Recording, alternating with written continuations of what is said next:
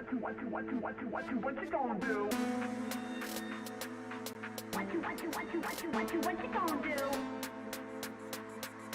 What you gonna do? What you gonna do?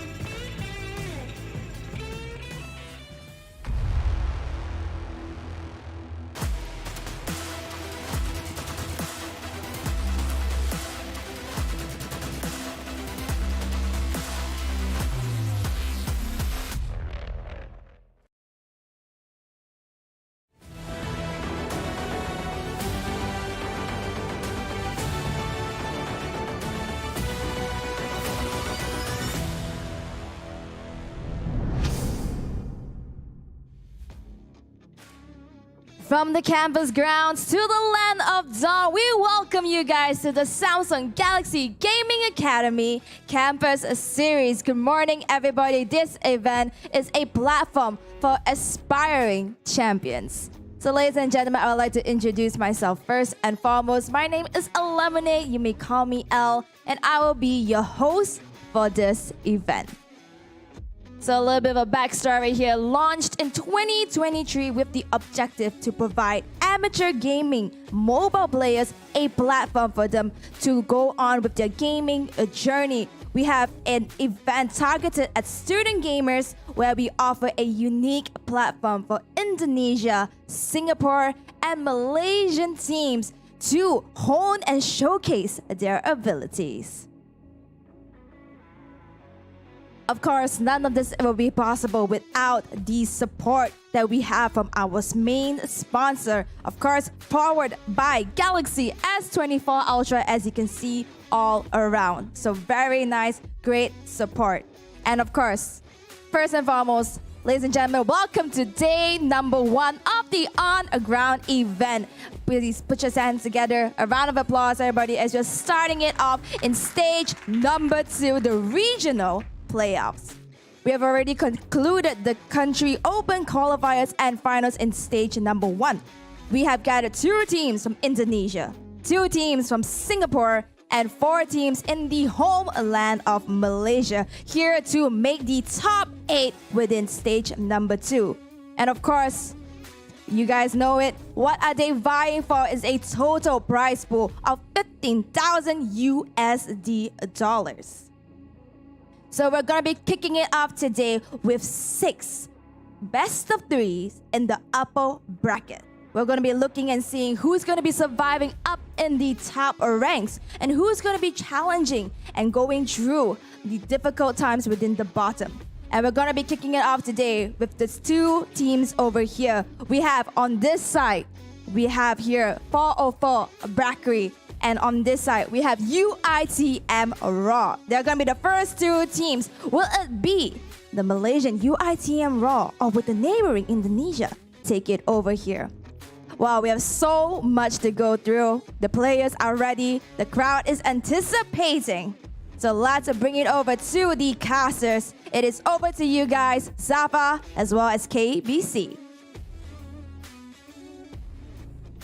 Thank you very much, L. Ladies and gentlemen, the curtain draws upon the Samsung Galaxy Gaming Academy Campus Series Regional Playoffs. As our wonderful host has just put it, this is day 1 of the offline event, and I'm very happy to be one of your commentators for an amazing tournament ahead of us. My name's Stafa, and joining me on the desk today is none other than KBC. Thank you so much, Safa, and of course to our lovely host Al right here. It's been a while since I've been back here at the commentating desk, but it's been a fun time here, and it's really great to be back here once again. And shout out again to Samsung for all the entirety of the opportunities that you're giving us here as the talents, and of course our players and teams. Remember, this whole tournament is powered by the Galaxy S24 Ultra. Victory can be yours with the new Samsung Galaxy S24 Ultra. Sounds like the best gaming companion that you could ask for to really rank you up and secure victories on your way, on your climb to Mythic Immortal. And of course, I'm really excited to see what's going to happen in our tournament today. So much excitement is ahead of us. And like we heard earlier, all of these players are competing for a massive prize pool of 15,000 USD. Including the champions taking away 7,500 USD, the first runner-up 3,500 USD, the second runner-up 2,500 USD, and the 4th place bringing home a consolation prize of 1,500 USD. I feel like, aside from the prize pool being very attractive, incentivizing the teams to go on forward, but it is the title, the championship title that the teams are eyeing for right here, Safa. Yeah, it's all about that pride. Considering that all of these teams have fought through their country's open qualifiers to come this far, you know for sure they don't just want to go home with with consolation. They want to go home with that trophy. And of course, let's talk about the people who will be competing for that trophy. We got from Indonesia, 404 Bakri and Venus Vincere. And from Singapore, we got Choco Babes as well as DX Origins from Malaysia. Yes, and from Malaysia as well, we have Miracle Gaming alongside with UITM Raw and Team UTP. While from Singapore, now or later, the teams went through their country open qualifiers and finals already. A grueling, most of them 1 to 2 days right here, but it is for real. They are now live for the regional playoffs at the moment, eyeing down for this competition. These are all going to be teams made up of very young talent, but that doesn't mean that they don't already have some legs in the MLBB scene itself. DX Origins and Miracle Gaming are both teams from our local MAL, so they have a good amount of experience, and I'm interested to see what it's going to bring them in the land of Dawn. We've got 6 best of 3 matches today. The first half up on screen right now. KBC, what do we have to look forward to first? Yes, for match 1, our very first opening match, we will have 404 Bakri going up against UITM Raw. With second match, we will have Miracle Gaming versus Now or Later. And then match number 3, Team UTP versus Team Choco Babes. I'm very interested to see the first opening match, especially with the latest Project Next patch 1.8.92 right here. So it's going to be very interesting to see the new items, the new emblems, the new hero adjustments for the players in place. In the meantime, we have match number 4 as well. Minus Vincere going up against DX Origins. And then after that, match 5 and match 6 will be the second upper bracket round 2. Now, for your information, ladies and gentlemen, and of course the audience out there, none of the teams will be going home. Is that right, Safa? That is correct. All 6 matches today will be occurring in the upper bracket. And this is an double elimination bracket, which means that the teams that lose in the matches today will be dropping down to the lower bracket. We will not be seeing anyone eliminated on day 1 of the competition, but I'm sure that every single team here wants to be able to keep both those lives intact. So I imagine that there is going to be a lot of intensity happening once we jump into the land of Dawn to make sure that they are able to move on into the next stage. Without further ado though, let's go ahead and talk about the lineups for the first couple of teams we'll be watching today. Yes, for 404 Bakri, forgive me if I butcher some of your names. We have Vito Anapapa, Alberto Hijume, Greedy Trisakti, Rensa, and Dit Aja. So we have these 6 players right here who qualified from the Indonesian region, and now they are here in Malaysia to take on their glory, their pride here, and represent their not only the country but their campus as well for this tournament. You can see some of the players already prepared for this game. They're just checking out their new Samsung Galaxy S24 Ultra in place, and they are going to go up against UITM Raw. Safa, take it away. UITM Roar is going to be consisting of Trill, CAD, Kenalin GW Ikal, Armageddon, K, and Siapa Put. This is going to be one of our Malaysian representatives here, a university team who is going to be bringing it all to bear. As you can see, they're already prepared in their room opposite of 404 Bakri. These are going to be the first 2 teams to face off in our Samsung Galaxy Gaming Academy Campus Series, and I cannot wait for things to kick off. Yes, if you notice the matchups as well, it's going to be cross-region battles. So we will have Team Indonesia, Team Malaysia, or, Team Malaysia going up Team Singapore, or, Indonesia versus Singapore as well. So all these teams, by the way, they face up for the very first time off-site. So this is the very first time they're going up one against another. Maybe perhaps they have done their scrimmages with different teams as well beforehand, but we may never know. This is going to be 1-to-1 all the way as well. And most importantly, this is a best of 3 format. So again, best of 3 series, whoever wins the first game to start things off, okay, good impressions, you just get a feel. But then the winner, the loser as well, they need to force overtime in game number 3 by winning game 2. Yeah, obviously being able to get momentum through a victory in game number 1 is always going to be very important and helps you a lot. But if you're not able to keep your wits about you, there's always a chance of getting a reversed in these best of 3 series. So these teams gotta make sure that they're always playing on their A game. And you brought up earlier that we just had a brand new patch. The timing of this tournament could not have been more fortuitous for us as casters because it is going to be so fun to watch. But I imagine the players are going to have a lot to think about. Yeah, I mean, you know, we've been talking off camera. We've been discussing this yesterday also during the rehearsals. We're doing our studying and going through the different types of heroes, what type of possibilities that get to play. But you know what? Enough of chit-chatting right here. Let's take a look onto the draft for game number 1. 404 Bakri going up against Team UITM Raw. And this is going to be the ban pick phase. Angela has been banned from the side of Team UITM Raw. And alongside with that, Harif is also out from 404 Bakri. Safa, I think they just want to remove any of the heroes that they felt comfortable with the current meta, or at least with the new meta right here that can provide more impact for the games. Yep, as of current, the heroes that have been banned out are still pretty common meta picks overall. Angela, Matilda, and Harif all have very high ban rates in MPLs across multiple regions. So it looks like teams are still sticking to what they know was dangerous in the previous patch. Ooh, and considering that they didn't really get nerfed all that much, yeah, they're going to be sticking with what they are familiar with. Yeah, if I'm not mistaken, that's Moskov. Correct me if I'm wrong. And based on the patch, if I'm not mistaken, Moskov actually got nerfed as well in terms of his attack speed. But it's given that way because with the recent items that they have in mind, if he's able to pair the combo in terms of his core items, he will be even deadlier without that nerf. Yeah, Moskov though still gonna be pretty scary overall. That's why he gets banned out. With the Arlet being locked in as a flexible opening for the side of UITM Roar, we do see 404 Bakri responding with a very strong opening of their own. Chip and Roger, both very highly contested heroes even in the last patch. So for UITM, I think they want to aim for an assassin marksman in place, you know, trying to get whoever is able to carry them in the later stages of the game. But in the meantime, for Team 404 Bakri, they want to focus on sustainability. They want to focus on roaming. So that's why they get Chip. Chip can play the tank roamer at any time. He can use his teleportation as well.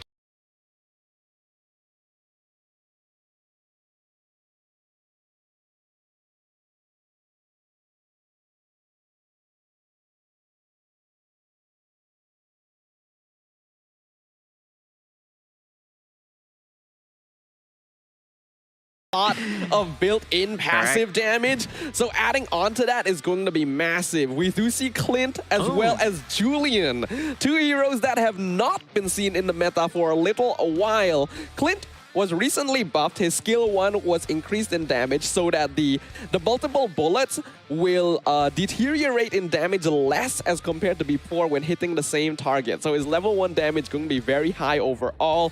But Julian, an interesting choice here because he hasn't really been changed. I'm just going to guess that Julian could be one of the favorite hero or favorite pocket picks from the side of Team 404 Bakri. And moving forward, we have Valentina as well. Correct me if I'm wrong again. Yes. Wow, the ban from 404 is going to be Fredrin. So judging from the side, even though Fredrin had a nerf, a very massive, I feel like it's going to be a massive nerf, but you know, as you said off camera, it doesn't make any matters because again, Fredrin has been widely played. Maybe perhaps even though with the nerf, with the new itemization as well, the core items in place, he could be almost the original type of before pre-nerf in hand. Yeah, I think the nerf to Fredrin directly wouldn't affect him all that much. It just reduces the damage of his Appraiser's Wrath in the early game. But what does affect him heavily is the way that the meta has shifted to focusing more on damage and having a lot more tools to melt down tanky heroes. Despite this, they do still ban out Fred. We see them lock in the Yuzong. He just got a graphical update, so you can see he looks a lot more menacing now. Ooh. And we see UITM Roar are locking in the Carmilla. This basically sets them up for quite a team fight-based composition. Hovering over the Ling, he also just got a graphical update. You can see he looks a lot prettier now as well. Gonna be their final pick. Ooh. And the Kadita. Okay, before the game starts, I want to bring something up, right? You know how I mentioned we have some teams who are known from MAL? Yep. I figured that one of these names was kind of familiar, and I recall now, Hijume is an MDL player. Wow. If I'm not wrong, yes. The Mobile Legends Bang Bang Development League in Indonesia. Yes. Wow. Okay, this is going to be such a formidable teammate to have, especially going carrying in terms of victory. So UITM has a lot in place. Correct me if I'm wrong as well. UITM does not have a sustainable tank. I see they have a lot of attackers, a lot of aggressive players and heroes. So perhaps in their game plan, you know what? Let's just try to dish out as much damage as possible, trying to get the momentum earlier on our side and try to finish this game as soon as possible. But for 404 Bakery, I'm giving my vote to their lineup. I feel their lineup is much more balanced in general. Well, either way, it's going to be a fun time. It's going to be game number 1 of the entire Samsung Galaxy Gaming Academy Campus Series. UITM Roar on the blue side, 404 Bakri on the red side. Let's see who kicks off momentum with a victory for themselves. Yes, we're going to give a shout out to a lot of players as well. UITM Roar, we have Kat, Taril, Kanalin, Sepaput, and Armageddon playing on their side with their respective hero lineup. And of course, for 40 Bakri, we have Dit Aja, Rensa, Gregory, Alberto, and as you mentioned earlier, Safa, Hijume. So it's going to be interesting here. We do see Ling versus Julian Assassin. Hold on a second here. Carmilla in trouble. Pops the Purify, able to walk away, but already taken a lot of damage in a 2v3 situation around the Litho. Just seeing the emblems as well, but hold up, here comes the fight. Still following up. Siapa Put dropping low. Looks like they'll be able to get it. That's going to be Trisakti on the Julian. Not able to stun the Valentina, but they already got their first blood. First blood right here, and of course, going back to the topic, we want to see if there's any new usage of the emblems. And I believe Rensa does pick up the newest one, which is the War Cry. Correct me if I'm wrong. Rensa, yes, that is War Cry. Yep. I believe Attack stacks. It increases your damage by 8% from all sources. I can't quite remember the trigger condition. Like you have to hit someone with 3 basic attacks. Yes, I believe that's how it is. So it works very well on Roger because he already deals a lot of damage by himself. Yep.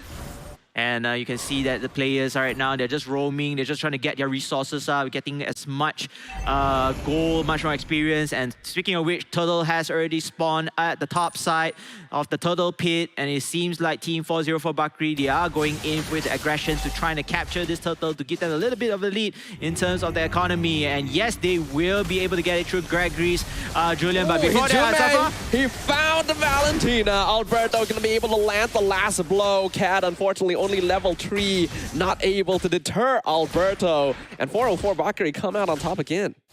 Top indeed. 2 kills already with the Turtle. And you look at that, Alberto alongside with Gaipi, they're playing it very aggressively. Cat forced the flicker back to the safety of his tower. We see the trip portal come out. Something happening on the opposite side Iron map. Final Slash gonna push them in the way. And Alberto gonna be caught between a rock and a hard place. Very, very difficult situation for UITM Raw. They could not find the footing, even though it's in their own jungle. Oh my goodness, Ling, he nearly got caught off guard right there. But then again, still able to survive to live another day for now. Unfortunately, with a chip on the other side, Dit Aja has way more map control and awareness for 404 Bakri as compared to UITM Roar. And speaking of, the Valentina just got picked off again in the mid lane. Early game not going well for our Malaysian team. Yeah, and I kind of comment on 404 Bakery's rotations. They are very fast. They roam really quickly as well, providing information, providing support in Everlane. And it's all thanks to that chip. That chip, just using the ability of teleportation, to move around and giving info to his teammates. Hey, you know what? Let's rotate back and forth. Don't stop moving. Just continue on grinding.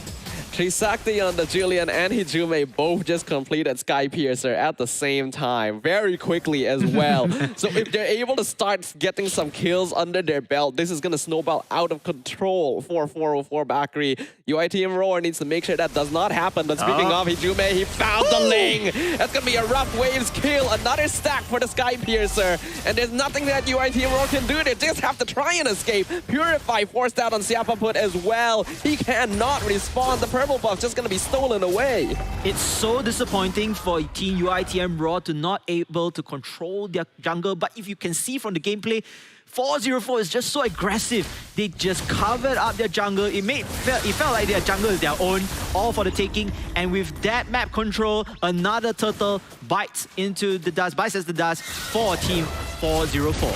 UITM Roar basically just have to try and delay and play for the late game now. Wait until Triel and Armageddon have proper farm under their belts. Chip Portal can be forced out. 3 members of 404 Bakri come through. We see the Curse of Blood being popped, but Carmilla going to be trapped underneath multiple members, picked off eventually by Alberto. We see the Link coming in from the side lane. Rough Waves already going to be stolen away as well for Kanalin to be able to escape alive. Did Aja escaping with a slight bit of HP, and final slash flicker forward. Catches out Alberto. That's going to be 1 kill for UITM Roar, but they lose Triel in the process. Losing 3 for 1, it's going to be very difficult again. And another turret bites the dust once more again. I mean, this is going to be this is the first turret in place for 404. So they lost only 1, but they managed to gain 4 in return. Make it 5 this time around. Off-camera kill instantly executed from the side of Team UITM Raw. Sepaput not having a great time here. 3 deaths already. Hijume 303 on the Kadita. Remember, they do have Sky Piercer. That's a lot of stacks. Kanalin gonna be dived under the tower. Triel now trying to flicker out, but wrong timing. The Lycan Pounce follows him, gives another kill to Trisakti on the Julian as well. The snowball has started here, and it is slowly but surely going out of control. I mean, you know, the fact here, oh, wait a minute. Looks like there's going to be a fight right here, Safa. Hold on, another Purify forced out again from Sepaput, but the Shah Essence picks him off regardless.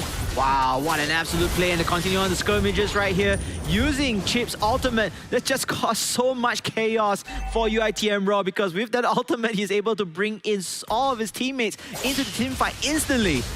Alberto not stopping on the pressure too, forcing Armageddon out of his own jungle. This Ling very behind right now in farm, 2 levels behind Trisakti in terms of levels as well.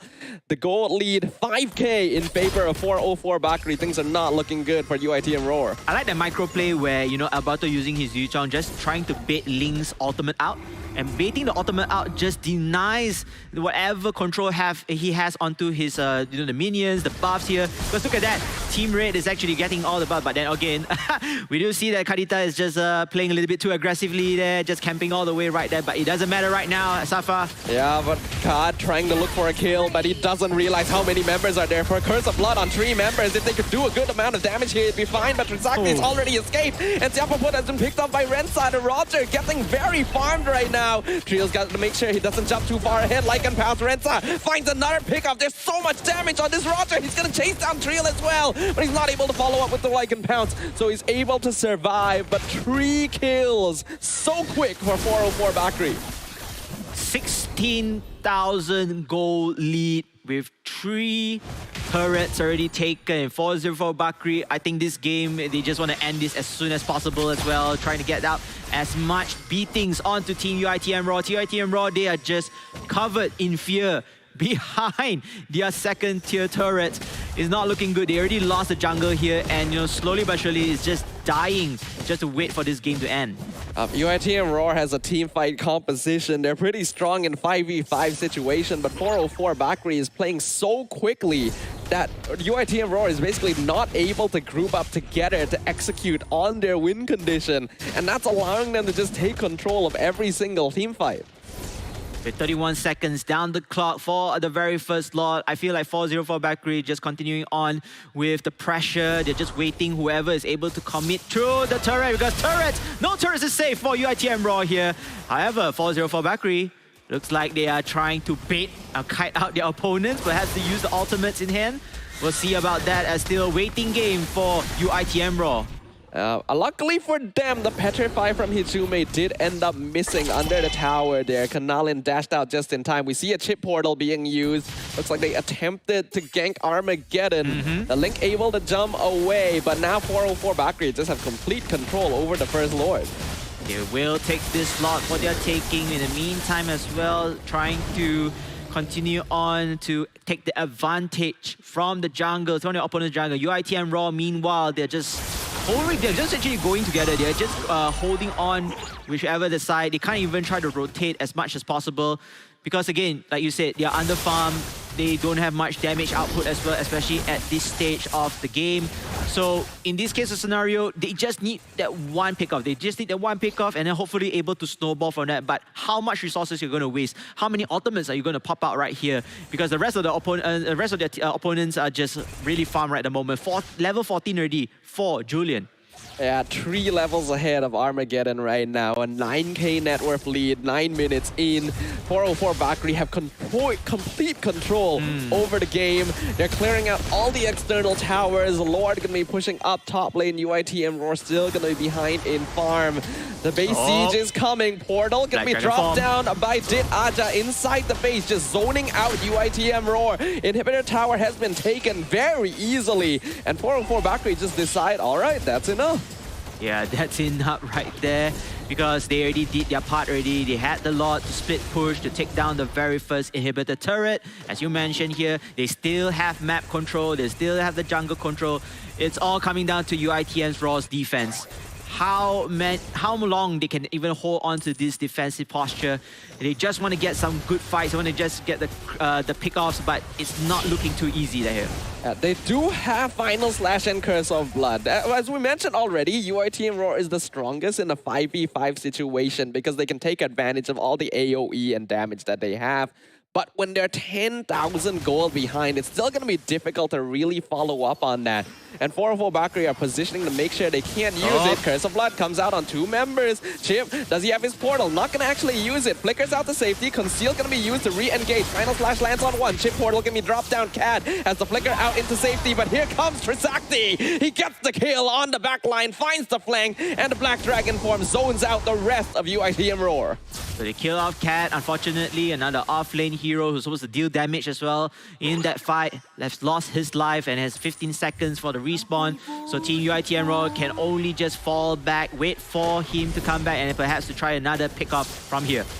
They dive under the tower here, looking for the mid inhibitor. We do see Siapaput dropping low, unstoppable already for Rensa. They find a revenge kill onto Dit Aja. Valentina gonna dash away. Mid inhibitor already fallen. It's a 1-for-1 trade. Not too bad just yet for UIT and Roar. Ling jumping forward. Armageddon wants a kill. He wants to be able to get some comeback potential here. Final Slash finds 2. They landed. That's gonna be a kill onto Alberto, but they're losing members left and right. Rensa got too much damage. They're still ganging up on the final surviving member. And with that, it is going to be a full team wipe for 404 Bakri. Checkmate. That's going to be it. They land the finishing blow. 404 Bakri get the victory in game number 1. Ladies and gentlemen, with that victory, Team 404 Bakri able to clinch game 1, powered by the Galaxy S24 Ultra. Right here, you can see the phones, you can see them all just fist bumping and making sure that they have the first advantage in this best of 3 series from the start till the finish line. In fact, that was an absolute domination. You know, there was a glimmer of hope for Team UITM to go for the fight, especially with the pickups. But then Rensa coming in, triple kill, bang, bang, straight away with that finishing blow onto Julian and just finishing up the crystal pace. The game plan from 404 Bakri was very solid, and their game plan was executed well as well on top of all of that, which made it very difficult for UITM Roar to actually commit to what they wanted to do with this composition. They do have a little bit of early game presence, but it's going to be a lot weaker as compared to their opponents. And that is the flaw that 404 Bakri took advantage of. By gaining that lead, getting that snowball, they ensured that the Malaysian team wouldn't be able to make a comeback. I would like to question the choice pick as well for their tank or sustainable hero, which is Camilla. I mean, yeah, it's okay, but there are better tanks out there, I feel, that is able not only to sustain for the team fights, but also to do the roaming as well. Because when you have Chip already, you need somebody as well to kind of counter that Chip, you know, to try to go in as your own roaming tank in place. But it was just unfortunate, you know, they just got every advantage from the side of 404, and UITM Roar just couldn't sustain it. They just die after die, and then you're gonna give it up to Team 404 as well. That roaming phase, you know, whatever objectives that they already have in their checklist, everything is checked by the tip box. It was great play coming from them. As for the Carmilla choice, that it is actually very common to pick up Carmilla as a counter to Chip specifically, because the Curse of Blood would be able to take advantage of when the enemy team pops out of the portal. But you are correct in that Carmilla does not have the same kind of map pressure and presence to be able to match the speed at which a Chip controls the map. That's why it's important to have other heroes that are able to make up for that difference, right? We see heroes like Novaria being picked up, slightly more mobile EXP laners that would be able to at least match and provide vision. Unfortunately, we did not have those. And a lot of the time, the cores were being focused down and put very behind. So even heroes like Armageddon on the Ling, who might be able to outmobilize the Chip, was already being forced out of his own jungle right from the get-go. Just unfortunate for Team UITM Raw, but it's not over yet for them, ladies and gentlemen. We still have game number 2, and there are many ways to fix those errors from the side of Team UITM Raw. As for Team 404 Bakri, they just need one more game heading into the very first upper brackets round 2. Yeah, it's gonna be exciting to see whether or not Team UITM Raw can bring this back, or if 404 Bakri will just close things out with a clean sweep. While we're between games though, I want to take a chance to let everyone who is watching at home know that we actually will be having giveaways throughout the duration of our broadcast today. Hold up, let me think. Is it going to be skins or diamonds? One of those is correct. There are indeed going to be diamond codes. They're going to be flashed on stream, sometimes randomly, or even in the stream chat itself. So make sure to check that out. For now, we're going to have a look at the highlights for game number 1, where we saw that 404 Bakri were just roaming really effectively together. Roaming really effectively, taking away the map control and presence from the get-go from UITM Raw. You can see UITM Raw, they were all at a defensive state and pressured by Team 404 Bakri. Not forgetting that the Chip's ultimate is able to bring the team fights just straight to their faces. You even have Yuzong's ultimate Black Dragon form in place. You know, able to roam around, able to CC around. You have Julian as well. You have Roger who gets the kill instantly. There's so many of these heroes just you know, their hero composition is so sync up, where the chemistry is there and they're able to even play or toy with their opponents, being in front of their turrets. It's a tricky matchup because 404 Bakri is a team that's very good at skirmishing, and they're able to very easily split up the opposing side, which works very anti-synergistically to UITM Roar because they want to be grouped together, set up a front-to-back lineup that's properly protecting the backline DPS. And when you have Roger and Yuzong and Kadita just diving the ranks and splitting them up all the time, it was impossible for UITM Roar to actually find a position where they were in a favorable sort of spot. Yes, indeed. And we are going to move on to see who will be the MVP of the game. I'm definitely going to think it's going to be Roger. Yes, it is. It's going to be Rensa playing the Roger hero right here. As you can see, he has 8 kills, 0 deaths, and 5 assists. 68% of teamfight participation and equipment. You can see that he has the Endless Battle, the Wind Talker. Even they have the Malefic Rod. Not the Malefic Gun just yet, but we'll see soon. We'll see soon right here. Very well played here to Rensa. You can see him dropping us the double thumbs up right there. He knows what he did. I was worried about seeing more Roger dominance after this patch, and I think that we are indeed going to be seeing that, considering that Warcry does work pretty well with him.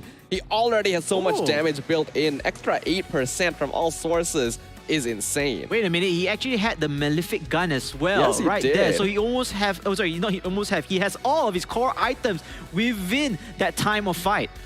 Yeah, the fact that he was already maxed out on items, even getting the Malefic Gun as a final item, you would think it's usually a bit greedy to go for something like this as a final item, because Roger really doesn't need the extra attack range most of the time, but hey, why not? And because it does give him more mobility, it gives him attack speed as well, so it's a good addition if you're already snowballing. And we saw multiple Sky Piercers on 404 Bakri's side as well. Just huge snowball coming in from the Indonesian team.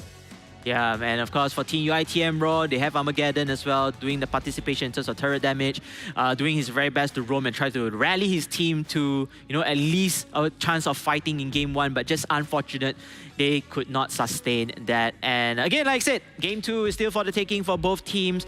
But for Safa, for you, I feel like Team UITM Raw, they gotta fix up a little bit in terms of the drafting, a bit more. The lineup they're a bit more sustainable perhaps towards the previous meta, which is a sustained meta. What do you think about that?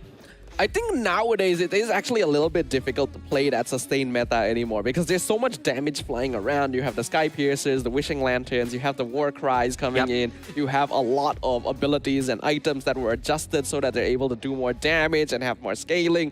And we can see that tanky heroes are no longer quite as durable as they used to be. They're still going to have very important roles in the Land of Dawn, but we can see teams leaning more towards aggressive gameplay, which I do like overall. But it comes with its own set of risks, right? Because if it's all about the damage game, you really got to make sure your positioning is top tier. All right, and if it's all about the damage game, you also risk out a couple of flaws as well. Like, your defense might not be great.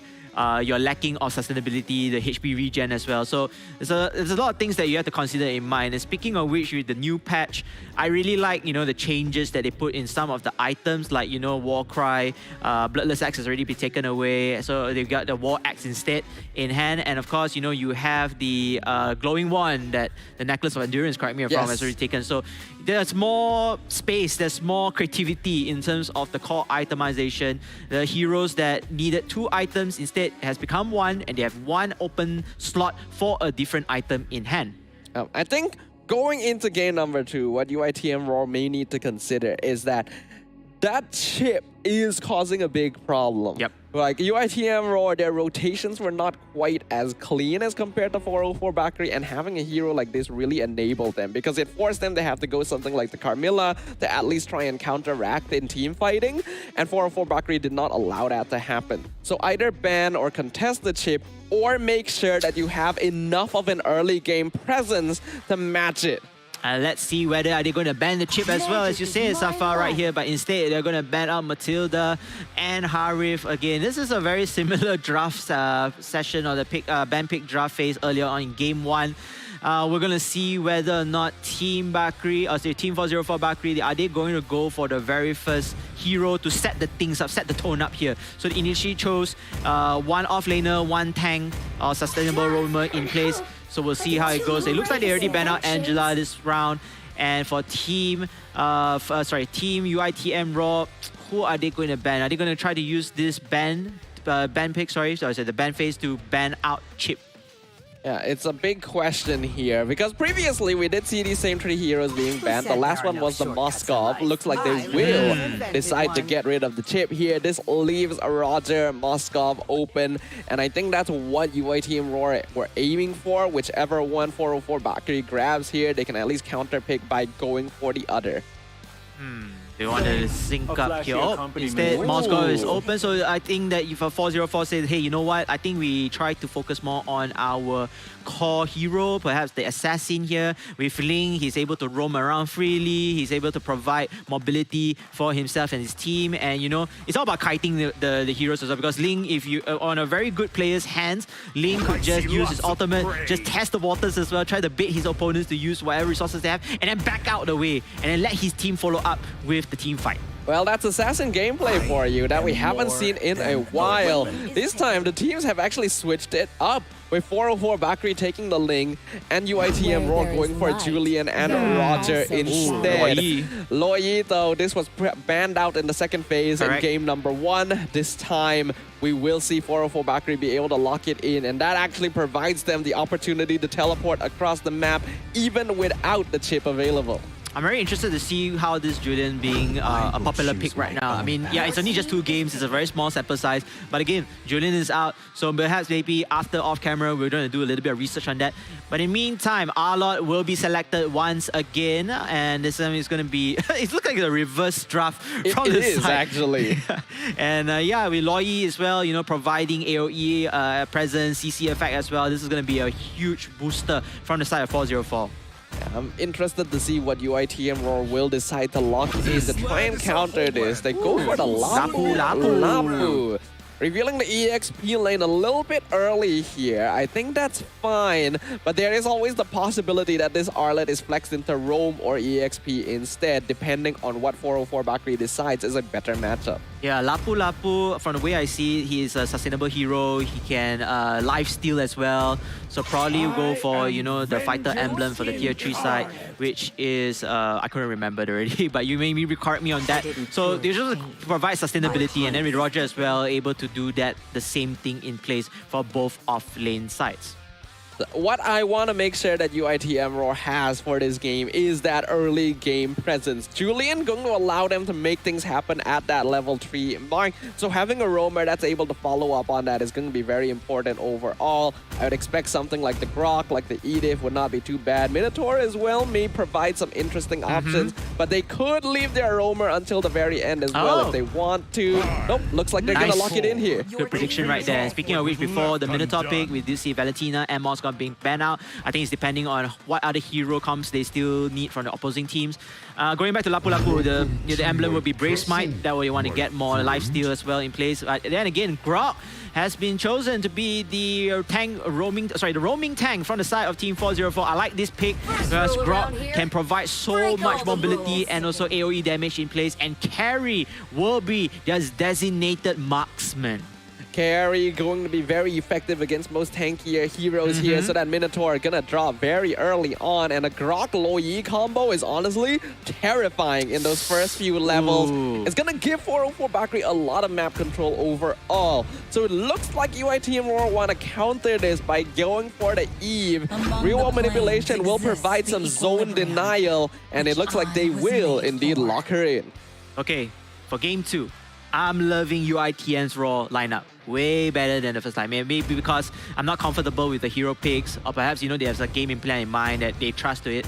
But I feel like game number 2, the lineups are way better. They're way much more balanced right now. But again, 404 Bakri, their lineup is also not too shabby. Their lineup is also almost equal to Team UITM Raw. And based on mechanical gameplay itself, you know, perhaps 404 have this in the back. But I want to see UITM Raw winning this game. I want to see a game 3 right here. You know what, ladies and gentlemen, let's give it up to our Malaysian counterparts, the Malaysian team here, hoping that they are able to equalize in game number 2. As we prepare to jump into the land of dawn for game number 2, it's time to find out whether or not 404 Bakri on the blue side will be able to clean sweep their opponents, or will we be able to hear UITM on the red side a roar. Looks like the rest of the members, you can see from the map pool, they're trying to roam into one another's area, but it seems like both teams, they are going to get their very first buff from the side, the red buff or the orange buff, depending on what kind of color you are. But then, looks like there's a fight here, Shafa. Yeah, they have to be careful here. Sapaput going to be taking a lot of damage from those yin-yang reactions. Lo Yi is a scary hero, even at level 1, just due to how much damage her passive does in general. Did Aja in position to try and stop Armageddon from getting his orange buff. I think he'll probably force him to use Retri. He will actually not get it. It was stolen away. And so was his life. Trisakti coming in at the last second. What just happened? That Ling just literally roamed all the way up to their opponent's orange buff and then stole it away. And then in the meantime, losing the life from the side of Team UITM's Raw. Yeah, Armageddon created out a little bit here. That's going to end up costing him. And we jump into a quick pause here. Looks like we are going to take a moment to make sure that the players are not facing any technical difficulties. Yes, indeed. And of course, ladies and gentlemen, all of this tournament, and of course, all of the devices you can see are powered by the Galaxy S24 Ultra. Remember, victory can be yours with the new Samsung Galaxy S24 Ultra. The players are, you know, of course, they will need the best of gear in this tournament. So definitely shout out to Samsung for providing these phones. Look at that. Yep. 404 Bakri, they knowing our call. They know what we are doing here. So big shout out to them as well. Thank you very much, them. This whole tournament would not be possible without their support. So make sure you guys show them some support as well, because it could end up with your brand new gaming companion. For now, though, things are already not looking too good for UITM Roar. We know that Julian as a hero is very weak before he hits level 3. In the previous game, it still worked out because 4-4 Bakri made sure that he wasn't disrupted before he hit that mark. Correct. But here, they've done the reverse by making sure they punish UITM Roar at that precise timing. Yeah, precise timing and very calculated move. The objective is to hamper down or to water down whatever core heroes that they need the higher or the later phasing growth to upscale or to upskill their own heroes in place. So that was a very great move as well, just going for the gank, and not only that, just denying him the buff, giving it to Ling, making their core heroes much stronger in the process of time. So UITM Raw, just unfortunate. But again, this is just one play. I do believe that this is not a spark to lead to disaster or the fire in hand. And of course, for Team 404 Bakery, they'll take that as a stepping stone to make things even better, to snowball the effect that they had onto their opponents in game number 1. Yeah, but it's gonna be a difficult hill to climb right now, because previously in the early game, UITM Roar, they were having some trouble, but they were definitely not being put behind to this extent. Like, having your second buff stolen from you is a very important timer, which means that you won't be able to hit level 4 by the time that first turtle comes about. At the very least, Julian has his full kit at level 3. So if he's able to keep up in farm after this, he can still fight to a certain extent. But it'll depend how many resources UITM Roar wants to devote to it. Yeah, they'll definitely need to protect the Julian from being ganked one more time. You know, they need to have somebody around that vicinity of the area to provide information, to provide map awareness, so at least the Julian won't get gank and won't deter his development in the game itself. But nonetheless, however, we'll still have to wait and see UITM Raw. Again, this is the upper brackets best of 3 format. Whoever loses, they are not going out today. Nobody's going to get eliminated. However, the loser will have to drop down to the lower bracket for another best of 3. More games to play, more pressure, more effort, more energy to pour out in order to continue their series or their journeys in this tournament. Absolutely. You do not want to be dropped down into the lower bracket this early on in the tournament. The longer you can stay in the upper bracket, the easier your pathway is going to be to get to that grand finals, to get closer to that top prize, for that pride of lifting the trophy here at the Samsung Galaxy Gaming Academy Campus Series. We're going to take a short moment once again to make sure everything is okay, so that these players are actually able to operate at maximum potential. Yeah, you can see UITM here as well. They're looking all seriousness right now in their faces.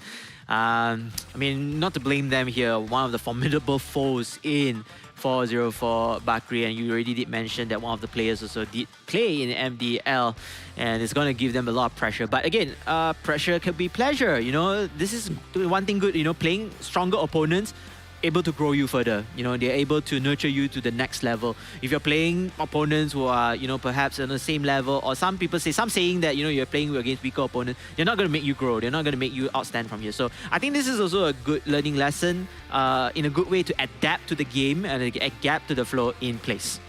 Well, this whole tournament is a platform for aspiring champions after all. So let's see if they're able to achieve that title as we jump back into the land of Dawn instantly. Lots of damage being done in the mid lane.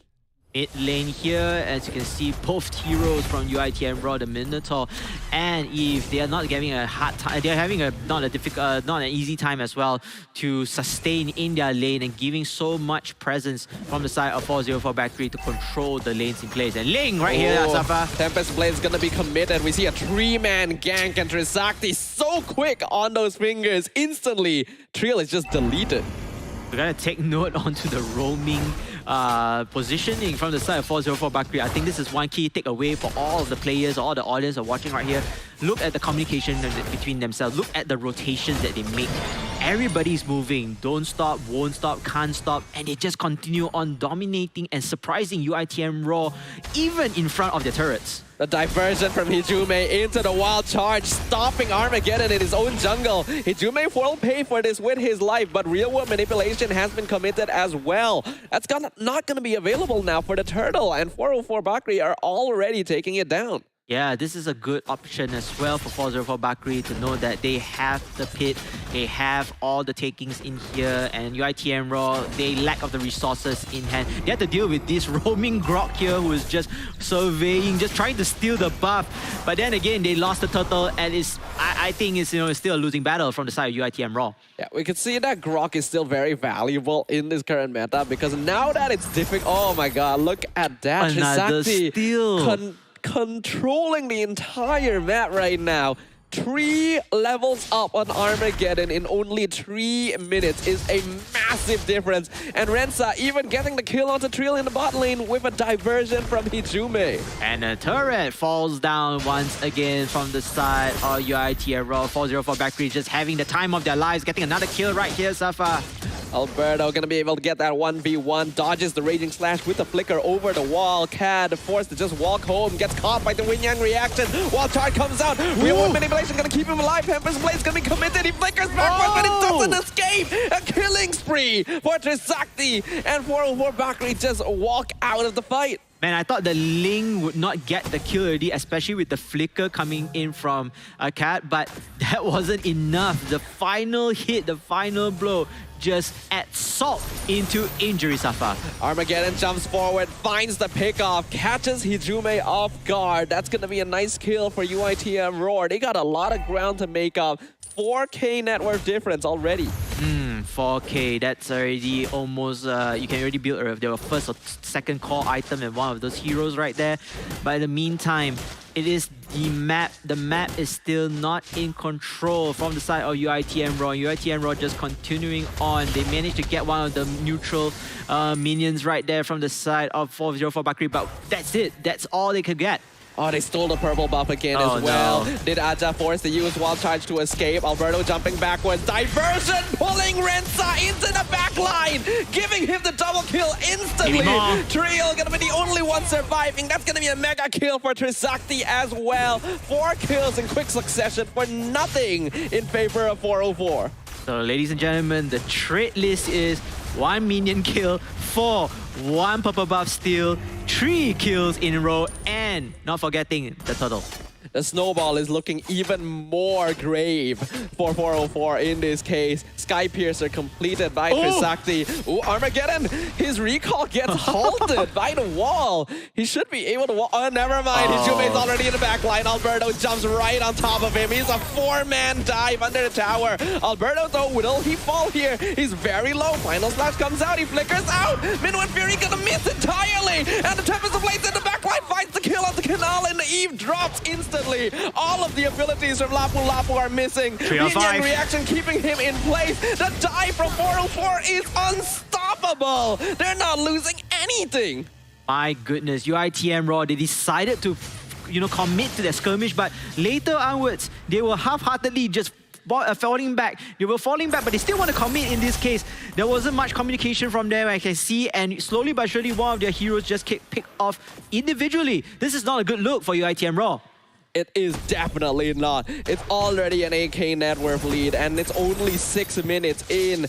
The snowball has gone out of control, even more so than before, and look at that! No. Siapa Put just gets turned into roast beef on the spot. Wow, I mean, that is an instant kill coming in here. There was no protection at all. The damage outputs are just so much for the heroes.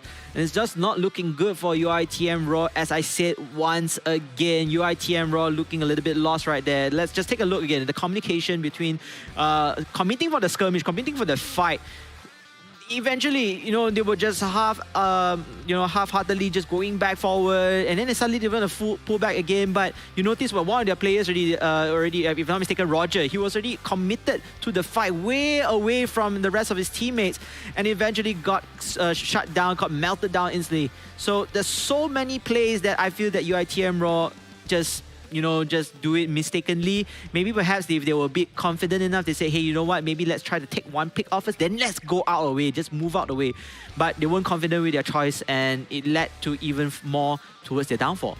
Yeah, it's a little bit too chaotic here because UITM Roar, I feel like, are falling into the trap of 404 Bakri, where every single time it looks like they're overextended. It looks like they may be able to catch someone who has gone too far, who has dived too deep, but there's so many utility options. Hijume just pops out of nowhere. Trisakti clearly has strong micro control on this Ling, and there's just tools and resources that can be committed to make sure that the fight prolongs and that their members are able to get out safely. In the meantime, UITM Roar doesn't really seem coordinated in the way that they want to take advantage of these apparent mistakes.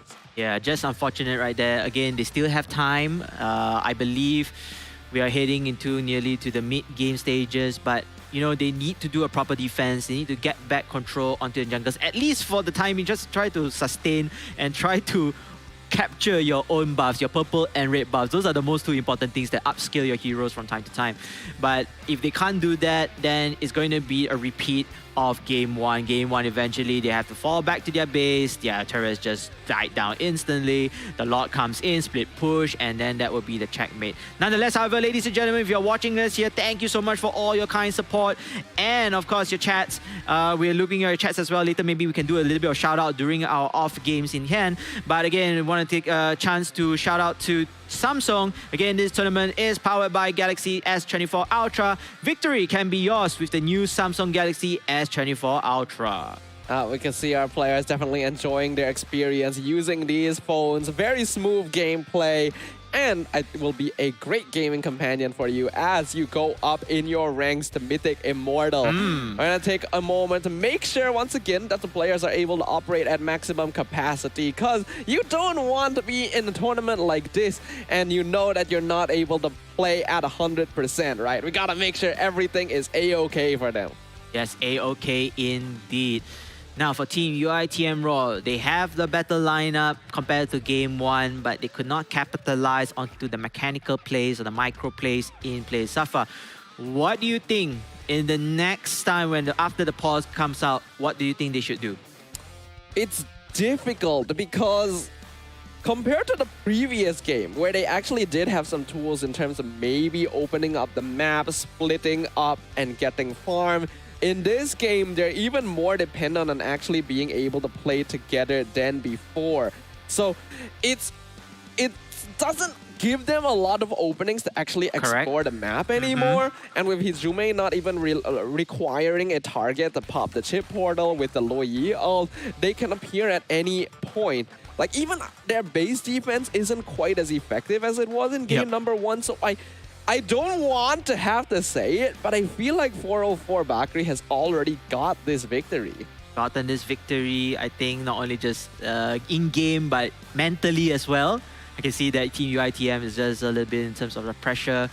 I mean, they're still smiling right here and just saying, hey, you know what, maybe this could be a learning lesson for us, even if we were to drop down to the lower brackets. But hey, we can use this as moving forward into our upcoming games in place. And in the meantime, shout out to SGGA Diamonds airdrop here for the diamonds. Again, if you are watching the live stream, make sure to claim your free diamonds. We even have the special game pause code as well. So we already have 2 codes out here.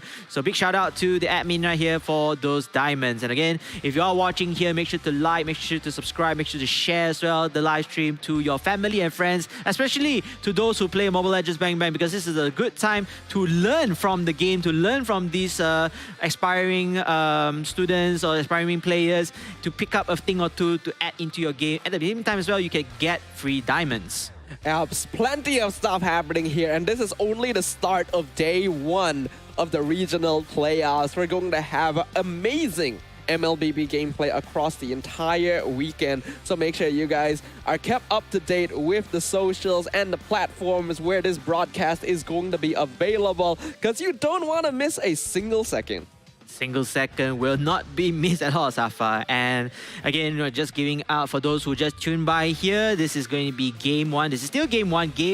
Match 1, game 2. Yeah, I got to correct that, because if not, people get confused. Match 1, game 2 between Team 404 Bakri all the way from Indonesia, flying to Malaysia against Team UITM Raw from Malaysia here, as game 1 has already been secured from the Indonesian team, and now we're going to game 2, most likely looking to be in the hands of the Indonesian team. But again, never give up, never give in.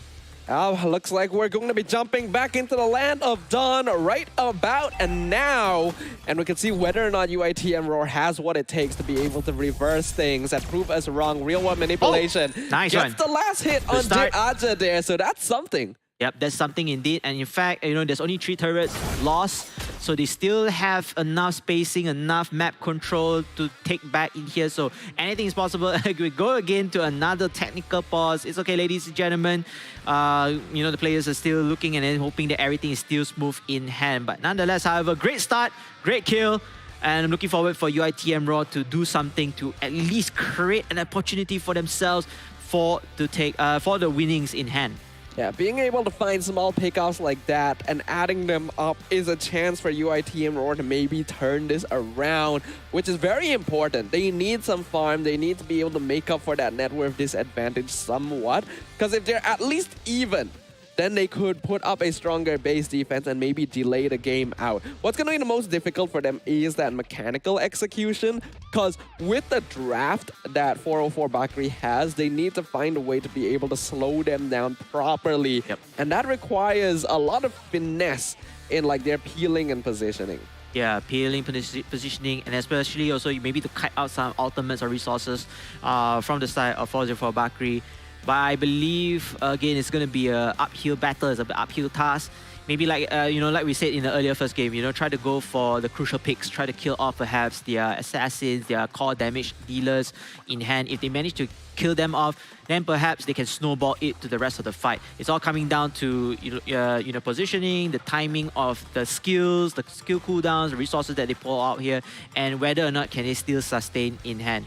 If not, maybe they can go for the safer route. They try to go for farming first. Get clear off the minion waves, get back their jungle, hoping to achieve an equal level, equal fight, and trying to force it all the way to the later stages of the game. In the meantime, though, again, for those who are just tuning by here, welcome again to the Samsung Galaxy Gaming Academy Campus Series, Mobile Legends, Bang Bang. And of course, Safa, you did mention that all the players here are using the latest Samsung Galaxy S24 Ultra. Is that correct? That is indeed correct. After all, the entire tournament is powered by the Galaxy S24 Ultra. So if you guys check this out, victory can be yours just as well. And on top of all of that, we have MLBB Diamond codes that you can redeem. That's going to be happening throughout the stream. Sometimes it'll appear on the screen itself. Sometimes it'll appear in the chat. I think we've already seen a couple in the chat. So make sure you guys are quick so you can reap those diamonds. And shout out to the admin, SGGA Diamonds airdrop. He or she did say there will be another code coming up soon. Oh, looking forward to that. That's going to be a fun one here. Hopefully, we're going to be able to get these technical difficulties solved in time to see whether or not this game ends in the expected manner. After all, these players want to be able to keep their wits about them. They want to make sure that they are operating at 100%, because after all, we have a 15,000 USD prize pool for this event. 1530 right here, ladies and gentlemen. And for those who just tuned by here, a little bit of a background. These teams are from the campuses from 3 different regions. We have Indonesia, we have Singapore, and we have Malaysia. So you're seeing right now, there's one Indonesian team, which is 404 Bakri, going up against a one Malaysia team, which is UITM Raw. And we're going to go through to all of the games for the upper brackets for today, best of 3 series. So match number 2, we have Miracle Gaming going against Now or Later. I believe Miracle Gaming is from Malaysia, while Now or Later is from Singapore. Match number 3 will be Team UTP, another Malaysian team, going up against against Choco Babes from Singapore. And last but not least, we have match number 4, Binus Vincere, Indonesian team. And Indonesian team going up against DX Origins from Malaysia. So after round 1, we're going to round 2. But before that, we need to finish out round 1 first. Ladies and gentlemen, we are back into game, Safa. Alberto in a really sticky position right here. Actually going to be caught out by all 5 members of UITM Roar. They're catching Rensa as well. That's going to be a shutdown. So UITM Roar finding a chance to reverse things. Yeah, this is a great gang coming in here, not taking 1 but 2 of their perhaps core heroes in place, because the Arlot and I believe the carry, those already downwards in the next thing. But then again, can they use this opportunity to take the turtle? I don't think so. They're a little bit too far right now, and unfortunately, Greggy Tristakti gets the kill onto the turtle with his Ling. But this is what we want to see here. Hold on, though. There's a gank down in the bot lane. Trisakti jumped into the jungle with Hijume to pick off Trill. So a little bit of vengeance for the kill earlier on their marksman. Yeah, that was a very quick rotation as well from the Ling, jumping through the walls, able to get that single individual target. And unfortunately, Trill, he has to bite the dust once again. Not even once, 4 times already right there. Just unfortunate. And now, 4-0 for Bakri. They're not falling down, even though they are in between enemy lines, behind enemy lines to be more precise. And they get their whole team right here. They want to gang up those individual lanes. Looks like, Rensa is able to get the turret here. And then now, the rest of the members of Team UITM Raw, they are just sticking together. They don't want to lose the fight. They don't want to lose the skirmish fight. They want to go strength in numbers here. But they are risking different lanes being exploited by Team 4-0 for Bakri. Yeah, the macro for 4-0 for Bakri is going to be very strong when they have a Ling and a Loi around. It means that they're just generally going to be wherever they want to be on the map, as long as they're able to maintain control over the jungle. And so far, that's what they've been doing. Wishing a Lantern. diversion play. Gonna be popped down right into the mid lane. Instantly, Yin Yang reaction comes out the flank from Trisakti as well, jumping in the back line, looking for the kill, gets it on Trail. They're gonna force back UITM Roar instantly, taking out 2 of their members. So just to go back to the itemization, we just see that Hijume got the Wishing Lantern, the latest item in place. And Safa, hold up, maybe there's more to come. Minwan Fury catches Tree, a nice knockup, but no follow-up. And now the cow is just gonna be dropped instantly. Legendary streak for Trisakti on the Ling. 1 inhibitor has fallen, the second will follow in quick succession. And 4-4 Bakri will walk away with their job done. Their job is really done right here. Another inhibitor turret might fall right now. But Hijume, you can see the effects of the Wishing Lantern, the latest item, having the, if I'm not mistaken, the passive, the active, the Goddess Butterfly to deal significant damage in hand. And not only that, Alberto already picked up the Dominant Eyes, another core item to keep his sustainability in shape. And now the Lord falls down to Rensa. This is going to be the first Lord and most possibly going to take out the lower tier, the lower health of the inhibitor turret, which is the bottom tier in place. Yeah, I wouldn't be surprised. Diversion gonna be popped again. Where are they going this time? Interestingly enough, they send them into the tower. We see a jump forward by Cat, able to zone them out. But here comes Trisakti, Tempest Ablaze into the backline once again. Gets to double kill straight away and able to jump out. Oh, never mind. Trio finds the shutdown. I guess the tower shot did land. But 4-4 Bakri are still 4-man strong versus 3. UITM Raw trying to hold things. Final slap catches 2! That's gonna be 2 down! Oh no. And they are able to expose the crystal. Trill trying to do his best to defend. He is 1v3, but the crystal is open. The Lord doesn't even need to hit it. 4-0 Bakri. Secure victory in match number 1.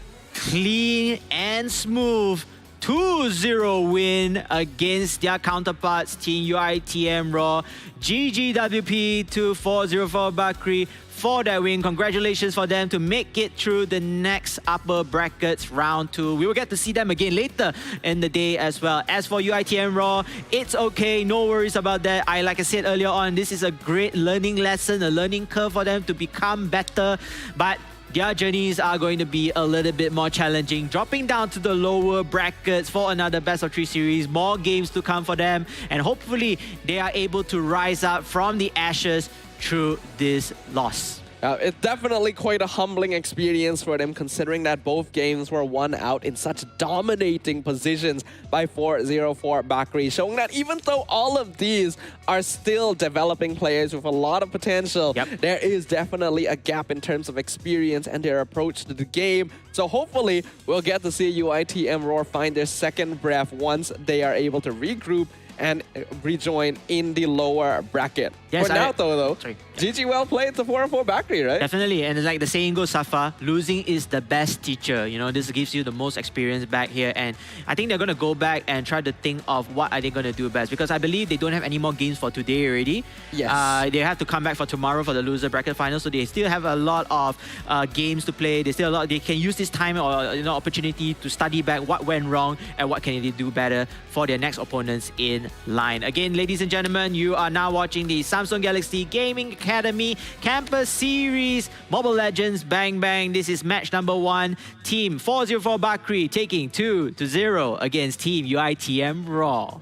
They're going to be moving on into round 2 of the upper brackets. And that's going to feel pretty good for them there. They were basically uncontested for most of those games. So already demonstrating themselves to be pretty powerful competitors in the tournament as a whole. Yeah, a formidable foe as well. So for those who are watching their games as well, I think they are kind of have to be cautious. Yeah, they have to be very careful first with the drafting. And of course, the mechanical plays, the rotations, the consistent go in, don't stop, attack, fall back, kiting their opponents, and then the jungle control. Everything is just a snowball effect towards their victory. In fact, I believe those 2 games may be below 15 minutes in terms of game mark time. Correct me if I'm wrong. Yep. Yeah, I think so. They were very quick games overall because it was very one-sided right from the beginning. 4-4 Bakri clearly knew what their opponent's win conditions were going to be, and they really pushed in on those pain points. Not to mention having really strong coordination around heroes like Chip and Lo Yi. We can see in these highlights right from this first blood, UITM Roar were already put on the back foot. They already set a tone. You know what? Let's just deny our opponents their buffs. Let's deny their economy, their gold away, their farm, and then continue to pick them off wherever opportunities are available, especially with the roaming behind the enemy turrets as well. I like the confidence. I like the passion coming in for 4-0 Bakri. They have the go confidence. They are trusting with one another, but most importantly, their team chemistry, the communication skills is there, and I really like to see how this team fare in the later stages of the game. So you can see almost all the highlights are all 4-0 for Bakri. Picking off UITM Raw, and like I said earlier on, UITM Raw, they don't have the go-to-head move. They are half-heartedly trying to decide, should we go for the fight or should we fall back to defend? So different communication splitting, different communication imaging maybe perhaps just cost them this downfall. But then again, we do see signs of life. They managed to gang. They decided, hey, you know what, let's gang their core heroes. Let's stick together. Let's do a defensive push. But it wasn't enough as Team 404 Bakri just slowly but surely putting on the pressure onto the inhibitor turrets, onto their heroes, and then going in for the checkmate, putting the nail onto the coffin right there. Although UITM were able to find a little bit of something there, a single play is not going to make much of a difference when they're this behind in terms of EXP and gold. And by the time we get to this point, 10 minutes in, 404 Bakri is already strong enough that they can just rush down the crystal without the Lord's presence. Regardless, MVP for game number 2 going to go over to Grigi Trisakti on that Ling 11, 1, and 2. Very well deserved. You can see the equipments already have the endless battle. Blade of Despair. No wonder he's so painful, right? And of course, other than that, he's trying to build up his last item as well. So does he have the Sky Piercer? Is it the Sky Piercer? That is the Sky Piercer, yes. Fair point. So he's going to build up his next item in hand, but it's just more than enough already to do from there. But again, shout out to all his teammates as well. I want to give every credit to all of the team. They really played really well, rotations-wise, and everybody contributed in something. So later, perhaps when we see the scoreboard, we get to see how much of an impact that every of his teammates did it. I mean, whether is it turret damage, whether is it going to be assists as well. I think this is contributing to the factor that yeah, he has the MVP, yes, for sure, but his teammates are all MVPs as well. Yeah, his micro mechanics were really strong, and the speed at which he was roaming around the map to be exactly where he needed was insane. Hijume having one item is very strange. I don't know if he sold his items towards the end of the game or something, but I don't feel like he should only have Enchanted Talisman. I know he has Wishing Lantern because I saw that Wishing Lantern just pop up. That was a great choice as well. But again, 16 assists on Hijume. My oh my, that is something to deal with. Maybe perhaps I can go later to ask him, hey bro, can you share me a little bit of secrets of your itemization? Maybe I can put that in my loadouts. Who knows, Safa, he might share with us. But other than how all the teammates actually performed really well. Rensa 5-8, 1-8 did 1-1-12, and of course Alberto 3-1-9. The team, meanwhile for team UITM Raw, Kanalin with the Eve does get the losers MVP 4-4-3.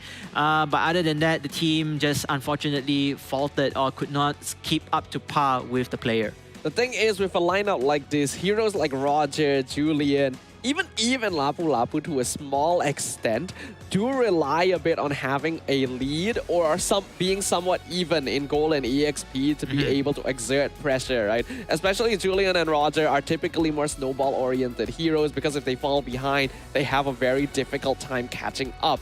And that is what we saw in this game. 404 Bakri making sure that they're able to put them on the back foot right from the beginning of the game and then positioning themselves correctly and coordinating their movements to ensure that there would be no chance of making a comeback.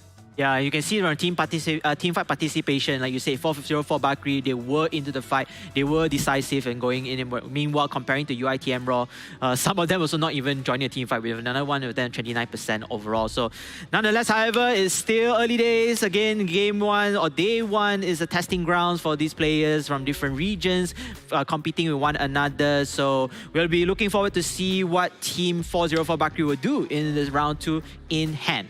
It's super interesting to see how the meta has shifted for now. But before we go on into our second match of the day, we're going to go on a short break. Make sure you guys do what you need to do and come back to join us because there's plenty more MLBB action happening here at the Samsung Galaxy Gaming Academy Campus Series. So we will see you guys later.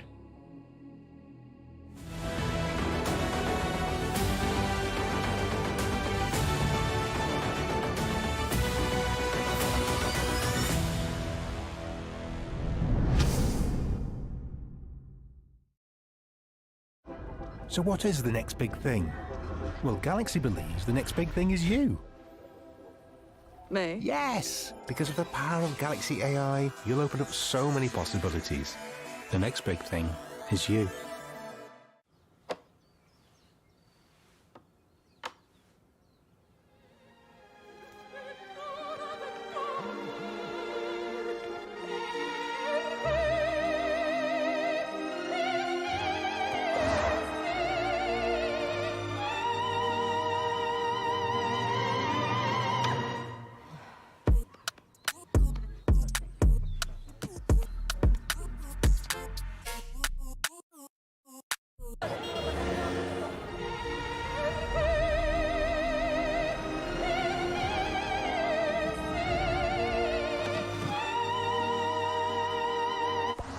Hey, I'm at gate 6 wearing a gray shirt. ฉันอยู่ที่ประตู6สวมเสื้อสีเทา ได้ครับ เดี๋ยวผมไปรับไป2 นาที I'll pick you up in 2 minutes.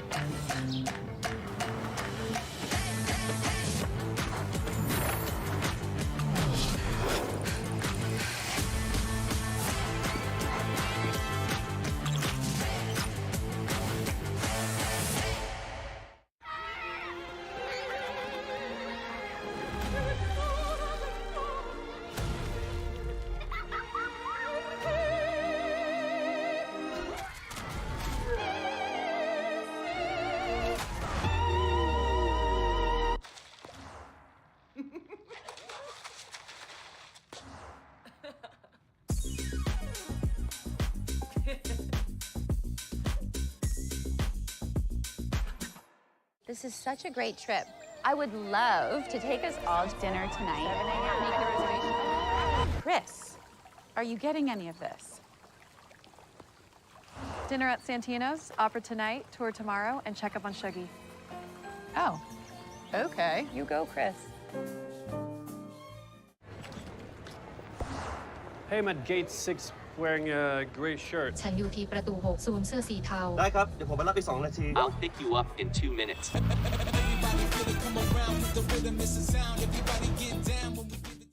Everyone's searching for the next big thing in technology.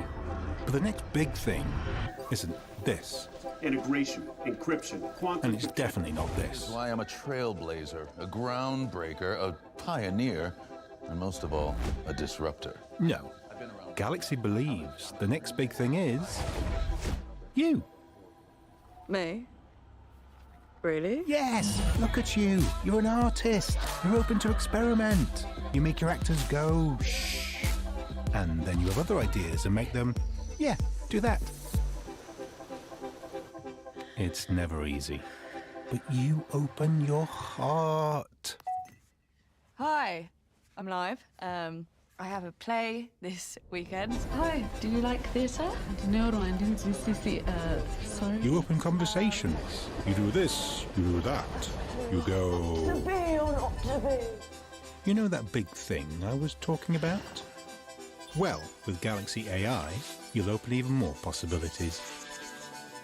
You'll open your imagination, open more ways to be, you know, creative, and open more ways to collaborate.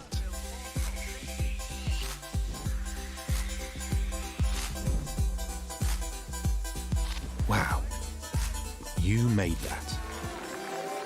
We're putting all that power of Galaxy AI in your hands. The next big thing is you.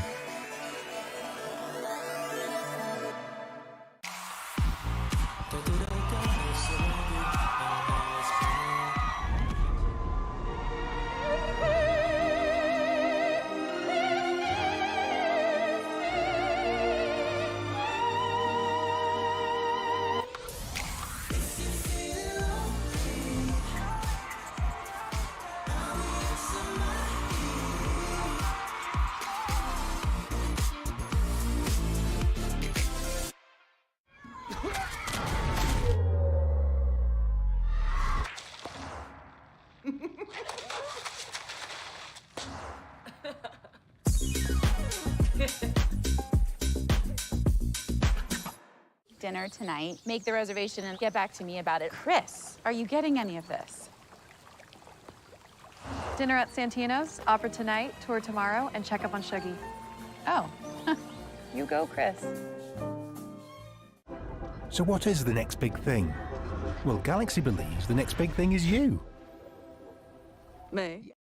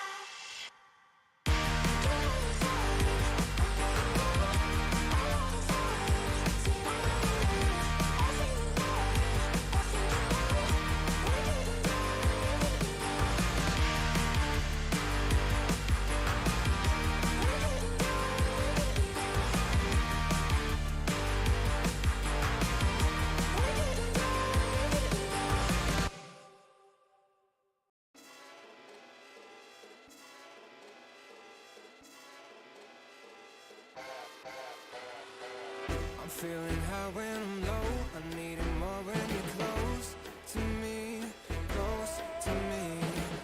I'm feeling high when I'm low. I need it more when you're close to me. Oh yeah, yeah, yeah,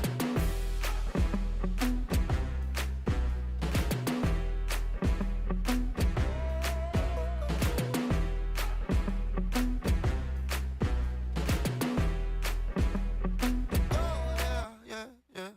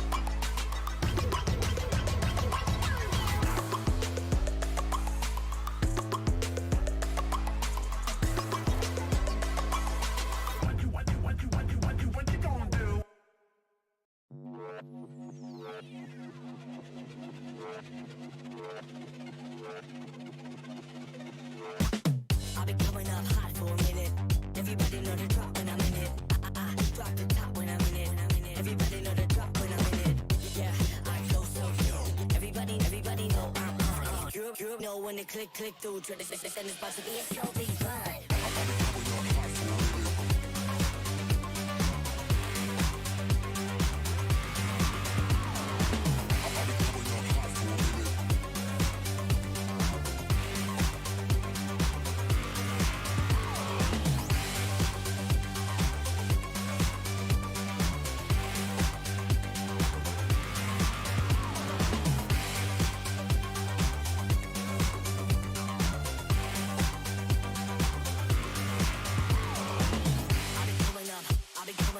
Everybody know the drop when I'm in it. Drop the top when I'm in it. Everybody drop when I'm in it. Yeah, I go so good. Everybody know I'm on. You know when the click through. Try to say it's about to be a run.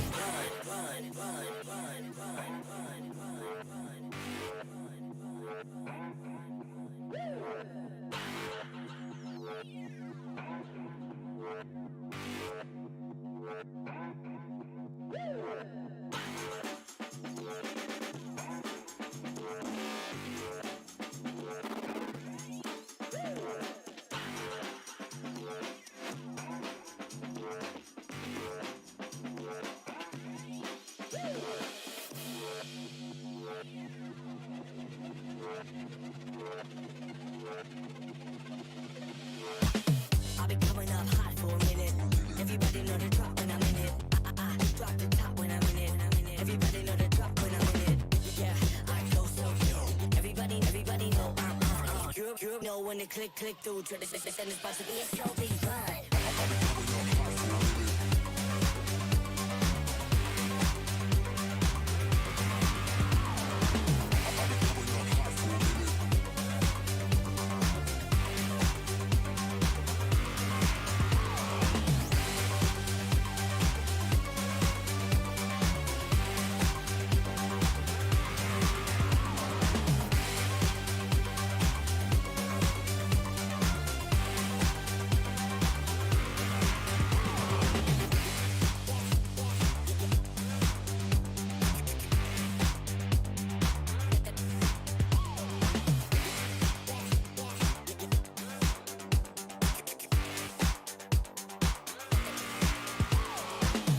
been coming up hot for a minute.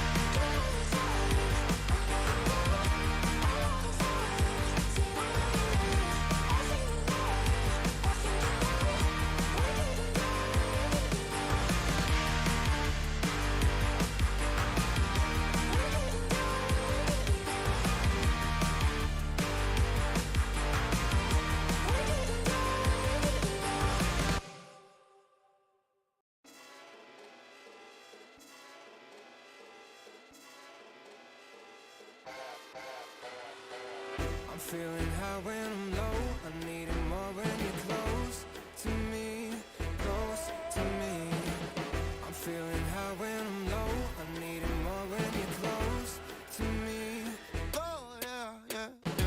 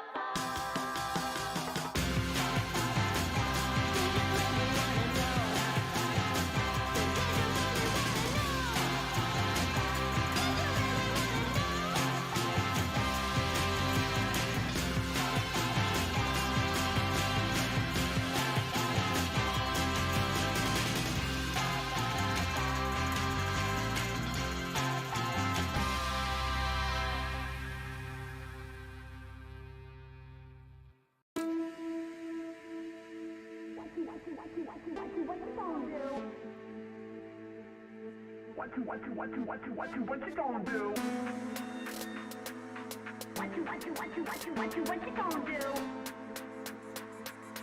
What you gonna do? What you gonna do?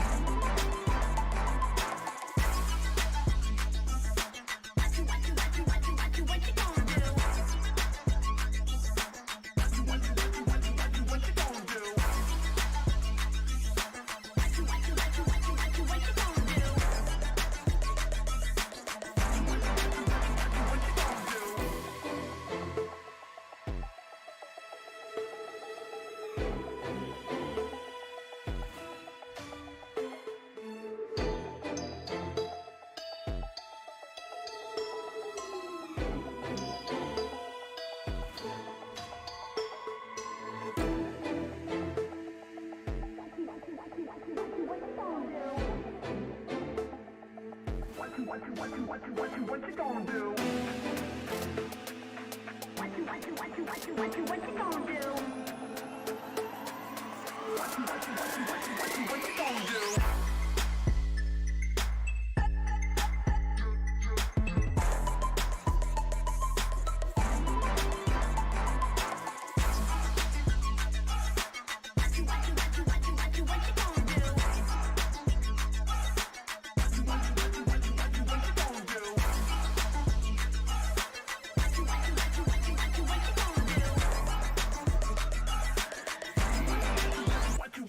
do?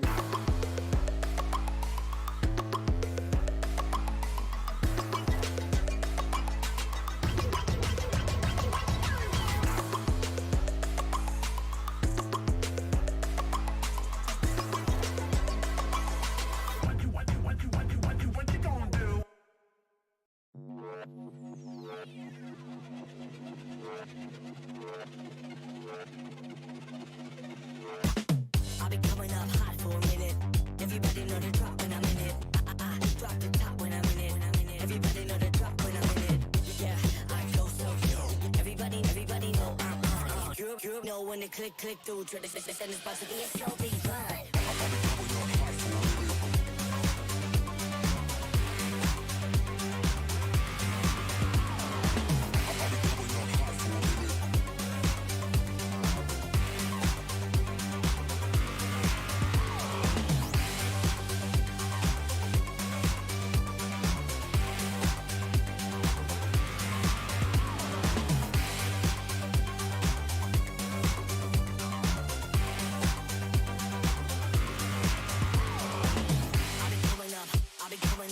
Everybody know the drop when I'm in it. Drop the top when I'm in it. Everybody drop when I'm in it. Yeah, I go so cute. Everybody know I'm on. You know when the click through. Try to send this box to be a run.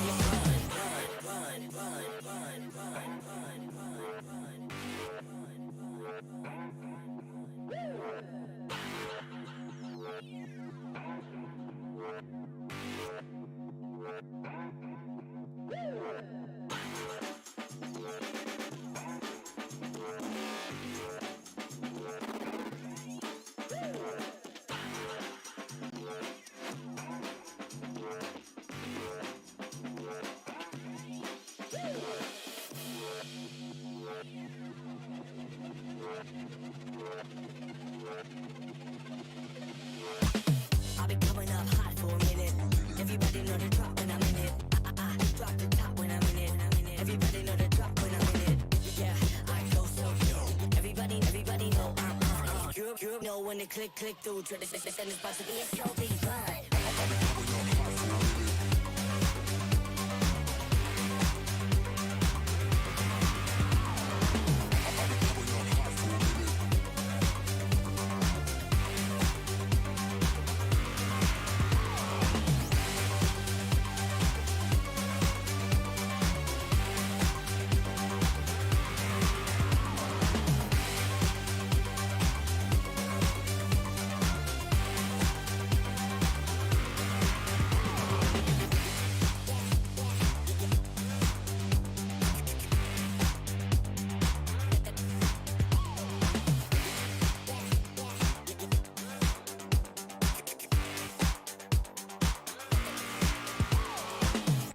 coming up hot for a minute.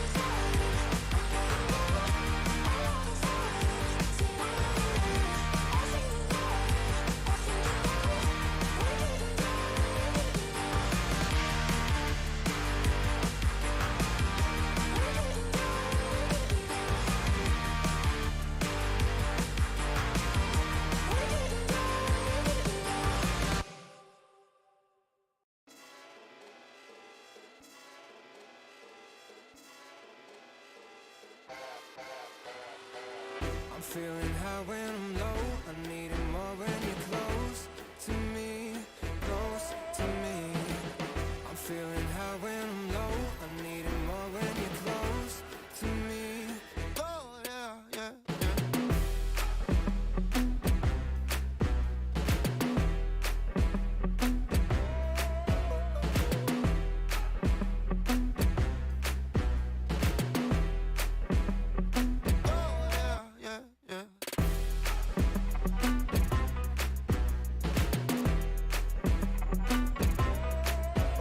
'Cause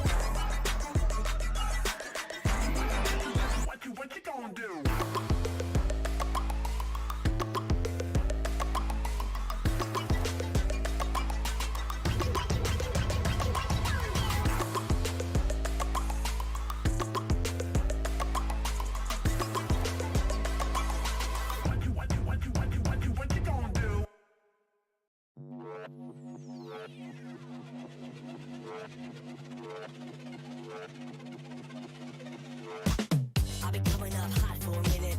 Everybody know the drop when I'm in it. I drop the top when I'm in it. Everybody know the drop when I'm in it.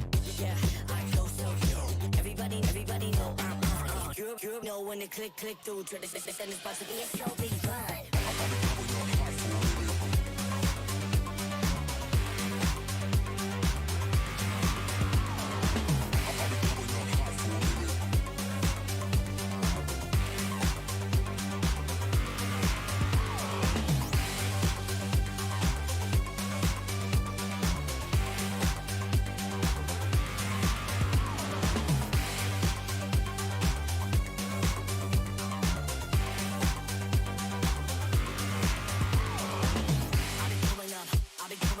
Everybody know the drop when I'm in it. Drop the top when I'm in it. Everybody drop when I'm in it. Yeah, I go so cute. Everybody know I'm on. You know when the click through. Try to send this box to be a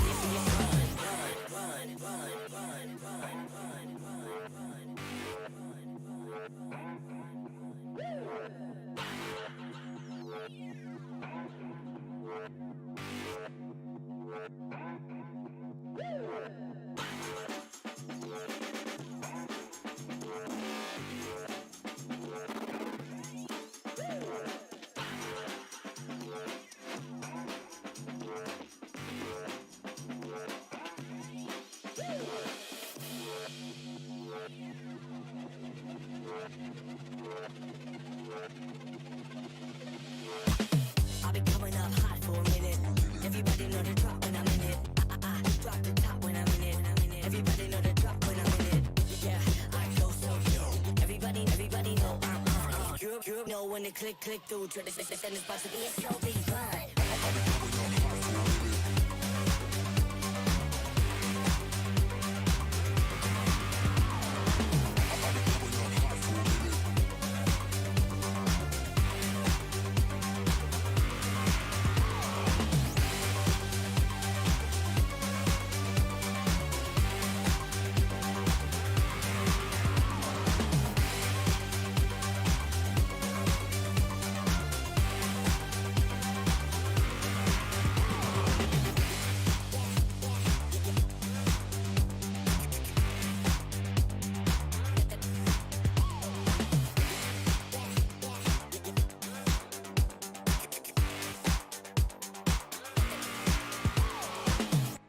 coming up hot for a minute.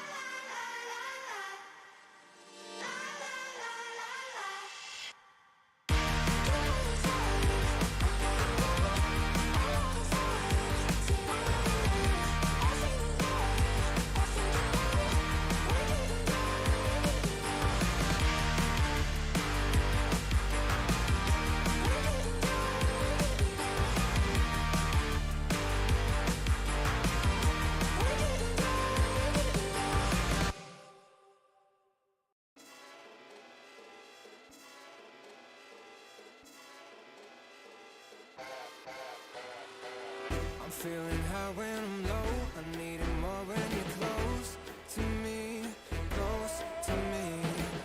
I'm feeling high when I'm low. I need it more when you're close to me.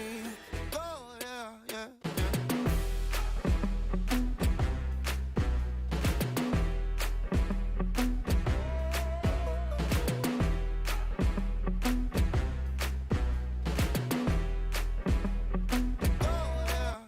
yeah.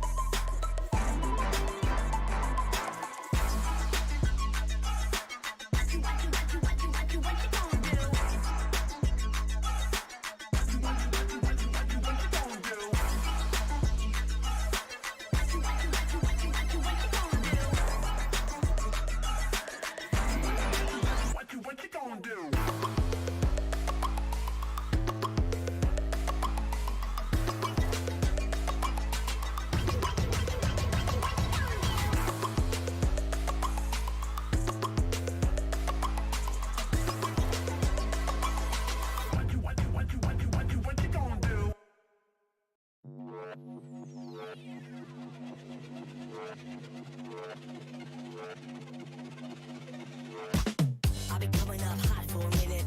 Everybody know the drop when I'm in it. Drop the top when I'm in it.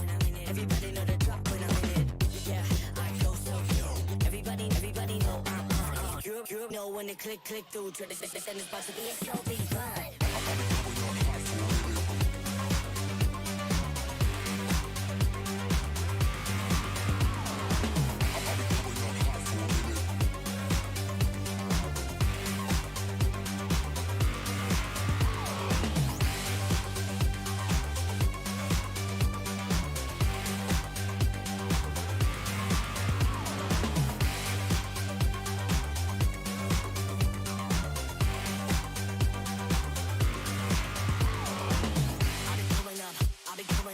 Everybody know the drop when I'm in it.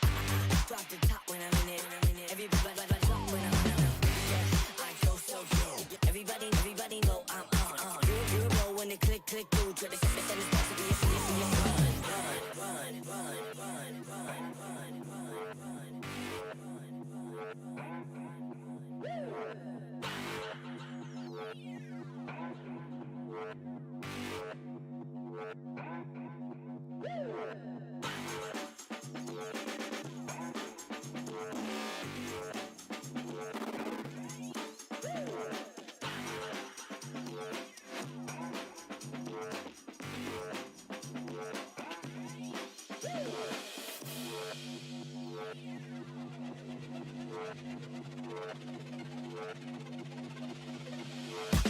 I've been coming up hot for a minute.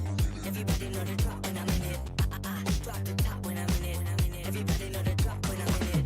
Yeah, I go so yo. Everybody know I'm on it. You know when the click through. Try to send this box to be a slow beat run.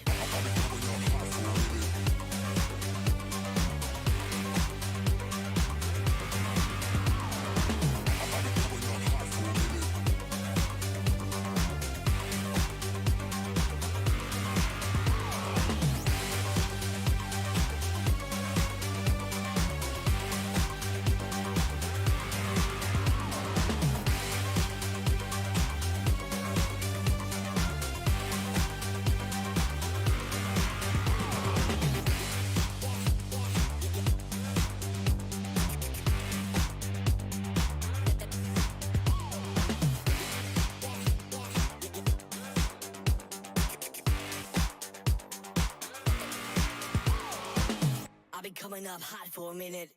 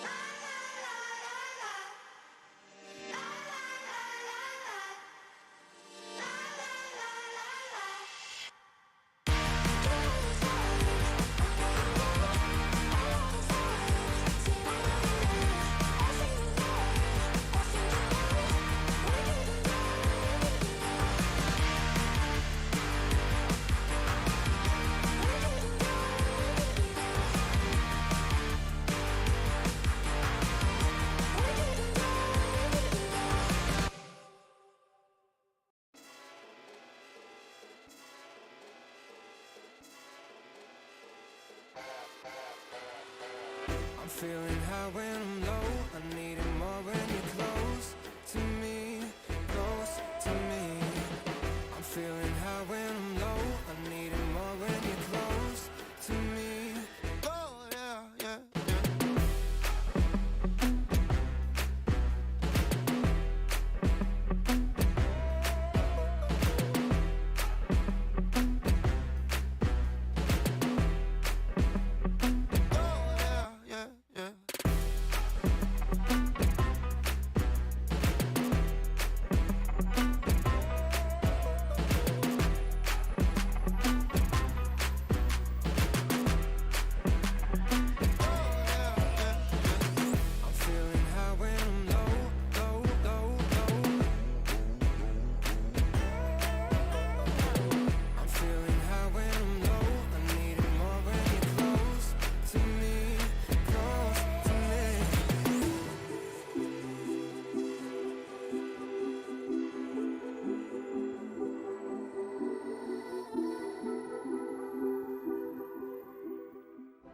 So what is the next big thing?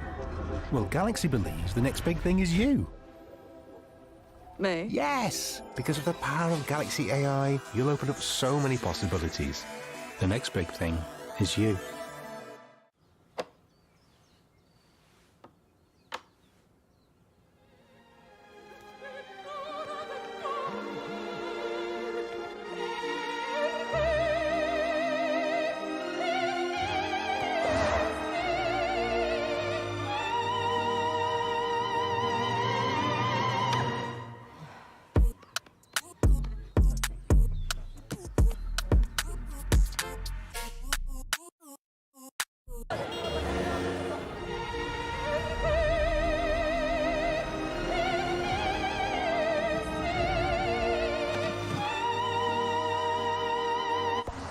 Hey, I'm at gate 6 wearing a gray shirt. ฉันอยู่ที่ประตู6สวมเสื้อสีเทา ได้ครับ เดี๋ยวผมไปรับอีก2 นาที I'll pick you up in 2 minutes.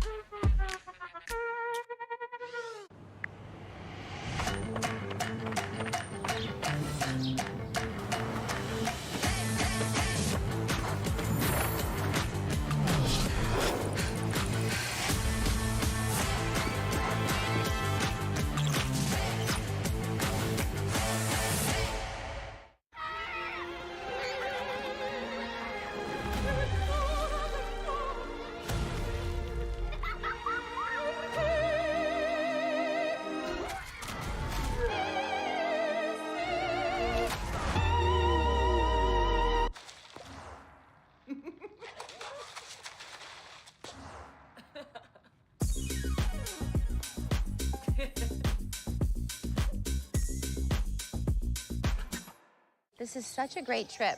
I would love to take us all to dinner tonight. Make the reservation. Chris, are you getting any of this? Dinner at Santino's, opera tonight, tour tomorrow, and check up on Shuggy. Oh, okay. You go, Chris.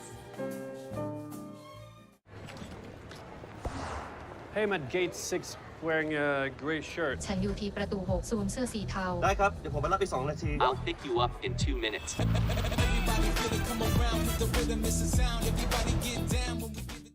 Everyone's searching for the next big thing in technology. But the next big thing isn't this. Integration, encryption, quantum. And it's definitely not this. That's why I'm a trailblazer, a groundbreaker, a pioneer, and most of all, a disruptor. No. Galaxy believes the next big thing is you. Me? Really? Yes, look at you. You're an artist. You're open to experiment. You make your actors go shh. And then you have other ideas and make them, yeah, do that. It's never easy. But you open your heart. Hi, I'm live. I have a play this weekend. Hi, do you like theatre? Sorry? You open conversations. You do this, you do that. You go... To be or not to be? You know that big thing I was talking about? Well, with Galaxy AI, you'll open even more possibilities. You'll open your imagination. Open more ways to be, you know, creative. And open more ways to collaborate.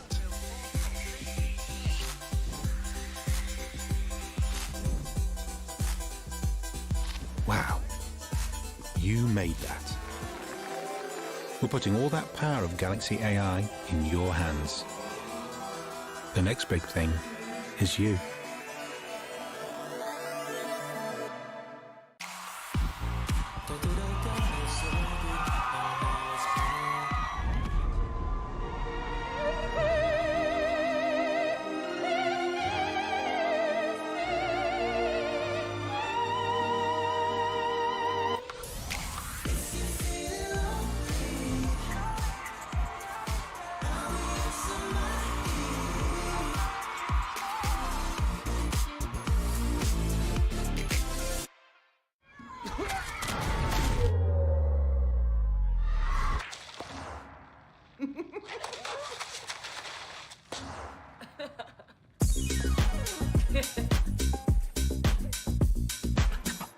Dinner tonight. Make the reservation and get back to me about it. Chris, are you getting any of this? Dinner at Santino's, opera tonight, tour tomorrow, and check up on Shuggy. Oh, you go, Chris.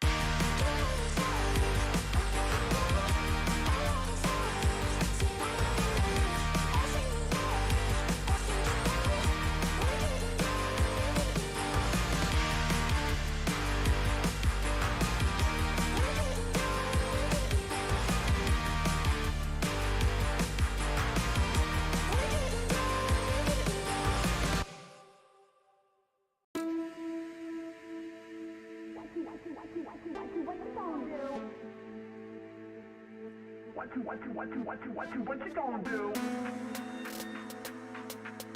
What you gonna do?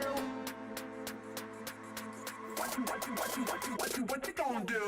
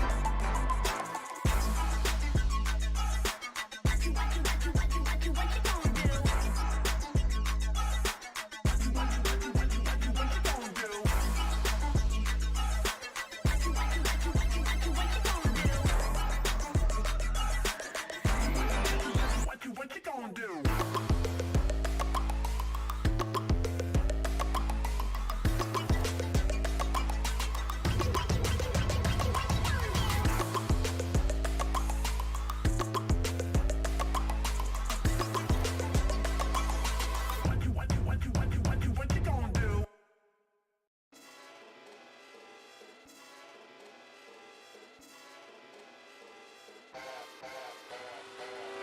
Feeling high when I'm low, I need it more when you're close to me, close to me. I'm feeling high when I'm low, I need it more when you're close to me. Oh yeah, yeah,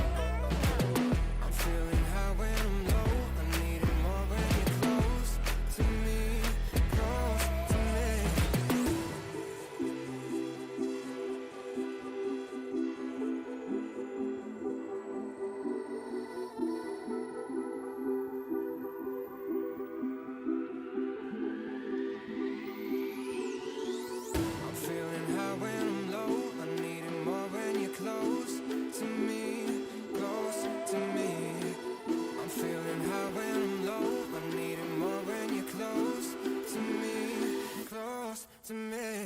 I'm feeling high when I'm low, low, low, low. I'm feeling high when I'm low. I need it more when you're close to me, close to me.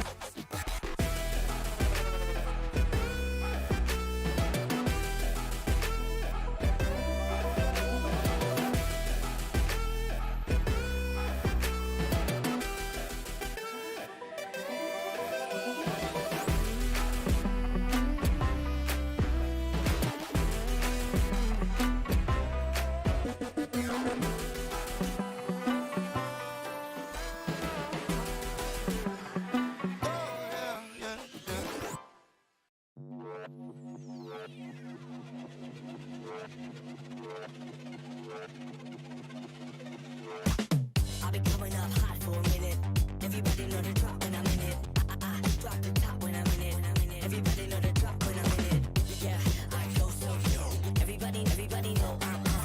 You know when it click through, try to send this about to be a show, be fun.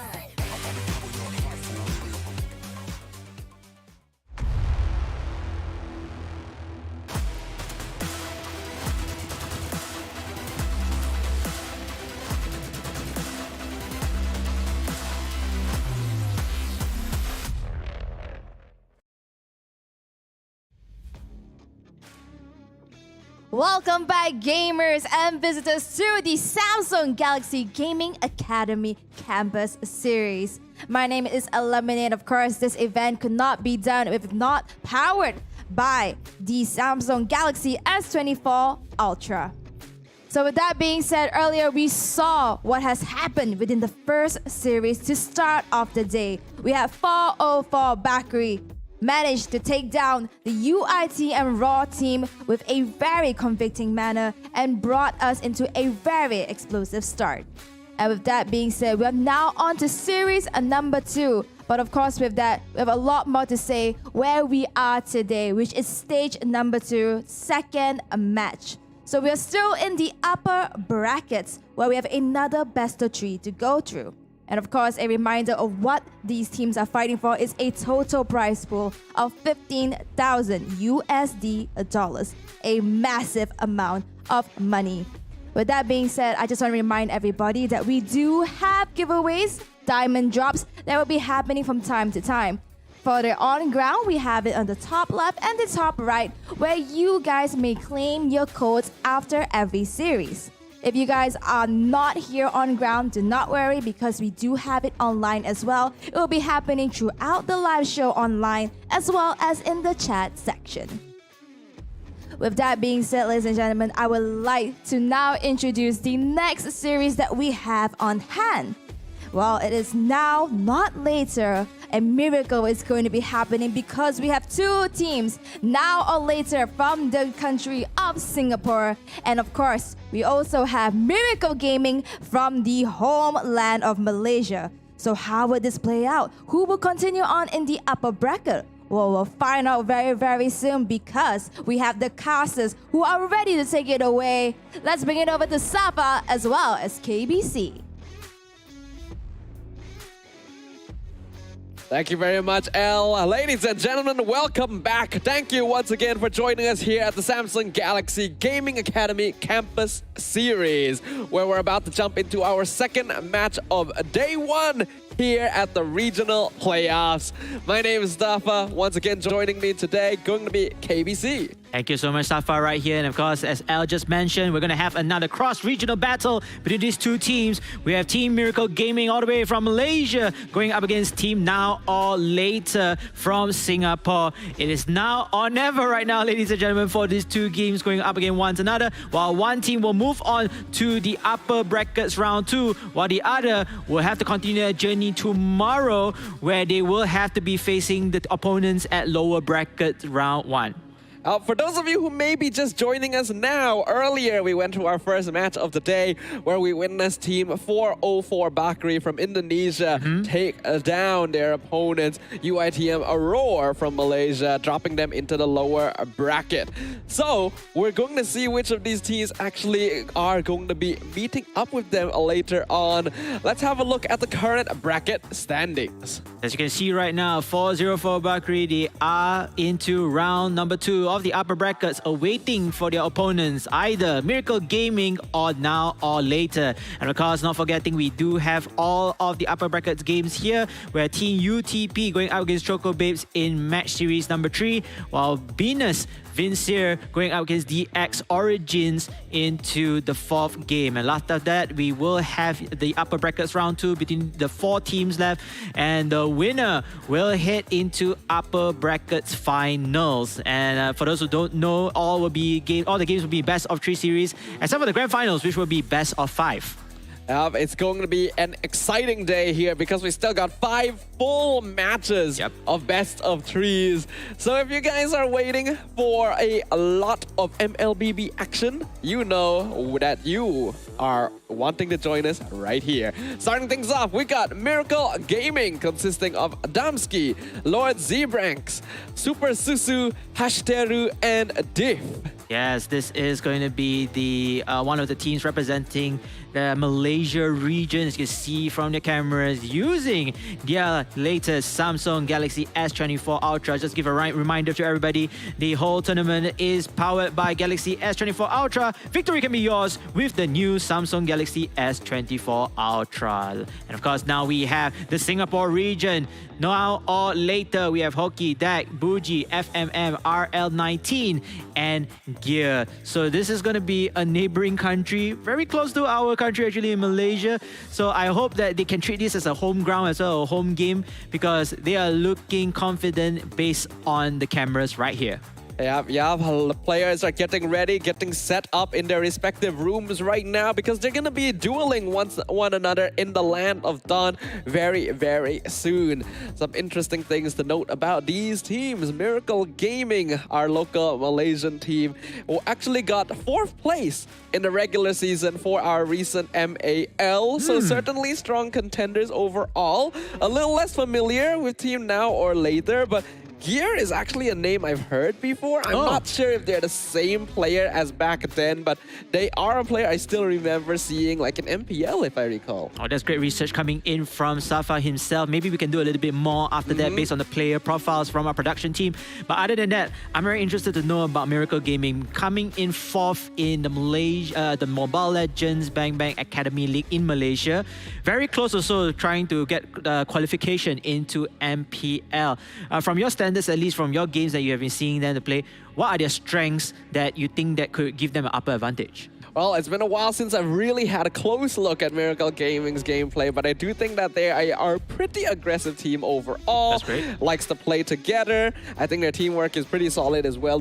Miracle Gaming is a name that has been in our Malaysian Tier 2 scene for quite a long time. They've shifted players in and out. So I'm just generally excited to see how they will match up against a team from a different region. Yeah, as for Now or Later, I mean, they are no stranger team here. They have gone through their own qualifying stage, especially with the open qualifiers and finals of their respective country. So they are deserving for this slot, and they are deserving to be playing in this regional playoffs. So we're going to have to see about the drafting. And of course, like we already mentioned, welcome to the project next patch 1.8.92.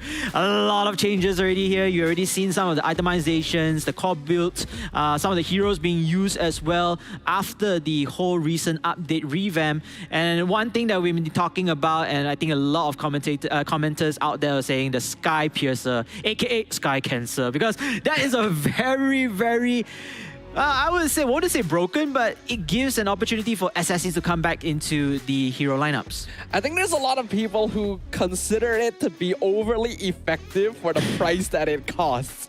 And it has definitely caught a lot of people off guard because that execute on low health percentage on any hero can be really terrifying, especially if they start snowballing, they build up more stacks, and then that execution threshold just goes up higher and higher. And it's really especially effective against bulkier heroes just because of how HP percentages end up working. Yeah, in addition to what you just said, it's only like 1,500 gold. It's a very easy item to build earlier on. You also have the additional 60 plus adaptive attack. So there's so much more to go in here. But then of course the risk would be, would you want to use this weapon? Are you confident with the kills first? Are you confident to being the assassin to get those kills up? Then you can get it for it. If not, you just focus on your core build all around. But enough of us yapping right here, ladies and gentlemen. We're going to go into game number 2. Sorry, the series number 2. Miracle Gaming going up against Now or Later. Game 1 ban pick phase. What's your command? We see Miracle Gaming on the red side, Now or Later on the blue side. And already different bans than we were seeing earlier in the match between 404 Bakri and UITM Roar. With Now or Later banning out the Ling, which had a good degree of success in the right hands in the earlier series, and the Fanny being banned out by Miracle. So two common attributes between these two assassin heroes. They can roam very freely. They are very quick to run away to kite their opponents, and then of course they can escape anytime if there's any troubles with the right hands, or read the right players using them in this case. So in this right now, another ban coming out will be Chip.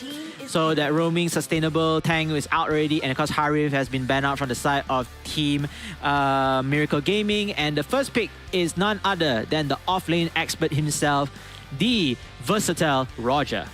Roger going to be pretty strong, especially with the recent changes, the damage items. Already a very powerful meta pick in the previous patch, but this brand new meta seems to have shot him up even further with nerfs to heroes like Natan and Moskov. We see that Valentina and Xborg are going to be the response coming in here from Miracle Gaming. Valentina being a very safe opener hero that fits into almost any composition, but showing Xborg early on is quite unusual because you typically only go for him when the enemy team has quite a lot of tankier heroes. Oh, speaking of tankier heroes, here comes Fedrin, who recently unfortunately got a nerf, but then, you know, when we talk about the itemization, the new core builds, he could still be his original self post nerf intent. And then I believe there's Novaria, yes. Nope. That's great, and then able to give the support over here for her teammates.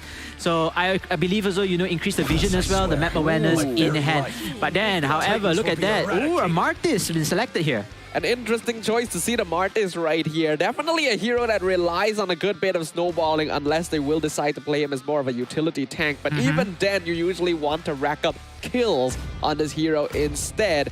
And unfortunately, he doesn't actually have the best synergy with Skypiercer either, because the way that his kit works already means that he doesn't really need the item. So it's interesting to see why Miracle would go for this here, especially since Fredrin and Novaria are a pretty fearsome duo in general, very strong meta-wise before this patch. Both received small nerfs in the recent patch update, so I'm interested to see how they'll perform now. Likewise as well, I feel like Martis in this case or scenario most likely will be a jungle roamer, perhaps a little bit playing a little bit of the offlane to give his teammates support. But like I say, you know, Skypiercer normally goes for the assassins, at least the hardcore damage dealers in the assassin/fighter side of things. And yeah, it's going to be very exciting to see how they want to play this Martis in hand. Speaking of which, ban's already out. I believe Nolan from the side of Team Now Later and Matilda on the side of Miracle Gaming, and straight away locking down their sustainable tank, or heavy tank in this case or scenario, would be Tigreal. It looks like these teams are still leaning a little bit closer to the previous meta that we are more used to here. With the exception of Martis, all of these heroes were pretty meta in the previous update. Therefore, we'll see whether we see something different for these last couple of picks. For the side of Now or Later, it looks pretty classic to me. We have the Arlet Roam, we have the Terizla EXP. So honestly, it doesn't even feel like the patches happened just based on their draft. Yeah, I think they're still sticking to what you just mentioned, you know, the previous meta. I mean, they're still sticking to whatever game plan they already have prepared. Again, ladies and gentlemen, this patch just dropped like 2 days ago. Correct me if I'm wrong, Safar. But, you know, it still works. If it still works fine, then we just need to change a little bit in terms of our itemization and the way how we play things up. So it looks like it's going to be Gushon. Ooh, is it actually going to be the Gushon? No, the Granger switches it up at the last second there. And it looks like this is going to be a Granger jungle. So they are going for double fighter Granger jungle. All right. Okay, this is going to be unique to see how these two offlaner heroes are going to perform in their own lane. Because again, you want to make sure that you have control in your offlane, having whether the best advantage in terms of experience or gold. Experience, you want to hit level 4 first for your first ultimate, and then gold obviously to get your core items online. And I mean, same time as well, you also want to control the crab pit as well, and depending on which sites that you are in. So we're going to have to see how these two teams are going to fare apart with their offlane. But once again, you still have to remember, aside from Skypiercer, we still have a lot of other new items in bed and the revamp of certain items in hand. Yep, so let's see whether they will come into play. We're back in the land of dawn, ladies and gentlemen. It's going to be Team Now or Later on the blue side versus Miracle Gaming on the red side. And both sides going to be bringing a slightly different strategy to the table, with Now or Later playing the more classic meta that we've become quite used to, and Miracle Gaming bringing the core jungle and then double fighter side lane strat that actually saw a lot of play in MPL. Oh, but Hashiteru already dropping quite low. Yeah, Hashiteru here, unfortunately, is able to move out of the way, but this is going to give Roger more opportunities to get his farm up first in hand. Meanwhile, at the same time, they're going to try to get their little Mon right up there, try to get a little bit more vision, a little bit more goal in place. I do wonder about this choice. Double fighter and then jungle core is something that we actually saw quite a lot of in recent MPL seasons, but there's very few fighters that are usually flexed into that gold lane position. It's almost exclusively Ruby or CC. So Martis is a very unusual decision, though we do see that RL19's been forced to flicker on the Terizla already thanks to a gank from Damsky. Meanwhile, bottom lane though, we might have a skirmish right here, Safar. It looks like Roger is being pressured by two heroes away from Miracle Gaming. Gear is here to make sure that he's all right. Does some damage to Super Susu, but obviously not enough damage overall yet to take him out. Lord Z-Brand's dropping real low up here. Looks like he was forced to use his flicker as well, but he's able to survive, so at least that's good. Yeah, Xbox also, he was about to meet his demise right there if they were to tower dive 3 heroes instantly. Speaking of which, the turtle has spawned at the top side, and you can see that team now or later do have the advantage here. Fedrin is going to go in and try to capture the turtle, hopefully not getting stolen by the side of Miracle Gaming. Yeah, the thing about now or later's gank out the Lord Z-Brands in the top lane at that precise timing was by zoning out the enemy EXP lane precisely at the time the turtle spawns. They basically secure it for free and are able to get 1 camp or 2 from the enemy jungle as well. Surprisingly enough, Super Susu didn't respond in time, despite being on a hero like the Tigreal. Yeah, surprisingly indeed. Maybe the positioning wasn't as confident as he thought to trying to get the footing around that map itself, at least for the turtle. But nonetheless, however, everything is still quite cautious, a slow pace. And speaking of slow pacing, it looks like Miracle Gaming now going up for it. Flicker implosion from Super Susu, catches out one, pushes Gear back into place, but there's too many members here, so Gear is gonna drop anyway. Like a Pound's gonna allow FMM to finally catch out the Tigreal, and the penalty zone misses completely, but still forces Purify out from the Roger. Now Hashiteru gonna be forced to flicker over the wall. He gets retreat by Damn. We see Fredrin here to try and stop him from escaping, but a nice Asura Aura to get him out of that situation. So that's only going to be 1 kill. Wow, nice duo to juke them all out. But wait a minute. Hopefully the caster's curse will not jinx Hashiteru. And Hashiteru is able finally to teleport out of danger. Nonetheless, however, what a great play coming in here, you know, just juking it out, just kiting one another. It's a trade-off here, but I think I'm going to give the win to Miracle Gaming because they managed to take down one more important hero than now or later who took down their tank instead. Yep. Super Susu getting a nice catch there onto Gear. He almost got out as well with the flicker, but yeah, the numbers were just a bit too much. It was a good rotation by Miracle, but I do think the executions could still have been a bit cleaner from both sides. Regardless, the net worth difference could be basically nothing as of right now. Gear looking for the final slash, gonna miss it unfortunately, even with the Astral Echo, so nothing happens here. Nothing happens indeed. Now let's take a look onto the emblems here. You can see that FMM from the side of now or later, his Roger is actually using the War Cry. Again, one of the newest emblems aside from the Temporal Ring. And yeah, I think this is going to be very important for him to stack that by Safa. Implosion, gonna catch one, shoves it back with Sacred Hammer, but a nice penalty zone gonna be jumping on 3 people in the backline. We see Last Insanity doing a lot of damage. That's gonna be 1 decimate for the Martes. Pops the second one just before he dies, but it's not quite gonna be enough. That's gonna be a double kill going in hands an hour later. FMM so low! A tiny sliver of HP as he lands the final blow. Lord Z-Brands and Damsky, they're looking for him. They don't know where he is. He will be able to recall. My oh my, Miracle Gaming actually tried to initiate that alongside with Now or Later, but then surprisingly, Now or Later had the upper advantage despite going down in terms of numbers. But nonetheless, none of the 4 of them are still, you know, they're still equal in ground. But speaking of which, ladies and gentlemen, Samsung Galaxy Gaming Academy Campus Series is of course powered by Galaxy S24 Ultra. You guys can see right now the players using their devices to operate at maximum potential, and just like that, RL19 on the Terizla gets taken out as well. That's the power of Galaxy S24 Ultra right there. A flicker implosion catches up Fredrin, but the final slash cancels the Sacred Hammer. Tigreal out of position right now. It's absolute havoc in the jungle of Now or Later. As Hashiteru, he's able to get 1 kill, but he's not able to chain the decimate, so he loses his life as well. The win of this skirmish will go through the favor of now or later for 1-2. And I feel like Team Now or Later is slowly finding a footing. They're a bit more aggressive this time around. But speaking of aggressively, Lusa with the crown just nicely over there. And able to turn the title away, Safa. A beautiful winter crown timing and really unexpected as well. You wouldn't think that gear on the Arlet would have it at this point. But it was the perfect amount of delayed timing to make sure that Dora was caught out of position and wouldn't be able to follow up on that kill. Well, an absolute masterclass right there, able to survive and in the meantime return the favor with that one kill in hand. And speaking of which, 36 seconds for our third turtle, if I'm not mistaken, or second turtle, depending on which warfare. But it looks like the teams are just trying to position themselves, trying to see whether they can get a pick out of there. It looks like a golden staff already have been taken in the hands of Roger from FMM, and maybe more to come later in terms of his core itemization.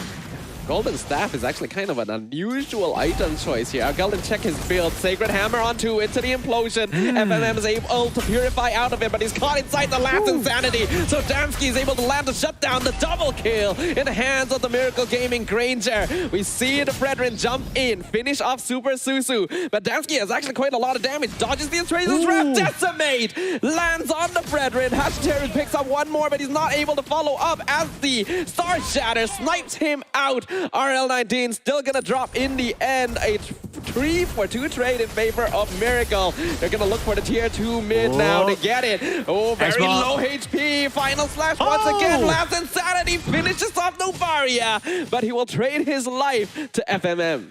Man, what was that battle of attrition right there? I was about to say Miracle Gaming had the upper advantage, and I think, yes, they nearly had it, but they were too aggressive in the mid lane. If they're able to, perhaps save their X-Ball or, decided, hey guys, we have the turtle already in our control. We have that map advantage. Let's try to take the turtle instead of just continue on fighting. But you know what? Maybe, aggression could be the downfall of this game. Yeah, that could be a problem here, but an hour later does have tools for that late game delay. We know that Novaria as a hero is really good at prolonging games with that information provided by Astral Echo. Unfortunately for them, Miracle Gaming, Damsky especially, is picking up a lot of damage. Look at how much Terizla is taking. Death Sonata dropping him real low. A 3-man implosion into the last Insanity. Pushes them under their own tower, but it does not matter. FMM looking for some vengeance right now. Picks off Super Susu. Dora dropping real low as well. Purify gonna be used by the Roger. He's chasing down Lord Zebras, but he gets flamed down. Burned into a crisp. Damsky follows up gear. Gets the monster kill streak. Astral Echo gonna land onto Lord Zebras. Buji wants to get something before he falls. Damsky just chasing him down. He's just trying to escape through the wall, but can he actually get out of this situation? I'm not sure. Oh no, I think it's gonna be very grim. Look at that. Buji will finally get last hit by Damsky. And my oh my, Miracle Gaming just came online with the aggression. This time around, the aggression pays off. They managed to get the better numbers out of it, and they managed to get that turret in hand. A beautiful implosion play by Super Susu, catching out 3. And even though he ended up pushing them under their own tower, all of Miracle Gaming were ready to pounce. A beautiful combination of abilities used here to just completely dominate that fight. Yeah, that was a very good usage of the ultimates from the Tigra. Speaking of ultimates, looks like the next skirmish is right here, Safar. Yeah, Astral Echo gonna land on 4. Final Slash gonna clown out Last Insanity as well. And we see Brethren is just gone already. Lord Zebrans is real low, but he still has immortality. And now we're letting are dropping real low on HP. A nice penalty zone lands on 4, but he's gonna drop as well. That's gonna be a Decimate. Damsky with the legendary streak, picking off FMM. And now or later are just dropping one by one. Battle of attrition goes into the favor of Miracle Gaming at this point. They have the sustainability, they have the damage, but most importantly, as you mentioned out, they have chemistry. The wombo combos, the ultimates, the follow-ups are all on point. Astral Echo going to find out that Miracle Gaming are doing the Lord, but now or later just can't get close. Not as long as Super Susu is standing in the choke point. So that's going to be a free Lord in the hands of Damsky. Miracle Gaming starting to really grow their net worth advantage. Net worth advantage of 4K. Sorry, not 4K. If I'm not mistaken, it's 6K overall. Make it 7 right now. And, you know, slowly but surely, we can already see the cracks are piling up onto the hands of now or later. Now or later, they need to go back into the defensive position. They need to make sure to stop the lot first, hopefully to prevent a split push to destroy whatever left onto their tier 2 turrets, or even worse, the inhibitor turret right at the top side. I think now or later just needs to avoid fighting outside the base. Final slash, pushing Lord Zbrans into the tower range. He pops his Faraga armor. Last Insanity no longer available. And Miracle Gaming will choose to back off and not push the issue. Yeah, that's a great move from now or later as well to defend it properly. Now they're going to go for that lot. But I'm not sure whether Miracle Gaming, they will use this lot to kite their opponents out and hoping to trap them all up. Now or later gonna be needing to be very careful here. They have good defensive abilities. Concealed play gonna be used by Super Susu. He's looking for a good implosion play, but Brethren is too far ahead. The implosion finds 2, but they both have Purify. So they both use it, but they don't escape from the Decimate coming out of Hantaru. And the last Insanity just burns them to a crisp. FMM, the only survivor, but the crystal is wide open. And that's going to be the final blow landed by Miracle Gaming.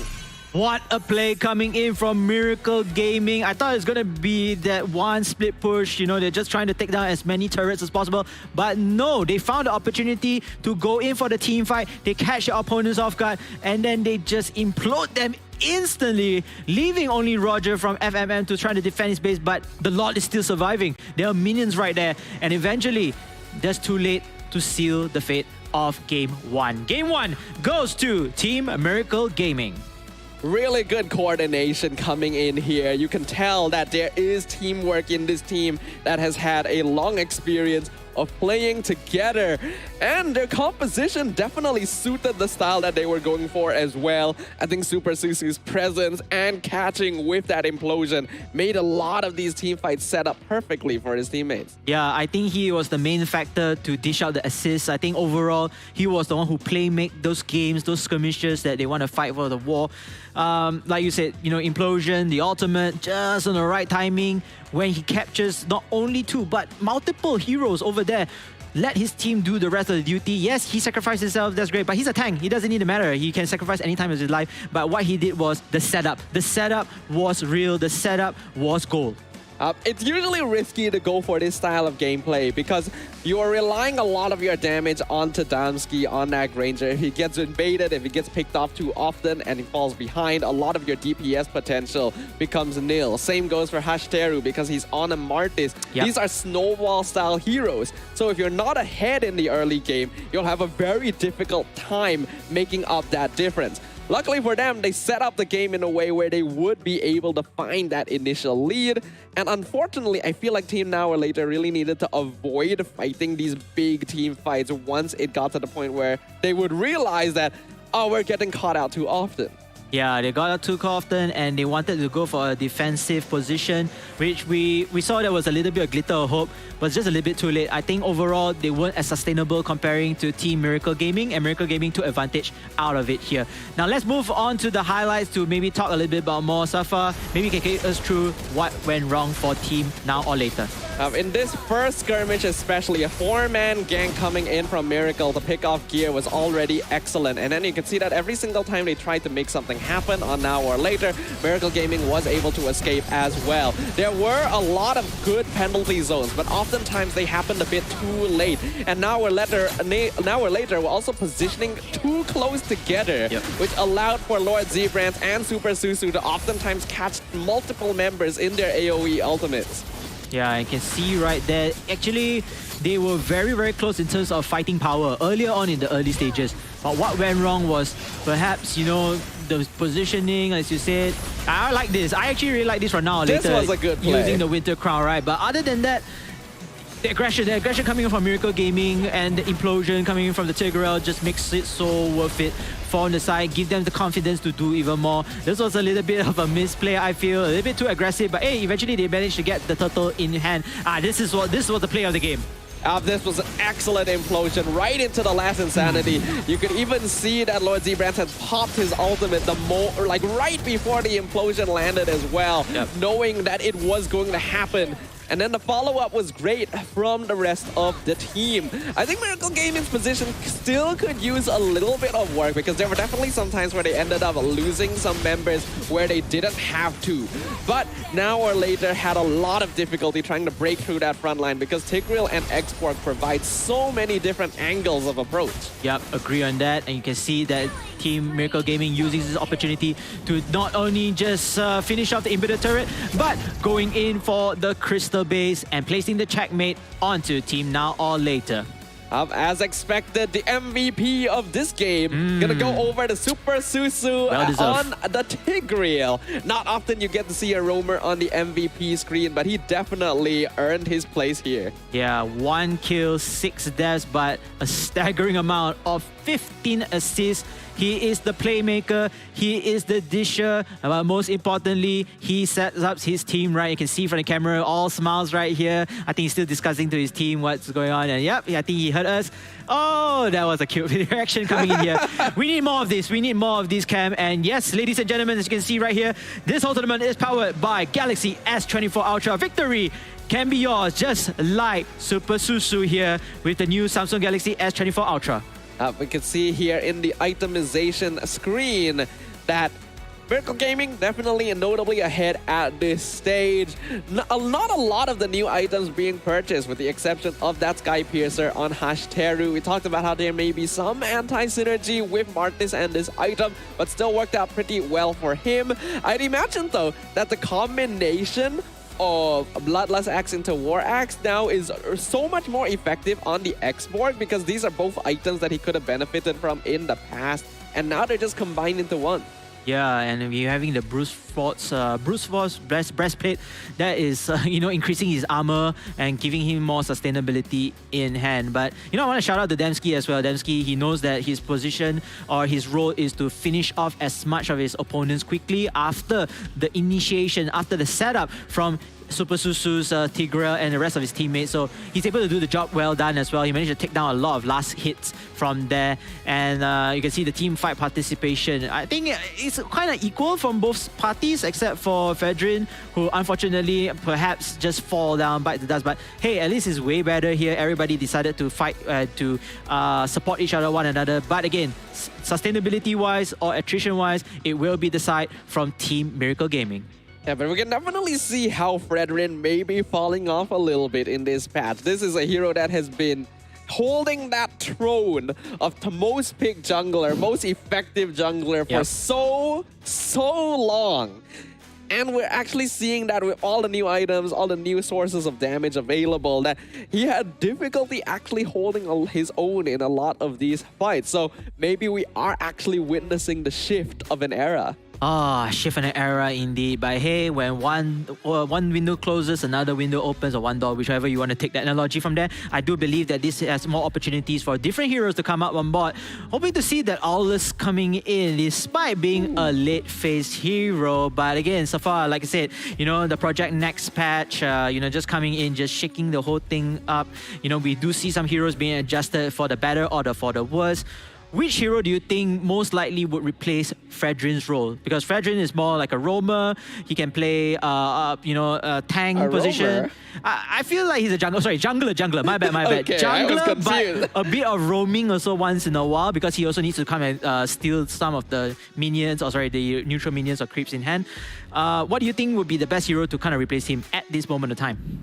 I'm actually seeing a lot of value in Ling, if anything. Like, his mobility may make up for the difference in terms of just straight up tankiness, right? Okay. Like, I feel like now, if we continue seeing the advent of more and more damage in the game, the chance that you replace tanky heroes that once could just go wherever they wanted with high mobility heroes who also can go wherever they want, but in a different way. All right, hopefully we're able to see the hero that you wanted, Ling. And yeah, speaking of which, ban. Yep. I mean, it was banned in game one. I wouldn't be surprised here. But even though teams have switched sides, we are seeing that same issue. Interestingly, though, Valentina banned. Very curious to know why did they choose this Valentina. Perhaps maybe, Valentina on the previous team was just really strong. So team now or later say, you know what, let's not let's not take any chances right now. Let's just cancel off the Valentina because they see a different value compared to what we are seeing. Again, we're just casters, we just analyze the game based on what is shown to us on camera or on screen. But perhaps the players have something in mind, meaning another hero, Fanny, another assassin, roaming assassin, or whatever you call it, is being banned as well, alongside with that Luo Yi. So typically in the pro scene, you only ever see Valentina banned if the team intends to play Faramis. Like that's literally the only reason you ever see the hero being banned out. I don't really feel like that's what's happening here though. With Valentina and Luo Yi banned out, I think now or later are trying to contest Chip. Wow. If I want this, we haven't seen the Faramis as well, right? Correct me if I'm wrong. Again, sample size is still very small, still early days of the game. But yeah, speaking of which, Roger being selected 4 times already, I believe. Currently one of our highest picks at the moment, based on my calculations, if it's correct. Yeah, but Roger, we already seen very versatile pseudo marksman, pseudo fighter, but mostly playing at the off lane and giving a lot of speed. And speaking of which, Faramis, as you already predicted, it is out. Looks like they did decide to go for that. I thought it was Chip for sure. Like you banned the Luo Yi, you banned the Valentina. Like you clearly want to avoid them from matching you in teleports. But if Chip is let through right now, it may not be a bad idea, for Miracle to go for it. And that's exactly what they're going to do. I think I'm imagining right now, Super Susu must be smiling, all eyes closed, just a big, huge grin on his face, just like Chip. And he's going to lock in, and Lapu Lapu, the Filipino legend, has made his mark once again. Now, one thing I'm worried about the chip choice here is that both Xborg and Faramis have pretty good team fighting abilities, right? The Last Insanity and then the NetherRealm are really solid at contesting 5v5s. We were wondering about how effective the Fredrin would be, but it looks like now or later are still confident that he will be able to contribute here. So that is going to be their final pick in this first phase. Maybe, just maybe, he still has the confidence to go for it. Maybe, or just, having Faramis to come in to kind of change the tempo a bit or give a little bit more sustainability, like you mentioned, the ultimate coming in from the side of Faramis. So we'll have to wait and see in terms of the mechanical play in hand. But meanwhile, Novaris being banned, they just want to remove her out there, and then also one of the top bans as well, as you mentioned. Harif, multiple times already, the 3rd time already, Harif has been banned in this entirety of the tournament. Yeah, Harif and Roger are going to be top pick and bans typically. I think Ling, I wouldn't be surprised if we saw more of him being banned out nowadays as well. But now that we're going into the second phase of picks, we'll see what now or later wants to look for to solidify their draft. They're still going to be looking for a marksman and a roamer. I think you may want to go marksman here. Yeah, they go for the Claude. Play it safe. Yeah, the Claude is a much better choice, especially if he has the mobility also, alongside with Blazing Duet and the Battle Mirror Image to just teleport him out of danger if he needs to. And oh, wait a minute. I see an OG right there. That's an OG if I've ever seen one here. And an MPL skin somehow. Oh man, brings me back the memories of MPL Season 1 Malaysia and Singapore. Hayabusa. Come on. Will they lock it in? Okay. Now this is fun. So Odette is a hero that didn't get any direct nerfs or buffs, but was definitely indirectly buffed by the revamp of Winter Crown because it is basically designed to be used with her swan song. Liam Ward was also buffed a little bit recently because he now gains 2 physical attack from every crit rate he has as compared to 1 before. What does this mean? This means that he gets the same amount of physical attack as a Blade of Despair from buying a Berserker's Fury. Damn. I mean, yeah, I still remember he was one of the heroes that got buffed. And what you mentioned just now just gives me so much imagination that, hey, this is a hero that could be coming out and, dealing damage right there. This is going to be very interesting. It's going to be game number 2 of our second match of the day. Miracle Gaming currently 1 game away from moving forward to upper bracket round 2 and facing off against 404 Bakri. It's going to be up to now or later from Singapore to stop them in their tracks and ensure that they're able to keep their upper bracket journey alive. Yes, indeed. And it's going to be, again, like I said, it's not going to be the end if they lose as well. And of course, I forgot to say shout out to Team Now or Later using Edith as their sustainable tank in hand. So we're going to see how the lineups are being shaken up right now, and hopefully giving them a greater experience in game number 2. So I personally want to see what Edith will be capable of. Yep. Because Thunderbelt is another item that was recently revamped, and the revamped effect is almost made for Edith. It literally, like, you know how it has the passive where it shoots out a bolt of thunder? It still does that, but now the damage of that is based on your entire physical and magic defense stat, and every time that attack hits someone, you gain 1 permanent hybrid defense. So it is a infinitely scaling item. Yes, infinity scaling item means more damage to be done, but then Safa looks like Gear is in a bit of trouble here. Dropped very low already. We have to remember that Chip actually does quite a lot of damage at a level 1, especially alongside Dora on this Odette, so they gotta be somewhat careful. Somewhat cautious as well here. You can see a couple of the standard plays just roaming into here, hoping to get as much farm as possible. And Roger already hit level 4 already. Perhaps he's going to start the fight. He's going to start the skirmish. Damsky looking for blood, hunting for more. Meanwhile, topside, Lapu Lapu 1 versus 2. But not for long, ladies and gentlemen. It seems like it's going to be a battle right near. Fedrin has to be very careful alongside with X-Ball. There's 4 members already apart, and there will be a technical pause. We're gonna go for a short moment here, ladies and gentlemen. Once again, as always, make sure that the players are going to be able to play at 100% without facing any sort of technical difficulties. And it is a perfect chance for us to remind all of you as well that the Samsung Galaxy Gaming Academy Campus Series is powered by the Galaxy S24 Ultra.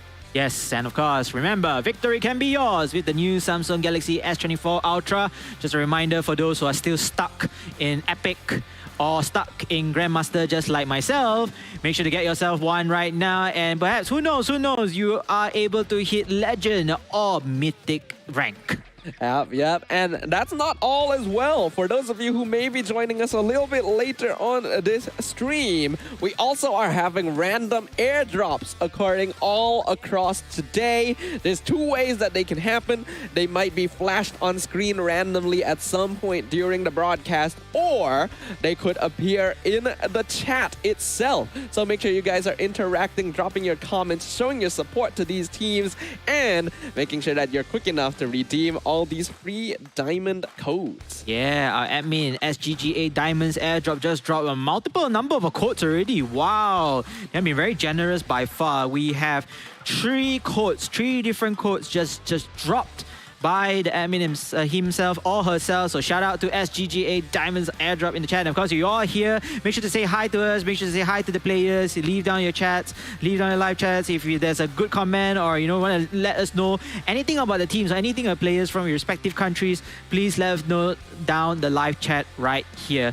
And of course, remember, for those who don't know, this is only day 1 of the regional playoffs. We have total 3 days as the teams are fighting for the prize pool of 15,000 USD, where the champion is going to walk away with 7,500 USD. Second place goes to 300 and 500 USD. Third place, 2,500 USD, and fourth place with a consolation prize of 1,500 USD.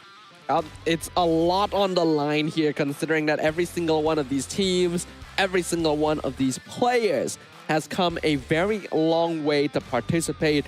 All of them going through their respective regional qualifiers to qualify to be one of the top 8 teams here at the playoffs. So keeping their journey intact, making it all the way to the grand finals is going to be on the forefront of every one of these players' minds. Yes, indeed. I mean, this is, they tried so hard in the grueling regional open qualifiers, including their finals as well.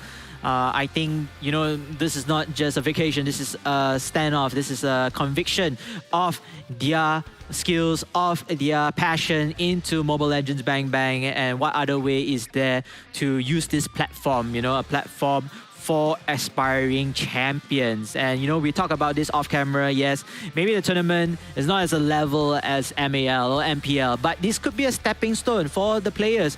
Who knows, one day they will be at the greater stage, or at the M series of World Championships. After all, we already know that some of these teams have some experience in like the semi-pro scene, so getting a chance to go up against them and them having a chance to experience what kind of talent the regions have to offer is going to be a very enlightening and eye-opening experience overall. It's great to see all of these young talents having the chance to show off what they're capable of on that stage. Yes, and for those who just tuned by, again, welcome to the Samsung Galaxy Gaming Academy's Campus Series for the Mobile Legends Bang Bang game title. This is, again, match number 2 or match series number 2.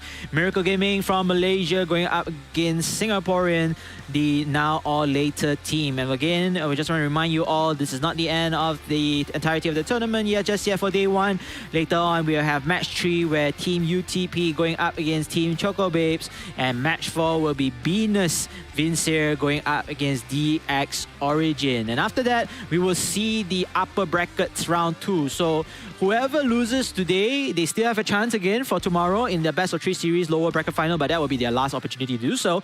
But nobody is going to get eliminated. However, we will have another extra game for those who won today, or won in the first game or round 1. They will still have to play another game because according to the playoff brackets, whoever wins this round, they will be straight away going to the upper bracket finals. Upper bracket finals is just one stepping stone away to the grand finals of best of 5. It would be an amazing pathway if these teams are able to get that far. So that's what all of them are going to be aiming towards. But of course, they have to take it one step at a time. As of right now, we know that the team that wins this, if for example, Miracle Gaming does get that 2-0 sweep, they will be facing off against 404 Bakri, the team that won the previous match. And that's actually going to be happening later today as well. So they gotta make sure to not take too long, because all of the stamina that they can save will matter. Yeah, the battle of attrition not only just happened in-game, but off-game as well, right? It's all about the waiting time, the strategies.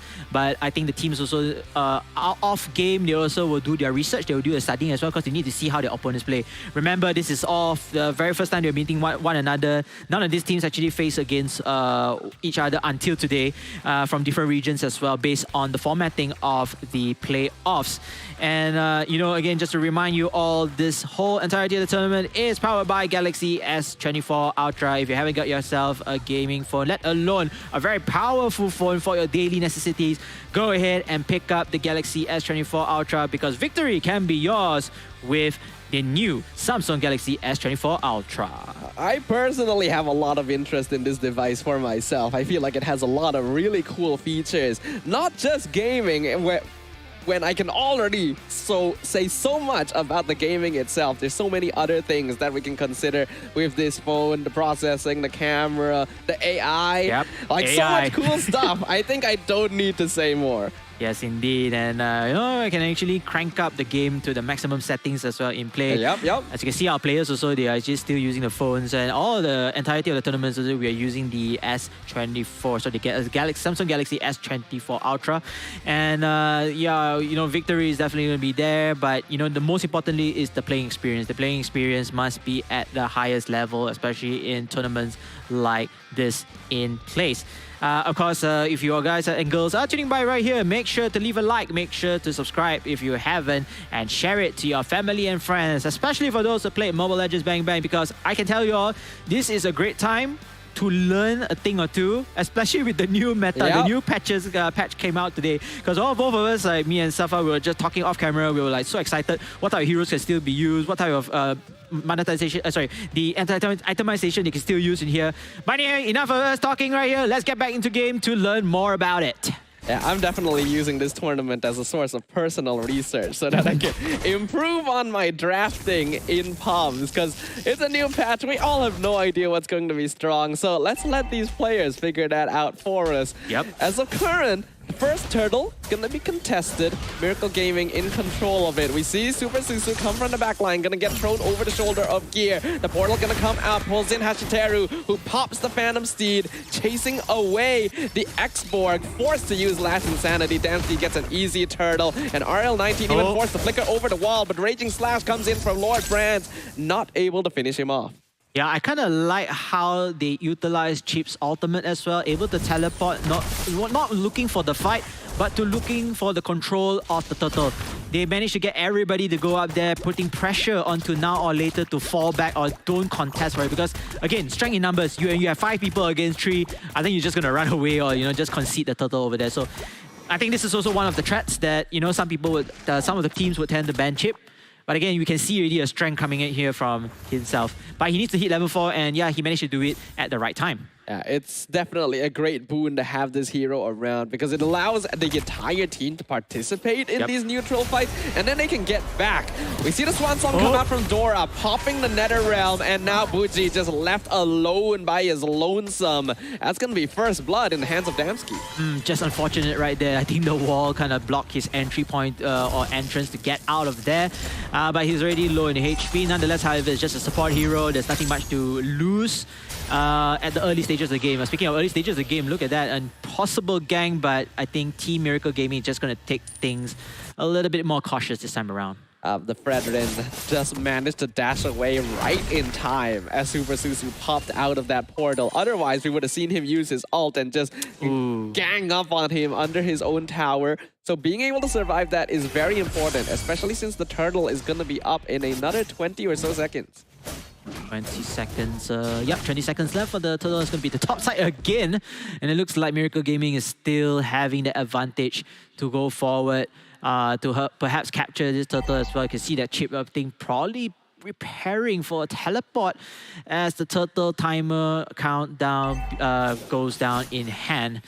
Nonetheless, however, the teams are still staying over here, and looks like the first kite from the side of Now or Never has appeared. Super Susu gonna take his portal out, scouted out by RL19, but here comes the Chip ultimate and the entire team of Miracle Gaming just going to come and respawn. Phantom Steed gonna get taunted away. A good disengage, but a flicker Landshaker gonna find 2! Raging Slash gonna follow them under the tier 1 as the Shadow Stampede pulls them in and gets the kill on Hashiteru. NetherRealm gonna be used to avoid damage from the Swan Song as well. Now or later, actually gonna come out on top there. Yeah, now a tactical pause coming in here, unfortunately, but I kind of like the Faramis using the skill to drag, if I'm not mistaken, one of the members of Miracle Gaming, and then causing their very first kill in hand. So that was actually a great move. Playing a little bit too aggressively and just realizing, oh, wait a minute, we're trying to get a kill, but eventually we are already under the turret and, getting caught off guard right there. So great move right there. I'm actually looking from my live stream as well, the previous one, the plays. Miracle Gaming just really want to get a kill because they already committed a lot. They committed Fredrin's ultimate. They committed most of the skills to trying to get that kill.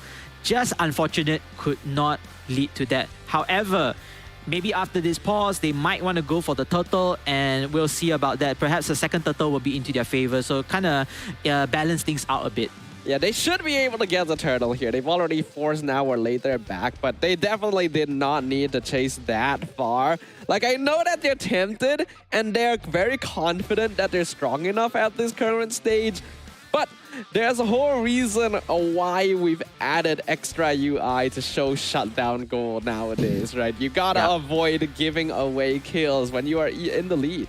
Yeah, and I just showed it to you just now as well, if not mistaken, that also uses her ultimate. Yep. Literally, they're pouring everything right there, which I feel, over-aggression could tend to be a little bit of a downfall as well, leading to downfall there. And, one of the reasons. Luckily, they only lost one hero from there, one player. Imagine if we lose 2. But that was technically their goal laner, the Leomore. He's not quite as important as their jungler. True. But he's still technically the gold lane. So, one of the last people you want to sacrifice. Oh, man. It's okay. I mean, again, mistakes tend to happen. It's whether or not can you learn from them and can you improve from the mistakes. There's nothing called a stupid or a silly move. I don't believe in that, actually, to be honest. Because everything we do, there must be a purpose. And if it doesn't be, is not executed well, it's okay. Just learn it from there. Just learn from your mistakes. Even though how impactful is that kill, but judging from the entirety of the game, the length of the game, Miracle Gaming, they still have an upper advantage from there. They still have map control. And yes, even though they lose that Leo mod, it's okay. Go back to the drawing board, try to avoid that type of casualty once again. And looking forward, but perhaps after this technical pause, team now or later, they might have a little bit of advantage. They got 5 people, right? They still have 5 people against 4, so maybe they want to go back to the base quickly and then quickly hit to the turtle for the taking. I would not be surprised if that is what they decided to go for here. Considering the current stage of the game, though, although Miracle Gaming will still have that slight lead, now or later are definitely holding their own pretty well. I think they're responding to the aggression coming in from their opponents and appropriately punishing them for overextending. So I hope that both these teams are going to be just a little bit more disciplined right after this. So it seems like you were quite interested with the ED pick because of the latest item revamp, which is the Thunder Belt, correct me if I'm wrong. Yes. How about the Odette? The Odette, I mean, she just technically got an indirect buff through Winter Crown. Like, that's about it. I could see her working pretty well with the Wishing Lantern too, but her build is going to be very largely similar to before. A lot of mages just indirectly got buffs this patch as well because of the combination of Necklace of Durance into Glowing Wand. Yep. In the past, there were definitely certain heroes that may have had to pick one or the other, but now it's a lot easier to just grab them both because they are one item. Yep. Grab one item as well, and then cutting down to open up another slot for another item. Perhaps they might want to extend their magic damage, so they might go for a magic type of item. If not, they want sustainability, they can go a little bit for the defense item in place. But it opens things a lot up, and like you always say that heroes tend to get more sustainable. They don't die that fast. And even if the heroes that play through the sustainability meta, they might go for the life steal or spell vamps in hand. So having all these new items is to counter that type of approach and opening more heroes into the lineup rather than the usual heroes. And I think this is what makes Mobile Legends great, because Mobile Legends Bang Bang has been a game that is always evolving. Yes, we still have the old heroes, the OG heroes in place, but suddenly you get to see Moskov. Like, that is a season 1 type of hero, and eventually going into MPL because of the previous update. And now we get to see more heroes coming out as well. I'm looking forward to see maybe perhaps Zas. We'll talk about that, his change. Yes. Right? And and all this, another type of hero that we want to see. So it takes a little bit more creativity and a little bit more guts, the balls of steel to play them, because these are the type of heroes that are out of the meta. But whether or not is this the platform or is this the right time to actually use these heroes, we have to wait and see. As much as I would like to see some of these more unique heroes in the meta right now, it can be very risky to bring them out, considering, these players are playing for pride, they're playing for the prize pool, playing for that, for the ambition of reaching the top and becoming the champion. And you wouldn't want to end up losing the chance to achieve that just because you decided, oh, I want to play this more interesting hero choice. Agree. Maybe could be a pocket pick as well if, all cards are already shown up. But speaking of which, we're going to go back into game, ladies and gentlemen. It seems like the turtle already has been taken, so I assume this is going to be in the favor of Team Miracle Gaming. We missed out that part of the game, but again, I would assume, yeah. But the goal is actually not much of a difference here. Yeah, that is the thing. Now or later has been doing a good job of playing it safe and making sure they don't give up too much advantage to Miracle. And that's actually not too good for them overall. Super Susu gonna find out Fredrin and Fermis. Pops the portal down. We see Hashiteru and Dora come straight through and pick off the Fredrin, who unfortunately has to be abandoned. Wow, Fredrin just got ganked so badly there. Couldn't even run away, just got the crowd control, just got stunned, slowed, whatever it is. They're just putting all of their rage onto this Fredrin, because maybe perhaps they were chasing that Fredrin earlier on, but couldn't do so. Yeah. FFM, meanwhile, they are able to get one kill from here. So now or later, that is a trade-off from the side of Miracle Gaming. Yeah, they did manage to catch out Hashiteru, who unfortunately was not minding his positioning. He completely forgot to keep track of gear. In the meantime, though, RL19 gonna get his Firaga armor dropped down straight away. No immortality just yet, which means it's gonna be an easy kill going to Super Susu. And that amount of CC again, we just talked about it. The Lapu Lapu, the chip just going and just stunning down the opponents. Even the Firaga armor, there's not even an opportunity to use the ultimate as well. So just unfortunate from the side of Xbox, aka Now or Later. A flicker over the wall by Super Susu just to make sure he's not caught by 3 members of Now or Later. Keeping himself alive gonna be important considering that Chip can be very active across the map, but he can't do that if he's dead. Yep, get to stay alive. That is rule number 1 right there. And speaking of which, the turtle has already responded, and yeah, alive it is, but it's for the taking between these two teams. Both teams are already setting up right here, but then, oh, it looks like Super Susu in the brush, but he's able to survive long enough to get that portal out and call all the members of Miracle Gaming. RL19 comes from the flank, not able to burn anyone down, and NetherRealm has already been used. Hashiteru gets pulled over the wall, so he has to flicker back over to make sure that he's not picked off here. Turtle, though, is still in contest. Final contest right here. It seems like they will reset the turtle, so now or later. Swansong comes out, catches FMM at the edge, and a flicker forward with the raging slash from Lord Zbrans catches out one more. That's gonna be a double kill for the Lapu Lapu. We see Super Susu get dragged into the tower, but now Domsky's on top of Damn Deck on the Fredrin, and he will fall. 4 members of Now or Later taken out. Wow, what a play coming in from Miracle Gaming. They spotted out the weakness because they thought that Now or Later is trying to go for the turtle, but they eventually managed to reset the turtle. Because all the resources, all the skills are on cooldown already. That's when Miracle Gaming says, go, go, go. Take down 4 members, including the turtle for themselves, including one of the tier 2 turrets at the top. We see here, this is going to be a 1v3, 2v3, 2v4 situation, but the portal has come out, so Miracle Gaming can rejoin the fight. Swansong going to be zoning out Now or Later, but Super Susu has fallen too. That's 2 deaths for nothing.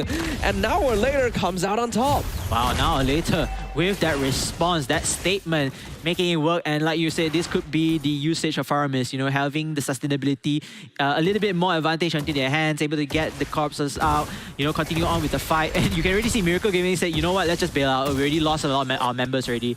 Too much casualties to even respond to right there. But it's okay, Now or Later, they still have that glimmer of hope for the fighting chance. Yeah, I feel like Lord Z-Rank should have just committed to trying to escape with his abilities instead of trying to fight. Because I don't think that was really the most worth it. We have an instant replay here of what happened very early on, that first blood, and the sequence of events here, especially here in the mid lane, a nice catch, but not quite enough to follow up with kills. Yep, indeed. And again, I want to remind everybody, this whole tournament is powered by Galaxy S24 Ultra. Victory can be yours with the new Samsung Galaxy S24 Ultra. Make sure you guys check out that phone. It's going to be a great gaming partner and just generally a companion for daily use. Phantom Steed comes out in the mid lane. Lord going to actually be taken out very quickly in the bottom lane. FMM has quite a lot of damage built in right now. This Claude actually farming pretty safely for most of the game. So Miracle Gaming, their timer is starting to close a little bit. Yeah, I think they managed to get the Lord when the turtle responds to the Lord. I believe so. That could be one of the reasons they got that. But that Lord was very basic. Nonetheless, however, able to create the split push advantage and manage to get another turret out of it. It seems like Team Now or Later, they are going to hold on to defensive positions, but they still have enough breathing space to get into their jungles to get those buffs.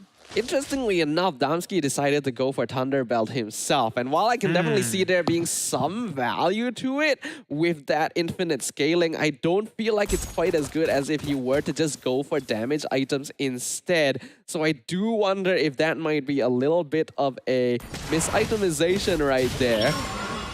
Wonder which item he should go for in this case of scenario. Blades of Despair, perhaps? Like we were seeing a lot of people going for the Windtalker crit build with like Berserkers and Malefic Roar and so on. This is a slightly different style. Like Roger as a hero has a lot of flexibility in his item build path. We've already seen different types. But Super Susu was waiting in the bush for the ambush, sets up the portal, jumps forward. Miracle Gaming trying to chase down Fredrin, but he gets pulled back. NetherRealm gonna save him. Last Insanity comes out doing a lot of damage with the Swan Song. Gonna be dishing out a lot of DPS in return as Blazing Duet comes out. Unfortunately, FMM is the only one left standing, and Miracle Gaming just steamroll their opponents to death. A double kill. You're going to see Damsky finally fall, but it's 3 members versus 1. Bougie is not going to be able to do anything as he's crushed by the blade of Lord Zeebranks and leaves his remaining members open to take the crystal, and a clean sweep for Miracle Gaming.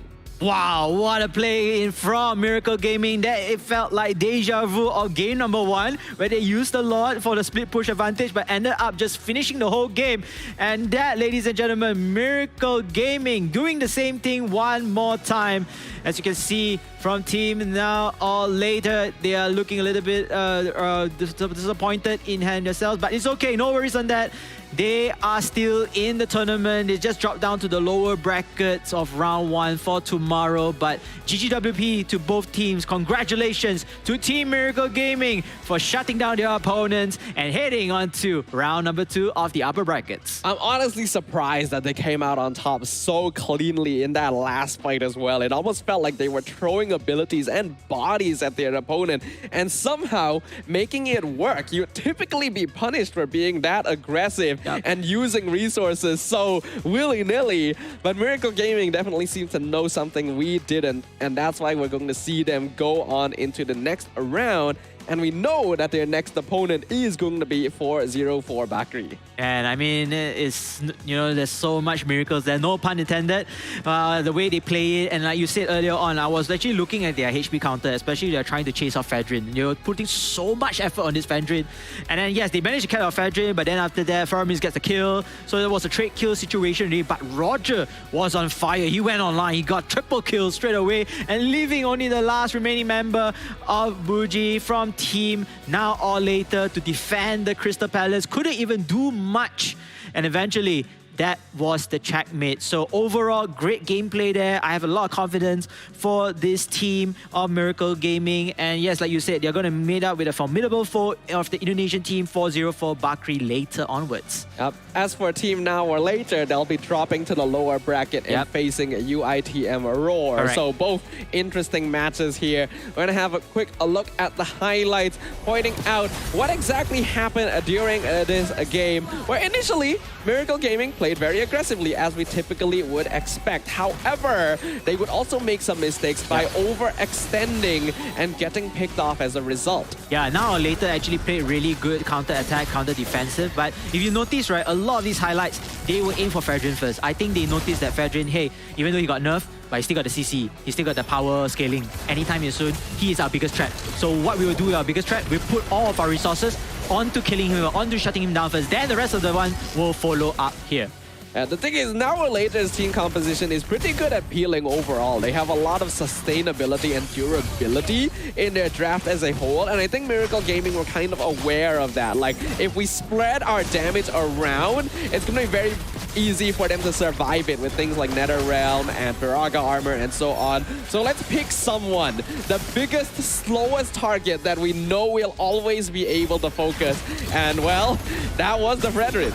Yep, and the Fedrin, and following up like that game here, it was just a trade of skills, trade of damage, but eventually Miracle Gaming came up on top and able to take down so many members here. Damsky, he has been playing phenomenal all this while in this series, and I'm not surprised he might be the MVP for this game. Well, let's see whether or not he actually is. Nope. Once again, gonna go over the Super Susu on the chip. Man, wow. You gotta give this player these set-up sort of tanks. He clearly is very comfortable with opening up the map and knowing where he needs to be. Yeah, so the first game he was using Tigreal. This time around, he changed it up to chip. And even though his stats are not as great compared to the first game, but he still dishes out the assists. His setups were great. The roaming was great. I like the usage of the ultimate as well, just going through just to take out turtle pits instead. And look at that, ladies and gentlemen, not just one but two Samsung Galaxy S24 Ultras here. He's just smiling out here, and most importantly, his team definitely appreciates him for that win. He's clearly the man who sets the tempo for Miracle Gaming, and he knows it. So it's really nice that they've set up this kind of meta for themselves where they seem very comfortable with the core jungle double fighter side lane style. It's something that has been explored in MPL, but not so much. So very interesting for Miracle Gaming. You can see that Dora even ended up getting the in-game MVP. You may think, oh, it didn't feel like Odette did very much this game, but I think when we see the damage done, it's going to say a different story. Yeah, definitely a different type of vibe as well. The only thing I realized about the Odette was missing her ultimate right there, but it's okay. I think overall, she also played a very big part. Once Chip actually did the initiation, she comes in with the following out for damage. So, but overall, all the team members of Team Miracle Gaming performed really well. As for Team Now or Later, they do have glimmer of hope. I do see them, you know, having a great defensive play in hand, but it was just not enough to sustain, and eventually they just dropped down like flies one by one right here to the hands of Miracle Gaming. Again, all the best again for tomorrow. Hopefully they're able to use this time to actually learn, to practice, or maybe they just stay around to learn and watch their opponents play in order to make themselves better. But we're definitely seeing very interesting levels of gameplay here in the Samsung Galaxy Gaming Academy Campus Series, where many different styles, gameplays, and regions are clashing under a brand new patch and meta that no one has truly gotten the chance to explore the depths of just yet. So I hope that everyone watching here at the venue and at home are having a lot of fun. Yep, a lot of fun indeed, and we are looking forward for match number 3 later, which is Team UTP going up against Choco Babes. But I think before that, maybe perhaps we might have a break later on. But what do you say about this overall, these two games? Everything's okay so far? I think it's pretty good. I'm definitely happy seeing Miracle Gaming perform at this level. I do still think they could clean things up a little bit. As for other teams, we're seeing a lot of promise overall. Either way, before match 3, we're going to go on a short break to make sure our next 2 teams are ready. So, ladies and gentlemen, make sure you guys don't go anywhere. We'll be right back in just a few minutes.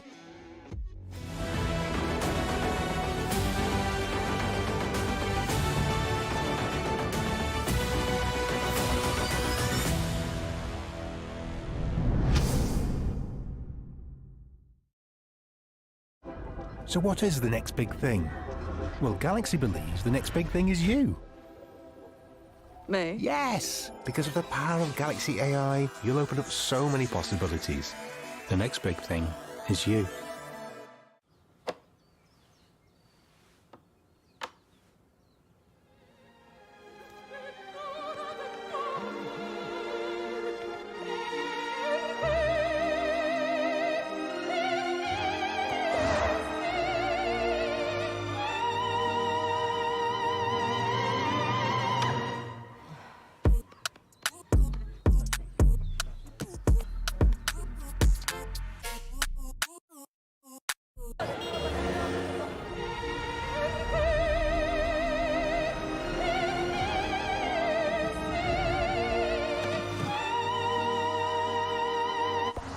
Hey, I'm at gate 6 wearing a gray shirt. ฉันอยู่ที่ประตู6สวมเสื้อสีเทา ได้ครับ เดี๋ยวผมไปรับอีก2 นาที I'll pick you up in 2 minutes.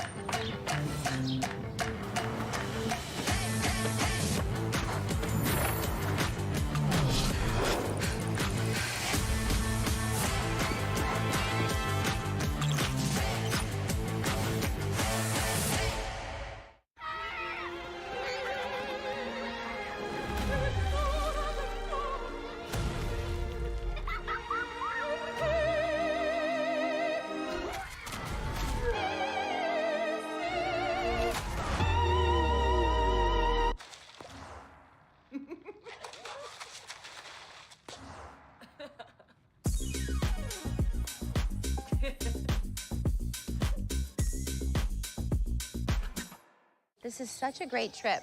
I would love to take us all to dinner tonight. Make the reservation. Chris, are you getting any of this? Dinner at Santino's, opera tonight, tour tomorrow, and check up on Shuggy. Oh, okay. You go, Chris.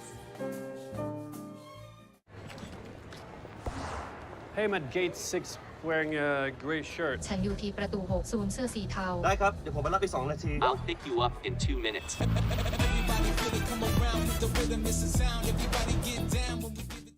Everyone's searching for the next big thing in technology. But the next big thing isn't this. Integration, encryption, quantum. And it's definitely not this. That's why I'm a trailblazer, a groundbreaker, a pioneer, and most of all, a disruptor. No. Galaxy believes the next big thing is you. Me?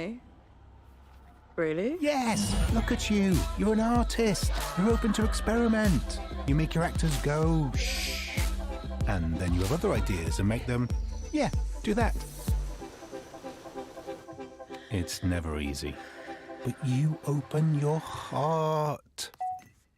Hi, I'm live. I have a play this weekend. Hi, do you like theatre? Sorry. You open conversations. You do this, you do that. You go... To be or not to be? You know that big thing I was talking about? Well, with Galaxy AI, you'll open even more possibilities. You'll open your imagination, open more ways to be, you know, creative, and open more ways to collaborate.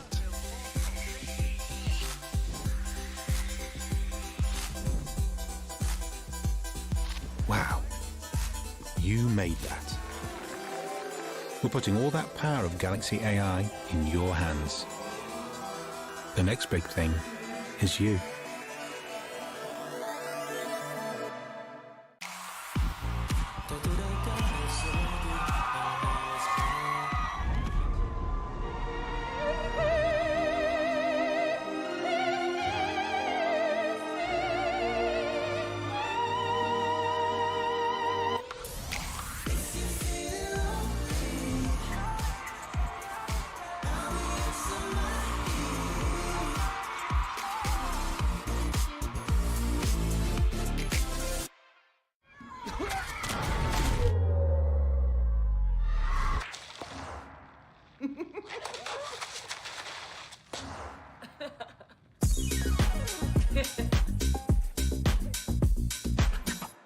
Dinner tonight. Make the reservation and get back to me about it. Chris, are you getting any of this?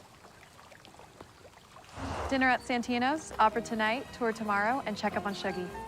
Oh, you go, Chris.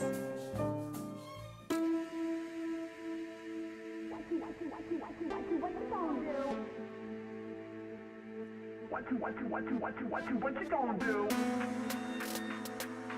What you gonna do? What you gonna do? What you gonna do? What you gonna do?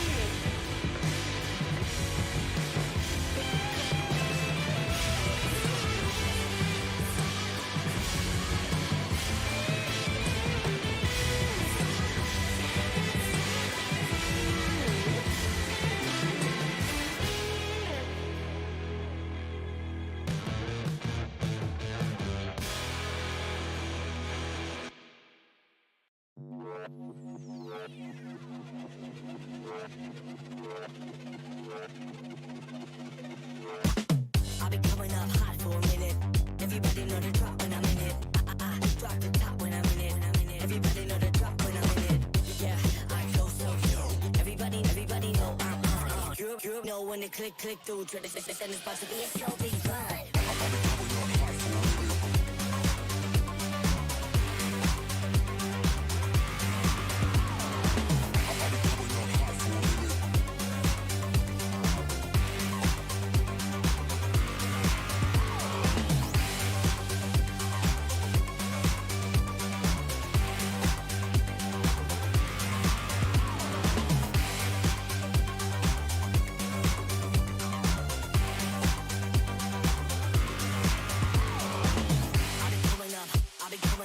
Everybody know the drop when I'm in it. Drop the top when I'm in it. Everybody drop when I'm in it. Yeah, I go so good. Everybody know I'm on. You know when it click through. Try to send this box to be a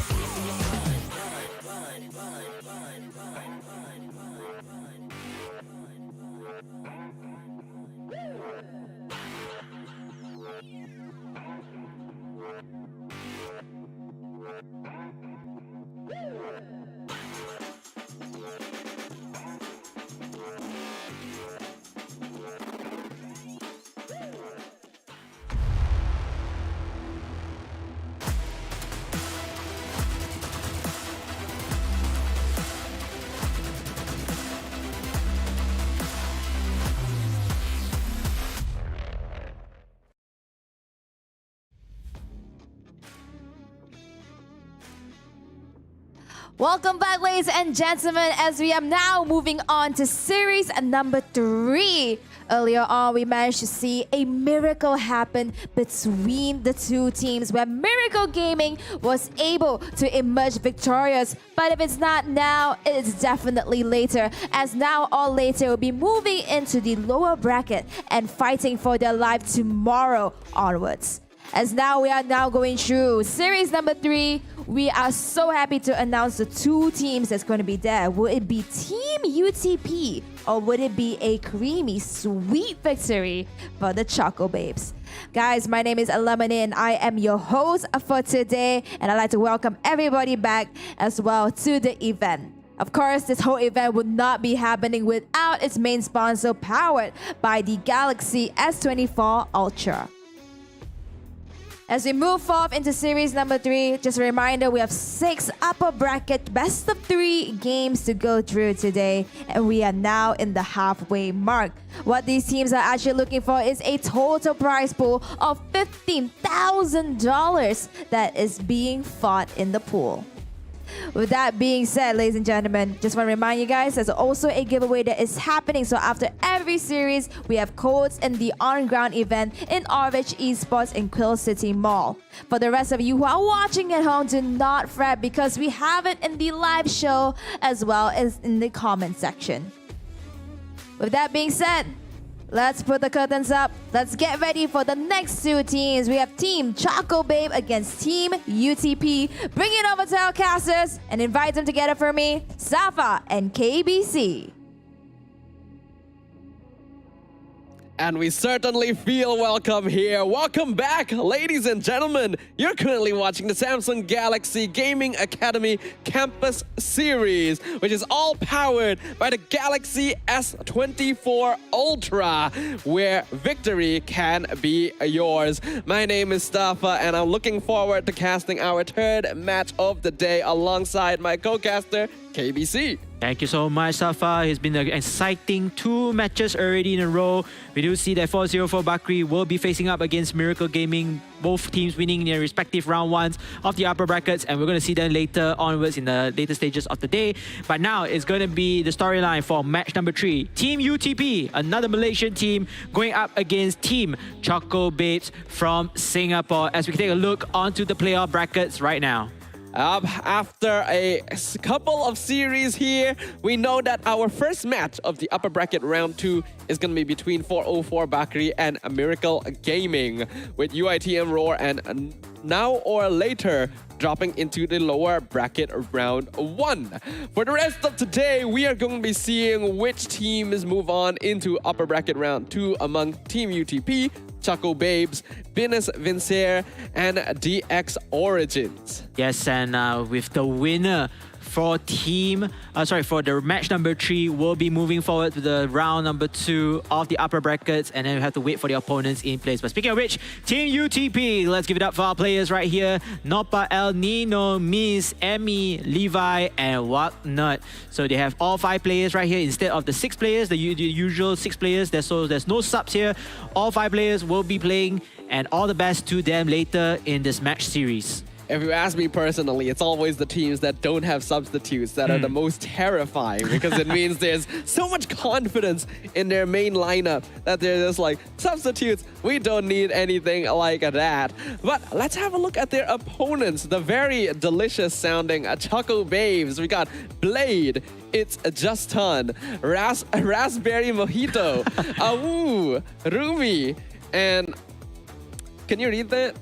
You see, I think I'm just gonna stick to you. I'm gonna make life easier. I'm not Maybe gonna try because I don't think I can do that. We can get our production team to brief us later, but you know what, Lep? Their names are very delicious, very unique. That's why you call us Choco Bits here. But again, they are not any other ordinary team. They actually do qualify from their open qualifiers and finals of their respective country, and now they are on stage to take out one of our Malaysian teams right here, is Team UTP. So all the best to these 2 teams. I would like to see something very similar to Miracle Gaming and Now or Later, because these 2 teams probably head-to-head, they are pretty well fought with one another. It's just that another team got an upper advantage in terms of the later stages of the game. So perhaps a little bit more closer, a bit more exciting, especially with the current meta in hand.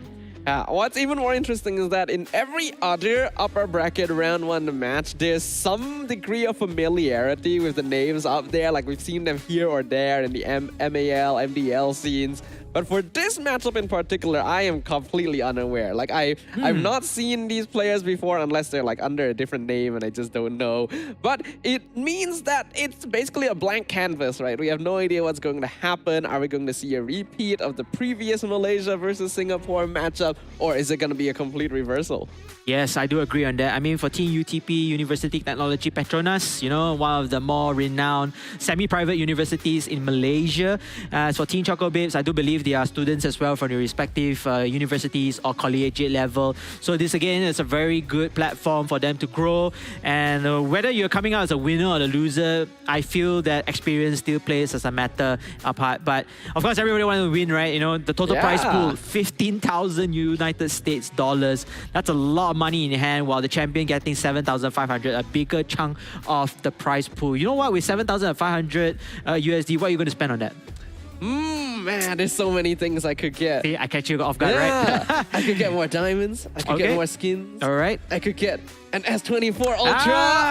Hey, I like that. I like that. Yeah, I was about to say that as well. So, you know what? This is a huge chunk pool of money, you know, giving to the players here. But again, it's not about just the money. It's about the honor. It's about the achievement, you know, being the, I would say, the very first, or at least the best team for the Galaxy Gaming Academy Campus Series Mobile Legends Bang Bang game title. And yeah, I'm looking forward to it for this round ahead. Hopefully we're able to see a closer match. Perhaps we could go to the game tree. Hopefully we can go see a game tree here to fight an overtime battle.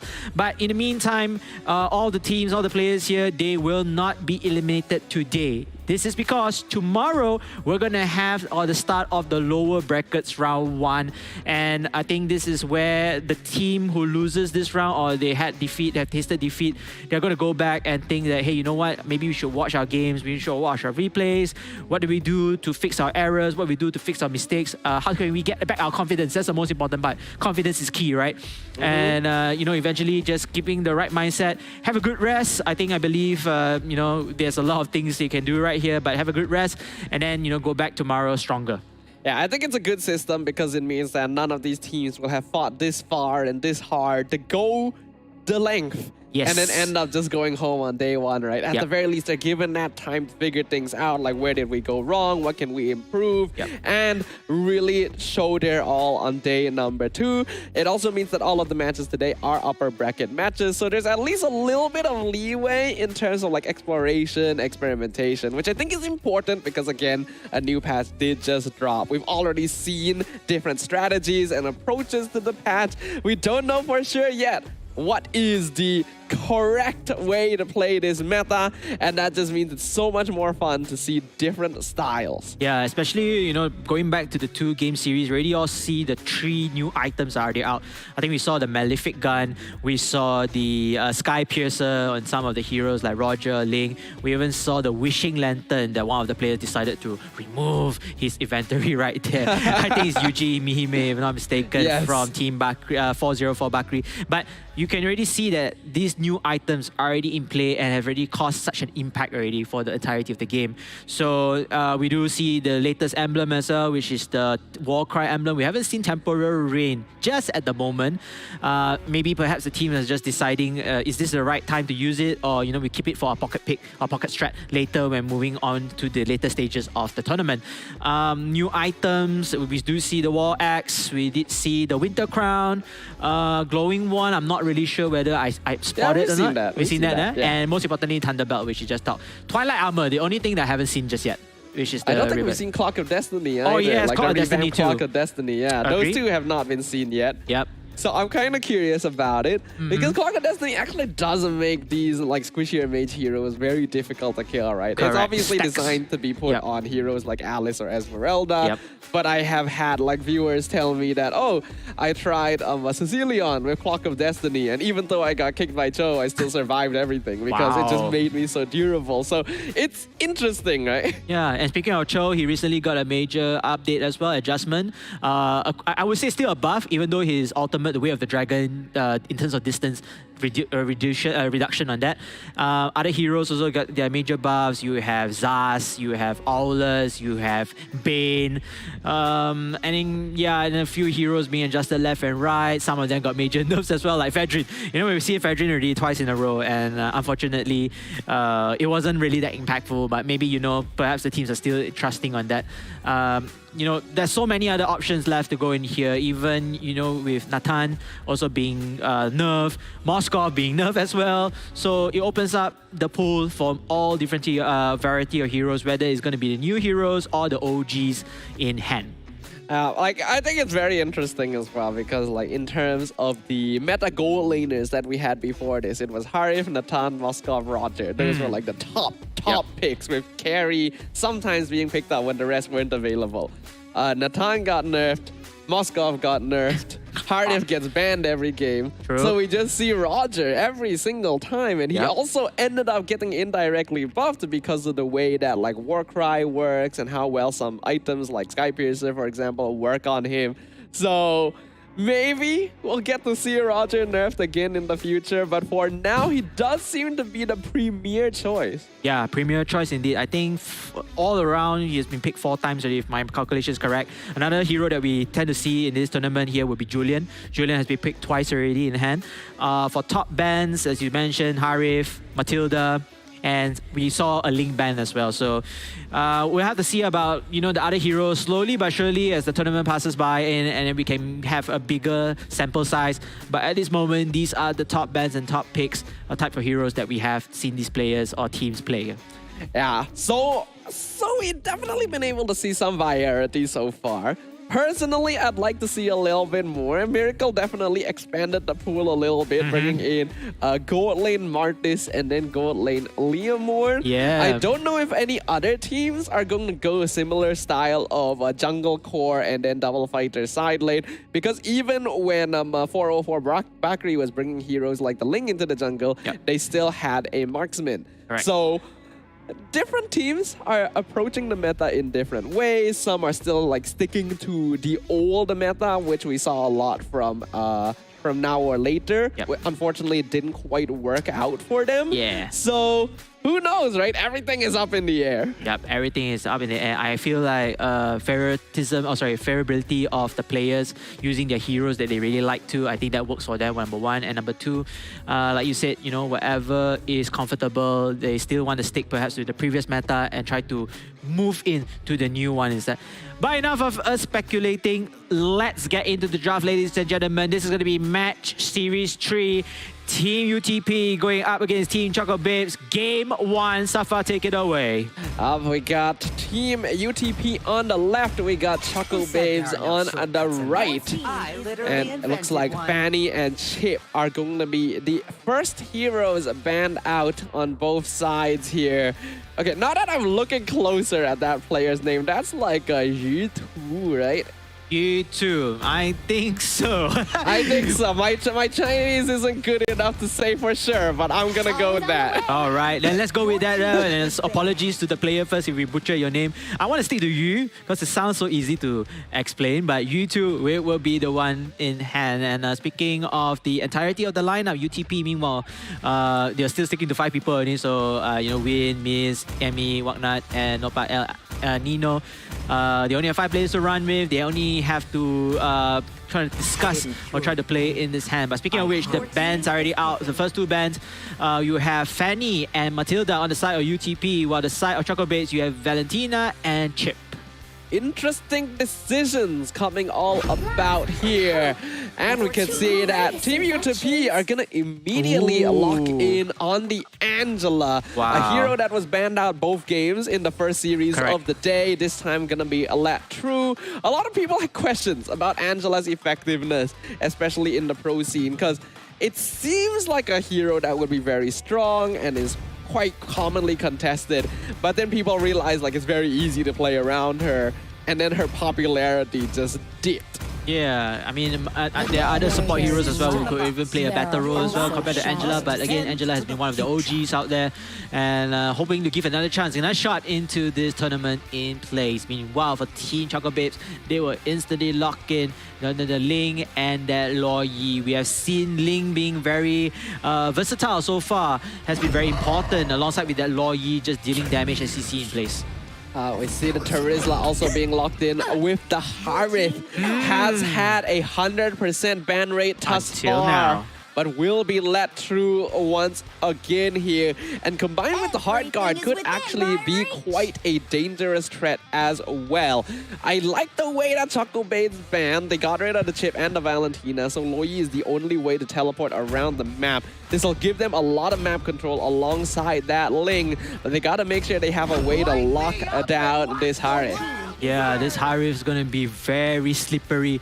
Nah, I mean, not as slippery as the Ling who can just jump across walls, but Harith is still very mobile, still can go in, kite a little bit of the opponent and go back for the damage dealing output. So I'm very interested to see if on the right hands, he is going to do a lot of damage with this particular hero. X-Bot meanwhile been selected already, and now Team Choco Babes will ban out Roger. So Roger, first time I think, got banned for this particular game series. I think it's a good idea here, getting rid of the possibility of having both Harith and Roger on the same lineup here, since Roger can be flexed into that jungle position, and it looks like Choco Babes just want to make sure that does not happen. I feel like since they do have first pick in the second phase, they could have still locked in the Roger for themselves since they made one a gold laner, but looks like they did not decide to go in that direction. What are they going to pick here? Most likely a marksman perhaps, or a tank. And it looks like it's going to be an Esmeralda. Very first one, I believe in here. So Esmeralda can play a little bit of roam, a little bit of tankiness. But most importantly, she's very versatile as well. If she wants to play off lane, so can go ahead. Now, Esmeralda is commonly considered as a counter to both Harith and Angela, but when you have them together, that is actually quite a lot to have to break through overall. It should still work out, but if we see the Dira being locked in here, Baxia also not a bad choice. Both solid counters to Esmeralda. Baxia going to be the final pick to cancel that healing. Yeah, and this is going to be one of those plays that, just want to counter, just want to make life difficult for the players to deal with in hand. Final one, it will possibly be a marksman. We still got Moskov out here. We still have Nathan. Oh, but wait a minute. It seems like the hover is going to be Minotaur, and looks like it's going to be an interesting selection if they want to go through there without any range heroes, except for Luo Yi, of course. Yeah, looks like Team Choco Babes is going to be sticking with a similar strategy to Miracle Gaming, the core jungle and then a double fighter side lane. So most likely it's going to be an Esme gold lane here to try and match up against the Harif. Honestly, not a bad 1v1. Yeah, not a bad 1v1, and I can see there's a lot of flexibility as well, despite not having their marksmen in place. So in this type of scenario, they're going to depend onto the assassins, their fighters, to deal the most damage and try to finish this game as soon as possible. But for me, I think I like Choco Babes one lineup. I think that's still the better lineup in the fray. They are trying to take the risk out of it. So I'm going to give them my vote for this particular game. Interesting, interesting. I personally am a little more leaning towards Team UTP's lineup, but we'll see whether that is the case. We're jumping back into the land of Dawn right here. Team UTP on the blue side, Choco Babes on the red side. And we are now going to be witnessing which of these teams will be the third to move on to the upper bracket round 2. Yes, indeed. And of course, a big shout out to all the players out here. Team UTP, again, will have Nova El Nino, Win, Whatnot, Emmy, and Miss. Meanwhile, on the side of Choco Babes, they have you too, as you mentioned earlier. Rumi is just turned, Blade, and Raspberry Mojito. I personally think that it's great that Blade is playing Ling, because now whenever I say Tempest of Blades, it's actually correct. It rhymes, man. No, it's like grammatically correct, because it's like Blades Tempest, so it's Tempest of Blades. Nice. I want to see that wordplay coming soon. But nonetheless, however, middle lane, it will be contested as always. Middle will have the minions out first. They want to get the most experience out of it. A little bit of a harassment onto that Minotaur, but he will survive eventually. Yeah, but we can definitely see that Noppa and Emmy were able to get a nice taste of Raspberry Mojito there in the mid lane, doing a good amount of poke damage in the early stages. Team UTP especially need to make things happen earlier on in the game, because with Abaxia, Angela, and Harif, they should be making things happen around the map as compared to Choco Babes. Same time as well, gold is also not much of a difference. Just trying to get the level 4 as you mentioned earlier, and with the turtle spawning on the top side, it will be very crucial for teams to take positions, to take upper advantage in terms of how much map control they have here. And without any wasting amount of time, the first turtle will spawn right now. This will be the teams going, this is the teams calling to get the first capture of the turtle. We already see both junglers going to be hovering around that turtle pit. The Miz and Blade in position. And Rainyang reaction going to be doing some damage to Waknut on the Terizla. But Choco Babes are actually backing this off just a little bit. Turtle going to get reset, but Emmy finds the rough waves point blank. And now the penalty zone catches two. It's Justan and Rumi going to be forced to get out of that situation. Yinyang reaction drops Emmy low, but he's able to dash out. And the first turtle goes to Team UTP. Wow, UTP able to reset that turtle, but still give them the momentum to push out Choco Babes and caught them off guard. The first blood goes to them and the turtle as well. Definitely a strategic play coming in from the side of the Malaysian team.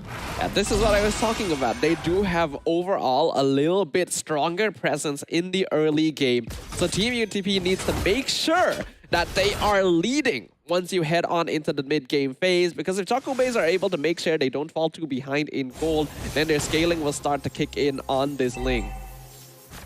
Speaking of which, everybody already hit level 4. All of them should have their ultimates unlocked.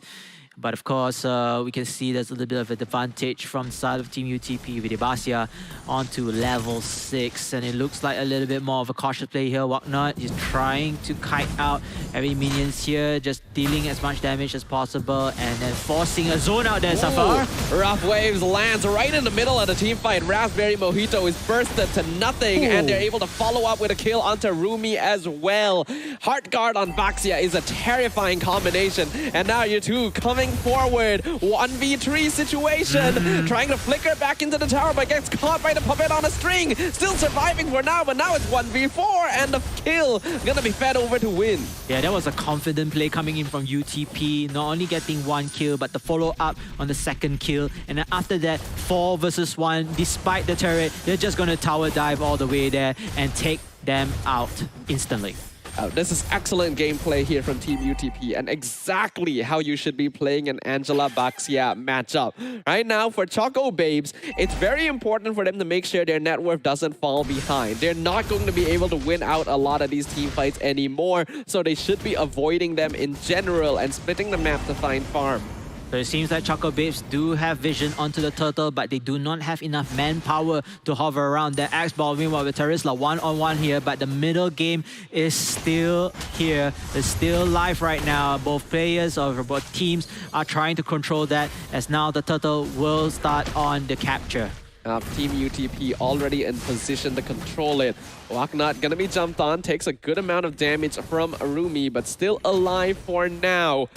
You can see that El Nino already left on the bottom side. Blade, they found him! Again, Emmy, beautiful positioning with the rough wave. They find the double kill on the cow as well, and Rumi is just caught as collateral in the back line. Can I say the combination of Miss Basia and of course El Nino's Angela just caused so much chaos right there. And now Justin hiding behind the turret, but it's not going to save his dear life, as Harif in the hands of Win will be able to take the kill and confirm it. This is spiraling out of control very quickly here. It's only 5.5 minutes in. Team UTP is 8 kills to 0 on the side of Choco Babes. And I already mentioned, Choco Babes has a more late game lineup. They are going to be weaker early on, but they cannot afford to be this behind. Yeah, even though you scale in the late game and then you don't have an upper advantage, you still need to continue on with your farms. You need to continue on grinding for the gold, the items, and try to stay as as possible, stay in line as possible in place. But unfortunately, just get caught off guard here. Win takes down another turret. Oh no, Blade. He's jumped too far. He thought he could do some damage, but he's gone. And now Rumi will also pay the price. A double kill for the Kadita. The Midwind Fury missed completely, and Win gets a free kill off of that. The Angela Baxia combo just zoning the backline, even dodging away from the falling star moon. Choco Babes, they're being played around in circles. And you already mentioned earlier on the first draft, right? And wait a minute, it seems like they're going to continue on this skirmish again. They're just diving the backline. The remaining survivors are gone. Emmy with another double kill. 8-0 on this Kadita. I mean, I don't want to be mean, but Choco Babes looking like a buffet right now. Just giving Team UTP the hunger and food that they are giving out here. But then going back to what we just said in the first draft, you did mention that, having Angela, it's a mixed reaction between the community, right? And judging from the gameplay right now, I think Angela pairs really perfectly with Basia. Basia's initiation comes into play. Angela giving that protection, the spells, and the resistance that he needs. And then they just initiate it all the way. Look at this Angela. 0 kills, 0 deaths, but 10 assists. Yeah, this is an ideal situation. A lot of pro teams have realized the way you play around Angela is just by picking a stronger early game draft. Because if Angela doesn't make things happen in the first couple of minutes, her relevance drops off quite notably, especially if she's paired with a Baxia as well. Unfortunately, Choco Babes did not do that. Their lineup is honestly a little bit weak early on, is played more towards mid to late game, and that's the problem. Team UTP are taking advantage of that. No. They've taken a tier 2. They've taken It's Just Han as well. Mega kill for the Hari. Oh, this is looking very, very great. Even though Ling is doing his very best to kind of backdoor a little bit here, try to get as much goal or get as much awareness or map control in place, but then it seems like it's not going to be enough. The value of Angela as well is that you can allow her to defend the base on her own, and anytime she needs to join a fight, she just pops the hard guard and she can be there. Yep. With the AoE attacks, making sure that she can crowd control. It's more like clearing off the minion waves in place, and then in the return, when she is needed, like you said, you can just use the ultimate all the way to hard guard, and then to any of the players that is needing the support. But most likely in this case will be Basia, because Basia is the one who's going to initiate attacks. Oh, things are looking very bad right now. 14-0 kill score. Nearly 10,000 gold lead in favor of Team UTP, and they're still playing it safe and respectful as well, not trying to force the issue. Just slowly removing structures from Choco Babe's side of the map. Choco Babes right now can only depend on a very good defensive comeback if they're able to catch one of the more important heroes in place for Team UTP off guard.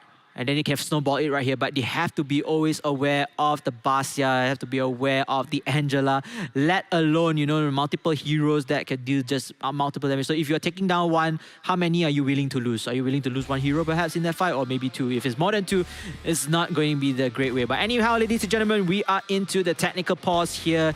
As always, make sure to check your screen or check the comment section right now for the airdrops, because I do believe we have some giveaways. What are the giveaways right there, Safa? It's very simple. They're codes for MLBB diamonds, and I'm sure all of us MLBB players love our diamonds.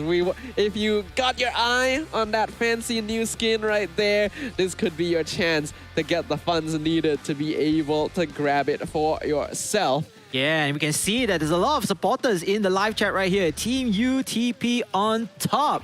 A lot of love also for Emmy, who is running the Katita. We have seen double kills, godlike kills instead. So big shout out to all the fans out there for showing love to your respective teams. You want to show love to Choco Babes as well, please let me know. Any of the Singaporeans or your friends, family members, let me know down in the comment section. We will read it out to you. So thank you so much to all our fans and our viewers. If you haven't tuned in just yet, welcome to the Samsung Galaxy Gaming Academy Campus Series. Mobile Legends Bang Bang. Yep. And then, of course, all of this is powered by the Galaxy S24 Ultra, a gaming companion that once you have, you'll realize you could have never lived without. The best tool for securing victory, and lots of love right now from our players. Hey, UTP right there. I like the Petronas logo over there as well from one of the players here. You should wear the jacket as well, showing a little bit of variance. And of course, for Team Choco Babes, they're not out of the woods yet. They are still very, they have to pick it up. They have to pick up the slack in here. And I'm just hoping that they are able to solve this issue as soon as possible. If it's not this game, then the next one, the second match. I think the second match, they have to pick it up in here. Maybe again, like you said, game one is always just testing out the waters, just experimenting. Perhaps, they're still not awake yet. They're still in a little bit of a mini slumber. So perhaps, game one would be the wake-up call for them.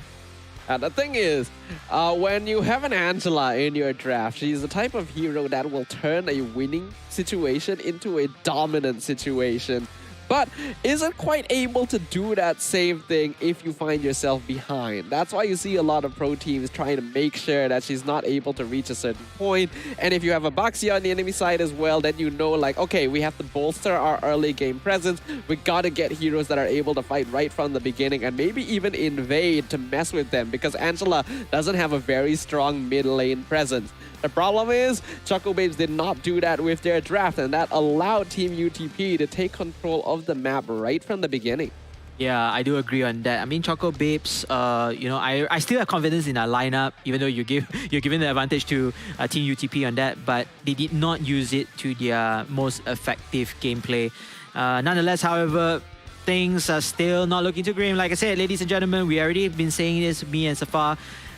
Today, no teams will be eliminated, all right? Today, there will be no teams eliminated. They still have another shot for tomorrow. The losing team will be in the lower brackets and another best of 3 in place. And speaking of which, we got a shout out from Singapore here. Yeah, we do actually have a fan shouting out the Choco Babes right here. We actually have a lot of supporters in the chat right now. A lot of friends and family, I would assume, showing some support to these very young talents up on that stage. After all, they are all representing their respective universities. So there's a lot of pride on the line. Yeah, there's a lot of pride on the line. Of course, for those who don't know, they are fighting for a total prize pool of 15,000 ringgit, USD. I was talking about ringgit Malaysia, so if it lets me convert, understandable, but it's so much more if you convert to ringgit Malaysia. Yeah, come to think about it, that's a lot of money in hand. And okay, thank you so much for the information. Maybe you want to share it during this technical break? Yeah, we actually have gotten a list of exactly what universities each of these teams are representing right here. Miracle Gaming gonna be representing the College Islam Antarang Bangsa, aka the International Islamic College. Meanwhile, we have, hold on, I'm having a look. Where is... Oh, we don't quite have Choco Babes just yet. It's okay, no worry. We'll find out about that as we get into game right here, Safa. It looks like the team of Choco Babes, they are holding on to their dear lives right now as the lot is for the taking on the side of Team UTP. Mrs. Miswal is going to initiate this fight, and it looks like there's not much of map control for the side of Team Choco Babes, so they might be, conceding this lot into the hands of Team UTP. Team UTP having complete control over the map. The Lord is free. They have a 10k net worth lead. 0 kills on the side of Choco Babes. It is not a good situation. Yo, I just realized you just mentioned 0 kills and I was like, whoa, 14-0 here. This is not looking too good. But again, they have to defend. They have to defend. They have to start something here. It's not over yet till it's over. And, to all the viewers out there, make sure to show your love to these two teams. If you're from Singapore, show some love to Team Choco Babes. Of course, if you're from Malaysia, say Jom Sokong, your team right here, which is Team UTP. Yeah, well, Choco Babes do have some degree of defensive capability here because Minwan Fury is very good at counter-engaging. Then you have Last Insanity and the Yin Yang reaction, so there's at least a way to maybe clear out minion waves, but if Team UTP just decide to dive them, then it's difficult for them to respond. Yeah, and we've already seen a lot of teams who are very aggressive. They just dive into the turret. Speaking of turret, Speaking of, the two-man Petrify, Ruby is just gone. Emmy once again doing their job, and Raspberry Mojito gonna be the next one to fall. A beautiful jump into the backline, catches out 2 without penalty zone. Triple kill for a win. The mid inhibitor has fallen. It's just Han is the only survivor, but there's nothing he can do against the combined might of Team UTP as they break down the crystal and emerge the winners of game number 1. Turret diving and ending the game. Team UTP takes game 1, powered by Galaxy S24 Ultra. The victory can be yours, just like them with the new Samsung Galaxy S24 Ultra. Ooh, really impressive performance coming in here from Team UTP. Really taking advantage of the strengths of their lineup and understanding exactly how they need to punish their opponents for not properly counter-drafting them. Yeah, I think I think that's why you give the advantage to Team UTP, because you notice that the drafting or the hero choices is actually to counter the heroes from Team Choco Babes, right? I think that is one of the reasons why you selected them in here. But most importantly, after we have seen the gameplay, the mechanical plays, the positioning, the confidence to just go in and dive, tower dive, and get as many kills as they want, just snowball all the way to the fact, and he ended the game instantly. I don't think they even get a kill from Choco Babe's side. I don't think so. No. Yeah, correct. It was a full, clean, the wipe out, whatever it is. And yeah, shout out to Team UTP for such a dominating performance. As for Team Choco Babes, it's still not over yet. You still have game 2. Let's hope that you can pick up the slack from that game 1 and force overtime in order to go to game 3. Unfortunately, there really is a lot to work on here. Like, we've seen a good number of one-sided games so far this tournament, but I think this was one of the most obvious overall, just from looking at the kill score itself. So there's a lot of work to have to do. The draft needed a little bit more consideration. The execution needed a little bit more finesse. As we can see in the highlights here, right from the beginning, Team UTP were controlling neutral objective fights. And I think Emmy definitely stood out as a player this game. Yeah, Emmy was timing the ultimates really well, know when to go in place. Of course, we have to give credits to Miss and El Nino for their Basia X Angela combo wombo duo. But then again, it's all about the kills. Emmy just stacking up kills, just getting up the core items as much as possible and punishing Choco Babes, because as you mentioned again, Choco Babes, they want to play for the late game. But how can you have a sustainable late game when you can't even defend or maintain your early and middle presence? Yeah, that's the thing, right? That's why when you have a team composition like this, you gotta make sure that you have some kind of scaling graph, that there's at least someone on your team that's going to be effective at all stages of the game. Honestly, Team UTP, they didn't exactly hit this balance as well. Their composition is a little bit weaker than Choco Babes once you get into the late stages of the game. But they recognized that and basically made sure that would never happen.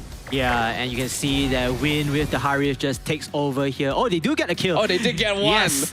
That is something I want to see. But anyhow, ladies and gentlemen, your MVP is none other than Emmy here. 9 kills, 0 deaths, 4 assists with a 72% team fight participation. We see his first item as well was that new item, the Sky Piercer. I do think that while Sky Piercer as an item is very powerful on almost any hero that will deal a lot of damage, it is the most effective on heroes that are known to be able to one-shot. The Kaditas, the Eudoras, the Sabers, because they already come with a lot of built-in damage right from the beginning, and they're able to stack up the item very effectively. Yeah, and look at him just flaunting, just taunting here with the new S24 Ultra, Samsung Galaxy S24 Ultra. Right here, and the scoreboard comes into play. And then going back to what you just said, yeah, burst heroes, right? Burst damage heroes. I think those are very crucial. So no wonder when we see the Kadita play using the ultimate, it was very instant. It was just a wipe out, a melted down situation for the opponents. Did not have a chance to even escape from the battlefield. Angela also gets an indirect buff with the combination of Necklace and Glowing Wand. In the past, Angela always had to go for Necklace. Like, going for Glowing was just a bit too greedy on them, because after that, they'd have to build more utility items like the Flask, for example. But now, the items have been combined together, so you get the best of both worlds for a lot cheaper cost, and it does combine well with a hero like the Baxia to just invade the enemy and run them down. Yep, and wow, this is just unfortunate for Team Choco Babes. At least 4 members have 0% participation. I mean, you can't do much, right, when you are just down that badly. You just got beaten down that lead in hand. But it's okay. Again, this is still not the end of the game. They are going to go into game 2. They're going to try to fix things up a bit, especially with the latest patch, the latest adjustments in hand. I really want to see them, you know, why not go with something a bit more for the pocket pick, out of the pocket picks here, you know, just try out something different. Perhaps just, you know, experiment things up. But we are always telling them, you know, to try to force the game, try to force the game tree. But in this case scenario, what would you do if you already think that, okay, my opponent is a little bit too much to bear? Are we still going to try to use our comfortable picks, but we try to save it for the next round?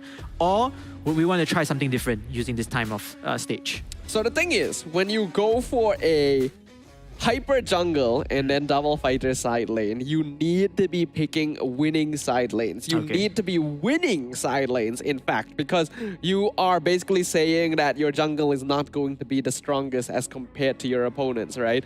So the thing is, Xborg and Esmeralda, while on paper, can actually hold up pretty well against Terizla and even outright win against the Harif. They don't have a lot of direct pressure in that early game. They're not able to set up kills. They're not able to chase away the enemy unless they're like really ahead. And that allows for the Baxia to just roll right past them, roll right into them with the Heart Guard and everything. And when you don't have the tools to take down the Baxia already, how are you even going to consider getting through to the rest of his team? Yep, so I mean, the long story short is, if you're going to play the comfortable setup, which is what they are doing right now, try to win the lanes, you know, just that's the most key objective, you know, win the lanes and then get your core items before you can start to try to join the team fight. But from the things that I'm looking at right now, Team UTP, they're controlling the tempo. Yes. They're bringing the fight to them, not the other way around. Yeah, so the flaw with Choco Babes is, and what I think they need to address going into game number 2 is, go for a draft that makes it easier for you to play around early game aggression, since you already know your enemy team wants to play quite aggressively early on. And if you don't feel like you're capable of doing that, instead, identify weaknesses in your opponent's lineup and then hard focus on that. What they really needed to do was take advantage of the fact that their mid lane is going to be stronger. They have a Loyi versus an Angela. They are 100% winning mid lane control almost all the time. Use that. Create some pressure through that mid lane control to gank other side lanes, allow those to win out, then use that space to give more time for your lane to farm. Like, that should be the logical sequence of steps. Yeah, I agree on that as well. You know, having the mid lane control already, you can open up the side lanes, because, you know, definitely the side heroes are going to try to rotate to where they need to defend their turrets, right? So giving more options as well. So it's more like a snowball effect, like you mentioned. So let's hope they take your advices right over there. As again, game Game 2 is coming up anytime soon, and we're looking forward to see what they have in mind. Again, ladies and gentlemen, you are now watching the Samsung Galaxy Gaming Academy Campus Series, Mobile Legends, Bang Bang, and the teams right now, we are currently in Match 3 series, where Team UTP is up 1-0 against Team Choco Babes in this best of 3 rounds. So if, let's say, Team UTP were to win this round, they will head into the upper brackets round 2, waiting for their opponents, either Venus, Vincere, or DX Origins. Yep, and that would mean that Choco Babes would fall into the lower bracket. And we've already emphasized multiple times that these teams want to avoid dropping into the lower bracket. It just makes the journey to the grand finals more difficult, more pressure, because you only have that one life remaining. So Choco Babes needs to pull it back together. I think they're a team that has potential. They, after all, went through an entire online qualifiers to get to this stage. So we gotta show them some support, right? Yep. I'm sure that they've got friends and fans down here in the chat. Make sure you guys shout them out as well. Yeah, shout them out, make sure to like, make sure to share, make sure to let us know in the comment section also which type of players you're actually supporting, so we can do the shout out as well on our stream here, or at least in the tournament section. But in the meantime, like you said earlier, yes, you're gonna play more games in the lower bracket final, the lower bracket tier. In fact, I think extra 2 games, because you need to go through the lower bracket finals, then you only can go up to the grand finals instead. So again, for today's whole schedule, we're going to finish up the upper bracket rounds, round 1 and round 2.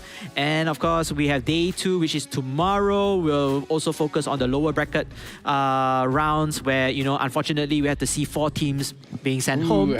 Yep. And tomorrow of course, is going to be terrifying. It is actually a bloodbath happening tomorrow, as teams are just eliminated from the competition left and right. Luckily for those teams, they have at least the rest of today to think and consider about what they need to improve and change before they come in for the games tomorrow. Yep. And of course, that way we also day 2 as well. We'll also be seeing the upper bracket finals, wherever the winner goes straight into the grand finals for day 3. So of course, the remaining games will be in day 3 as well. But anyhow, ladies and gentlemen, that's all for the info that we have here. We're going to go into game number 2 between Team UTP versus Choco Babes. And the teams have switched sides as per usual. Choco Babe now going to be drafting on the blue side, Team UTP on the red. And we can see that the moment that Team UTP are on the red side, they themselves decide to ban the Angela. So it looks like this is a hero they prioritize quite a lot. Yeah, I feel like the Angela, they are not going to give the Angela towards the opponents and around. So you said, you know what? We already shown what we can do, great things with this Angela. Let's just ban, and then we'll focus onto the other heroes that we have in line.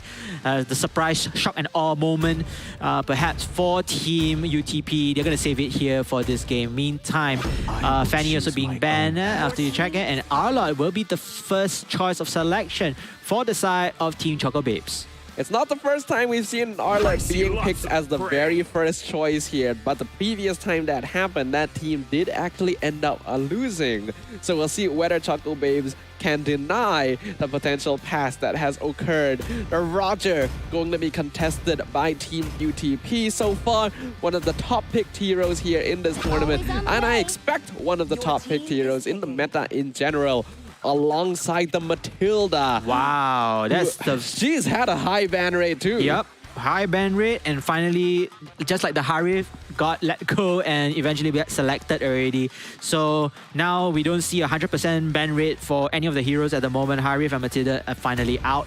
Looking forward to see this Matilda though. She's going to give a lot of support and a lot of damage in place. Matilda is just such a useful hero in general, but we see an interesting counter here. The Lolita and the Xavier. 2 heroes that we don't really get to see a lot of. Lolita definitely having a powerful ultimate and the ability to reflect projectiles. Hasn't seen a lot of pro play in general. As well as Xavier, who did recently get buffed as well. Yep, got a buff in terms of the damage output, the magic attack, or the damage in place.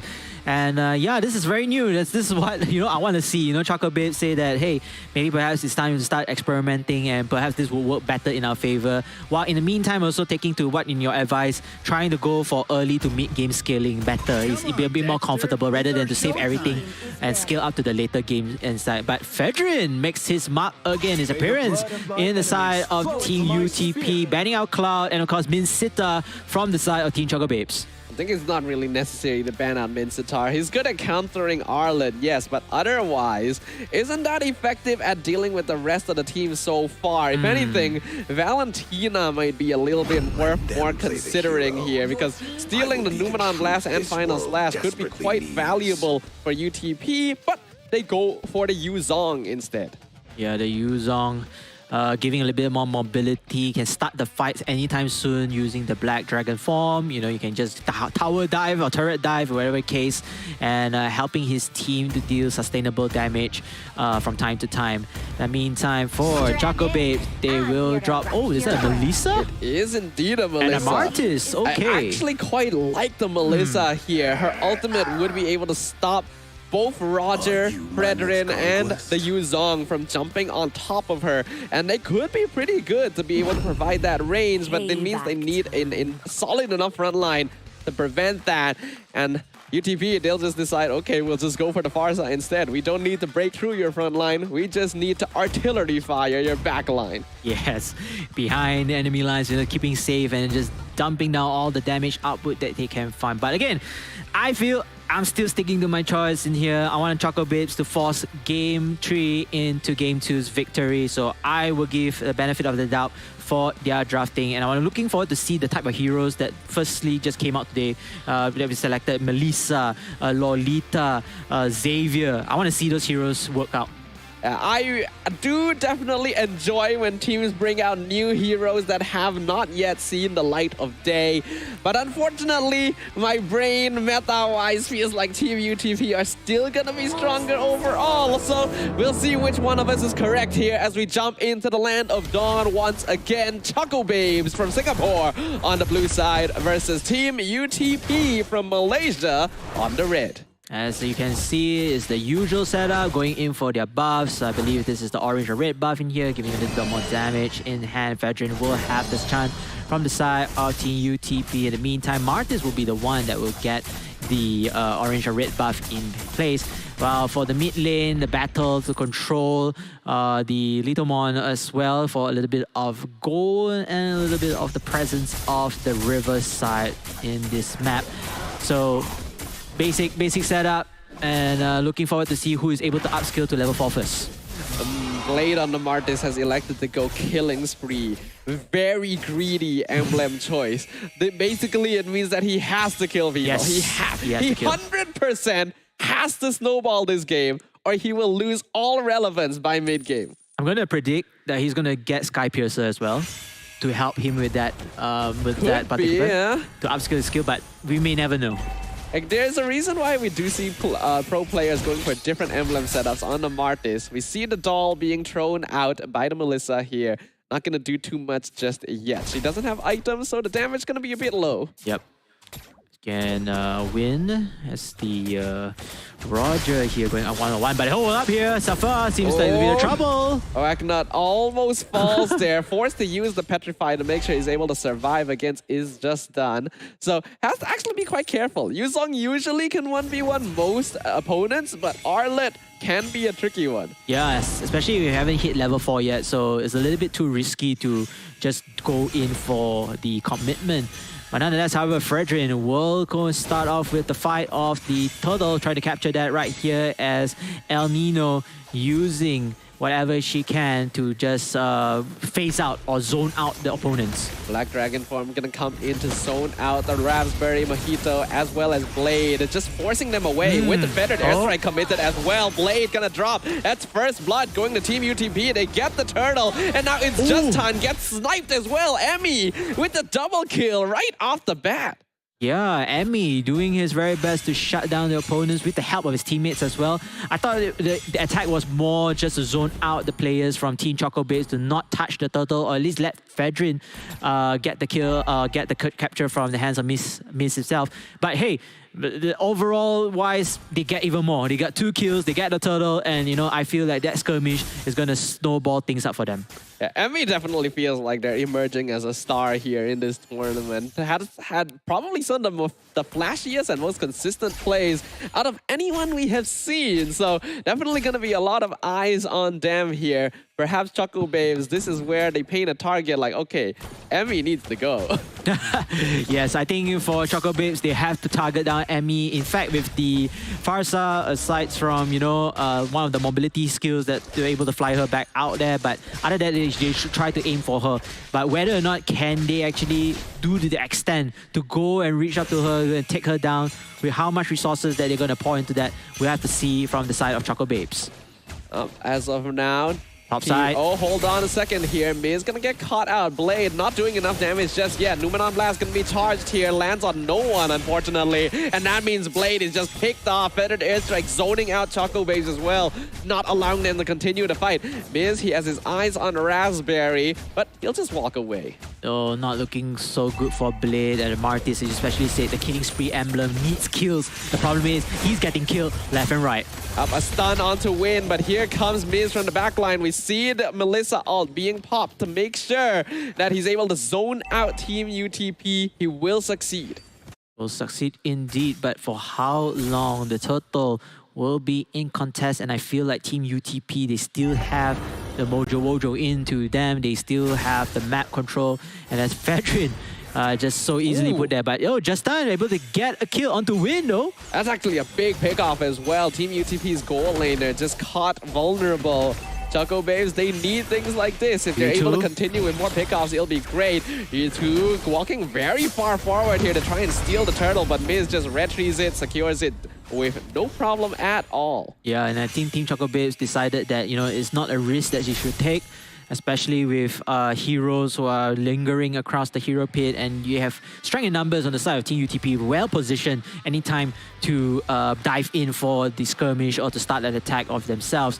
So Team UTP will hold on to that second turtle as we go into another technical pause right here, ladies and gentlemen, as this is a good time to actually talk about the game, to check the players' reactions in place. And for those who don't know, the Galaxy Gaming Academy Campus Series is powered by Galaxy S24 Ultra. Victory can be yours with the new Samsung Galaxy S24 Ultra. You can see our players here are all using the Samsung Galaxy S24 Ultra for the entirety of the tournament. And definitely you want to have a phone that is up to tier in this high-class tournament. It is your ultimate gaming companion and just generally a great device to have for your day-to-day life and whatever you need. Make sure you guys go check them out to show them some support. This tournament would not be possible without them. And now we get the chance to talk about what's happening just a little bit here. Remember how I mentioned that Blade needs to snowball on this hero to remain relevant? Correct. Well, he is not. In fact, the opposite is happening, and the Martis is getting picked off every single time. So when that happens, this hero really just does not contribute. Yes, not contributing, not being able to upskill his his core items, his own skills as well. In fact, you wanted this Martis to be the killer, right? You know, aside from being off lane, just taking care of your side lanes as well as we go at XP, but the killing needs to start right here. The contributions of the attack just couldn't land forward, and it's just a shame for Choco Babes to have this bad start or this rough start ahead.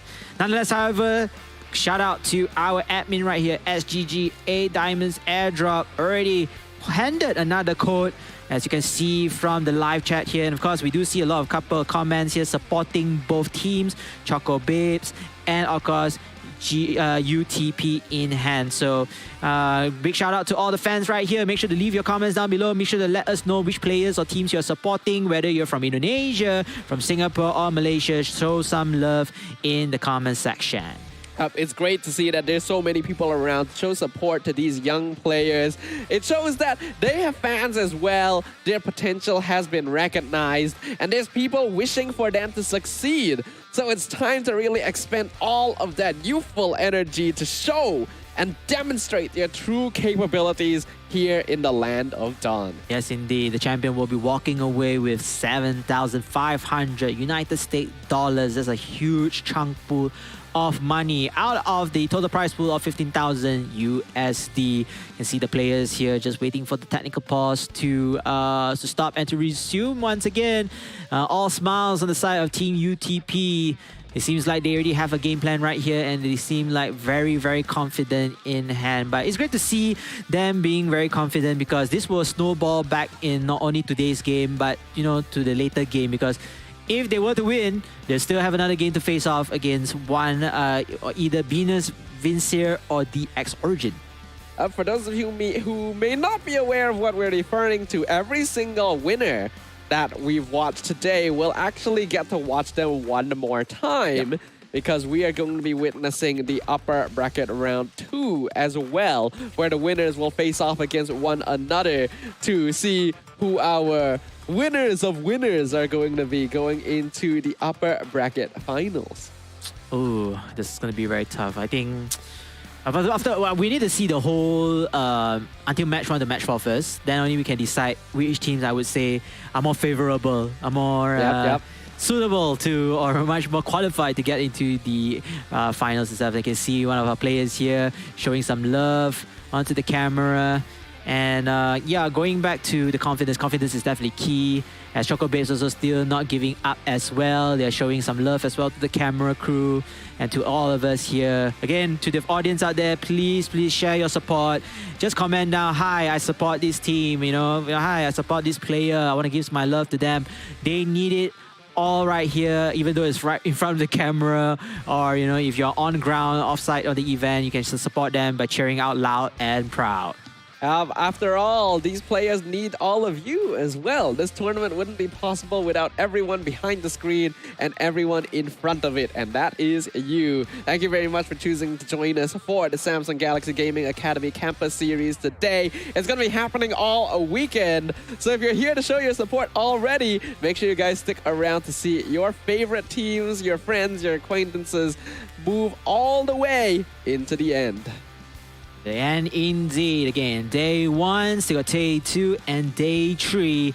Looking forward for all 3 regions. Again, for those who don't know or just tuned by, the teams will have to go through a country open qualifiers and finals, where 2 teams each from Indonesia and Singapore, while 4 teams from Malaysia will compete with 1-on-1 against this playoffs, or the regional playoffs to be more precise. And of course, all games will be in the best of 3 format until the grand finals, which is going to be a grueling best of 5 series. And for those who are also new right here, remember to check out onto the live chat or on the screens for those random airdrops. I believe Safa just confirmed it's going to be free Mobile Legends Bang Bang Diamonds. Diamonds. We all love diamonds. We all want diamonds. We know what we can do with those shiny gems right there. So make sure you guys are always active and aware of what's going on in the chat right now. But considering that we're still waiting for our technical difficulties to get resolved here, KBC, I want to ask you, it's been a while since the last time you casted some MLBB. Oh, wow. what are your thoughts about like how it is now? Oh, it's great. It's great. I mean, aside from the patch being dropped on us, bomb drop on us, that's one. I had to do some studying with you. I think we talked about this during the rehearsals yesterday. But other than that, I've been very excited. I like to see the young students, the players. I think most of them are from the collegiate level. But like you said also, you did your research. You say that some of these players also, from at least from Malaysia and from Indonesia, they do join the development leagues over there. So for Indonesia, would be Mobile Legends Bang Bang Development League, while for Malaysia, would be Mobile Legends Bang Bang Academy League. And then some of these players or teams actually nearly qualified for the prestigious MPL or Mobile Legends Professional League in their respective regions here. So I'm very interested. I'm very excited to see these young talents in play. Especially Mobile Legends has been a very popular mobile game right here in our Southeast Asia region. So Very honored for Samsung having me here. Very honored to be casting with you as well. I think this is our very first time casting here. So for those who don't know, this is our very first time. Even though we look like, wow, we've been casting for a very long time, but this is our first time casting. The chemistry is there.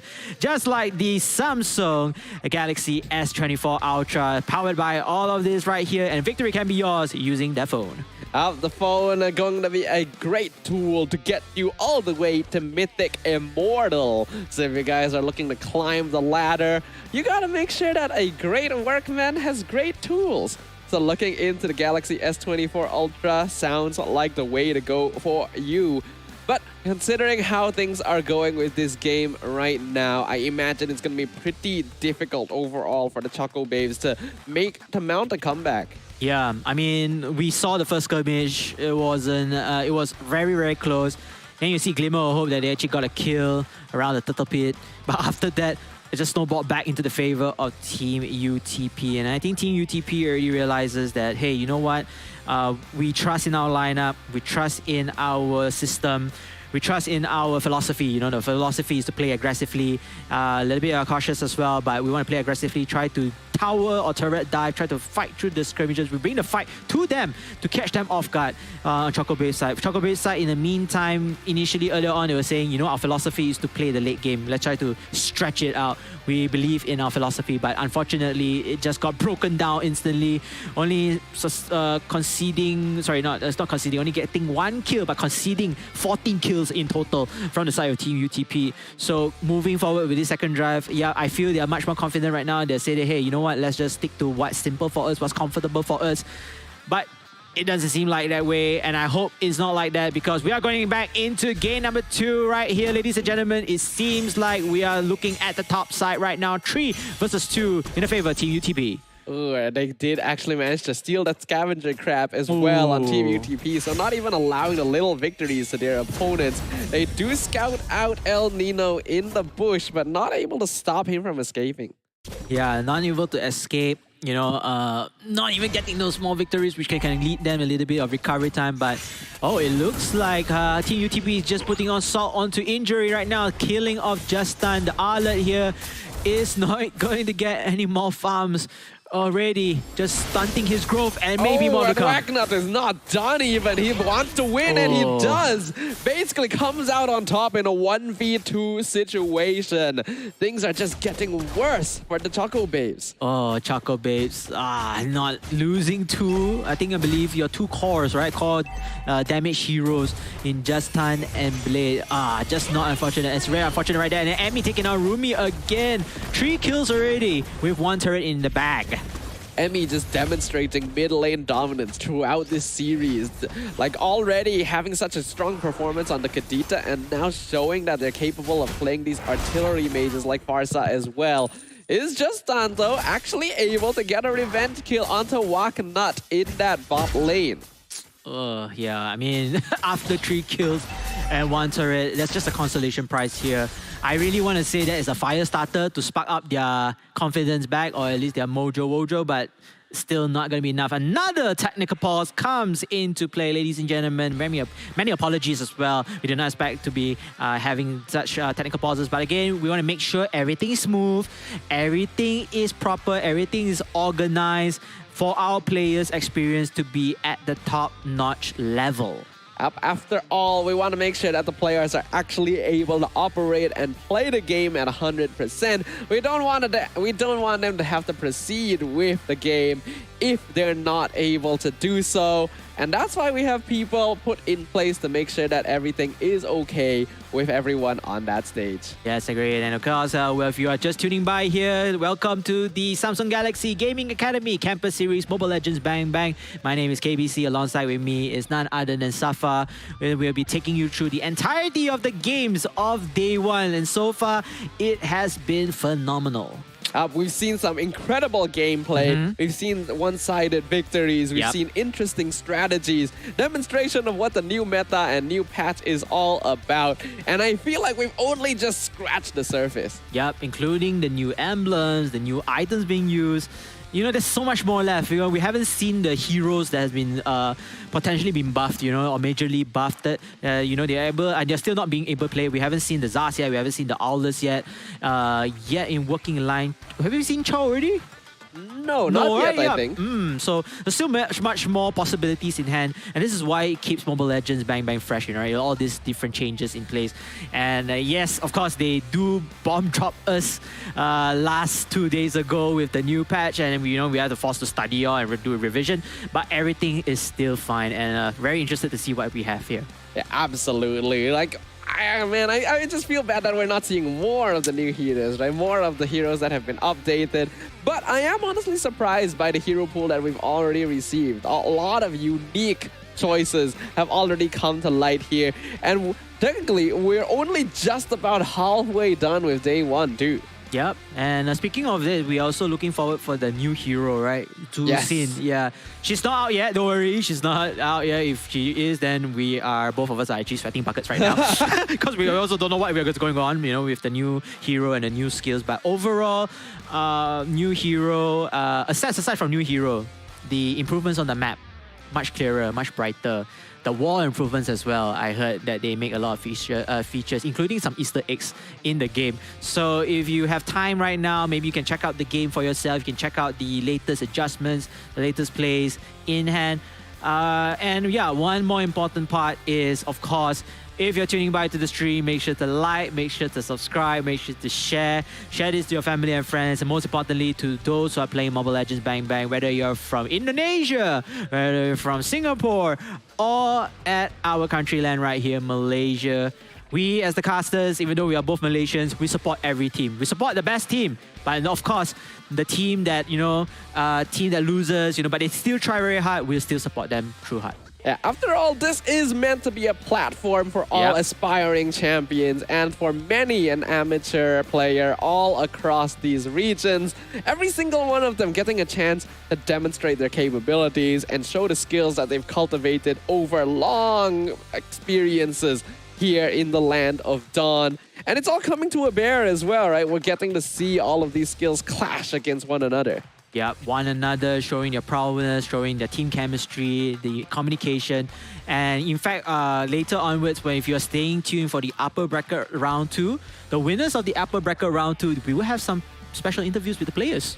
Ooh, okay, that's quite interesting. I don't get a lot of chance to hear interviews with more amateur level players. We always see interviews with pro players, but at this level, I get the feeling we'll be able to get some more interesting insights that are a little bit closer to the typical player of MLBB. Yeah, I'm with you as well. I wanted to know, I'm very curious to know what other players are thinking, especially those high intense moments when they're having a team fight. What is their thought process? What went through into their minds? What made them make this choice instead of the other? And I know players would have a little bit of difficulty to answer the questions perhaps later onwards, but I think, getting a little bit of the tidbits, getting a little bit of insight is definitely something that me and you would definitely want to learn and perhaps get to implement it into our games here.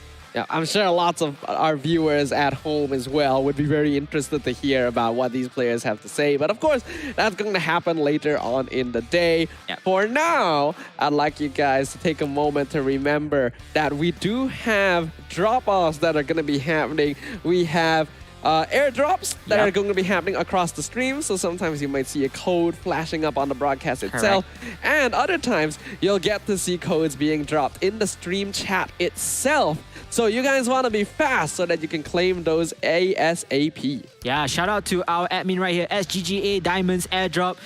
He or she has been very helpful as well. Basically, he or she just put down the code, but also shared the link to actually redeem those diamonds. So for those who just tuned by right here, if you miss it out, make sure to scroll back to the comments because it's always a floating comment section, right? So make sure to check it out, make sure to ask as well. And our admin here has been very, very helpful. Any questions or any information you want to know, they will be there to help you. Yeah. So make sure you guys show some support and comment the teams that you want to move on into the next stage of everything. And maybe take the time to share with us what you guys think about the brand new patch that just dropped in MLBB. We've gotten to see what some of these players think in terms of their draft, in terms of the way they're approaching the game. But maybe we're kind of curious to hear what all of you guys watching at home think about it as well. Yeah, so drop your comments down below, drop your questions down below as well. We'll try to take a read if we do have time, especially if we actually have time right now. No? So let us know what you think of so far, entirety of the game, or, you know, what would you think about the new patch, right? What type of heroes are you actually looking forward to use here?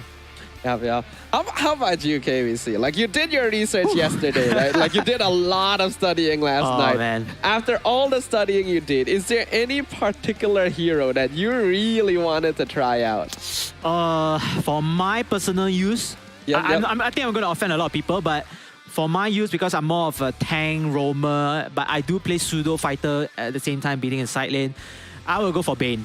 Ooh. Bane recently has an update as well. Very strong. I believe it was the first skill. Correct me if I'm wrong. Is it the one that slashes on, the one that has the That's AoE? his passive.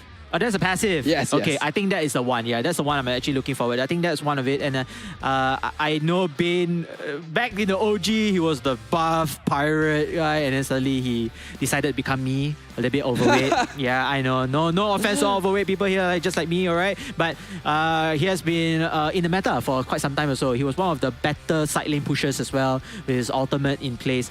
But now he has a buff. I think people want to see him more often in the pool. I see. That is pretty interesting. I wanted to know about yours. You have a few. I know you have a few. I had a few, Maybe yes. top three, I've top three. already tried quite a few of them as well. Okay. Like the one that immediately stood out to me the most was Saber. Saber? Yes. I like literally right after I did my patch note review, I immediately jumped into a game to play a Roam Saber with Sky Piercer and Fleeting Time. Wow. You know what? I actually thought that you would be using Alpha first, the brother instead, because he will have a better buff in terms of the new items. But yeah, Saber is great. Great lockdown hero. We don't really see him much, but there was one season where he was actually quite a meta hero because he gets to lock down all those mage heroes, right, running away from that. Okay, aside from Saber, what else? Mainly like I wanted to try Aulus. I used to like Aulus a lot when he was first released. We talked about that before. I've been waiting a long time for him to get some buffs again. I don't think it's quite good enough to put him into the meta, but he definitely feels more fun to play. Yeah, a bit slowly, surely. I think the players also need to decide what type of right core items that you can pair with him in order to stay relevant into the early and mid stages game. And the last one will be? Layla. Just because there's a new Just because her item, weapon is an item. And it's so... I literally showed you the game I played when I tried her out. And I got so farmed to the degree where I was literally like sniping people in 2 or 3 shots when they were barely on my screen. Okay, no diss to Layla. I respect every hero, to be frank. Yes, okay, I support every hero. That's why they are reasoning that. The players who instant lock Layla in my ranked games, they are not the type of Layla players that I want to see, to be frank. They're just getting gang, and then they get side lane gang, and we always say enemy is missing, but they still get gang. So I don't know what else to say from here. I mean, maybe you're just not protecting your Layla well enough. right? I mean, yeah, if I'm the tank and I get the blame, I won't support my side lane heroes, but you know, I also need to roam around, right? I need to do my job also to get some information or intel to roam the different lanes. But yeah, I think Layla is a great choice also. Again, Layla is also one of the heroes that phases or excels in the late game phase. And I believe with a very good team, she is unstoppable. She can definitely be. I mean, I definitely felt that yesterday. I don't even remember what my score was. I think it was like 21-0-11 or something like that. Yeah, you showed me. That was like a very extreme example because I got very fed very quickly. Like the enemy team failed a gank. And then I got like a double kill right at the start of the game. Man. Like otherwise it would not have gone that far, I feel like. Oh, anyways. Okay, yeah, by the way, I just want to give a friendly reminder, again, everybody down in the comment section, please keep it clean, please keep it friendly, you know, we don't want to make any enemies. Everybody's a friend right here. Again, it's just in the game, and after the game, we're all friends here, so keep the comment section as civil as possible. Of course, please, if you really want to lash it all out, make sure to respectfully share your criticisms in the comment section. We want to keep it as civil as possible. All right, thank you so much. Again, shout out to our admin here, SGGA Diamonds airdrop. You, whoever you are actually the real MVP. I'm telling you this right now. Yeah, when we get to the MVP screen at the end game, it's not going to be one of the players. It's going to be you. And then we'll put perhaps an image of some diamonds, maybe, because you're the diamond. We'll put an image of a mirror. It's not going to work, but you can believe it will. Yeah, shout out right there. We love admin, everybody in the chats right now, right? So, yeah, going back again to our chat, our talk. Okay, another hero that I want to see is Zas. Yeah. We did say before, we did talk off camera that, you know, instead of being the instead it will be a laser type of focus. Yes. And even though the damage reduced, but it's consistent damage. Let me think. Chow, I already see a lot of Chow. To be frank, I'm really sick of Chow. I see every skin, everything built for him. Yeah, but I mean, I just kind of like the buff they gave him, actually. Yes, correct. But the ultimate just dropped. Yeah, that one does feel a bit bad. Like, I feel like they didn't need to do that, but it's fine, you know? Like, I think you can still definitely make use of the kick here. It's still going to be very valuable as a whole, but reducing physical defense is great. Yep. Anyway, wait, what? We have the game? We're back! Huh? Ladies and gentlemen, thank you very much for being patient with us. We are back once again with Choco Babes versus Team UTP. Currently, Game 2, Team UTP up 1. Yes, UTP having the momentum in their favor right here, and they are looking forward to get another capture, which will be the lot instead. But then Raspberry Mojito in a lot of trouble right here, Safar. Yeah, he's trying to flicker away, but there's just too much. Team UTP are chasing him down with this Matilda. Final Slash gonna be pushing Fredrin away, but he gets pulled back as well. Feathered Airstrike can be zoning out the Choco Babes as Walknut is chasing them down. Here too, already dropping to a very low amount of HP, forced back into their base. And we can see there Nova El Nino literally recalling in front of their base, taunting the Choco Babes. Woo, woo. It's the sound of the police, and the police is definitely Team UTP right there, just showing dominance, just tower, turret diving, or jungle diving in this case of time, just wanting to bring the fight to Choco Babes. Meanwhile, Choco Babes, they made the safe strategic decision to move out of the way. They definitely aren't ready to handle this pressure coming in from Team UTP. Yeah. Now this becomes very problematic for them because we literally talked about how their Martis, one of their cores, relies on snowballing to actually make something happen, and it's not happening. Walknut for using Petrify, following the full combo, but now he's 1v3. He's not quite able to finish off his Just Ton. He gets picked off, but that means that Team UTP get a tower in the top lane. I think the tower is definitely much more valuable in this case of scenario. You want to extend your key objectives to take as much map control to make life easier for the Lord later to march into enemy lines and take down inhibitor turret. Things are looking just a little bit up at the very least. Walknut did not need to play as aggressively as that. Like, I could get that he's ahead, but if that was anyone else, yes. If it's just Han, then you probably want to doubt it just a little bit. Arlet, again, is a tricky hero. Yeah, Arlet. It's very, very hard to survive right now, but it's all okay here, ladies and gentlemen. Team UTP, they will be able to take the Lord. And this time around, Just Time once again. Gee, we jinxed him just now. Unfortunately, we'll have to bite the dust to live another day. 22 seconds down the graveyard timer. I mean, if Walknut tries to take the 1v1, then it can be tricky. If he takes a 1v3 situation, then yeah, you know, it's just Han is not going to be able to survive in that situation. And with the kill going over the win, we can definitely see the Rogers starting to really build up in terms of items and damage. Feathered Airstrike comes out to zone Choco Babes off the tower, so Team UTP can take it more easily. Numenon Blast, though, will successfully chase them off and keep it intact. Yeah, but then this is just an inevitable move. You know, they're still not defending their turrets properly. The turret is going to eventually fall down, and then, you know, devs are coming in. But then here comes the team fight, perhaps. Ooh, El Nino jumping too far forward, gets picked off. The taunt from Miz not going to be able to pull its Just Ton out enough. So they just have to sacrifice him there. Miz almost gets caught by himself, but he's still fine. Okay, great defense right there coming in from Team Choco Babes. They managed to, perhaps I would say, stop the split push, because I believe if they did not do so, then the inhibitor turret from the top side will be broken down. The Lord will be cleared up at the very least by Choco Babes. They still have all 3 inhibitors standing, but with the net worth lead slowly expanding, we're seeing a 6k advantage in favor of Team UTP. Not the biggest we've seen, but still quite detrimental considering the draft that the Choco Babes is playing. Yeah, Choco Babes, they definitely need more farm out of it. We just saw the golden staff as well from Melissa's hand. Just unfortunate at this point of time, she should be getting a second core item already. Oh, but the Sea Halberd going into the hands of the R-Lord. So maybe they can force Team UTP to play carelessly, pick off those picks, and then eventually they might be able to snowball back into their favor. Arlet damage can be quite risky, right? It's just I wouldn't be surprised if most of his items are damage-based, and even when lethal ignition as well. Typically, players would want to play a little bit more flexible with the items and build. Ooh, Win actually doing a lot of damage by now. But still has to be careful with positioning. Yep. Positioning is very key here. He does not want to just leap forward and get caught by the members of Choco Babes. So it's good also that Team UTP is showing some sportsmanship here. You know, it's not like, I'm just going to go in and then we'll see how it goes.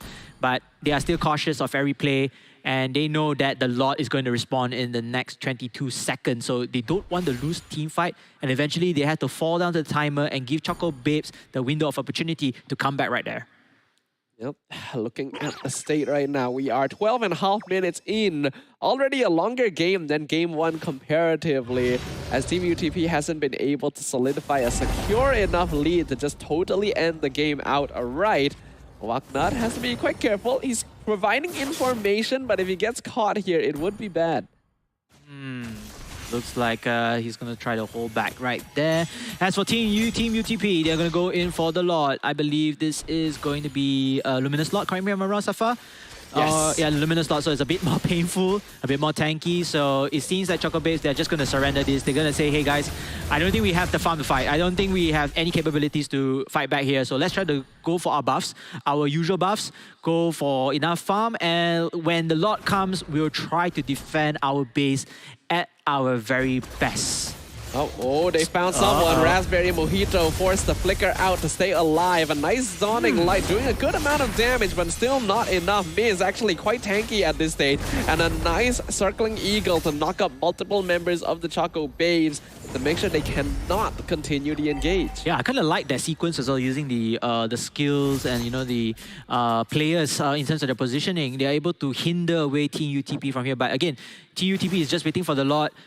When the Lord comes, it's 6 versus 5. How are you going to defend that? Choco Babes, we're looking for an answer right here. And Team UTP are even purposefully syncing up all 3 waves as well, doing it very successfully. Ooh, this is going to crash all 3 lanes at once. Yep. Now we see the Xavier ult being popped. The Black Dragon form comes in. Circling Eagle gets the knockup, but drops El Nino quite low. Waknat actually going to be slain straight away. Quite a lot of damage on the Melissa, but the mid inhibitor has already fallen, and the Lord's going to be pushing in. It's now exposing the Crystal. Another Xavier Breath is not going to be able to do too much. His min is just whittling down the members of Choco Babes in the backline. Rogers doing so much damage. He gets one more. He gets shut down at the very end, but the job is already done. He's taken everyone out, and Team UTP will solidify their victory. What a play coming in from Team UTP, never giving up. They have strength in numbers with the help of the Luminous Lord. As for Team Choco Babes, they really try to defend. We can see the effort. They have what it takes to defend. Just unfortunately, the battle of attrition, the sustainability wasn't there. Looking a little bit disappointed right here, but it's okay. They are not out of the tournament yet. GGWP to both teams, but congratulations to Team UTP. You're moving forward to the upper brackets, round 2. They're going to be waiting to see who their opponents are, which we will find out in the match right after this. As for the Choco Babes, unfortunately, despite their best efforts, still unable to get a win over their opponents here. It's not the end for them just yet, but I do feel like their gameplay needs a lot of revisiting if they want to be able to prolong their journey here at the Samsung Galaxy Gaming Academy Campus Series. Yeah, and I'm also UTP playing textbook play here, just waiting for the Lord, playing cautiously. Like I said, you know, they could just try to overcommit. They should just, just rush into the turrets, the inhibited turrets, and try to take the fight onto them. But it'll be very costly because the Luminous Lord just responded, and you don't want to give an upper advantage to your opponents who are already dealing a lot of damage from themselves. So that was a great play all around, just clearing the lane. And you did mention that there's a split push as well, creating more pressure, trying to force Team Chocobabes to move all their heroes away, right, from the attention of the mid lane. But the mid lane was the main criteria. Yes, we do see a couple of heroes being falling down left and right, but in the end, strength in numbers still goes to the favor of Team UTP. I'm honestly impressed by Team UTP's gameplay. I feel like it has been some of the cleanest that we have seen all day, and they've definitely set themselves to be one of the stronger contenders that we've seen so far here, and showing a lot of promise. It's going to be interesting to see how they perform when they match up against some of the other teams we've seen today. Yeah, actually, going back to what we have watched earlier on, I think 4-0 for Bakri do have a smooth gameplay, very dominating gameplay, but don't forget about Miracle Gaming as well. But again, you have seen it's 2-0s, it's a competitive sweep. Now we're going into the highlights to learn more about what Miracle Game... sorry, is this Miracle Gaming? Oh, yeah, that's the correct one. All right. Team UTP done well. We did see a lot of, honestly, very messy fights coming out here. And it seems like Team UTP is a team that thrives on the chaos of battle, of taking advantage of mispositionings of their opponent and just splitting fights in half. They seem to be a team that doesn't really mind throwing bodies when they know it's the time to do so. Yeah, and for Team Chocobabes, they did their very best to hold on to anything that they could try to prolong the game, at least to the later stage, but it was all written in the stars.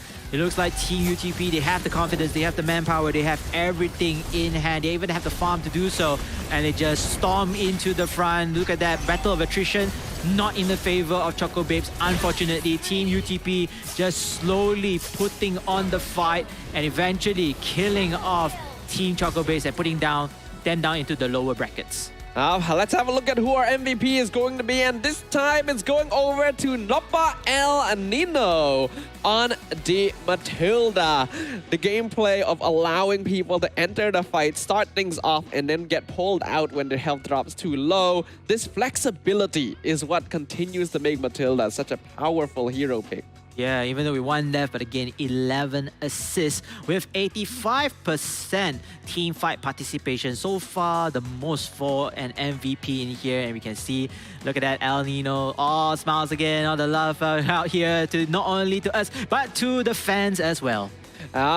Really nicely played and really impressively done. We'll get to have a look now at how this game went for them in terms of item builds as well. Nova El Nino going for that glowing wand. Again, really strong on support heroes now since it combines 2 damage items, and even going for a Winter Crown as the turret. Yeah, that's actually interesting, using Winter Crown for her skills. Especially with the what you call it, the Matilda, because you're trying to use the stun and the ultimate right in hand. But other than that, the rest of the teammates do perform really well. Emmy, yeah, I was thinking that Emmy would also be the MVP, or at least especially with such aggressive plays to take down or to do the last hits onto the opponent. But other than that, Chocobabes, in the meantime, just unfortunate. They could not have a great gameplay for themselves, even though, yes, they tried to show some glimmer of hope at the very end of the game, but they are still not well farmed or well built at this point of time. I think the thing is, when you play a jungle Martis and you go for damage style with killing spree, you're basically locking yourself into a very specific play style where if you're not able to get and rack up kills from the beginning of the game, you immediately fall off into redundancy. Blade did nothing this game. Yeah. And that's how this hero design works. Agree. I think Martis as well, that could be a mistake that could get fixed off. I think this is something that they will put down in their books, their strategy books, and see whether or not, are we going to still choose this Martis, but can we play it differently? Can we not put killing spree if we can't get kills? Maybe perhaps what we have there, the temporal, not temporal ring, Warcry also could be one of it. So we'll see about that. It's okay, no worries with that. It's still early days. You still have one more chance tomorrow. And of course, congratulations to Team UTP. We'll see you later in upper brackets round number 2. As we look forward for match number 4, Team Venus Vincia going up against DX Origins. Yeah, but before we head on into that match, we're gonna take a short break. So make sure you guys don't go anywhere. If you gotta go to the bathroom, now is the time, because when we're back, there's gonna be even more MLBB action. We'll see you guys then.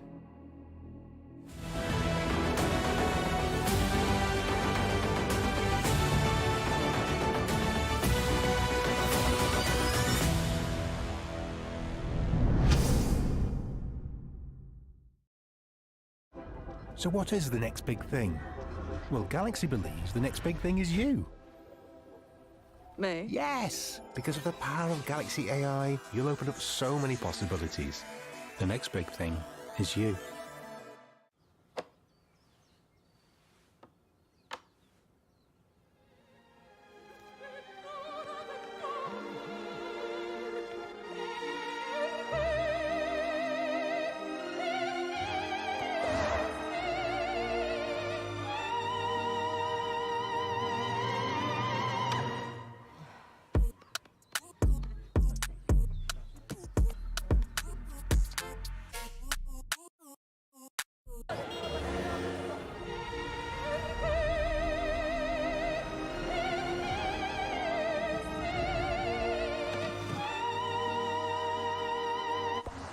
Hey, I'm at gate 6 wearing a gray shirt. ฉันอยู่ที่ประตู 6 สวมเสื้อสีเทา ได้ครับ เดี๋ยวผมไปรับอีก2 นาที I'll pick you up in 2 minutes.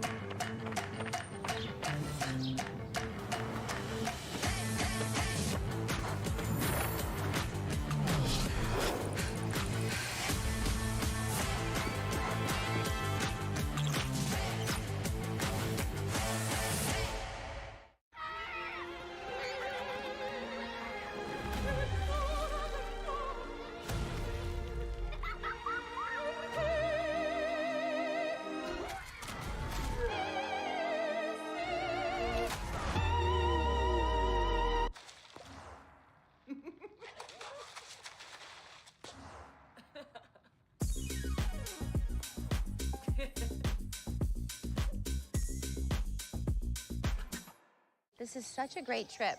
I would love to take us all to dinner tonight. Make the reservation. Chris, are you getting any of this? Dinner at Santino's, opera tonight, tour tomorrow, and check up on Shuggy. Oh, okay. You go, Chris. Hey, I'm at gate 6 wearing a gray shirt. ฉันอยู่ที่ประตู 6 สวมเสื้อสีเทา ได้ครับ เดี๋ยวผมไปรับอีก2 นาที I'll pick you up in 2 minutes.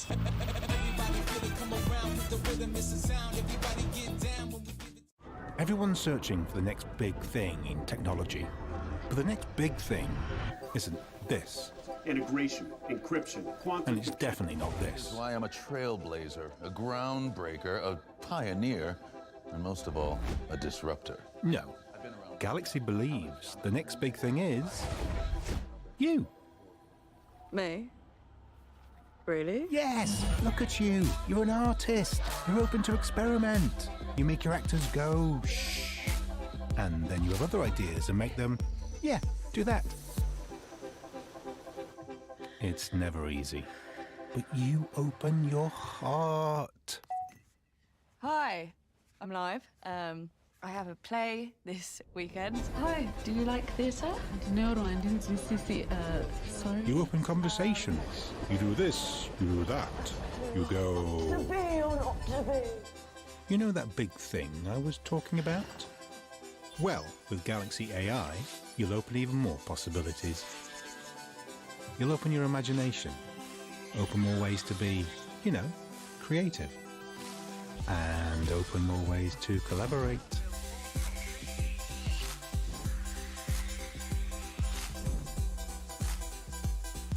Wow, you made that.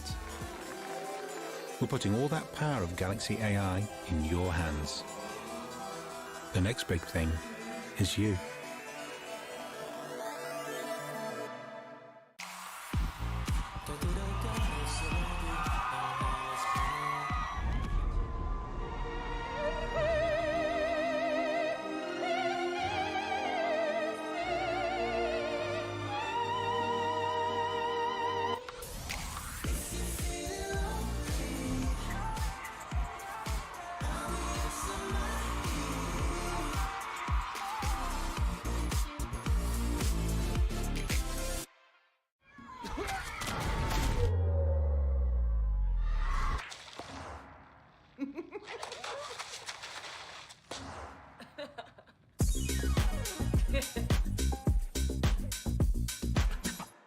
Dinner tonight. Make the reservation and get back to me about it. Chris, are you getting any of this? Dinner at Santino's, opera tonight, tour tomorrow, and check up on Shuggy. Oh, you go, Chris. Perhatian kepada semua penumpang penerbangan antarabangsa bagi memastikan kelancaran. It was fun facing other Singaporean teams. During our qualifiers, I think we have set the record for like the shortest game ever. It was very challenging. I think we also played a very long game. I think we had a 33 minute game. Yeah, and we also spent a lot of nights playing ranked together to train. I mean, the flight here was rather smooth, but the wait time is a bit too long. Auntie, I heard you didn't sleep for 2 hours, right? Wait, why is that so? Yes, I was preparing draft. Smooth, but very fast. I want to sleep, cannot sleep. I close my eyes, wake up, reach already. Too noisy. What? I had a good sleep. I want to sleep. Yeah, maybe. Wow. Every time I close my eyes, the chair. I think we should have a cabin with no babies. Yeah, it was quite tiring for us, but we are here at KL now to prove ourselves this tournament. Dari apa yang kita udah lakukan dari tahun kemarin hingga sekarang, kita cukup pede dengan roster yang sekarang. Kami di qualifier sebenarnya tidak terlalu susah payah sih. Kami bisa menang comeback 2-1, membuat kami semua satu tim bisa pergi ke Malaysia bareng-bareng. Kita orang tak banyak sangat persiapan sebab kita orang pun tak ada good lane, kita orang main 2 SP lane, tapi sebabkan kita orang jago, enemy pun semua bantai. Lawannya gampang semua sih, harusnya. Soalnya ada Hijume, EVOS Hijume. Apa? Aduh, tolong lah. Oke, Malaysia siap-siap aja. Kalau boleh jangan ban Martis tau, aku nak main. Nanti korang pandai-pandai korang tengok.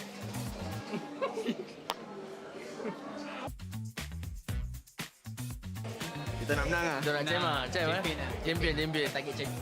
Menang. Betul, kita orang nak menang, nak champion, kita nak sauk semua. Of course lah nak menang kan. Dapat duit kot. Kita orang dekat sini nak menang untuk mengharumkan nama Malaysia. Jadi hati-hati lah jumpa kita orang.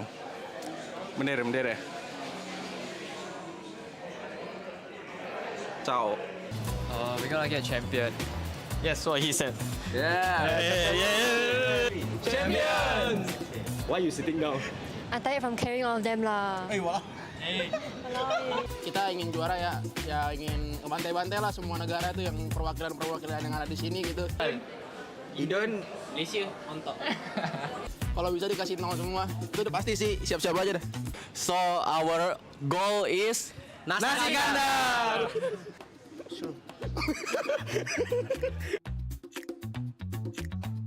First of all, saya bersyukur dapat opportunity tournament Mobile Legends under Samsung.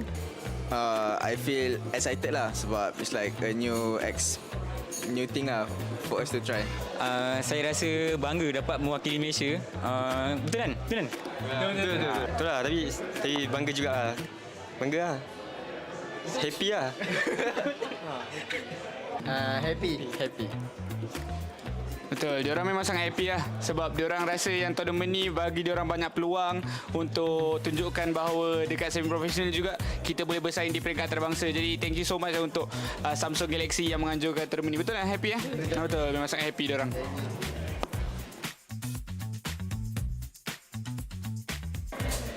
Saya rasa event ni lagi organize daripada pelbagai segi lah. Saya rasa sorry. So event ni I think quite special lah for me sebab sebelum ni saya main online, price pool pun 1,800, tapi masuk event ni tiba-tiba 15 apa? USD. Dalam USD pula tu kan. Saya rasa lagi better lah tournament ni sebab apa? Transportation dengan penginapan dia memang mantap. Bagi saya tournament ni lagi better sebab ada Marshall cantik dengan cute tu.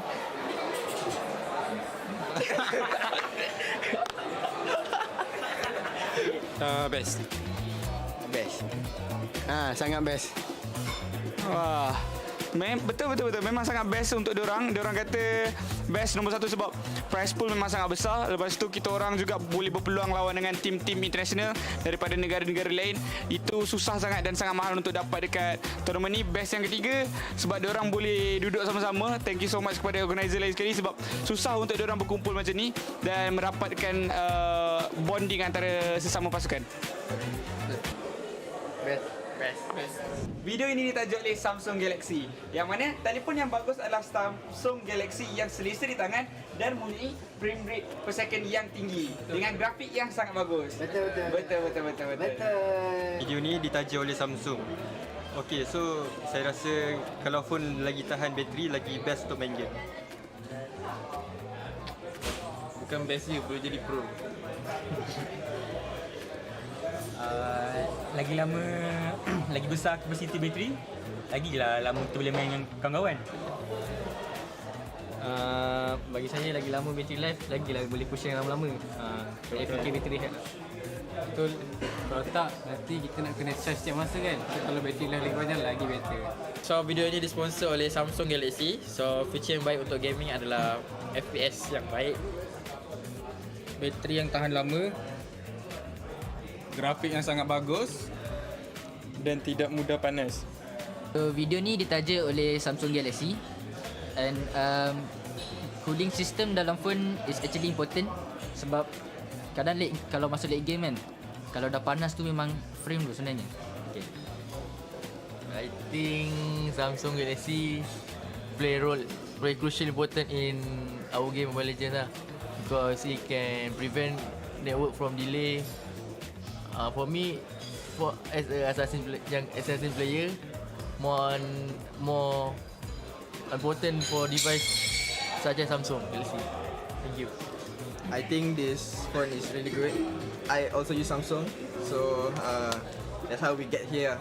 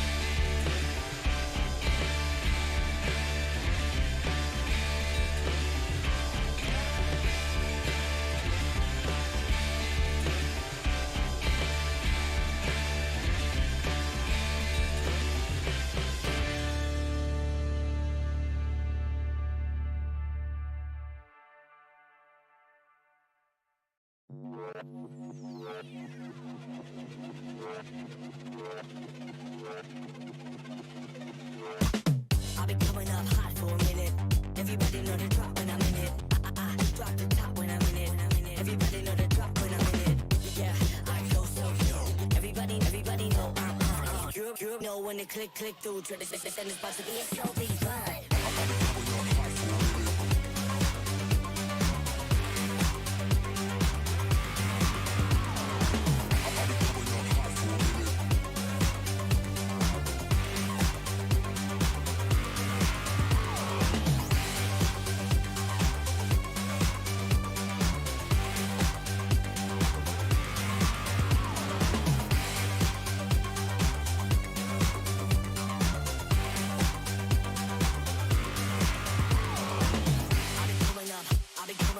Everybody know the drop when I'm in it. Drop the top when I'm in it. Everybody drop when I'm in it. Yeah, I go so good. Everybody know I'm on. You know when it click through. Try to send this about to be a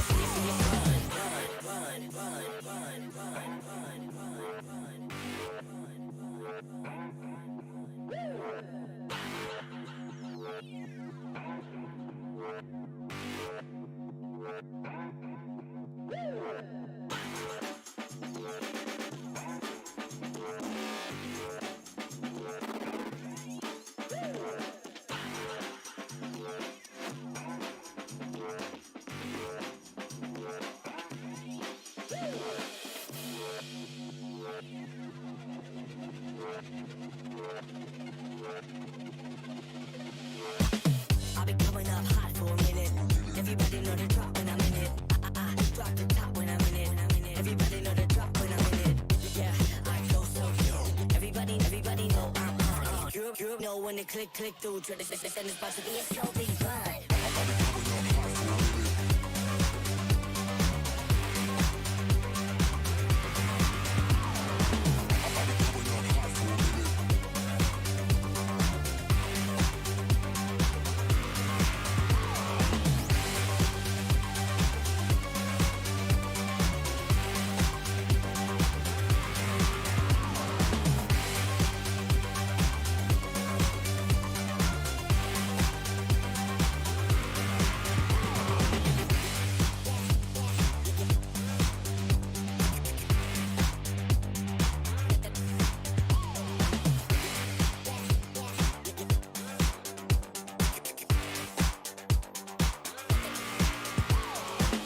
I'll be coming up hot for a minute.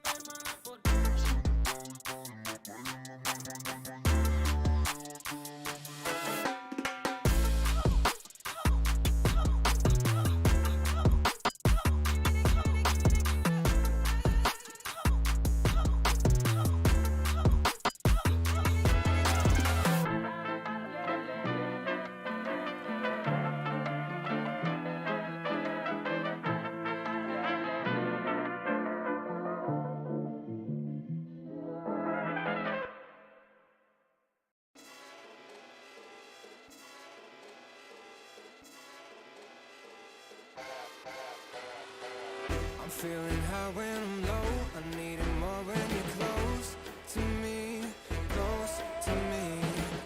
I'm feeling high when I'm low. I need it more when you're close to me. Oh yeah, yeah, yeah.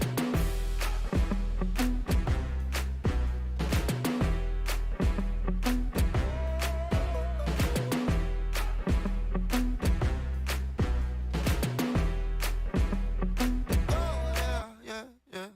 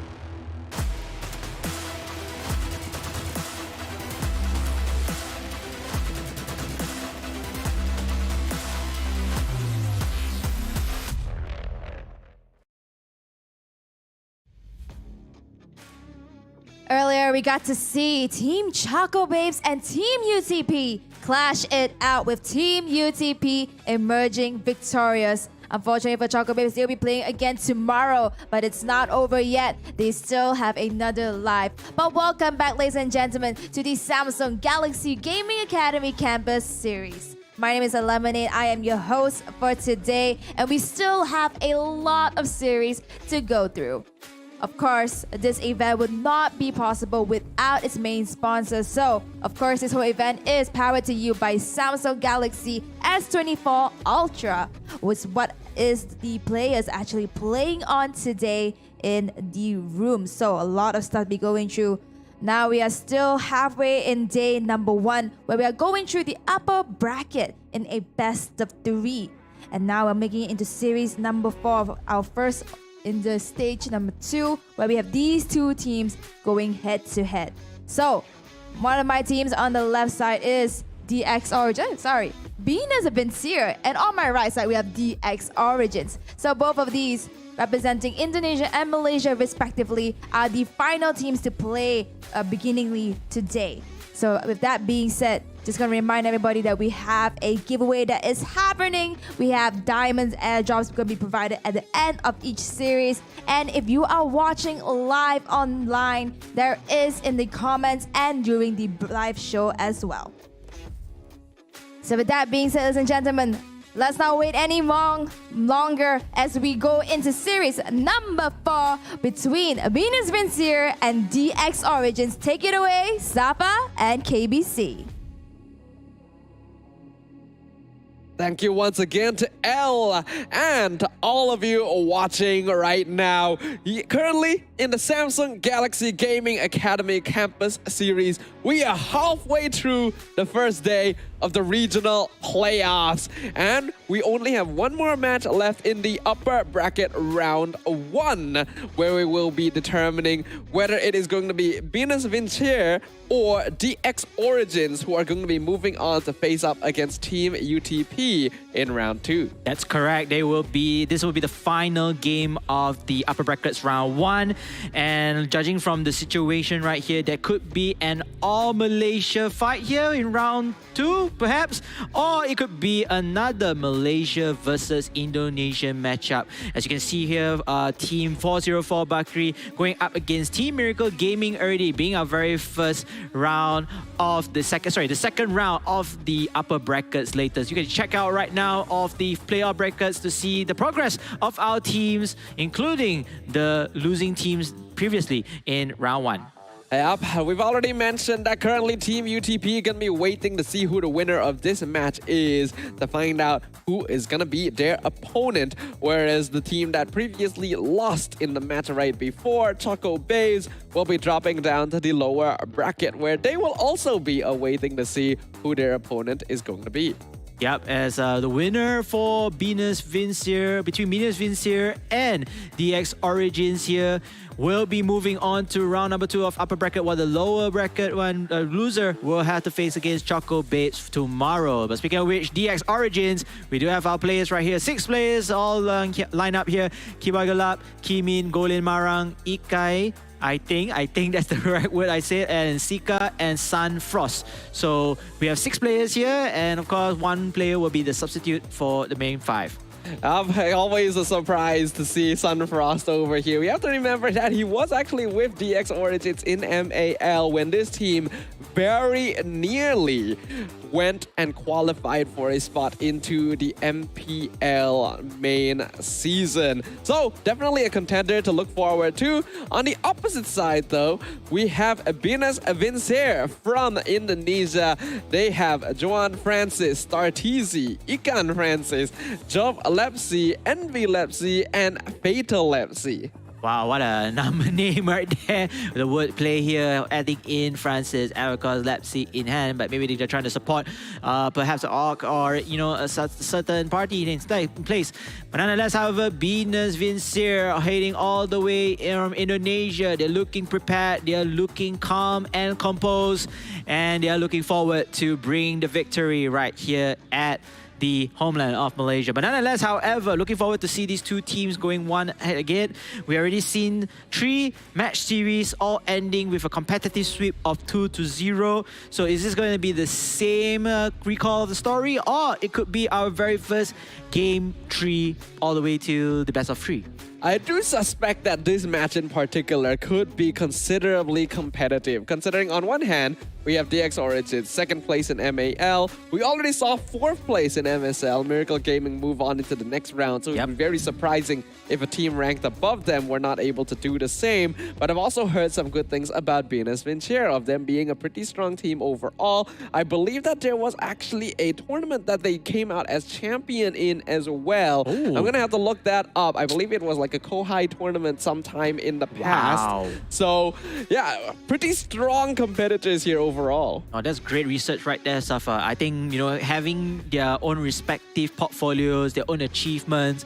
When you think about it, both teams are actually champions in their own respective ways, but it's all coming down to the very first matchup. I believe this is going to be the first cross-regional matchup between both of them. Maybe they have scrimmaged before, maybe they've competed in a way, but we don't have those match history. So let's just say this is the very first matchup. This is definitely going to be coming down to experience in terms of how many competitions they have been playing already, competitive MLBB. And with the recent patch update, the hero adjustments, the itemized adjustments, alongside with the new items being involved, this is going to be 50-50 for both teams at this point. Yeah, it's gonna be very interesting to see what's going to happen. I must admit, even though I'm aware that DX Origin got 2nd place in MAL, I didn't really watch a lot of MAL myself, so I'm not that familiar with what their gameplay style is going to be. So I'm very interested to actually get some information on that, see what is it about this team that got them so close to entering the MPL scene. Yes, and of course for Venus Vincere coming into from the foreign land, going to the foreign land for the first time, hopefully. All the way from Indonesia as well. The flight is also quite long here, so hopefully you got enough rest. They are accustomed here for their stay and they are ready to go all out for today. Again, for those who are wondering, this is going to be a best of 3 series, including the lower brackets as well. So whoever wins or loses, they're still going to be in this tournament until, of course, day number 2, which is tomorrow. And just a reminder as well, ladies and gentlemen, the Samsung Galaxy Gaming Academy Campus series is also powered by the Samsung Galaxy S24 Ultra. As you can see right in front of us here, just shiningly. I really want to use the phone, but production say do not use the phone. It's meant for display here. But anyhow, victory can be yours with the new Samsung Galaxy S24 Ultra. You'll be seeing our players recently through the player cams, the team cams. They've all been using the Samsung Galaxy S24 Ultra to be their the main tool to be playing the games.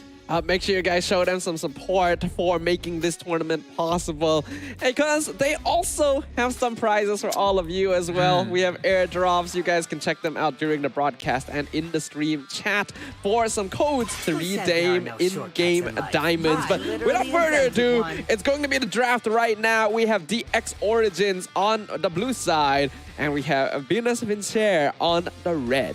Yes, and you can see that both teams already using up their first and second bans.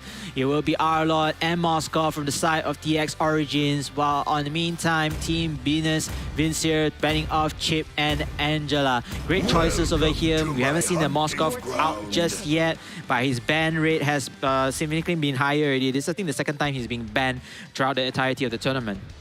And we see the Roger being locked in straight away. His pick rate definitely going to skyrocket even higher in this meta. It does look alike.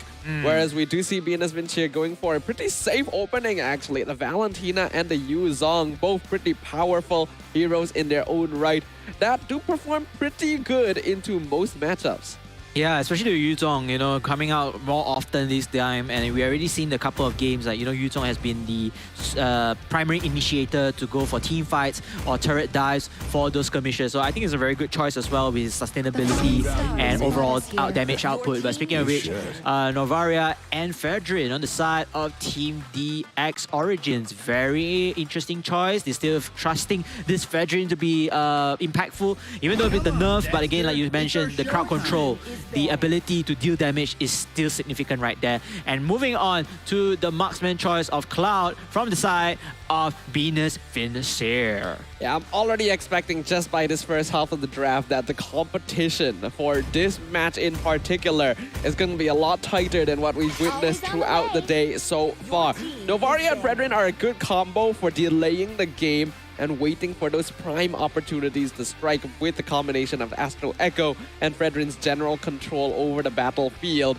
But with a Claude, this is going to be quite scary. In fact, Venus Vincere have a lot of tools.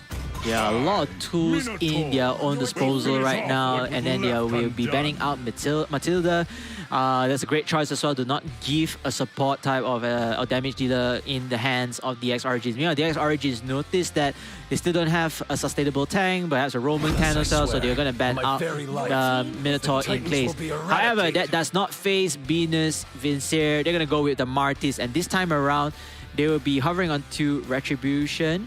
We have to see about the emblems later. We'll see whether is it going to be a killing spree or a war cry in hand. Interesting, interesting. Going for the Martis jungle once again to potentially counteract the Fredrin coming in from DX Origins. They're hovering over the Benedetta and the Hellcurt right now. Not sure what's going to be. They do lock in the Hellcurt and the Esmeralda. Yeah, I think this is going to be the first Hellcurt being played. Yes, I do believe it's the first Hellcurt being played here. And Esmeralda, we already seen it previously in the previous games in hand. But wait a minute, hold on. What's the selection on the... It was Grok. Grok, okay. So, great choice, great choice. Good roaming tank, solid roaming tank, able to dish out AoE damage as well. So, looking forward for the draft, I would say it's pretty 50-50 in my own opinion. I feel like the choices so far has been comfortable picks, at least for my eyes. But what's your take on that? It's a much more even draft compared to a lot of what we've seen today, but I personally prefer a little bit of what Venus Vincere is bringing to the table, actually. It's more standard, but also fits in with the patch overall, having a lot of different sources of damage as well as tools to engage and disengage. DX Origins having a Hellcurt roam, as well as an Esmeralda that can be a little bit 50-50, means that it is going to come down to their execution. Yep, indeed. And ladies and gentlemen, we will see which teams will stand up on top between DX Origins and Venus Vincere. Match 4, Game 1 is commencing right now. We can see Envy Lepsy is choosing to go killing spree Martis as well. So that means you gotta snowball on this hero. If you don't, his effectiveness falls off quite a bit. And it looks like we are going to jump into a quick technical pause here to make sure everything is working correctly. Yeah, that's probably why the Cloud has been dealing a lot of damage already. Been dealt with a lot of damage, going down to at least 20% of health right there. So possibly there might be a technical issue coming in forward. But again, ladies and gentlemen, if you guys are girls watching right now on the stream, thank you all so much for your endless support. Many apologies for any of inconveniences caused from outside, but then again, we appreciate your support. In fact, we want you to continue sharing your support not only to us but to our players and our teams as well. We already have one of our viewers right here, Ifara Adira. Go DX Origins and Ki Min. So great shout out right there. And if you want to be part of the comment crew, you want to be part of showing support, let us know your comments down below right now. Yep, we always appreciate hearing your support, and I'm sure that even if the players can't look at the stream chat, they're going to be able to feel your support there in their seats. And all of that is going to contribute heavily, right? Because the competition is going to start to heat up over time as teams figure out how their opponents work, how the meta ticks, what heroes are going to be strong, what item builds are the new ones to go for. So it's going to be interesting, and hopefully all of you guys will be able to stay with us as the tournament continues today. Yeah, you can see some of our players from DX Origin just showing the love sign right there. And I think both teams are very anxious to test the waters here. They do have the experience, like you already mentioned. They have the portfolio also, but it's coming down to whoever is able to execute the best, especially for this tournament. Because in this tournament, we, even though yes, we still have best of 3s for tomorrow as well, but whoever is able to make that first impression. Game 1, definitely very important to set the tone. Game 2, if you can finish it out, that'd be great. But yeah, again, if you're going down to the lower brackets, you have to play more games, you have to face more adversity over there. So as a player, or at least the teams, let's try to head into round 2 of the upper brackets in place. As Venus Vince here, you can see the players here discussing a little bit on their strategy and making sure that everything is in optimal condition. Speaking of optimal condition, again, ladies and gentlemen, I want to remind you that the Galaxy Gaming Academy Campus Series, brought to you by Samsung, is powered by the Galaxy S24 Ultra. We have the phone right in front of us. Actually, you know what? I'm going to try to take the phone and play some games later. We still have technical pauses that. But again, victory can be yours with the new Samsung Galaxy S24 Ultra. As Safa mentioned, you know, this is not a phone just purely for gaming, but your workstation, your power station, the camera, the pictures you're going to take is absolutely formidable. Yeah, it's always really cool to be able to see these kinds of powerful devices here that would enable us to play even more smoother when we are in that land of dawn, and just generally provide a better gaming experience for all. Make sure you guys go check them out, show them some support, because they're what makes all of this possible. And yeah, I am going to be very interested to see how this game goes. The first half of the draft was pretty standard for both teams, but then the second half became a little bit more interesting because Hellcat Rome is something that people have kind of hovered over the idea of for a little while. But I'm not sure how good it actually is going to be now that things have switched up. Yeah, and with the Hellcat Rome being one of those burst damage heroes, we might get to see the Sky Piercer, the latest update, the latest item that is brought into the latest update itself. We're going to get to see, you know, instantly melt down the opponents depending on the skills and of course the ultimate when Dark Knight falls, correct me if I'm wrong. Yeah, so it's going to be very interesting to see based on that. The only thing that I just fear for the Hellcat is, what if he got off guard? Like, what happens, you know, if the gang is all to him, right? Just want to eliminate him as soon as possible. That's always the concern, right? Because he is a pretty squishy hero overall. But I do think the concept of Assassin Rome is going to be a lot more viable now, just with the sheer amount of damage flying around. You can see them trying to mess with Kim in here, trying to steal a camp. Not sure if they were actually successful, but Venus Vinci already being very aggressive. Starteezy and Keyboy Gulab trading blows. Deadly Stingers almost gets the kill actually, but he flickers out and there'll be no casualties for now. Yeah, that was a very close call, especially with the Deadly Stinger nearly connecting to that and just trying to kill Grok off right there. But it's okay, everything is still safe for the side of Venus Vince here. As for DX Origins, they're looking forward to put some pressure onto them, but holy moly, managed to run away safely. Yeah, Keyboy Gulab being very effective in this early game actually, and we can actually see Ikan Francis even deciding to take the BMI back in place to try and get that gold minion here, and he did successfully do so before recalling, so that's very important to keep him up to date in terms of gold and EXP. As for the turtle, it spawned down to the bottom side of the map. It seems like multiple members of both teams, they are just hovering over here. But then wait a minute, it seems that Siska is in a lot of trouble here, Safstar.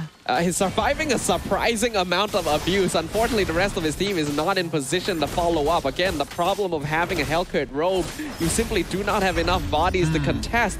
And here, the turtle will be secured by Venus Vincer.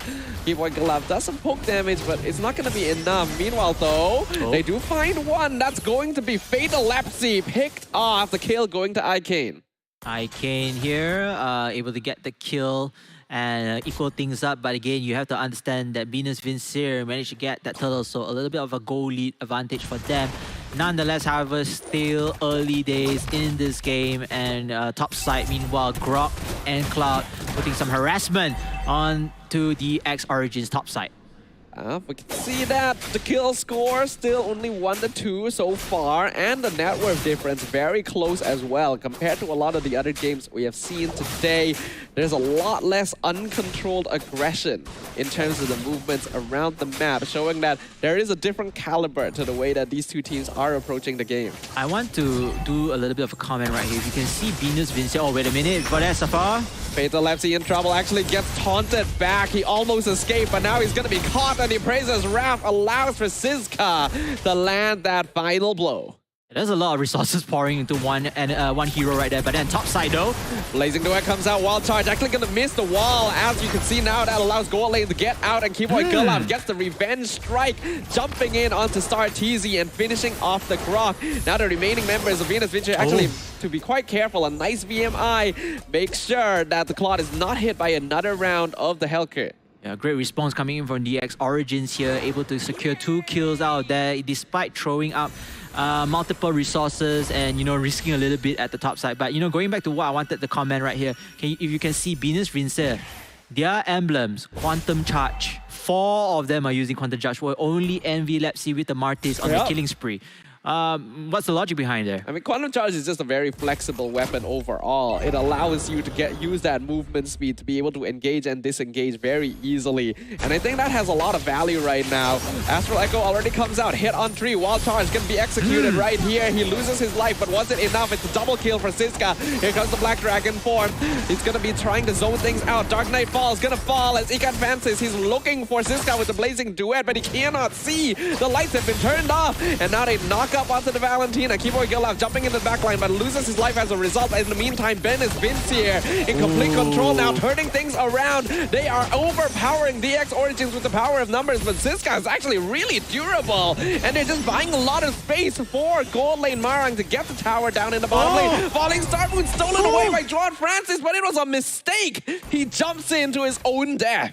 Wow, DX Origins, I felt like the fight was a little bit too over-aggressive. They are trying to stall down or at least stop Venus Vincent by getting more kills.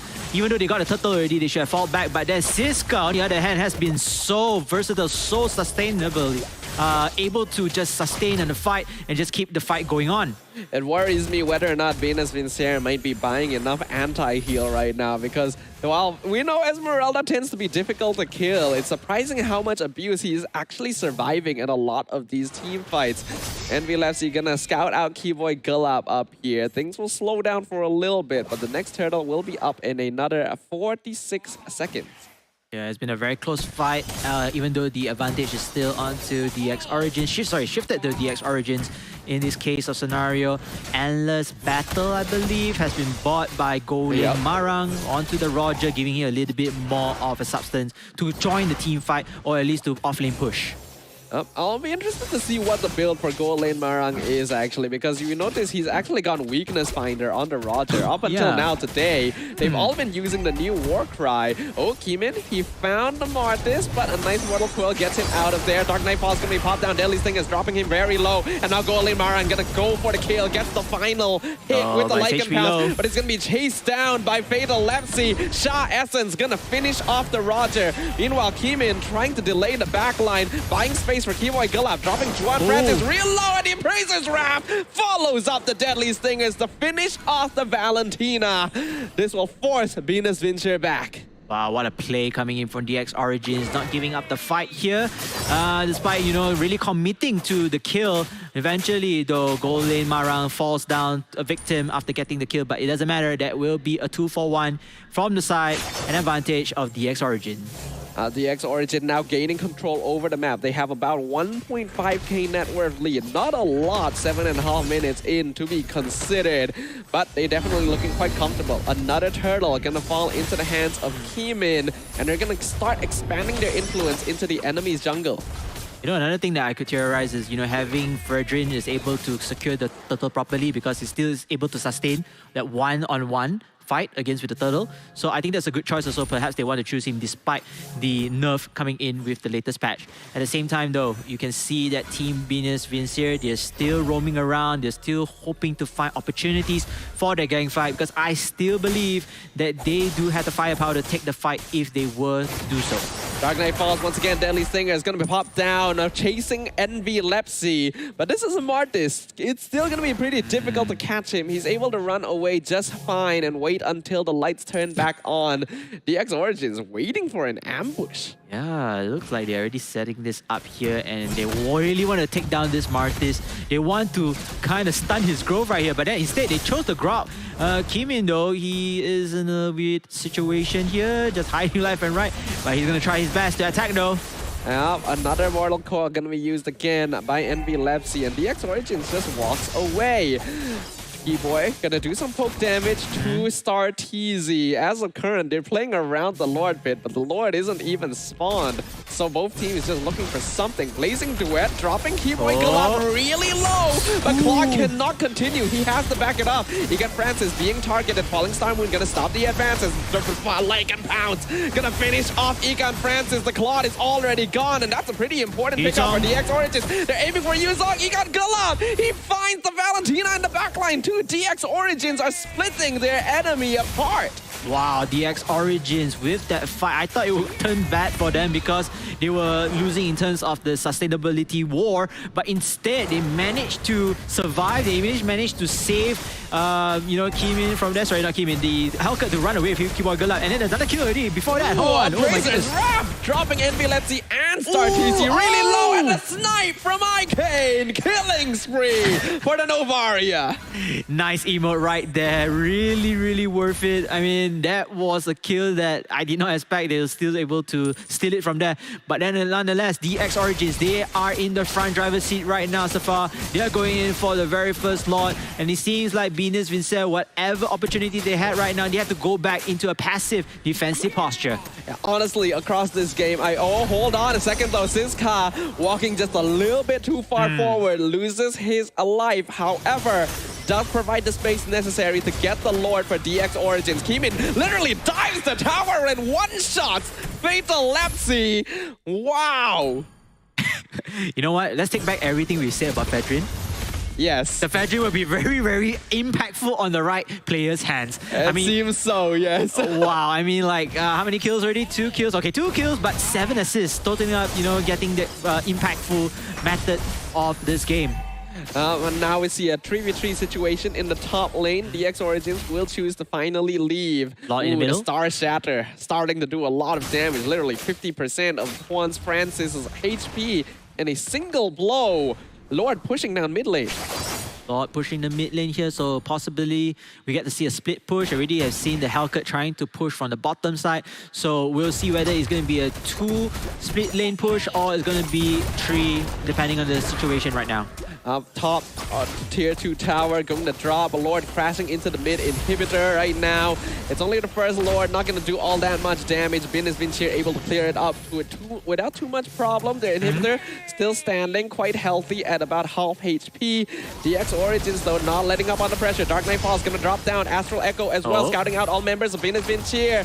Black Dragon Form going to zone out DX Origins, allowing them to clear up the minion wave and defend their base. Yeah, I like how DX Origins, even though they lost a lot, but they haven't fall back yet. They say that, hey, you know what? We still have the advantage. Let's continue to apply pressure onto the inhibitor turret. They already took down one already right here, you can see. And this is just not looking too good for Venus Vincere because, yes, they do have the idea to defend the turret. They do have the levels as well to actually kind of counter it, but it's just not enough. I think what's incredible is how effective Keyboy Galab has been on the Hellcat this whole time. Literally, the only inhibitor that fell was the one that he was pushing alone. A nice taunt into the Astral Echo. Appraiser's Wrath gonna drop in, has been shared all very low HP, and Deadly Stinger finishes off Starteezy inside his own Crystal AoE. DX Origins, they've already got what they wanted. They'll back it off. Oh, this is not looking very, very good for Venus Vincere. But Keyboy Galab! What? Oh my goodness, he found Starteezy. Oh no, I mean, I have no idea how the Cloud is appeared there. Maybe the Cloud was trying to get the buff, but unfortunately just got caught off guard by Keyboy Galab's Hellcat. This is ridiculous. Literally being a nuisance on the map right now. I always liken Hellcat to a cockroach, and he is basically the scariest thing I have ever seen in this game. Astral Echo lands on all 4 members of Venus once again. Star TZ gonna be forced to use Wild Charge to escape. Keyboy Galab finally gets shut down, but the final inhibitor has already fallen. Black Dragon Form gonna come out. Keyman dropping the half HP. The X Origins will say it is time to go. It is time to go. They have done enough damage already. All 3 inhibitor turrets have fallen from the side of Venus Vincere. But then Venus Vincere, they're trying to push the tempo back. They really want to hunt down members here. They want to take a much more pick off. They're trying to chase this guy, but the Esmeralda is going to be really hard to catch. So they'll just back off. The X Origin's going to regroup to take this Lord. Kimin also just completed Immortality, so the Fredrin going to be even harder to take down. Yeah, and it looks like Team Venus Vincier. Vincier. He has the flicker just to escape. No flicker on the Venus Vincier roamer. Yeah, they have to be very careful. So top lane, it seems like the super minions are also penetrating into their lane, their top side. So they have to forego this Lord. And it's just unfortunate because Venus Vincier, they have strength in numbers. They were actually, if I'm not mistaken, Hellcat has a 15-second cooldown, but you know, maybe perhaps once he responds, he used Dark Knight Falls, it was just disrupt their flow. And their flow has been truly disrupted right here. Nearly 9,000 goal lead in favor of DX Origins. No inhibitors standing for Venus Vincier and a Luminous Lord pushing down mid lane. Luminous Lord will make his march onto the footsteps of Team Venus Vincier. Looks like they are going to wait for that Lord to push in, and before that, you knew the fight comes. Nice Astral Echo angle, Dark Knight Falls as well. Venus Vincier cannot see anything. Blazing Duel literally doing no damage. Fatal Lefty is gone. Star TZ is following, and it's so much damage coming out of the X Origins. They pop the Immortality on Kimin, a nice Decimate combo, but Envy Lefty can only keep going for so long. In the meantime, the Lord is the only thing hitting the crystal, and he's gonna end the game for DX Origins. Yes, ladies and gentlemen, the Lord focuses onto that crystal base, giving the victory to DX Origins. What an absolute beatdown from the side of DX Origins. Venus Vincier, they were all the way toe-to-toe, nail-to-nail for the part of the game, at least for the earlier stages of the game, but they could not sustain. They lost the team fights, they lost the map control, and eventually they lost 2 Lords, which spells demise for their downfall. Yeah, that was an impressive game right there. Definitely looking a little tighter, a little closer compared to some of the games we've seen today, especially during the early phases. But once you saw DX Origin getting that lead, getting that comfort, and the gold advantage that they needed to start really rushing down these fights, they understood that it was time to really leverage their advantage. Have you noticed so far, this feels like deja vu again from the Match 3 series where Choco Babes actually uses Martis with the Killing Spree emblem. The problem is this Martis, similar to that game, did not get many kills. Even you get one, but then he eventually got shut down once again. So it's basically 4 versus 5, and the Martis with the Killing Spree so far hasn't been that effective.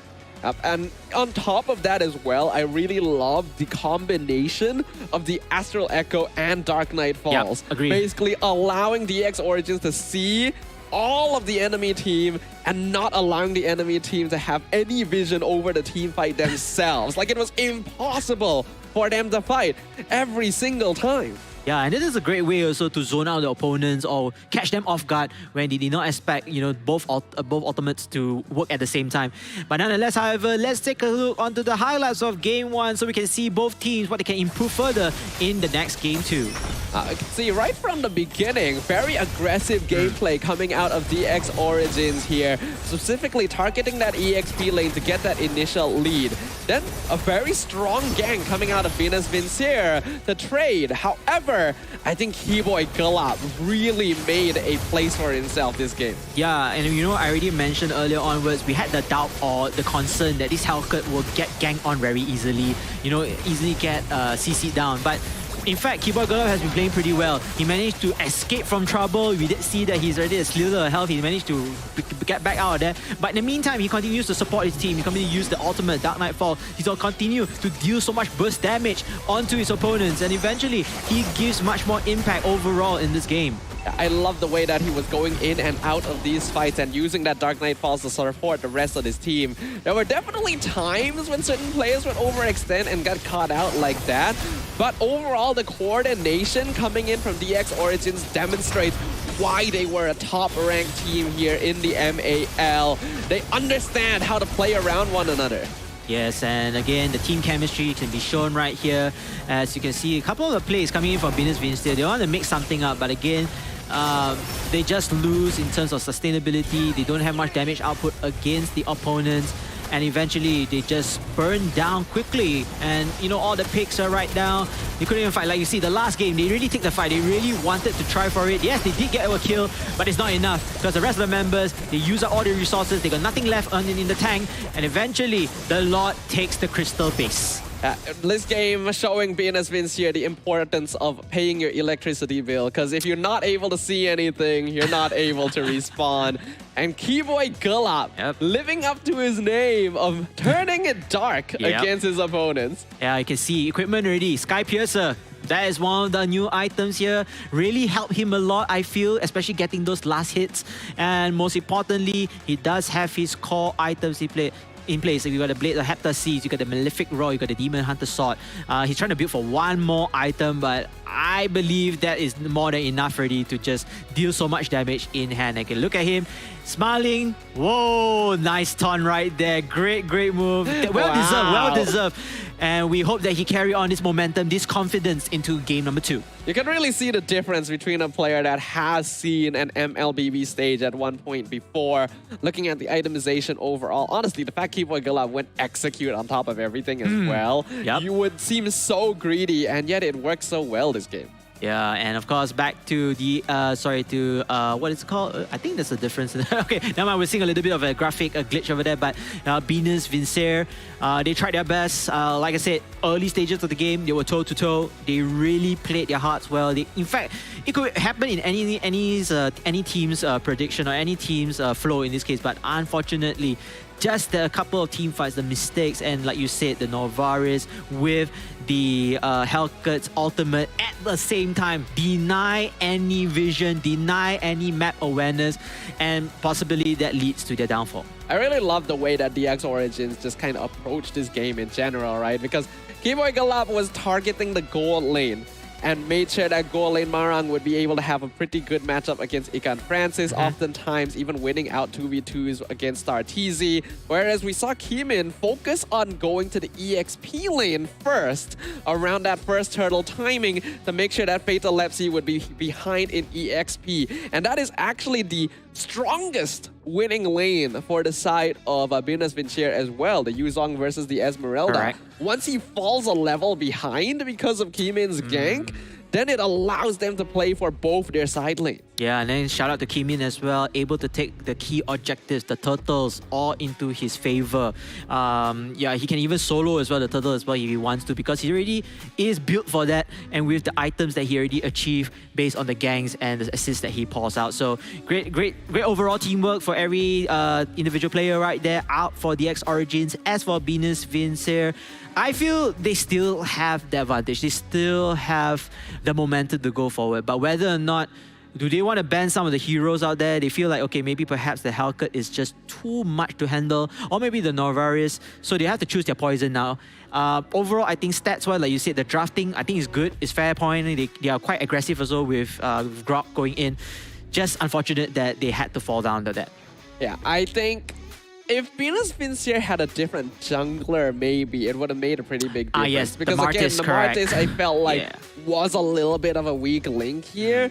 Really dependent on the rest of his team to actually set things up so that he can chain those decimate kills. And that's not going to be very reliable nowadays, especially if you're not going to be able to see who you're actually even decimating. So I'm interested to see what's going to happen as we jump on into the draft for game number 2. Game number 2, we shall see Venus Vincer going into the blue side, while for Team DX Origins onto the red. You can see that DX Origins already preparing until their draft on who else to ban. So it seems like they're going to ban out Chip, while Angela will be taken out from the side of the Indonesian team.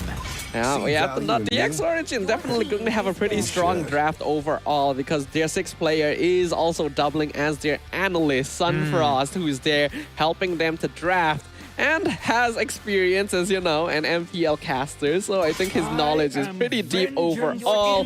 So Venus Vincer definitely have a big challenge on them, but they've shown what potential they have. Yeah, you can see that, oh, the Moskov as well being banned. So far, we haven't seen any Moskov plays, if I'm not mistaken. But yeah, the Fedrin, comfortable pick, instantly banned. They want to give the advantage as well to get Turtle or Lords in hand. As Roger, again, still be the selection from the side of Venus Vincer. Roger being very common first pick material nowadays. Meanwhile, DX Origins going for a very safe opener as well. The Arlet into the Valentina. Okay, I kind of like this if they are able to create some openings, especially with the Arlet. We have seen very successful Arlets, and but unfortunately for today, most of the Arlets that we saw always get ganked and could not show his full potential. Valentina, meanwhile, has mixed reaction so far, but with a very good Valentina, able to do so much damage from here. Ooh. Oh, okay. We see Venus Vincier stealing away the Hellcat and Nice. the Luyi for themselves. So creating a lot more potential map pressure. But they have to remember, by picking Hellcat here, they are giving the Valentina on the side of DX Origins the opportunity to use Dark Knight Falls too. Yeah, but whoa, wait a minute. There is a new hero being present out here. Not new, but it's an OG hero, but the first time seeing in this tournament will be Akai. So this is actually a good move as well, because if let's say Hellcat decides to join the fight, or to do much more burst damage, the Akai's ultimate is able to negate any effects from there. Now, Akai going to be able to push away the Hellcat if necessary, maybe even scatter the team fight, but can definitely be not the easiest thing to execute, especially since this is one of those ultimates that really required you to have proper vision over where your enemy is in relation to you. And if Dark Knight Falls comes out, it's going to make it that much more difficult. Looks like Yutong and Grok being banned out, so I assume if they want to ban Grok, they don't want to give the roaming tank or support into the hands of team or DX Origins. So DX Origins will have to select something else, but again, they're going to go with Cloud as their primary marksman. Very versatile and able to escape anytime, while in the meantime, come back to kite the opponents or go for the kill. Looks like they're going to be swapping gold laners here. Let's see what Venus Vincier wants to go for. Barat. Barat would be the typical jungle counter to an Akai, because if you time it correctly, you would be able to eat them while they're spinning and prevent them from pinning any of your teammates into the wall. They also lock in the carry to be able to counteract the tankier Akai on the opposite side. So a pretty nice and complete draft coming in here from Venus Vincier. Yeah, those two actually counter the Akai pretty well, as you mentioned, and especially for carry as well, able to scale up to the late game. So if let's say things were to go up to the 20-minute mark, I feel like carry has a better opportunity or better upscaling compared to Cloud, because Cloud is more early to mid-game style. Oh, the final CC. pick gonna be CC. First time. Coming in from DX Origins. Looks like they are suspecting this is going to be a Barat EXP lane, because CC matches very well into Barat in the EXP lane matchup. However, I personally feel like Venus Vincier has a lot of tools here for just straight up team fighting. So there is a possibility of going to a full series. Yeah, possibility to go through a full series, and my vote for the drafting will definitely go to Venus Vincier as well. I want to see how would they want to counter with the heroes that they chose, mostly counter the heroes of DX Origins. But now, ladies and gentlemen, we have to wait and see. Game number 2. Will DX Origins be the last team to head into the upper bracket round 2, or we will see a game 3 forced by Venus Vincier? Ladies and gentlemen, we are getting into game. If we do end up seeing a game 3, it will literally be the first game 3 of the entire day, of the entirety of round 1. So it's surprising that it's come to this point, but shows that up until now, a lot of the matches have been pretty dominant. Looking at the state of things, 2 Purifies on the side of Venus Vincier to avoid the heavy spin, 1 on the side of DX Origin. Very interesting selection, and 2 Quantum Charges. Oh wait, we have a War Cry as well from Siska. So this is the very first time that we will see Siska, onto CC and that War Cry as well combo. Yeah, I mean, CC will be able to... Oh, hold on, Envy Lepsy gonna look for Keyboard Galab. Nearly takes him out, but Keyboard Galab able to flicker out just in time. Well, just be very careful on that. I don't want to give a first blood in the first minute. Especially with one of the heroes that can deal so much damage output. Need those core items placed. Kevin not able to steal back that jungle camp, so that means Envy Lepsy able to hit level 4 first over DX Origins. A very important timer. Yeah, very important here. And deal so much damage. That's easy. Aiming down Cloud. Did not get a chance to even run away. of the Terrify just made it impossible for Golane Marang to potentially respawn. And even if he used the Purify, which he chose not to, he would have probably ended up falling there. Keeper Gulab gonna try and hold his minions in place, but he can only do so much. Ikan Francis gonna already have a bit of a lead in this lane. Yeah, what a play coming from Venus Vince, just starting up, setting the tone that, you know what, maybe the first game, a couple of mistakes from our end that leads to our loss. But hey, we're going to learn from that, and we're going to use whatever you have used on us to counter that for game 2. Kimin already on top of the turtle right as it spawns. Envy Lepsy still 1 level ahead, level 5 compared to level 4, so this could be quite dangerous here. Diversion comes in from the Lo Yi. He's in a bad spot. Keyboard Gulab just barely survives, as now the heavy spin going to be used by Kimin just to make sure he is not Ethan, but it's a very strange interaction as he ends up following the Barato all the way back to his jungle anyway. He gets traded up, but Envy Lepsy also loses his life, so the junglers on both teams are actually dead. Nice deadly stinger combo, but Icane able to flicker out the safety, and now the vengeance is popped, and Starteezy ends up killing himself to it. Wow, what a play coming from Siska, able to sustain so long and able to use her skills into her advantage. Yes, they don't have the turtle, but it's okay. They still win the skirmish with the number of kills that they have obtained. That was honestly impressive by DX of Origins. It looked like Venus Vince here were going to win that at all counts. Juan Francis now dropping real low to the Blazing Duet. 1 hit away, and Golane Marang does find it, but now he is exposed. Takes the BMI all the way back, and now Envy Lepsy in a lot of trouble. It's a 1v3 situation. He won't escape. Icade punishes the overextension, and now Fatal Lepsy all by himself. He decides to have his last meal right before he dies.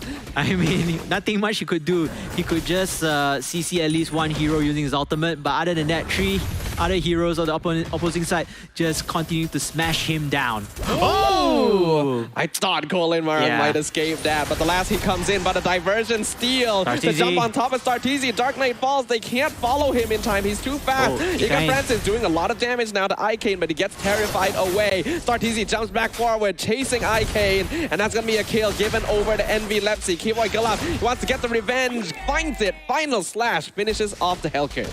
I mean, to compliment the courageousness of Team Venus Vince here. They lost a couple of heroes, but they haven't given up yet. Speaking of losing heroes. Another Blazing Duet to drop Ikan Francis down. Kiboy Gulab, unfortunately, not quite able to follow up on that. Diversion play coming out. Juan Francis finds Golane Marang. They kill him. Kiboy Gulab, though, also respawns onto Ikan Francis. They find the carry, and now Heavy Spin going to be pushing Lepsy into the tower. The Roger cannot escape, and here comes Siska. Yo-yo tricks. Yin Yang reaction gonna catch Kimin and Siska next to one another. Starteezy will zone them out, and Siska nearly dies as well. Man, trades after trades, punches after punches, just trading back and forth.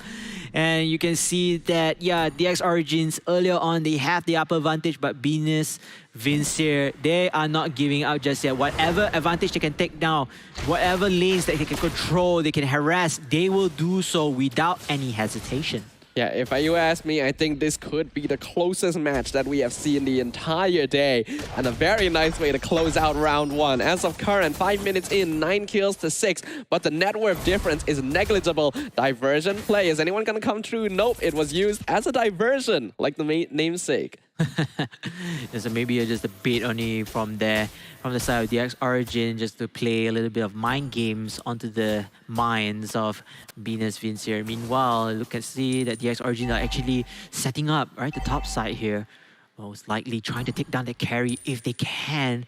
Or maybe other heroes in place. Kimin gonna use the heavy spin. Unfortunately, doesn't manage to push Envy Lepsy back into his own team. And Kiboy Gulab will drop him really low. Chases him under the tower. Kiboy Gulab loses his life, but Envy Lepsy, can he rejoin this fight? A nice Detona's welcome onto Fatal Lepsy. Stolen by Icane. Gets the stun. Blazing Duet doing a lot of damage. Starteezy gonna be able to finish off the Valentina in the backline. Juan Francis dropping real low as that vengeance has been popped down by Siska. Chasing down the remaining members of Venus Vince here. And they're all so low. Killing spree for the CC. Chasing the entire blue team back to base. Yeah, what's strange is even though the blue team or Venus Vincere has the upper advantage in terms of the fight, but did not capitalize onto their map position. Speaking of map positioning, Helke gets another kill, but can they secure this turtle? Well, that is a shutdown onto Siska, so that's actually pretty good right there. Some extra gold for the side of Venus Vincere. Yeah, Vital Slash! Pulling the backline! Keemin secures the turtle, 5 spin! Gonna secure the kill, double kill for Keyboy Gulab once again showing what he can do. Wow, DX Origins. I thought they would have lost the turtle already because Venus Vincere was actually inside the turtle pit. They had full control. But no, Keemin came in at the right time, using the Retribution to take down the last hit and using the ultimate as well to zone out his opponents, contributing to 2 kills into the favor of the X Origins. Yeah, it was an insane final slash, and here's another one pushing the barrage, and the Datona's welcome is stolen. They eat each other sequentially. A nice stun though, coming in from Fatal Lepsy right before he dies. This allows Envy Lepsy to finish off Siska. So that's a 1-for-1 trade. A little bit of a consolation right there for Venus Vincere, for a tank, for a damage dealer or a fighter. I think it's a win, but again, you can see that the goal advantage, 2,000 plus. You already have 2 turtles already in the favor of DX Origins. And now, the most important part, which heroes actually upscales the quickest at the moment? Demon Hunter Sword from Cloud. Cloud seems to be the highly potential one to perhaps join in the fight later to help out, but Ikan Francis onto the carry is also the same level in hand. Yeah, Demon Hunter Sword is going to be a very important timing here for Goalane Marang. We have to note he's 1-3 on the Claude, so he unfortunately hasn't been able to farm all that smoothly, but Ikan Francis hasn't been able to participate all that much as well. The X Origin still needs to be quite wary because with a Roger and a carry, Venus Vincire's late game is actually pretty terrifying. Oh, look at that. Team DX Origins, they are hovering at the bottom side of their enemy jungle. Gonna perhaps deny the buff. Yeah, deny the orange buff. Or, oh, wait. Yep, they still get the orange buff from the side of Team Venus Vincere. But again, it's just giving more information, more intel. The Lord has spawned. This will be a point of contest for both teams. Whoever's get the link in the Lord, they have an upper advantage to try to take down many turrets as possible. And those turrets are going to be very important right here, considering right now there's only still three external towers standing for Venus Vincere. There's 4 standing for DX Origins. So the game's still going to last for a little while as of current. And the net worth lead, although it's about 2k, actually isn't that much now that we are 9 minutes in. So despite having a slight advantage, DX Origins needs to mind their positioning. DX Origins definitely need to mind their positioning right here. CC in the hands of Siska has to be very careful. 3 heroes to 2, even though Keemin is looking forward to provide support with their Retribution skill or spell, but it's, oh, looks like that they're just going to go for it. Okay, yeah, go ahead, DX Origins, if you have the confidence right Final here. slash onto Fatal Lepsy, pushes him back. He has to flicker out to safety. He's going to eat Siska. In the meantime, let's let you guys know all of this is powered by the Galaxy S24 Ultra. You guys can see the players using it right now to win out this fight. And Icane flickers forward to finish off Ikan Francis as they secure the Lord on the side of DX Origin. So, ladies and gentlemen, if you want to secure the lot like a pro, make sure to get yourself the Samsung Galaxy S24 Ultra. Remember, victory can be yours with the new Samsung Galaxy S24 Ultra. Oh, your most powerful gaming companion, which is exactly what DX Origins is feeling right now. Lord gonna be spawning with the next minion wave. And they're gonna try and look to use this to get as many external towers as possible. Yeah, I think they can try to get the tier 2 turret at the bottom side and perhaps to put focus onto the team fight that they want to get more advantages here. Trying to deny the buffs as well. Speaking of which, there's a fight here. Defensive Dark Knight Falls fails. We see StarTZ getting traded for Keyboy Gulab as well. Diversion by Juan Francis trying to escape, but the dinosaur won't escape. Icane steals his Datona's welcome, spits him against the wall. Envy Lepsy punishes him as by picking off the Valentina. Heavy spin will allow Goalane Marang to finish off Fatal Lepsy as Siska zones out the rest of Venus Vincere. But their damage is definitely adding up as now even the CC is having some trouble surviving against the Roger. It was just a pity that Ikan Francis had to go bottom lane to stop the Lord from taking the inhibitor turret. If he was there, I am 100% sure that DX Origin would lose that fight because He needs he's a damage output hero, and he wasn't there, so there was nothing much that Venus Vincere can do.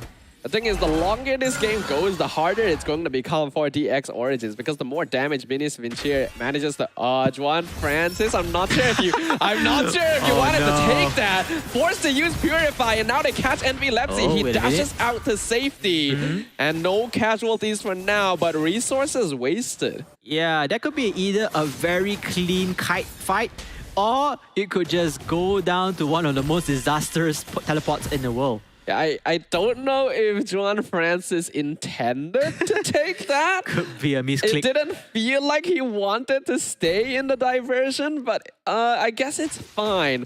That means that his Purify is going to be gone for a little while. Yeah, just unfortunate he has to use the spells to walk away freely. But hey, as long as you survive, you can continue to give your team a momentum in the next team fight in place. Same time though, we can see that bottom lane here, Kimin trying to zone out. Is going to deliver Helker to the rest of his team, and Starteezy is going to be fed over like and pounds to finish off Kimin, but that puts Envy Lepsy in danger.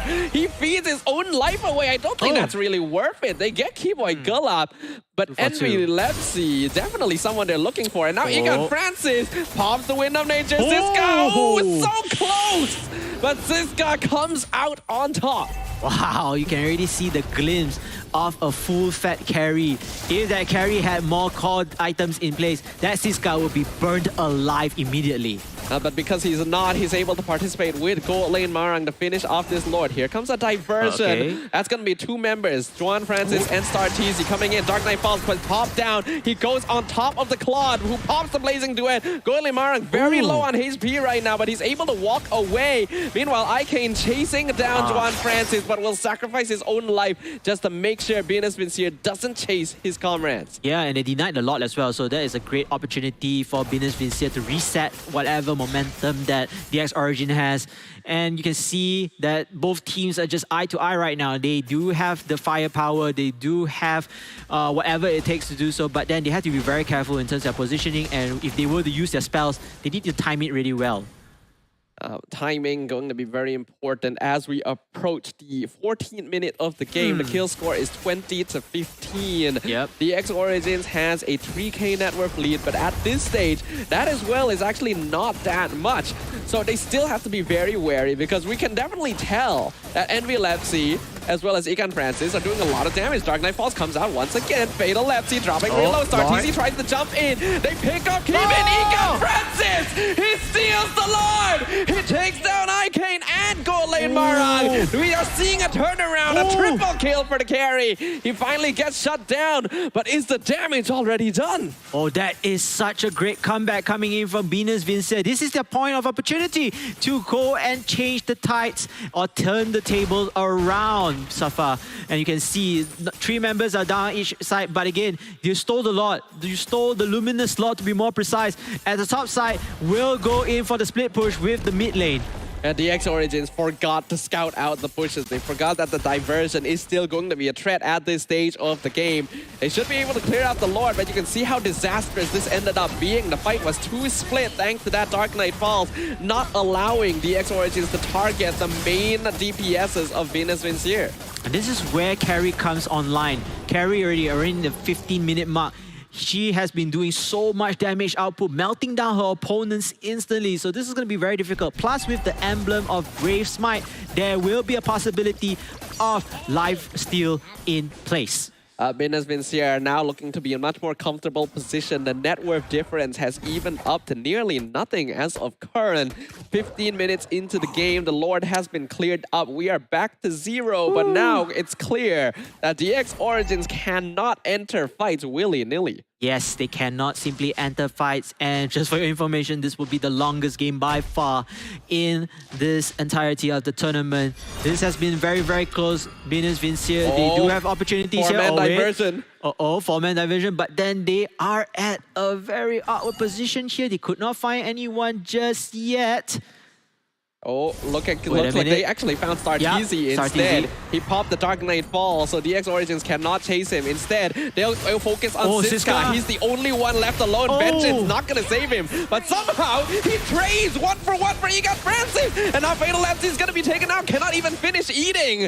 A nice winner crown from Iking keeps him alive against the Loyi's damage, but my goodness, Siska, what an MVP there. Yeah, what an MVP taking down Ikan Francis, because Ikan Francis, if he was still alive, then, you know, the turrets will just will get dealt with multiple damage, and this is not looking good for DX Origins. At the same time though, 36 seconds for the next slot, so I do believe Ikan Francis and Fatal Lapsy, they will be back here alongside with a full, healthy DX Origins. It's all coming down to that mechanical play. Can Venus Vincier keep their carry alive?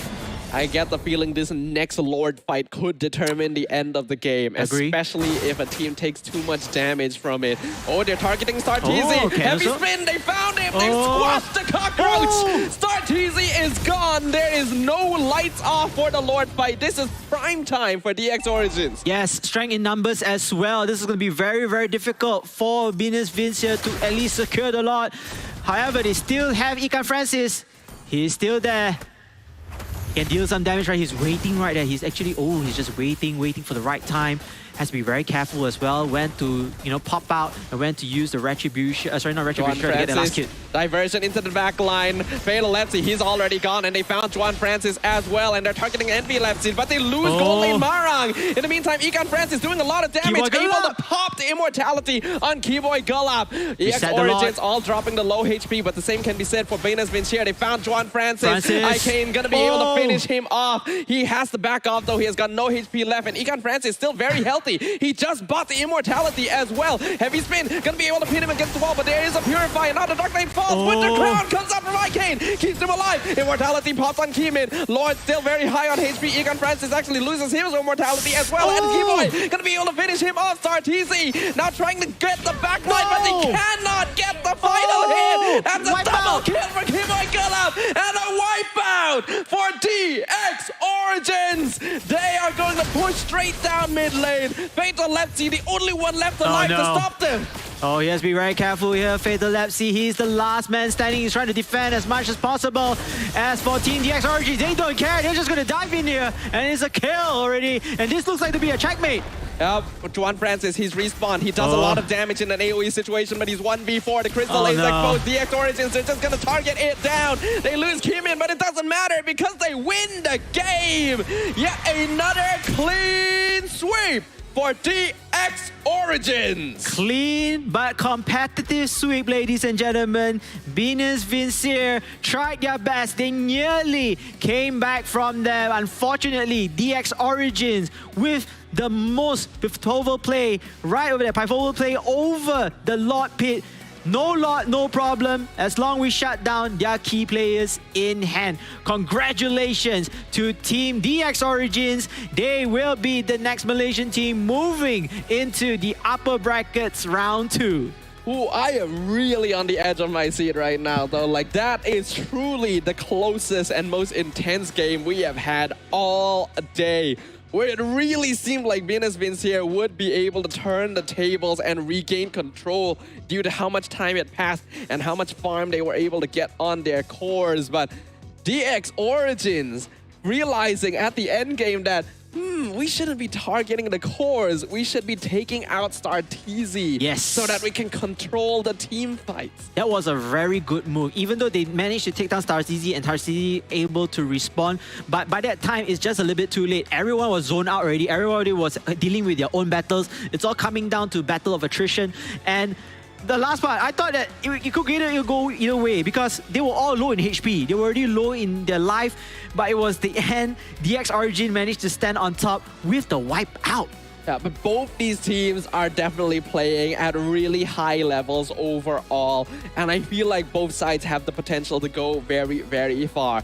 DX Origins will be the ones going on into round 2, but I feel like the opponents of Venus Vincier in the lower bracket need to be sweating. Oh, yes, they need to be sweating here, but again, still early days. They still have one more day to kind of figure out what went wrong, perhaps to improve on their mistakes, and most importantly, come out stronger in day 2. I really want to look forward for Venus Vincier at least at least in the lower bracket finals with that performance in here.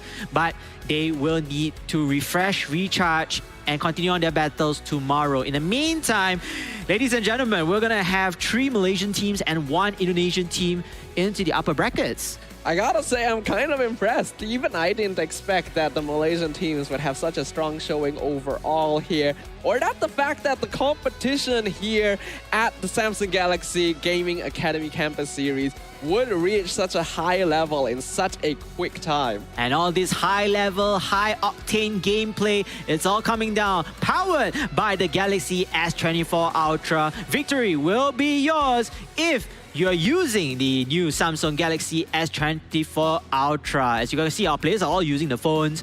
They are enjoying it as well. They were showing the cameras as well to how much they have enjoyed. So looking forward to seeing more high quality gameplay, high action packed games from our players and our teams. Honestly though, a really nice way to cap off round 1 of the upper bracket here. This means that we officially have 4 teams moving into upper bracket round 2 and 4 teams dropping to the lower bracket round 1. Don't worry though, folks, that's not actually the end of the day yet. We're also going to be able to watch all of the winners that we've seen so far go head to head in the upper bracket round 2. Yes, for those information, you can see that, we're going to talk about the matchups later onwards, but let's see the highlights here. As you can see, initially starting off things right was Venus Vincer, but a couple of back and forth from DX Origins were in play. Nonetheless, however, around the middle game, we can see the power of the carry. The carry is really the tank killer. The carry is the carry of the team, just dealing damage out and right. And of course, with Satsizi using the Dark Knight Falls, able to extend the potential of Venus Vincer. But DX Origin has one thing in mind. Let's take out the Hellcat. We take out the Hellcat, let's focus onto our efforts to take down the high core heroes. And this is what they do. Their formula pays out and they eventually win fights left and right. It was definitely very close up until the mid-game. At one point, Venus Vincer would come out on top, take several kills. Then DX Origins responds in kind by getting big ultimates and splitting the fight really well, using the heavy spin. So it really seemed like until the very end there that it could have gone either way. In the mid-phase, DX Origins seemed to be the ones favored to win. And they were clearly coming out on top in most of these team fights. But then you could see that Ikan Francis and Vilepsi were getting a lot of damage. They were stealing lords. They were winning out fights. DX Origins were just able to shift their mindset quick enough in the late game to realize how to completely disorient their opponents. And that's what separates good players, great players together, They're able to adapt to the situations. They're able to change their strategies on the go. Maybe, yes, perhaps their objective was to take Lord. But then they managed to say, hey, you know what? We have a bigger threat right here. Let's switch the momentum. Let's switch our objective. And even without the Lord, they have the confidence in strength in numbers to take down whatever's left on their way and knock, get out of here, Venus Vincer. Here comes the MVP of DX Origin. Is none other than Keyboy Gala with the R-Lot. Keyboy Gala really standing out as a player between these 2 games here. Despite being a roamer, playing damage-type heroes both times, this time with the Arlet going Thunderbelt to take advantage of that scaling effect to do more DPS based on how much defenses he has. A 9-4 and 12 KDA as a roamer is insane. Oh, that is so awesome right there. The team taunt, the team celebration. What a great move coming here. And looking forward for this young chap to move forward into the tournament. As we go on to the overall scoreboard, yes, everybody performed pretty well. In fact, including with Venus Vincer as well, they have players who also performed pretty well. Basically, everyone was able to hit close to max items here. We see the Sky Piercer being purchased on both Star TZ and Vilepsi. The thing is, it was very wise of DX Origins to basically balance and juggle their players by throwing bodies when necessary, but also knowing when they are able to disengage from team fights. Yeah, and you can see the team participation. I think everyone contributed in some way. Give a shout out to Kimin as well, able to zone out his opponents, even though it was a very difficult situation for him. When the Dark Knight Falls comes in, he was zoned out alone. He was taking as much damage as possible in order to keep the rest of his team members alive and kicking butt. Meanwhile, for Team Venus here, this is not the end of it. I really hope to see this team go all the way further. Looking forward for day 2 and day 3 to see what type of adjustments that they make. So GGWP to both teams nonetheless. It's been a long day so far, but we finally concluded round 1 of the competition. We still got 2 more matches before the end of the day, and these are going to be all 4 winners that we witnessed so far. So the quality of gameplay is about to go up even higher. Yes, and we have Team 404 Bakri going up against Team Miracle Gaming, while Team UTP will meet up with their Silver War, to be more precise, against DX Origins. So we're looking forward for the games here, ladies and gentlemen, after the short break. So do stay tuned, and we'll be right back soon.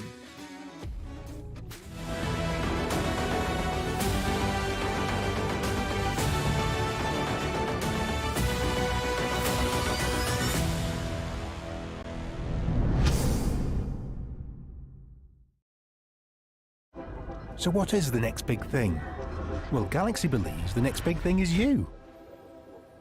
Me? Yes! Because of the power of Galaxy AI, you'll open up so many possibilities. The next big thing is you.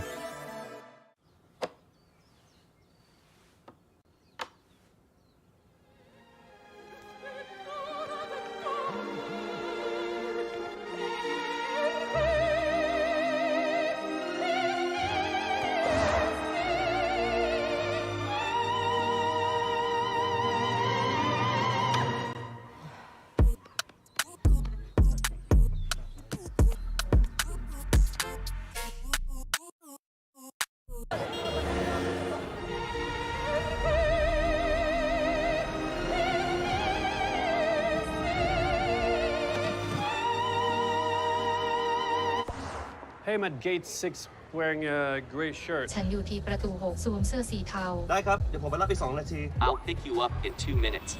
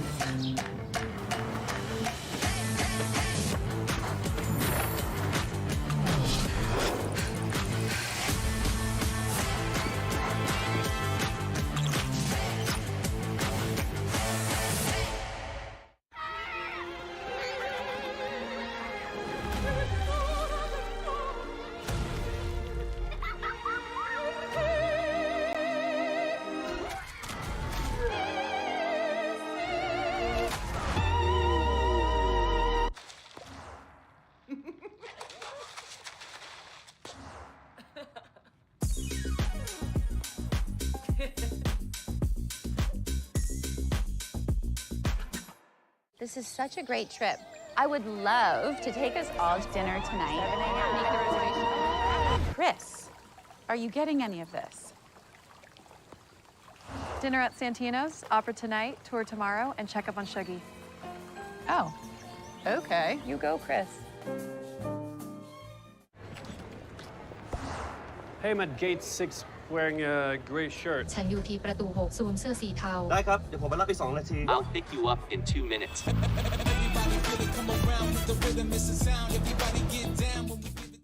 Everyone's searching for the next big thing in technology. But the next big thing isn't this. Integration, encryption, quantum. And it's definitely not this. That's why I'm a trailblazer, a groundbreaker, a pioneer, and most of all, a disruptor. No. Galaxy believes the next big thing is you. Me? Really? Yes, look at you. You're an artist. You're open to experiment. You make your actors go shh.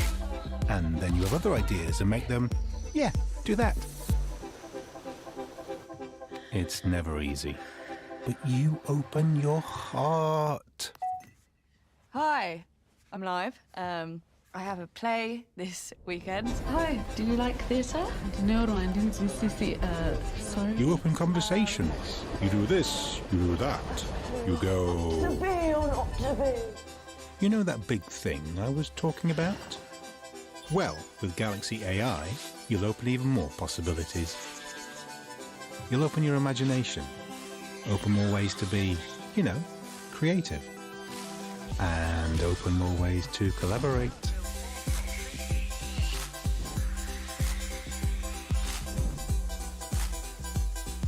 Wow.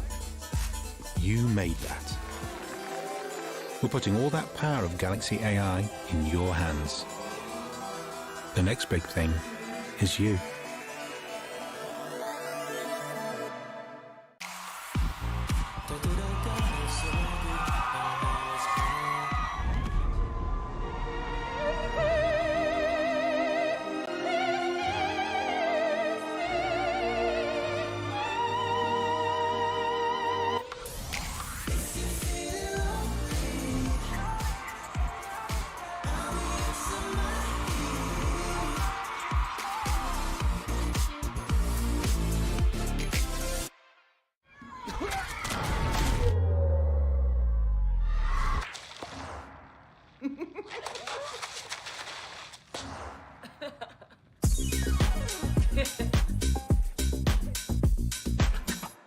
Dinner tonight. Make the reservation and get back to me about it. Chris, are you getting any of this? Dinner at Santino's, opera tonight, tour tomorrow, and check up on Shuggy. Oh, you go, Chris. Perhatian kepada semua penumpang penerbangan antarabangsa bagi memastikan kelancaran. It was fun facing other Singaporean teams. During our qualifiers, I think we have set the record for like the shortest game ever. It was very challenging. I think we also played a very long game. I think we had a 33 minute game. Yeah, and we also spent a lot of nights playing rank together to train. I mean, the flight here was rather smooth, but the wait time is a bit too long. Nanti, I heard you didn't sleep for 2 hours, right? Wait, why is that so? Yes, I was preparing draft. Smooth, but very fast. I want to sleep, cannot sleep. I close my eyes, wake up, reach already. Too noisy. What?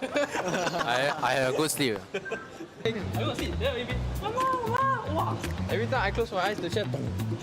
I think we should have a cabin with no babies. Yeah, it was quite tiring for us, but we are here at KL now to prove ourselves based on.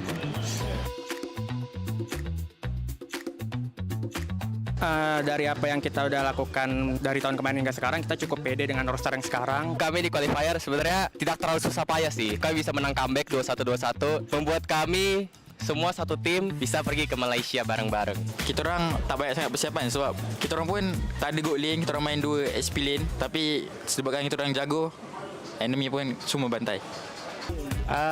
Ya lawannya gampang semua sih harusnya. Soalnya ada Hijume, EVOS Hijume. Apa lah? Aduh, tolong lah. Oke, Malaysia siap-siap aja. Kalau boleh jangan ban Martis tau, aku nak main. Nanti korang pandai-pandai korang tengok.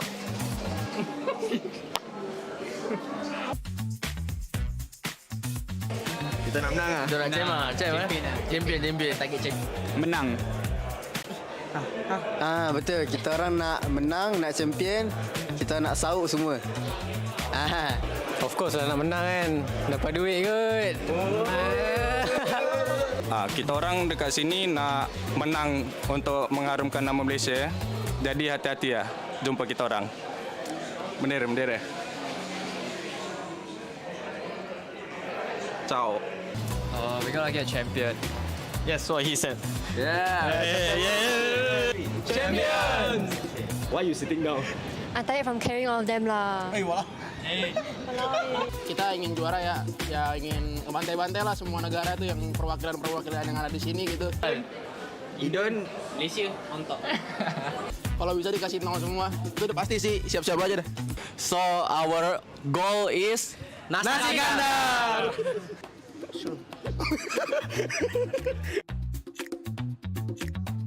First of all, saya bersyukur dapat opportunity tournament Mobile Legends under Samsung. I feel excited lah sebab it's like a new thing lah for us to try. Saya rasa bangga dapat mewakili Malaysia. Betul kan? Betul kan? Betul lah, tapi bangga juga lah. Bangga lah. Happy lah. Happy. Betul, diorang memang sangat happy lah sebab diorang rasa yang tournament ni bagi diorang banyak peluang untuk tunjukkan bahawa dekat semi profesional juga kita boleh bersaing di peringkat antarabangsa. Jadi thank you so much untuk Samsung Galaxy yang menganjurkan tournament ni. Betul lah, happy ya? Betul, memang sangat happy diorang.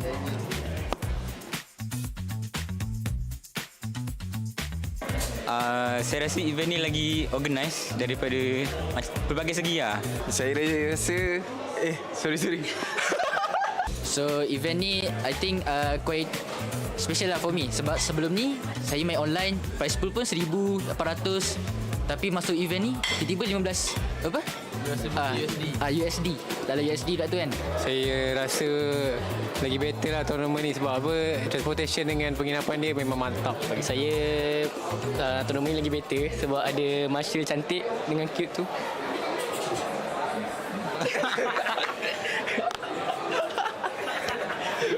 Best. Sangat best. Wah. Betul. Memang sangat best untuk diorang. Diorang kata best nombor satu sebab prize pool memang sangat besar. Lepas tu kita orang juga boleh berpeluang lawan dengan tim-tim international daripada negara-negara lain. Itu susah sangat dan sangat mahal untuk dapat dekat tournament ni. Best yang ketiga sebab diorang boleh duduk sama-sama. Thank you so much kepada organizer lain sekali sebab susah untuk diorang berkumpul macam ni dan merapatkan bonding antara sesama pasukan. Best. Video ini ditajuk oleh Samsung Galaxy. Yang mana telefon yang bagus adalah Samsung Galaxy yang selesa di tangan dan mempunyai frame rate per second yang tinggi dengan grafik yang sangat bagus. Betul. Video ni ditaja oleh Samsung. Okay, so saya rasa kalau phone lagi tahan bateri, lagi best untuk main game. Bukan best je, boleh jadi pro. Lagi lama, lagi besar kapasiti bateri, lagi lah lama kita boleh main dengan kawan-kawan. Bagi saya lagi lama bateri life, lagi lah boleh push yang lama-lama. Boleh fikir bateri head lah. Betul. Kalau tak, nanti kita nak kena charge setiap masa kan. So, kalau bateri life lagi banyak, lagi better. So video ni disponsor oleh Samsung Galaxy. So feature yang baik untuk gaming adalah FPS yang baik, Bateri yang tahan lama, grafik yang sangat bagus dan tidak mudah panas. So, video ni ditaja oleh Samsung Galaxy and cooling system dalam phone is actually important sebab kadang kalau masuk late game kan, kalau dah panas tu memang frame tu sebenarnya. Okay. I think Samsung Galaxy play crucial important in our game Mobile Legends lah because it can prevent network from delay. For me, as a assassin player, more important for device such as Samsung Galaxy. Thank you. I think this phone is really good. I also use Samsung, so that's how we get here.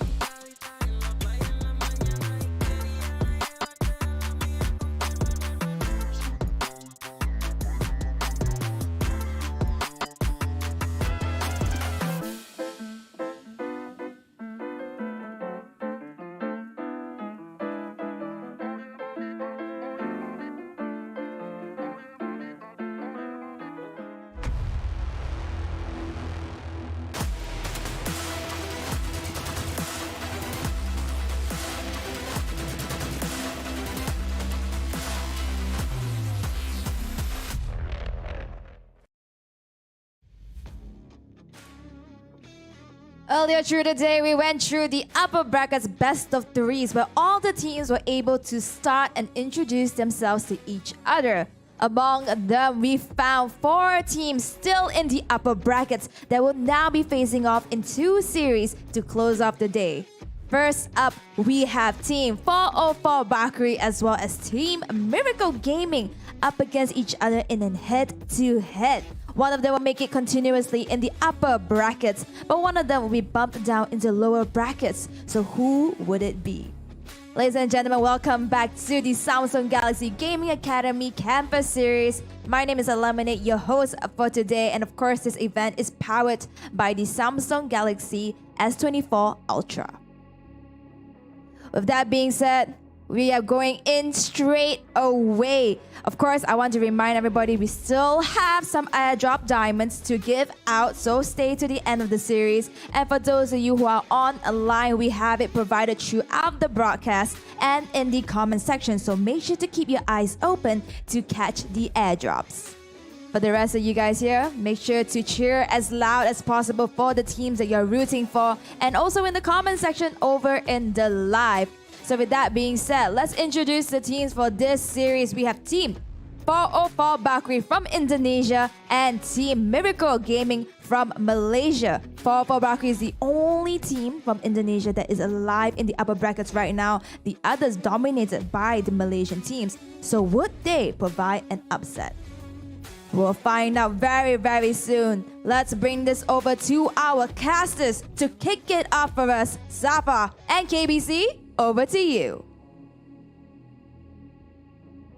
Welcome back, ladies and gentlemen. Thank you for joining us once again as we are about to enter our upper bracket round 2, where the champions of the matches so far today are now going to be going head-to-head to see who gets the chance of moving on into the upper bracket finals. My name's Stafa, once again joined on the desk by KBC. Yeah, and this upper bracket round 2 is going to be the most exciting one because we can see or we can tell which teams they do have the ability or at least the potential to make it into the upper bracket finals, but they have to go through the wars and the battles right here, starting right now. So let's take a look onto the playoff brackets. You can see from here 404 Bakery going in alongside with Miracle Gaming, and they will be facing up against one another in another best of 3 series. In the meantime though, Team UTP are waiting for their opponents earlier on between either Venus, Vincier or DX Origins, and eventually DX Origins will be heading into the upper brackets round 2 facing off with Team UTP. Just a little bit of a side note here, all the teams are still 2-0, so it's a competitive sweep all the way right here. And now we're going to check out the lineups for 404 Bakri. At this point, we've already gotten familiar with every single player here in the tournament, but 404 Bakri is consisting of Vito, Anak Papa, Alberto, Hijume, Grigi, Trisakti, Rensa, and Dit Aja, a team that definitely showed their dominance during the very first match of the day. Yeah, they have been super phenomenal here with the side of Hijume, Trisakti, and of course the rest of the players, including Rensa himself. He has already earned a couple of MVPs in hand. So you can see the players are all standing by for the games to begin. But before that, let's take a look onto Miracle Gaming. We have Damsky, Lord Zibran, Super Susu, Hashiteru, and Div. And Super Susu has been the MVP for both games within his series, so we'll look forward to see more out of his gameplay. We saw a lot of strong coordination and good roaming from the side of Miracle Gaming during their match earlier today. But I do feel like 404 Bakri so far has shown to be a slightly more aggressive team. So I'm very interested to see what will happen now that these two teams will be facing off against one another, since neither one has encountered a defeat just yet. Yeah, and I can see that both teams are playing almost a similar aggressive play style. They initiate, they bring the fights to their opponents instead of deciding the tempo. And there's a lot of things that goes into a very successful team. But now it's all coming down to whether these qualities, are they able to match against oneself? But most importantly, also stay calm and composed during times of adversity. Like, you know, if they say they were to bring the fight to us, do we want to move forward with the skirmish? Or should we return? Should we retreat? And then slowly but surely just defend and kite them back right there. So there's going to be a lot of questions over there, especially with the hero drafting as well. I think so far both teams are going to try to counter pick among one another, seeing which heroes are being more favorable and more being in the ban pool.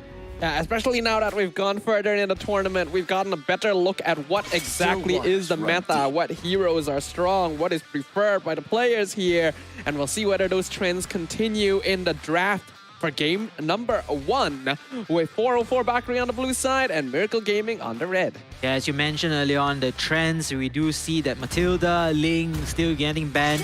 We do see some of the gameplays as well, and they kind of put a lot of pressure onto teams who do not select them. Angela also being banned, Chip also being banned. So yeah, those are the common bans, the common pattern right now that we are able to see despite the small sample size. And we can already tell that maybe for perhaps the first pick, they want to go for a Roger, perhaps an Arlott, or Harif. Okay, right. Sure, can. Yeah, prove me wrong right there. You want to get your Mage Marksman? By all means, go ahead. Harif being led through the bans here, going to be locked in straight away, which means that Roger is a pretty likely option for the side of Miracle Gaming. We'll see whether they go for that. So far, teams on the red side have been playing it pretty safe with their first couple of picks, Valentina being a popular one, and that's exactly what they're gonna go for, Roger and Valentina. Great choices indeed. Roger and Valentina is one of the top picks already so far. Not forgetting honorable mentions like Cloud, Esmeralda, and Fedrin. Julian, after the 2 games already, he's been out of the lineup already. I don't know where he's going. Maybe perhaps this is just a pocket pick or something to, you know, the situational pick in hand. But speaking of which, wait a minute. Okay. I'm here for this. I'm a big fan of Jawhead. I think he's such a fun hero to play. Doesn't quite work in the current meta these days, and he didn't exactly get buffed or nerfed or anything, but hey, if someone's bringing it, I'm gonna have fun watching it. They were gonna lock it in with the Barats, and the first phase of Miracle Gaming closes with the X-Borg. Yeah, I believe the Jawhead got adjusted. It's a balancing lah, not much of whether he's gonna be majorly buffed or majorly nerfed. He did. Yeah. Yes. So yeah, looking forward for that. This like we said, we wanted new heroes, and this is what we got. Yeah, I forgot about the adjustment that he got. I believe the change was that they reduced the number of his total passive stacks to half and made it easier for them to stack up while doing more potential damage overall. So maybe that's enough for this team to decide, hey, we're gonna try him out. Miracle Gaming, they go for the Martis. So far, hasn't been having the highest success rate, but we know Miracle Gaming plays him in the gold lane, so that's different. Yeah, it's a bit different. They are a bit more using at his own core. The strengths of this particular hero will be coming in play in Miracle Gaming's meantime, though. Julian and Xavier. Wow, I think this is a... I'm not sure whether the players over there are Jujutsu Kaisen fan, maybe because they got the skins recently over there. But hey, you know what? I think, you know, this could be working if they are comfortable with their picks. And Super Susu gonna get his Tigreal as well. This is a hero that he was able to get MVP with during Miracle Gaming's victory earlier today. So both teams bringing their A game right here. It does seem like the Julian is a Trisakti signature right now, but the Jawhead is what I'm personally going to be the most curious about. So I'm thinking you're going to give the benefit of the doubt to 404 Bakery because of the Jawhead? A tiny bit. Okay, cool. I'm going with you as well. I want to see what this Jawhead brings to the table, especially having characters like... We just talked about Julian. I just canceled him out from the top pick, and now he's back here again one more time. Yeah, Xavier as well. So I want to see this combination of heroes that I haven't seen it before. Nonetheless, however, I'm looking forward for this gameplay. All right, ladies and gentlemen, I hope you guys have your popcorn because we're jumping straight into the land of Dawn. It's going to be 404 Bakri on the blue side versus Miracle Gaming on the red side. A battle of teams from Indonesia and Malaysia. And here comes the standard plays going in for your buffs, your respective buffs. Do not get it stolen just yet. And making sure to upskill yourself to level 4 ASAP. And of course, we want to see the Harif and the Martis attacking lane right here. This is the goal side, I believe, that you mentioned earlier on, Safa. So we'll see which player is able to dominate earlier. Yeah, Hashteru will probably have a slightly difficult time there because Harif does a lot of poke damage early on. Looks like Trisakti was able to secure that litho as well. Did Acha actually gonna be really focusing on babysitting this Julian to make sure he's able to farm as fast as possible and hit that level 4 mark. Oh, Hashiteru in a lot of danger here. Forced the flicker out to safety. The throw goes on to Super Susu, but that means that Trisakti is the one who's left by his lonesome. Well, I'm very, very excited that... Okay, oh wait a minute. That was close. Oh, a nice slow as well from Super Susu. Did Acha not able to follow up, even though their health is so low. He'll still try, but looks like nothing's gonna happen here. Though Hashteru is not being able to go home anytime soon. Oh, this is gonna waste some time from the side of Miracle Gaming. They couldn't even secure their turret right here. Going to give a little bit more goal advantage because every time you hit that turret, they will have the goal barrier, and every hit counts for extra goal. Now, I'm amazed of the gameplay coming in from 404 Bakery. They really play it you know, aggressively inside, but Miracle Gaming in the meantime, they rotated very quickly and trying to go for that kill, and yes, they do. Yeah, I'm kind of surprised that it was Trisakti who ended up giving first blood earlier there, but looks like it's not going to affect them all too much for 04 Bakri get that first turtle very easily. I can see that the turtle will be into the favor of for Bakri, and again the goal a little bit more of advantage here. And it seems like Miracle Gaming, they are hovering across their own jungle, but again rotations, the roams of the own members here just consistently keep moving. We do see that 404 Bakri, they also like to play a lot of roaming, a lot of rotations from top to mid to below, bottom lanes. So they are playing the same game like what 404 Bakri is doing, but maybe, just maybe, a bit more effective. The implosion actually missed onto the jaw hit here, but the Sacred Hammer will set up the kill. But a 3-man knockup into the Dawning Light forces multiple flickers by Miracle Gaming. Damski, he's left alone here. He's dodging a lot of abilities, but he's not going to be able to escape. Yeah, that's a 1-to-1 trade-off. I feel like there's a little bit of mishap coming from Miracle Gaming, as you mentioned. Super Susu missing his ultimate, the implosion, and unfortunately we have another technical pause coming in here. But overall, both teams started off really, really active. They don't just be stagnant, I would say, in games. They just continue to rotate, giving support left and right. Even though they don't have the most mobile hero lineup ever, but they still provide the support. They still find opportunities like, hey, if you're gonna gang, we're gonna try to gang as well. We're trying to get trade kills in the meantime.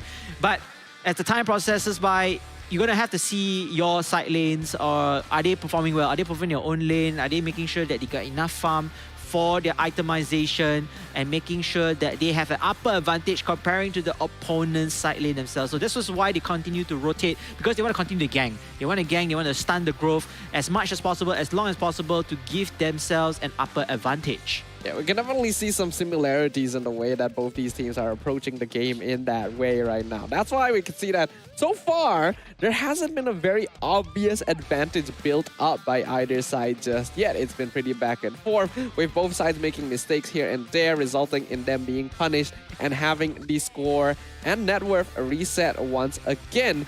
I feel like we need to see a little bit more discipline and a little bit of more awareness over the map right here, because if they continue at this pace, victory is going to end up being very 50-50, and I doubt either side wants that. Yeah, they have to be also decisive as well. If they want to take the team fights, you know, is this the right time to take the team fight? That's number one. We're still level 4, okay? And most of our members also probably hovering around level 3. We don't have our skill or itemization at its peak just yet, or at least hitting phase 1. So there's a lot of decisions that have to be made. In the meantime, let's say, yeah, if the opponents, they do have the upper advantage to take, should we retreat or should we try the very best to take down the weakest link from the opponent's side? So a lot of things being calculated, a lot of things being played. It's like playing chess, but in Mobile Legends at the very least. Yeah, it's still very early in the game. It could go to either way, but I love the intensity of these two teams. They are playing in neck to neck. Rotations are on point. It's just coming down to whoever is able to get that first-hand advantage. Yeah, providing information gonna be very important here. But we've actually already seen a lot of strong gameplay from Roamers all throughout the day.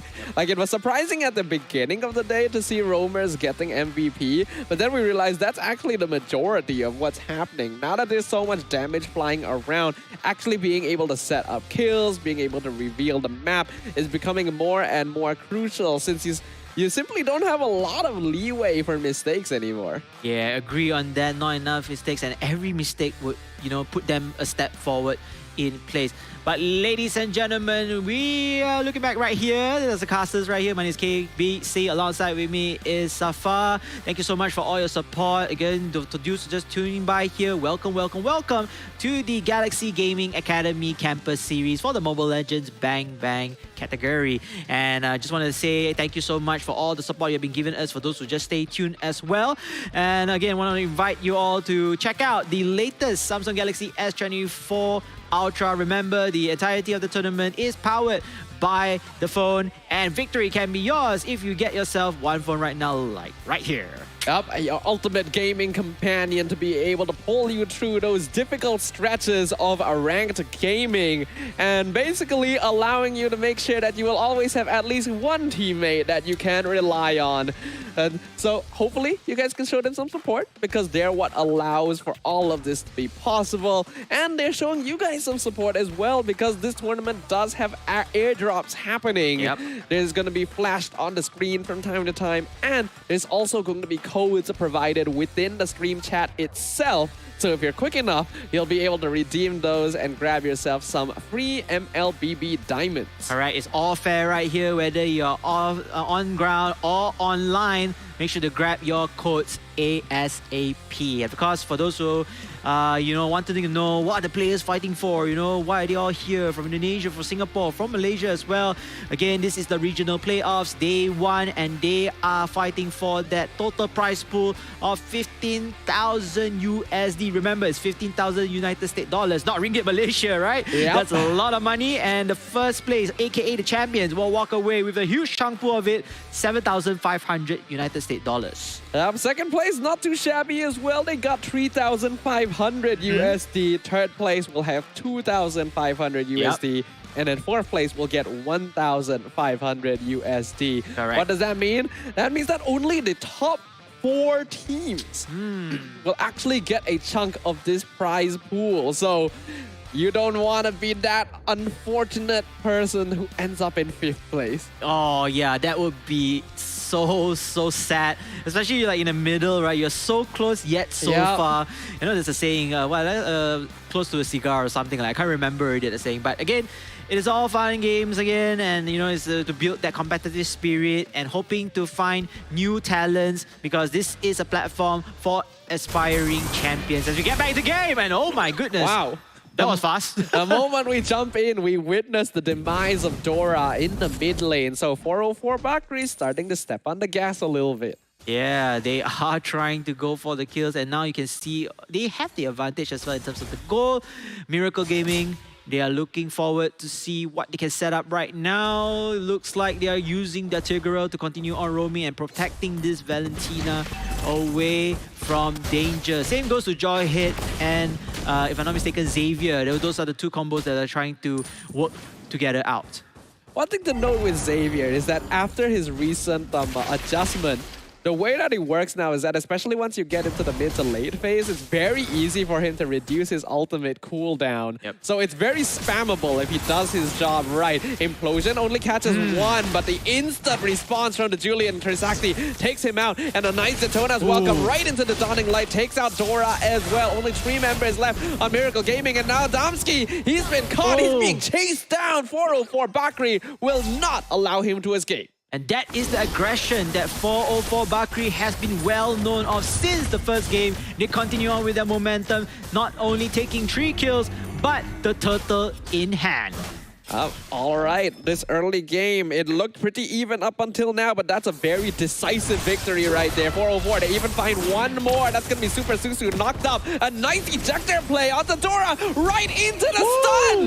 Beautifully comboed for Hijume to pick up the kill. Wow, 404 Bakery. They're not just done yet right here. They take down Super Susu once again with Trisakti's Julian. And Damsky, he's just running away for his dear life. He's not participating in this fight.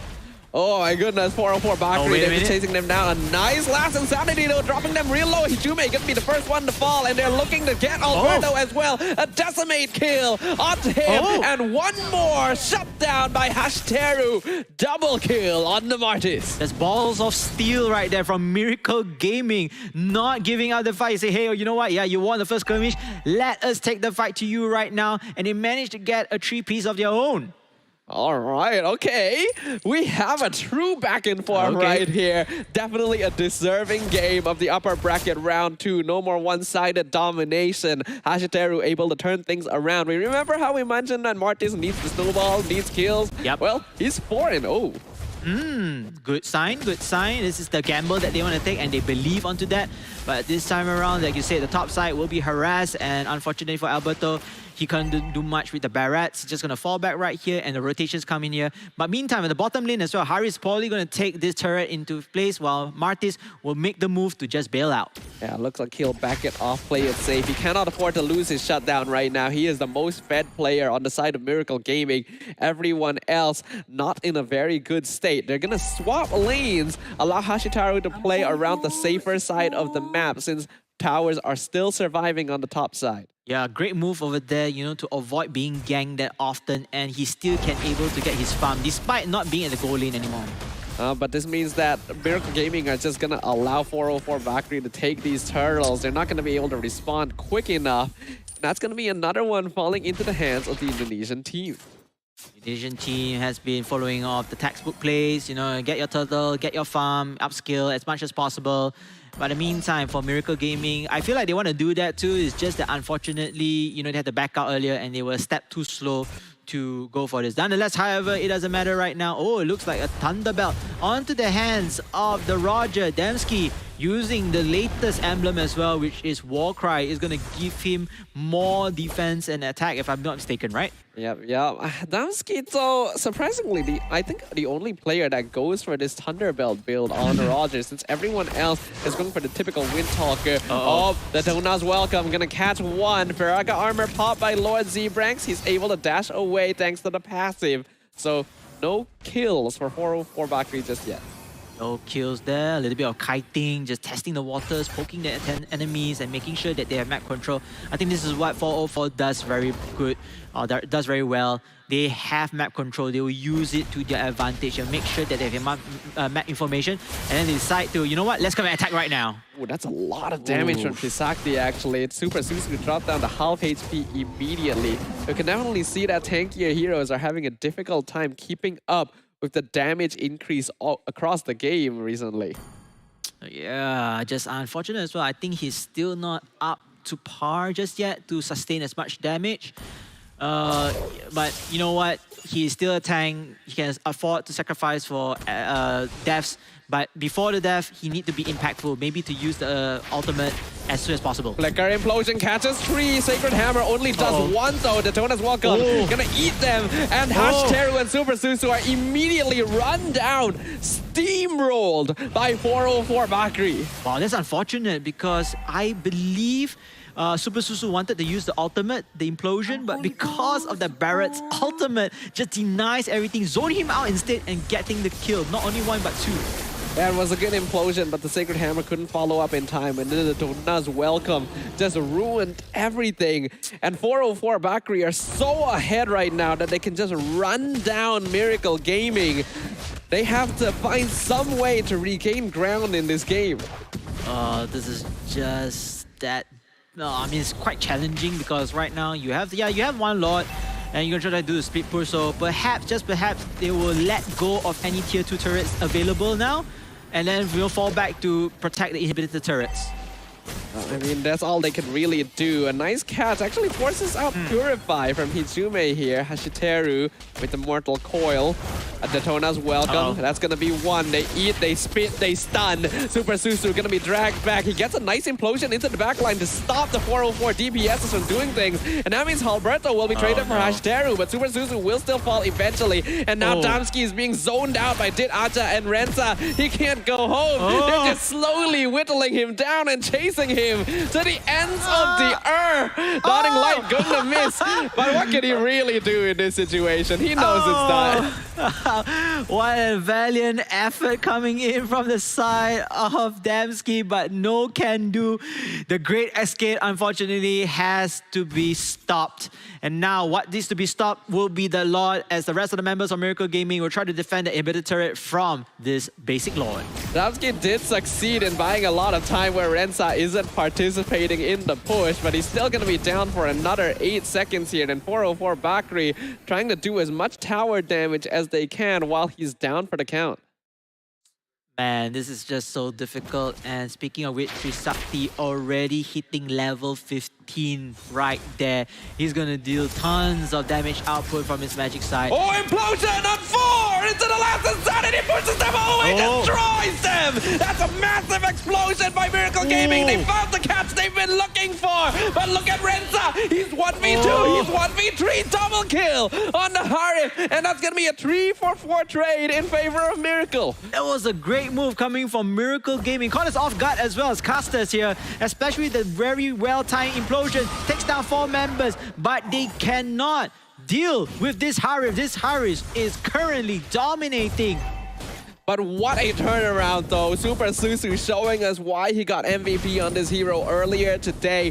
The moment 404 Bakri let down their guard for a moment, we got to see in that instant replay a beautiful implosion followed up by the last insanity. I don't know why Hijume didn't pop the Purify. He may have died a bit too soon. Unfortunately, they don't have any more CC after that to stop Rensa, so he's still able to turn around and get 3 kills by himself. And that was a very...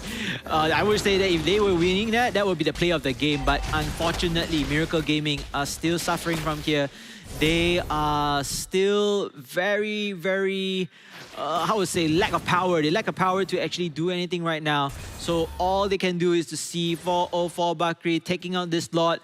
If they are daring, they might want to flicker or perhaps try to get the final kill here, but it seems like it's most likely no. Daytona's welcome on Lord Z-Frank's implosion finds the Barats, but that's all. Dawning Light hits everyone on Miracle Gaming, and now Super Susu will be the first to fall.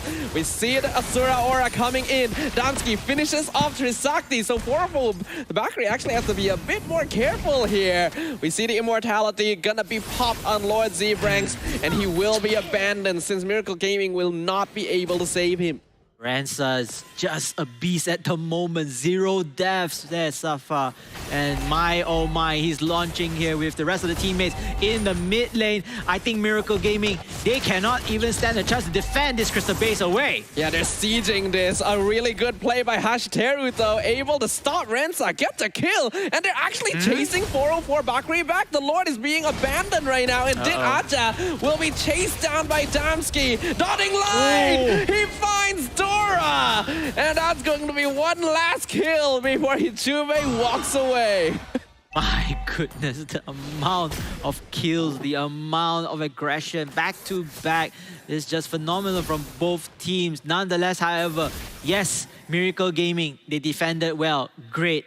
But what will be your next step? All of your inhibitor turrets are already destroyed. Oh, implosion onto 2. Purify on Hijume gets him out, but Alberto does not have the same luxury. He is tanky though, so he'll be able to get away, and Miracle Gaming will be forced back. Forced back here. Yeah, buffs also are gone. Nothing much can Miracle Gaming do except to wait for the inevitable. However, if they do have enough time, they can go for this Luminous slot later in the next 74 seconds. They just need to hold on to their lanes, hold on to that Crystal Base for the time being. The problem is 404 Bakri scale better into the late game overall because they do have the Hijume on the Xavier and Rensa on the Harif. In comparison, Miracle Gaming are highly dependent on Damski here in order to actually output proper burst damage. So their approach to the team fight needs to be a lot more careful, and they need to be able to catch multiple people with that implosion to make sure that 404 Bakri aren't the ones controlling the tempo of the team fight. Like 404 Bakri is just taunting right here. A little bit of the teleporting portal, and they do have great positioning as well to steal away the purple buff. And in the next 27 seconds, they have the Lord Pit in their favor. Meanwhile, Miracle Gaming just continuing on to defend waves of super minions. But is that enough in order to counter attack the side of Team 404 Bakery? The ideal is that Miracle Gaming sets up like a slow push happening up in the top lane. I'm not too sure if the minion equilibrium is in the best spot for that. Hashiteru already down to 30% HP too, has to recall. Another Daytona's welcome onto the X-Borg. No Firaga armor, no Last Insanity. Sacred Hammer gonna be cancelled out and Lord Zbrans will lose his life. Super Susu, he can't do anything, gets executed by the Sky Piercer. Damski though at least able to finish off Alberto. So it's a 2-for-1 trade, but 4-4 Bakri now in control of the Lord. Yes, they do have control of the Lord. They are harassing the Lord as well, and eventually the team will receive Luminous Lord in their sight to fight for them for this final push, perhaps this final push. I feel like it could be. Miracle Gaming, Lord Zbranks and Super Susu should be back by the time the Lord crashes in, but they don't have any inhibitor towers to try and hold it back. Oh, so difficult here, man. 5 versus 5, and then Alberto is gonna go up here soon later. Well, here it is, Lord crashing onto the crystal. It is now exposed, an implosion play on the tree, and a Sacred Hammer pushes them into play. Hijume is picked off. They're able to finish down the Lord. Hashiteru is picked off, but he's already done his job. 404 Bakri still not able to end the game. Super Susu finds the catch again. This is such a great move for Miracle Gaming because as time passes by, they're slowly but surely trying to face into the late game session, and everybody will be equal in terms of items, in terms of gold. Gold don't matter anymore later in the later stages of the game, and it's all coming down to mechanical team fights. Miracle Gaming now looking to expand their influence over the map, but I feel like they should be splitting their side lanes right now. It's doubtful that they're going to be able to really catch anyone here. Though Super Susu, he's going to look for Trisakti. Forced to escape though. Yeah, Miracle Gaming is kind of wasting time here. They should have been pushing their lanes. Yeah, pushing the lanes, and unfortunately have to go back to their base as well to avoid super minions for chipping away damage onto the crystal base. But like you said, so far they should have been pushing lanes. They should be trying to take down whatever turrets is still available right there. Even the middle turret, the middle tier 1 turret is still not being touched yet. It's still not being broken down. So maybe, just maybe, you know what, they were a little bit confused on that, but it's okay. They live to survive another round of this bidding from 404 Bakri. It's all coming down to this lot. If Miracle Gaming can secure this lot, things will shift 180 into their favor. We're 18 minutes into the game. Basically every core on both teams will be hitting max items by now. Looking at what we've got a couple of defensive options. Even Hashiteru going for that Rose Gold Meteor and the War Axe. Not something you typically build on in Martis in the past. Oh, Jawhead actually has one more slot available as well. Yep. He is the roam, so it's going to take him a little bit longer. The same for Super Susu.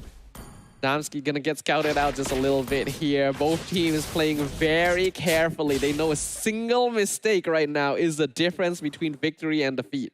Yep. It's gonna be the moment here, 19 seconds down the clock. Everybody just kiting each other, just poking one another, testing the waters. But after that, when that Luminous Lord goes online, the rest of the teams will lit their eyes up and hoping to go for it. Now, Lord Evolve has already finally appeared.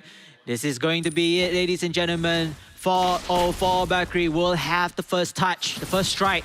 Can Miracle Gaming do something about this? Unfortunately, Miracle Gaming are having a difficult time pushing back the minion waves. If they send everyone to deal with the Lord, there's always a chance of a backdoor. What will they risk? They're going to leave Hashiteru behind. Right now, they're going to get scouted out instantly. Dawning Light doing some damage. They know where Miracle Gaming is, and they're already pincering the location. Lord Zebranx doesn't have a lot of Ferraka armor left either. Lord, will it get reset here? Looks like 404 Bakri will decide to do so. They pop the Ferraga armor, use the conceal. Daytona's welcome going to actually miss. As we see the Jawhead ult. Implosion only on one. Super Susu loses his immortality. Dawning Light chasing back the rest of Miracle Gaming. They're forced to abandon Super Susu. Yeah, they are forced to do that right here, especially no tanks anymore to soak up the damage, and this Lord will be in the hands of 404 Bakri. Can we see another defensive miracle in the hands of Miracle Gaming? Logically speaking, 404 Bakri should have already learned that their mistake from the previous time. They're not going to group up for the implosion. And this time as well, Super Susu is still dead for another 20 seconds. Miracle Gaming needs to hold on. Need to hold on to their dear lives, but it seems grimmer every single second right now. The Lord marches in 6 versus 4. Who will stand victorious right here? Hashiteru gonna be able to walk back to regen. Dora as well. Dawning Light not gonna be able to stop them, but the Lord on the crystal means it's already exposed, and all 404 Bakri need to do is focus it down to claim victory in game number 1.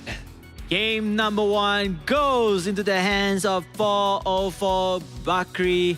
What an absolute showdown. I mean, give credits where credits are due.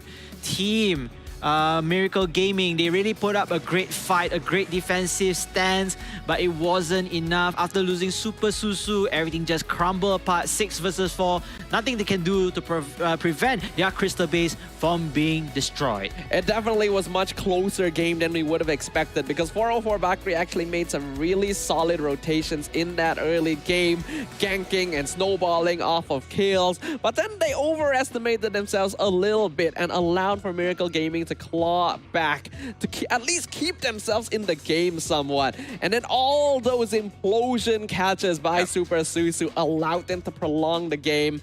But unfortunately, not quite enough. They needed a finisher, and they could not find it.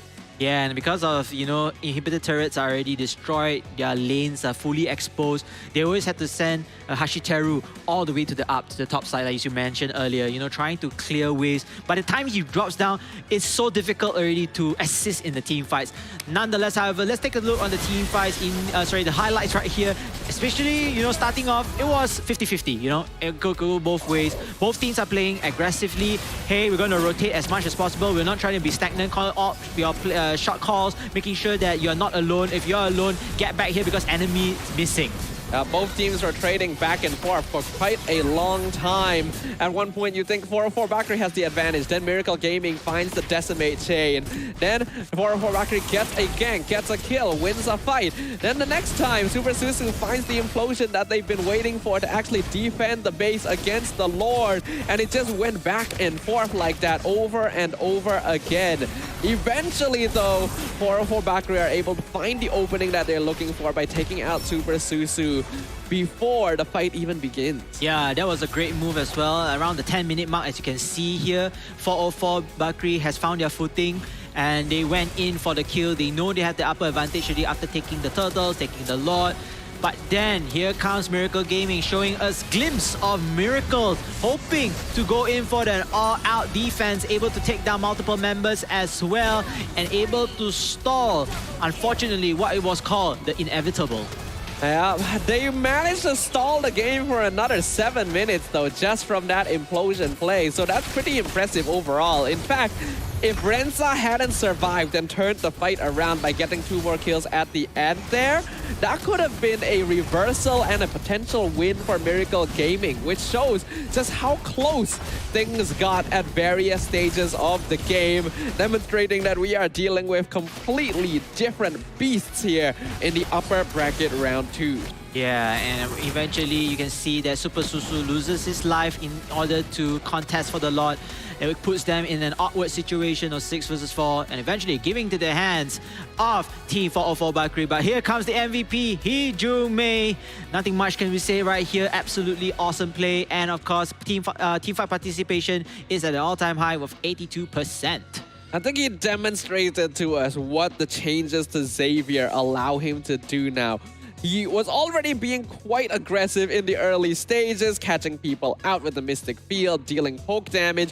But once you got into the late game phase, the amount of times that Dawning Light was being spammed out to do damage, to provide vision, to just generally annoy the enemy team, shows that this hero can be scary. Yeah, I want to give a shout out to also to all the rest of the members. Rensa has been playing out of his minds when in blazing with the Harif. Yadid Aja doing his very best to crowd or to zone out his opponents here and protecting Hee-Ju-Mei from being killed, or at least in Trisakti's case.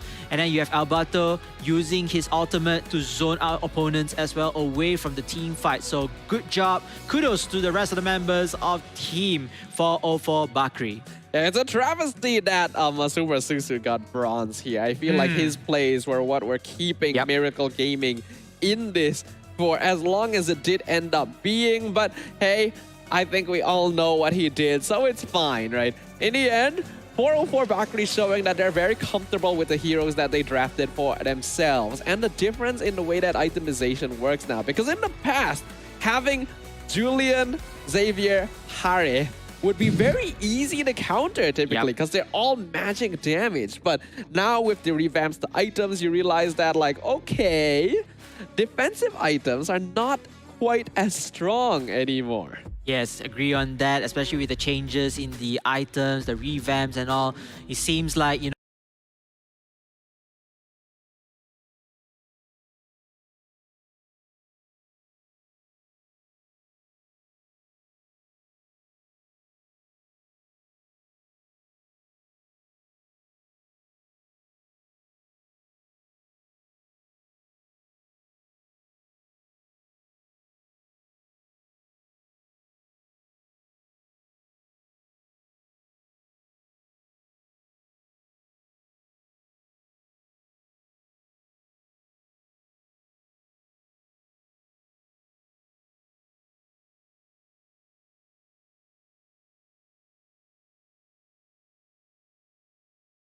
these fights. Yeah, just unfortunate right there. But it's okay, you know, they still have chance. They still have chance to learn back, you know, to see what they can do better.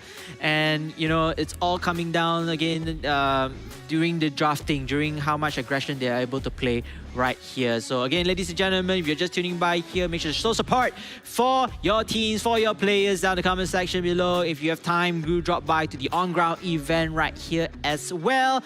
And of course, you are all watching the tournament is powered by the Samsung Galaxy S24 Ultra. Victory can be yours with one of those babies right here. That's great. I think we've been promoting it all day. Yes. There's no need for you guys to know like anymore because we've already been singing its praises to everywhere, to all of you, and hopefully all of you guys are already considering what your next phone upgrade is going to be. Not to mention, for those of you who have been active with us all day, hopefully you guys have been paying attention to all the airdrops as well. Plenty of MLBB Diamond codes are available, sometimes shown on the screen during the broadcast and in the stream chat as well. So if you've seen those and you haven't, make sure to go and try and redeem them. Maybe if you were quick enough, some diamonds will already be available for you. Yep, that's absolutely correct. And of course, for those, you know, you don't know what the teams are fighting for.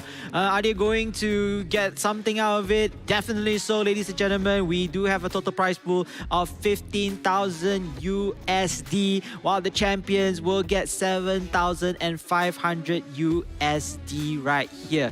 So just give us a preview on this, Safa. What is going on with the brackets right now? So is there still transfers here for Team Miracle Gaming? There's definitely a chance, right? We saw the potential, but I think what needs to happen is they need to make sure they have more tools. In their previous round, Super Susu set up a lot of implosion plays, and they basically won off of that. But this time, 404 Bakri are a much more difficult opponent that knows how to position to avoid these situations. Thus, building a whole team composition that relies on getting this big team fight catch is no longer going to be reliable enough. And you can see from there, Julian, Ling, Harif, insta ban right there. And if I'm going to go with the correct one, yeah, I was about to say Matilda, but yeah, go ahead, it's being banned. So now, first pick on the side of Miracle Gaming. Who would they want to choose as their very first pick to take away from Team 404 Bakri? We got the Roger. They've so far prioritized Roger a good amount. Harif is already gone. Ooh, the chip. Oh, yeah, we did forget about that one. Totally forgot about that. And he is back into the picks because initially he got banned multiple times. It does mean that Roger is going to be available for 404 Bakri with the Angela. Ooh, scary, scary. The combo of these two heroes can really chain a lot of kills together. But we have to remember, Super Susu, he got MVP twice in the earlier match, and it was on Tigreal and Chip. So this time, maybe we'll get to see something different. Yeah, maybe we get to see a bit more aggressive roaming because of Chip's passive, able to teleport anytime, his special abilities to teleport back and forth, getting more information in hand. And you're going for sustainability, which is none other than Esmeralda and Faramis. That is a lot of sustainability, all right. I do like the idea of taking the Faramis because not only is it a good counter to Chip usually by providing more teamfight potential, if the enemy team has Angela and Faramis, it's going to be impossible to bake through them. So it's better for Miracle Gaming to lock it in for themselves in advance. The Esmeralda is meant to counter the shielding coming out of Hard Guard as well, but it can be a little bit 50-50. So we'll see what happens. Yes, Tarisla right there, also bringing in the punch. I think that will be a great hero to CC onwards to continue on with the team fights. He'll be the one initiating the most, but most importantly, trying to go for the lanes in place. Now, they are banning off Xbox from the side of Bakri. Yeah, it's a good choice. I mean, the Xbox with right heroes and right combination of skills, the Last Insanity does work pretty well off. The Xbox ban is kind of interesting though, considering that the Esmeralda was already shown by Miracle Gaming.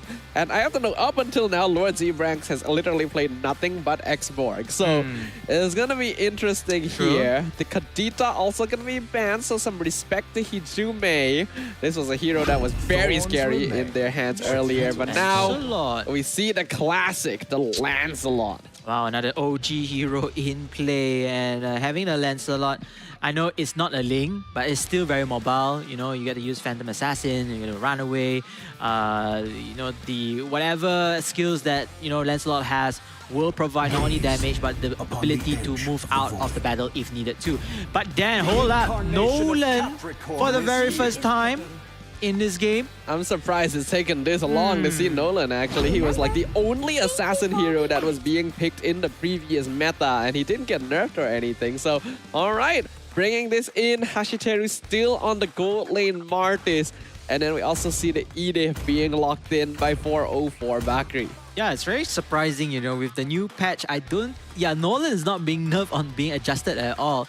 Yeah, we do see in MPL he does get banned a couple of times, but this is the very first time appearing here, and it seems like Team Miracle Gaming might have something on their sleeves. Yeah, if Miracle Gaming are going to be able to take advantage of Chip and roam around with the Nolan to secure snowballs and kills, then they should be able to solidify a strong early game foundation to close out the game and tie things up. But 404 Bakri also have a lot of tools in their belt right now. So as we jump into the land of Dawn, we are going to bear witness to whether or not this will be yet another clean sweep here at the Samsung Galaxy Gaming Academy Campus Series. Judging from both teams, everything is even Stevens at the moment. Let's hope we get to see our very first Game 3 as Miracle Gaming striving to take Game 2 to force overtime in Game number 3. What does worry me is that with the choice of the Martis gold lane, this time having a Nolan jungle instead, Miracle Gaming is really going to be lacking in terms of late game damage as compared to their opponents. So they gotta get the ball rolling as quick as possible and end the game as quick as possible. I feel like they went pretty well with the Martis. It's just that, like you said, you know, trying to avoid possible or unfortunate team fights, not favoring into the corners. Speaking of that, it looks like there's a little bit of harassing in the mid lane, but into the favor as well for 404 Bakri. Yeah, they forced the flicker from Super Susu, so that's going to be pretty helpful to have here for now. And we can see that 404 Bakri going to be playing fairly safe, actually putting a lot of pressure just from their positioning on Miracle Gaming. On top side though, Terisla and Lancelot looking to get the very first blood onto that chip. And unfortunately, Super Susu will become milk food for the rest of the members of 404 Bakri. And first blood going to Trisakti too is going to be massive here. This is Impure Rage on the Lancelot, so most likely going to be building some damage. And Impure Rage was actually buffed as well. One of the emblems that was buffed to be able to do max HP damage, just like its classic effect. Oh, that's great news to hear. And I think, you know, we've seen a lot of heroes also using the Impure Rage into their favor. Out of all 10 heroes, there's 4 of it, 40% will be able to use that run. Lord Z Brand's gonna jump back in with the Falling Star Moon to stop the engage as the portal comes out from Super Susu. Alberto gonna be the first one to fall, and a flicker here. Decimate doesn't land the final hit. That feels bad for Hashiteru, as did Aja gonna use the Primal Wrath to make sure he gets that extra shield, extra HP, almost kills Miracle Gaming too, so they cannot follow up on this. Though Lord Z-Brands, he still has his eyes on the prize, onward, going to miss. He gets the kill, but they lose the turtle in exchange. So a turtle for 2 kills. If I want to play this objectively right, obviously the turtle would be the great part of it. Is to upskill your rest of your teammates. Everybody will have gold as well, including the person who captures the turtle will get a buff. But Miracle Gaming, I mean, there's nothing much to lose, right? You know, you're already at this prime position. Why not just get the kill from there? And you haven't lost perhaps any single members during that team fight. Yeah, they already used the portal from Super Susu earlier, and the chip only just respawned too. So they knew they weren't going to be able to contest that turtle. Yep. Super Susu doesn't have portal available. He just got it back up, so that's why he didn't pop it earlier against Rensa. Esmeralda on the top side here, harassing a little bit from Terisla. Oh, Chip is starting to join the fight. Yeah, portal should be dropped down here, and instantly all of Miracle Gaming is here to finish off Alberto, and they'll just go back to their lanes respectively to get farm. Yeah, I think this is also a good move to stun the growth of Terisla, giving Esmeralda more breathing space to take that XP lane. At the same time as well, making 404 Bakri decide, should we rotate back to a help, or should we, you know, switch lanes instead? So I think they're still sticking to their core objective here to let the Terisla on top again though, and getting harassed by Esmeralda. Yeah, he's dropping really low, in fact. That's a 2v1 situation. We know Terisla tends to get very tanky at this point. He's still surviving. Dansky as well, forced to back off. Alberto survives the 1v2 and actually drops both opponents real low too. That's actually a really good play over there. Norland, unfortunately, did not have enough sustainability. Perhaps maybe the jumping or the tower dive wasn't correct. He went instead and get the damage, the continuous damage from the turret. So they could not get the kill. So good job, nonetheless, for Alberto. Right now, 404 Bakri are going to be sieged pretty heavily by Miracle Gaming because Miracle know that they need to win this early game. Once again, Super Susu drops down the portal right on top of Rensa. He's able to flicker out, actually. He survives. And here comes the hard guard on top of Lancelot, but NetherRealm keeping Miracle Gaming topped up and healthy. Alberto gonna flicker out the safety as well. Lancelot doing a lot of damage, dropping real low on Miracle Gaming. Did Aja with the Primal Wrath as well, actually zoning all of them out. 404 Bakri now in control of the turtle, and Hashiteru finds Alberto finally here. Will he be able to chain into more kills? Turtle dropping real low, they get it, and now 404 Bakri will just walk away. So 1 turtle for 1 casualty. I mean, Alberto already has been unfortunately been stunted with the multiple deaths onto himself, but that's still a win on the side of 404 Bakri. Trisakti almost dying there, but not enough damage from Miracle to finish him off. 404 as well, gonna be expanding their map influence, now focusing on taking the top tier 1, trading it for the bottom tier 1. Yeah, I think that 500 gold proves very useful for all teammates, all these team members of Team 404 Bakri. They can upskill their levels. And then, yeah, sure, they might lose the battle right now in terms of the skirmishes, but they play for the long run. They want to take it later in the mid-game section. Looks like things are going to slow down just a little bit here. Despite everything that has happened, there's only about a 1k net worth lead in favor of Miracle Gaming, which isn't much to scoff at here.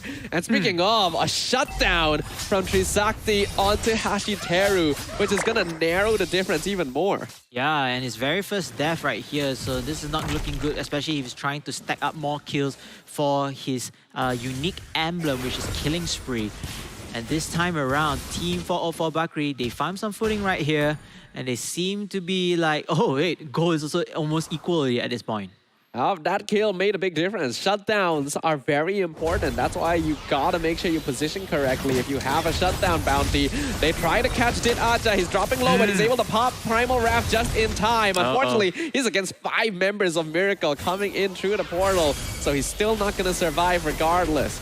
Yes, this is what Team Miracle Gaming is doing all about. They are taking aggression to here, but is their aggression causing them to overcommit though? Yeah, penalty zone caught out one. Damski tries to dash away, but he's now stuck. 404 Bakri are just chasing him down with the heart guard, and Hichume is the one who lands the final blow. Definitely not worth it. Damski needs these kills. He needs to stay alive right now. Yeah, that was like a deja vu moment where he uses Roger in the first game. You know, just trying to go all the way. It was a good attempt. Now 404 Bakri just zoning out Miracle from the turtle. They know that Super Susu doesn't have his portal available right now, so blitzing this is probably a good idea. That's what they'll do. They get it. Dropping Dora real low as well, trying to force the Nether Realm, but he's not able to get it. Yikes, that chip though, that nearly getting the teleportation removed or to negate that effect, but unfortunately just a little second too late. 404 Bakri continue on, 3 turtles in total. They have been securing their key objectives really well. I think those are their winning conditions. Speaking of winning conditions, it looks like 404 Bakri is going up against Miracle here. Yeah, portal gonna be dropped down. Miracle Gaming gonna be pulled in to save their roamer, and they will get the kill onto Dit Aja before returning. Rensa does some good damage, but yeah, he'll make the smart choice not to try and force the situation. Yeah, not forcing it is great, but then Lancelot in the mid lane as well. Perhaps he can do something right here. He is on fire at the moment. He does have the buff of Turtle, hoping to deal a little bit more damage, but then again, the farm is there to sustain damage. Conceal play comes out, penalty zone from Alberto to use and try and escape. He's really tanky when he draws low on HP, so he's able to survive. And that means that Miracle Gaming still don't get anything from this. Oh, Miracle Gaming just pouring out as much as possible, but the only issue is there's no follow-ups and there's not enough to catch somebody off guard. Nonetheless, however, 404 Bakri, even though with the lack of kills in terms of the disadvantage there, but they are still equal in terms of gold. In fact, they're actually catching up with a minor difference of 300 gold. Oh, another portal gonna be used to try and chase down Rensa. He's getting away almost, but Hashiteru lands the final blow. Now they're gonna shift their target to Alberto, looking for another decimate kill. Penalty zone comes out. Hichume doing damage in the backline. Primal Wrath gonna be popped down by the Edith. Alberto still surviving everything. And Lord Zebrand will be traded in return. Alberto, he flickered forward, but that may have been a bad idea. He's gonna retreat from this to make sure he's not within decimate range. Meanwhile, Trisakti gonna take the torch instead. The Battle of Execution being set up by the Onward. A double kill for Trisakti. Yeah, Trisakti coming in at the right time. I was quite wondering why is he actually over there, but he was actually trying to get steal away the minions for extra XP and gold. But in the meantime, just so nice that 404 Bakri can hold on to that team fight as long as possible for him to come by to rotate and get the kill. And now, Lord is in their favor. Yeah, Trisakti definitely emerging as a bit of an MVP in this game. This Lancelot currently 4-0-1, doing a lot of damage. And I personally am interested to see what kind of item build he's actually going for. Yeah, we can take a look later onward from the production team. Perhaps they can show us the item. Blades of Despair early on already. 10 minutes and 33 seconds. Okay. This is going to be very painful though. Dominant Ice onto the hands of the Terroristla here, giving him a little bit more defensive approach, a defensive presence in order to take out damage, as you can see from the itemization. Ooh. Thunderstrike War Axe Blade of Despair, not too unusual actually. A very classic Lancelot damage build. So we may actually be going back to the basics right now. Looks like he's actually found Lord Zebrand's. Heartguard comes out. We see Chip coming in with the portal as well. Phantom Execution gonna be used. The real Miracle Gaming is pulled in. But Trisakti is beautifully dodging everything. He kills Chip and his portal at the same time. Gets some extra money off of it. Netherrealm going to be used on this side. Alberto dropping real low. He's in a 1v3 situation. Hashiteru able to flicker out of Sworn Rose, but not away from death.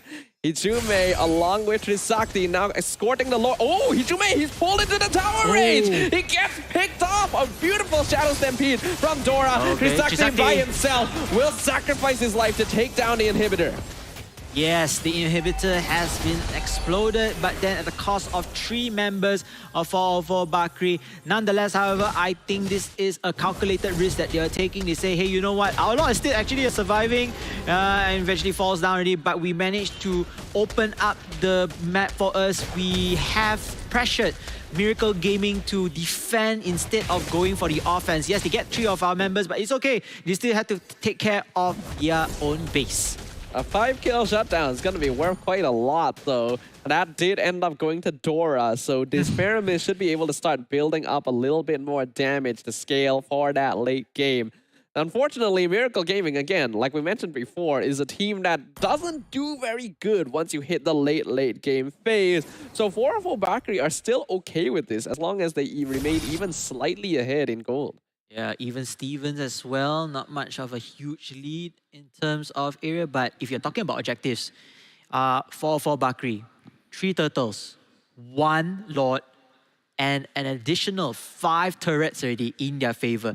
Scoreboard-wise, it looks almost similar to the same, but the number of damage have been dealt by 404 Bakri has been significant.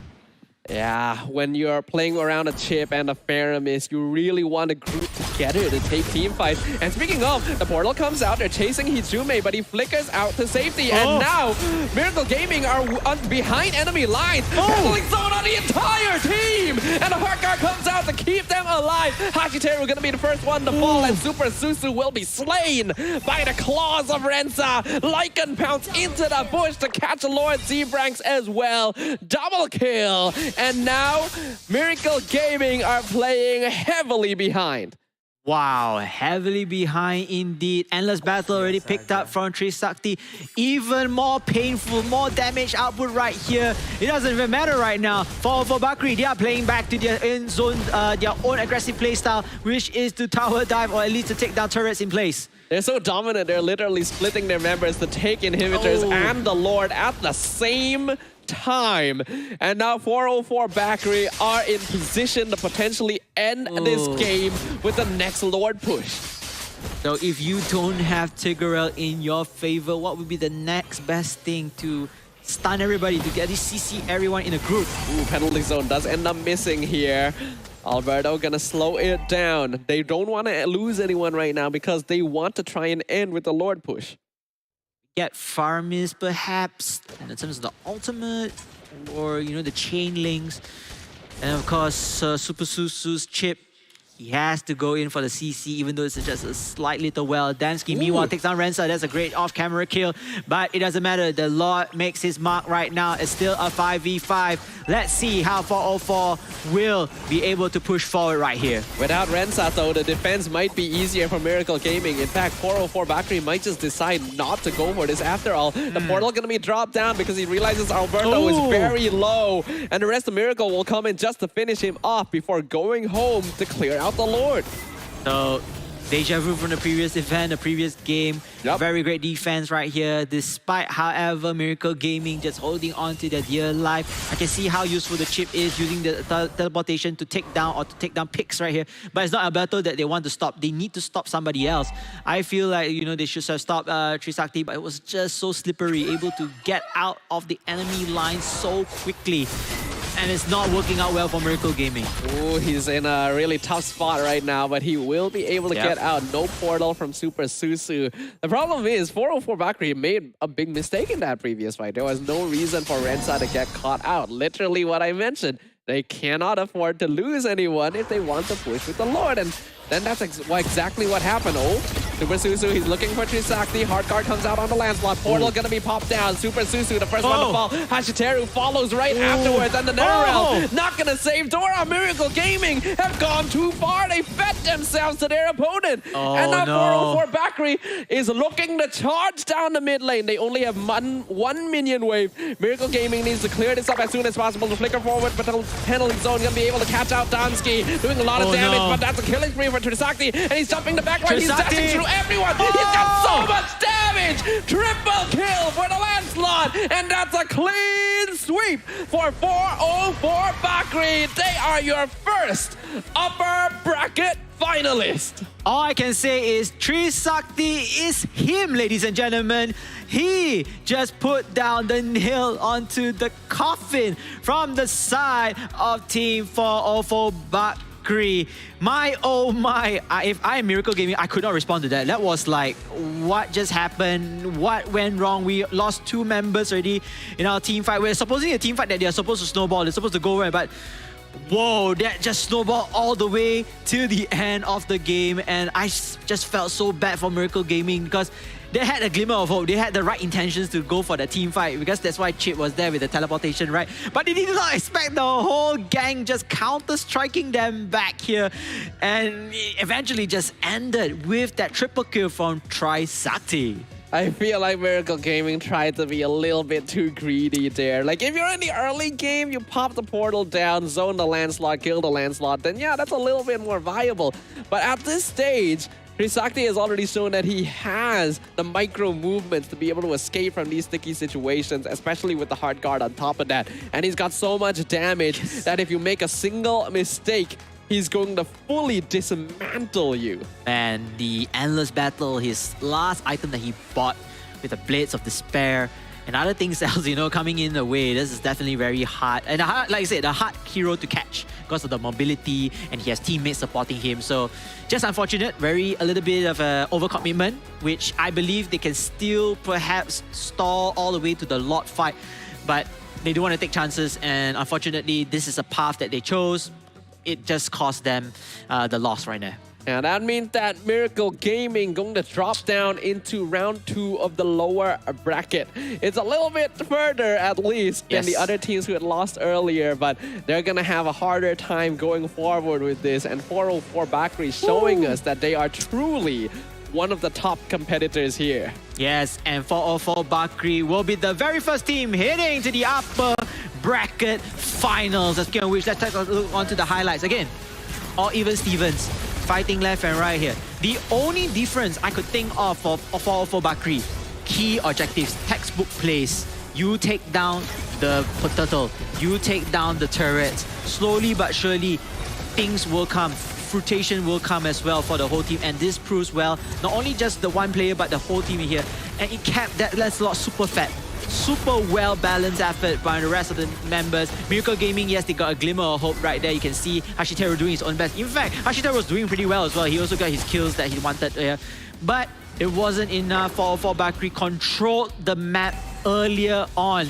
And, you know, even though, yes, Miracle Gaming were to extend their image to get a good team fight, but they don't have to follow up. What's next, you know? Are you continuing to stay in your ground? Are you staying in your base? Are you continuing to clear the lanes or push the lanes? That's all they could do. I think something that made a big key difference as well is how effectively 404 Bakri responded to all the chip portals. Every single time it was dropped down, they only lost 1 or 2 people maximum. Everyone else was ready to disengage or to look for pickoffs to punish Miracle Gaming for overextending and diving into their half of the map.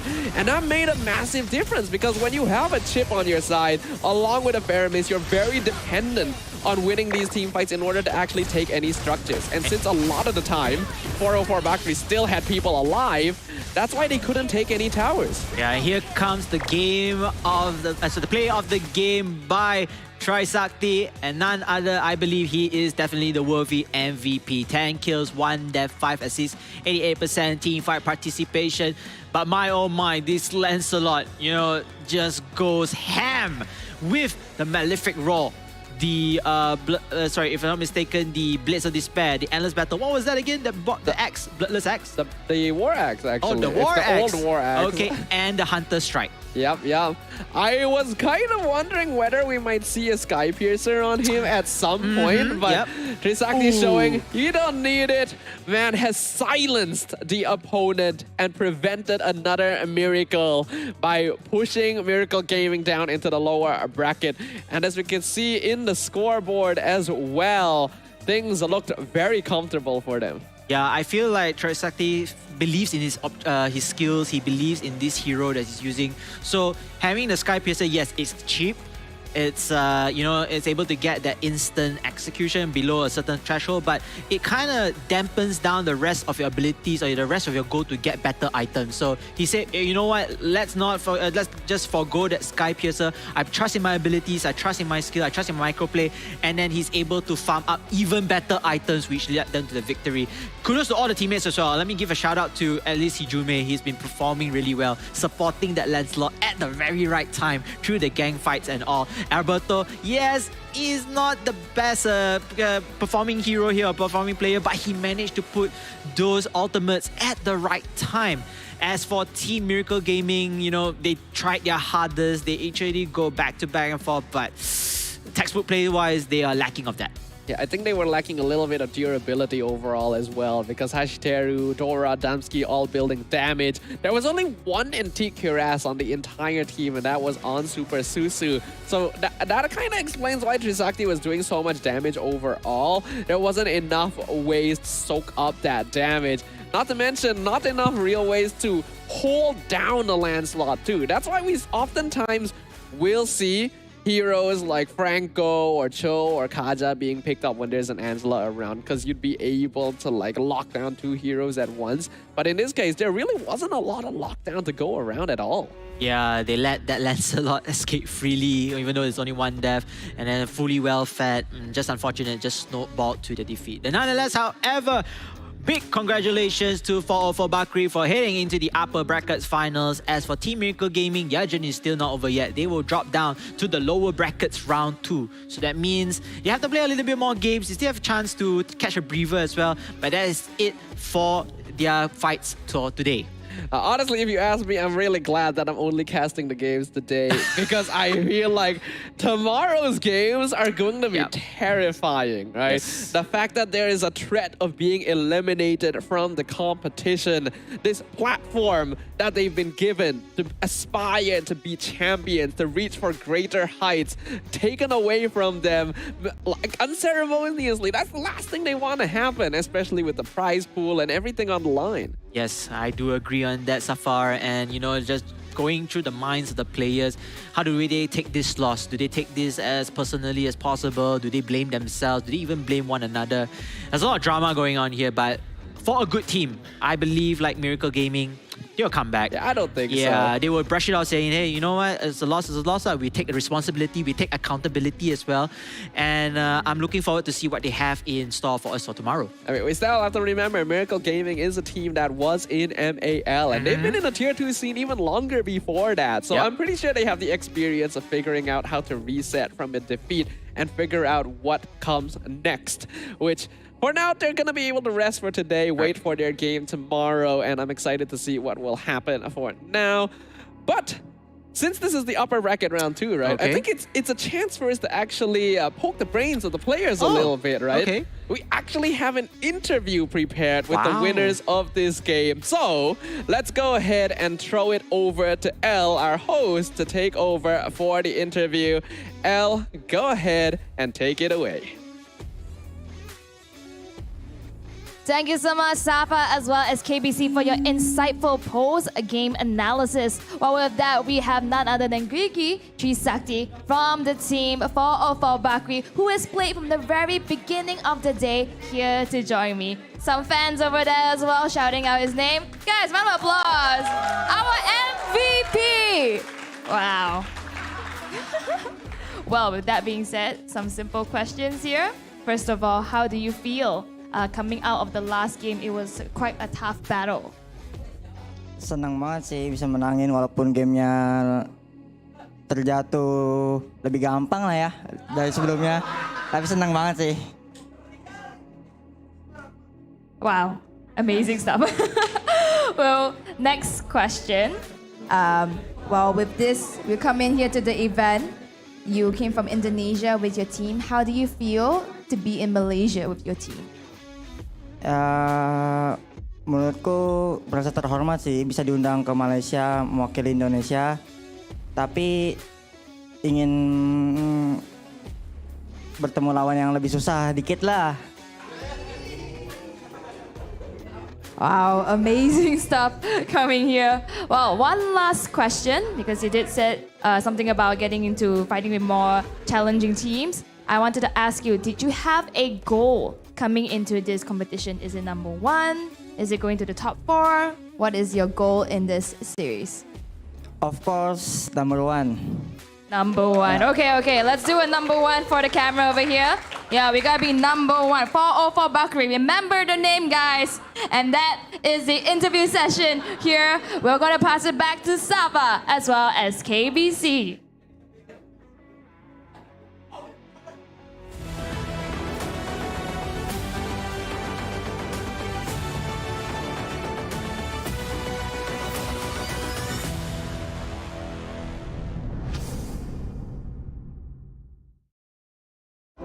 So what is the next big thing? Well, Galaxy believes the next big thing is you. Me? Yes! Because of the power of Galaxy AI, you'll open up so many possibilities. The next big thing is you.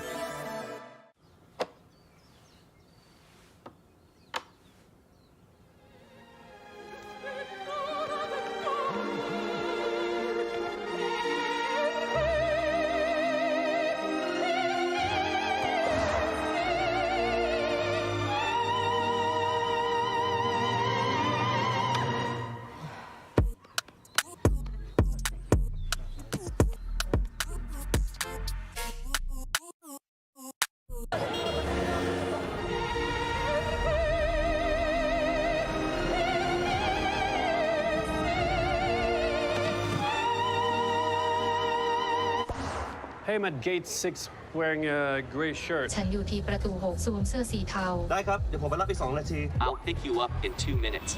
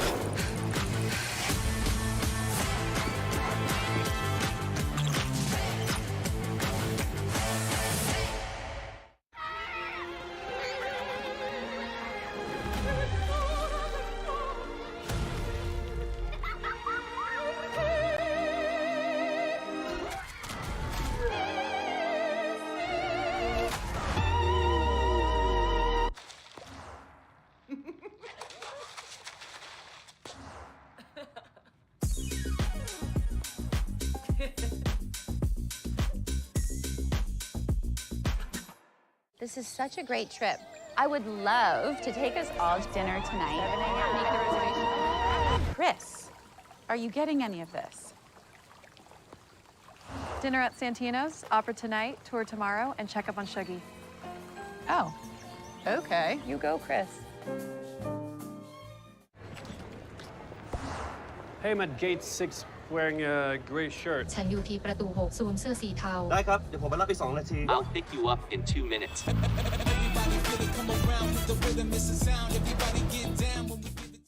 Everyone's searching for the next big thing in technology. But the next big thing isn't this. Integration, encryption, quantum. And it's definitely not this. Why I'm a trailblazer, a groundbreaker, a pioneer, and most of all, a disruptor. No. Galaxy believes the next big thing is you. Me? Really? Yes! Look at you. You're an artist. You're open to experiment. You make your actors go shh. And then you have other ideas and make them, yeah, do that. It's never easy. But you open your heart. Hi, I'm live. I have a play this weekend. Hi, do you like theatre? No, I didn't see.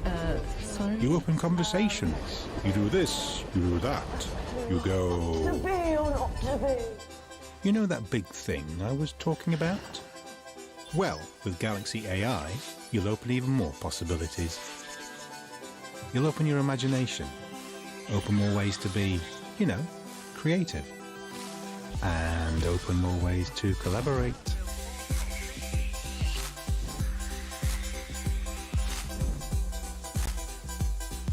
Wow, you made that.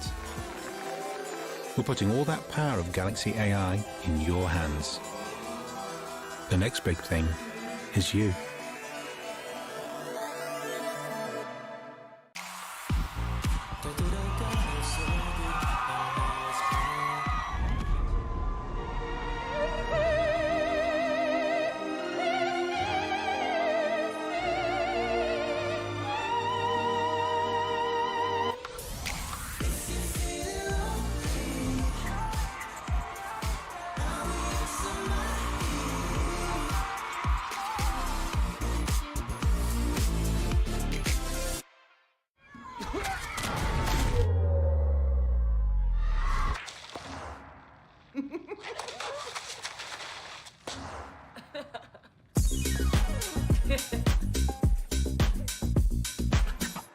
Dinner tonight. Make the reservation and get back to me about it. Chris, are you getting any of this?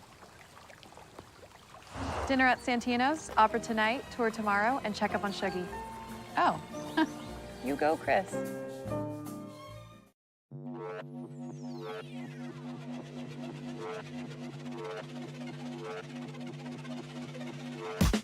I'll be coming up hot for a minute. Everybody know the drop when I'm in it. Drop the top when I'm in it. Everybody know the drop when I'm in it. Yeah, I go so yo. Everybody know I'm on. You know when they click through. Try to send this box to be a slow beat ride.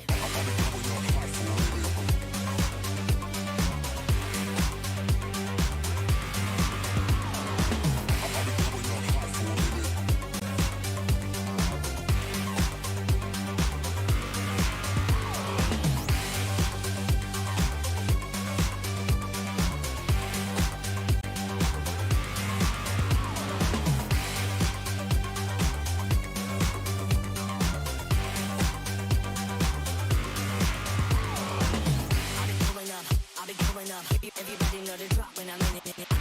Drop the top when I'm in it. Everybody drop when I'm in it. Yeah, I go so yo. Everybody know I'm on. You know when they click through. Try to send this box to be a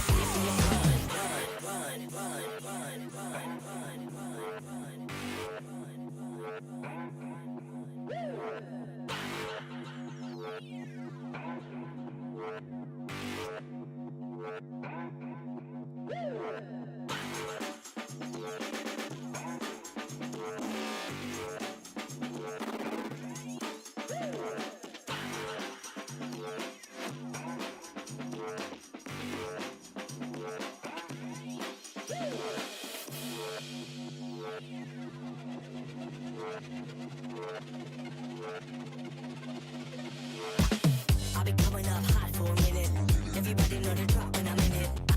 Drop the top when I'm in it. Everybody know the drop when I'm in it. Yeah, I go so yo. Everybody know I'm on it. You know when they click through to the system is about to be a slow big ride.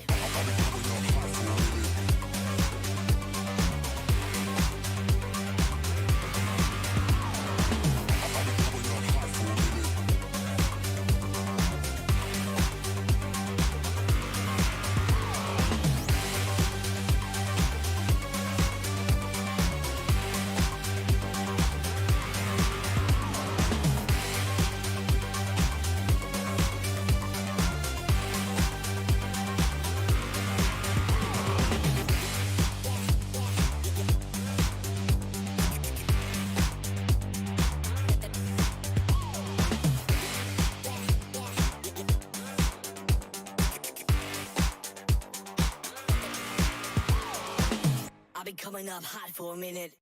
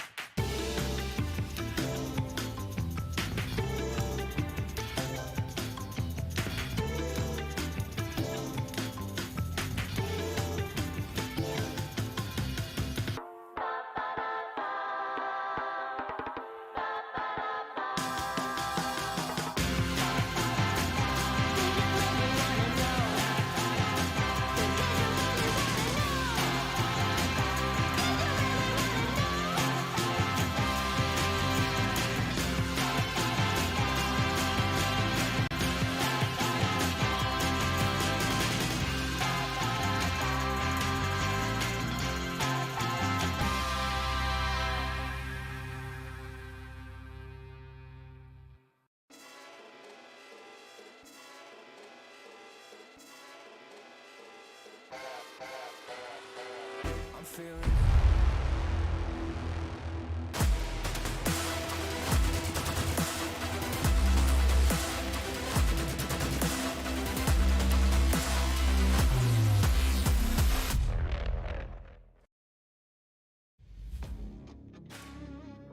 Welcome back, ladies and gentlemen, to the Samsung Galaxy Gaming Academy Campus Series. My name is Lemonade, and today we are now down to the final best of 3 that we have throughout the day. There has been 6 going on throughout, and this is the 6th indeed. Earlier, we did manage to see 404 Bakri best out against Miracle Gaming in a whopping 2-0. And now they'll be the ones that's going to be entering the upper brackets tomorrow. But who is going to join them as we make our way into the final series of the day?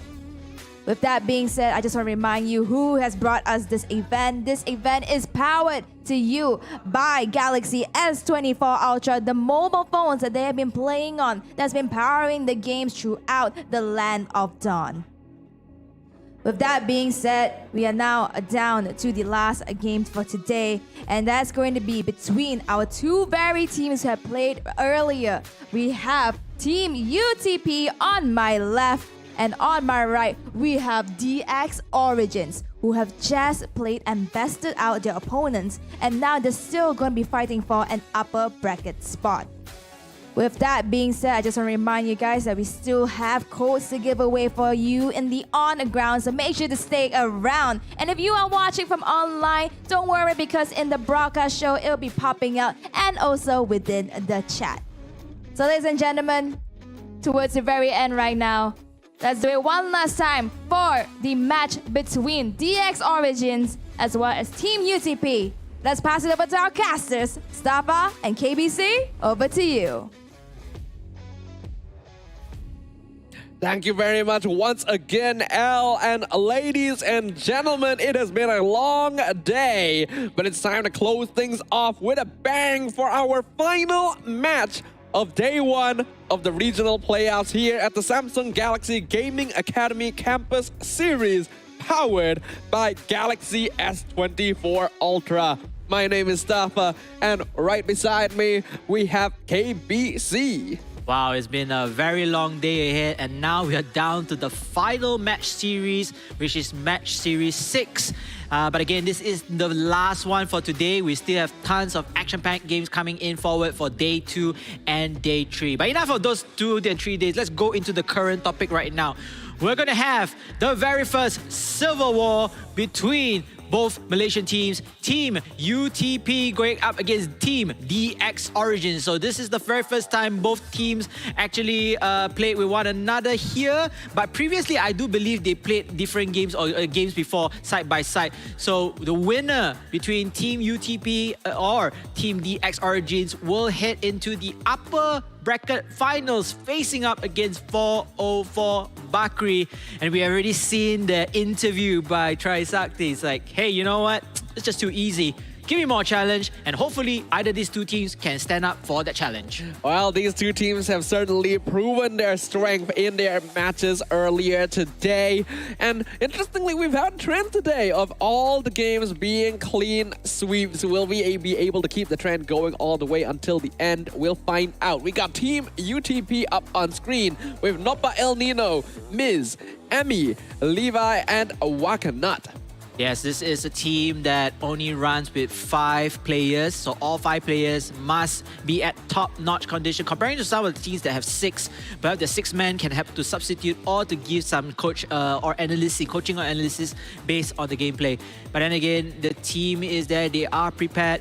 And we are looking forward to see what they can bring onto the table against their familiar rivals, which is none other than DX Origins. We got Keyboy Galap, Kimin, Gold Lane Marang, Ikane, Sizka, and Sunfrost. A team that has already set up a pretty notable difference in terms of their gameplay compared to others, being one of the top-rated teams of our recent MAL. Yep, and having Sunfrost as well to give a little bit of an inside coaching is definitely beneficial for this DX Origins team.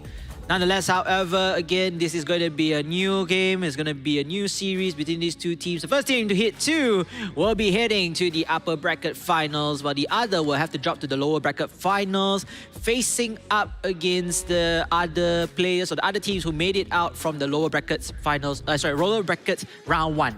Yeah, so there's still going to be plenty more happening. As we mentioned at the start of the day, there's going to be no eliminations happening today. But all of these teams want to avoid dropping into that lower bracket. After all, there is a 15,000 USD prize pool on the line here, as well as the pride and ego of being able to say that you emerged victorious in this inter-regional event. Yes, and I think this is a very difficult, a grueling system that they have to gone through already. So why not push even further right here? Speaking of which, this is going to be draft game 1 between the 2 teams right here. It will be Team Team UTP. Yeah, keep on remembering that. UTP from the side of the blue team, while for Team DX Origins on the red side of the team. Now, we've had players that really made prestige for themselves today. Emmy being probably the most notable one coming in from the side of Team UTP. The mid laner, very strong with the heroes that they've already demonstrated. And on the side of DX Origins, Keyboy Gelar being a very aggressive roamer that likes going for damage-oriented heroes that can really set things up. The Hellcat being an interesting one that has been contested so far. The ban's going to be Chip and Ling on the blue side, as well as Moskov and Fredrin on the red. Yeah, very common bans here. We do see that Moskov, Ling, Chip, they are the top bans in place. Fredrin, a little bit 50-50 sometimes. Players or the teams decided to let him out and let him play him in here. Some of them decided that he's a bigger threat and they will try to ban forward. Nonetheless, however, Angela makes her presence once again. I think this is going to be a very crucial player so far. It's 100% win rate with the Angela in place.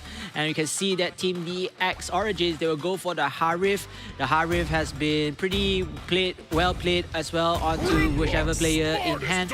But Roger will be the second selection from the side of DX Origin. Very well versatile hero, have been played multiple times, have been picked multiple times as well, with a mix of win rates. It is incredibly rare for both Harif and Roger to be picked up on the same lineup here. It basically confirms that Roger will be going into the jungle, but in exchange for the lack of flexibility in the draft, they get two very powerful picks in the meta that even lasted from a last patch.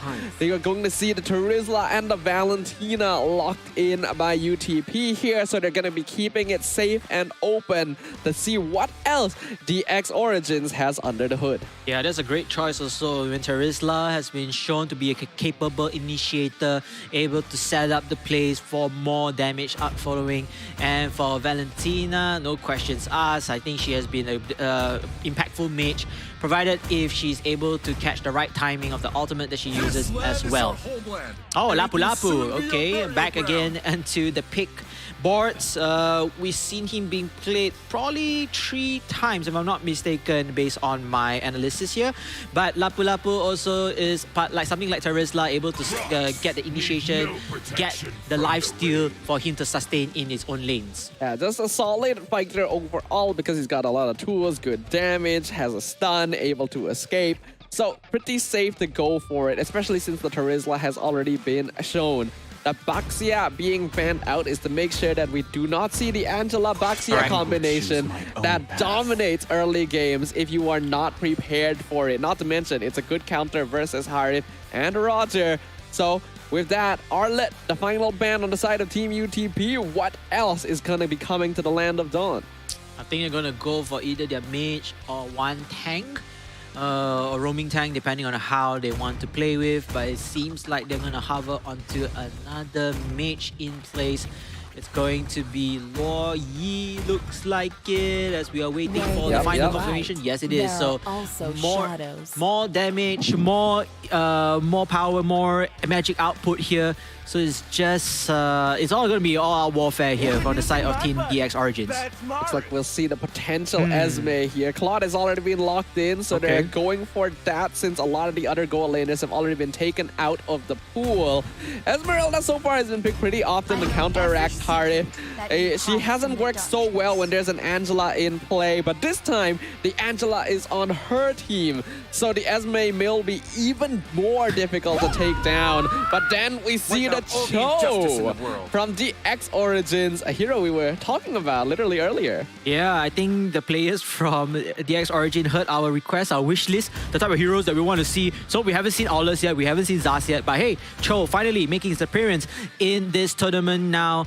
And this is going to be great. I like Cho. He's a very versatile hero, all-around hero.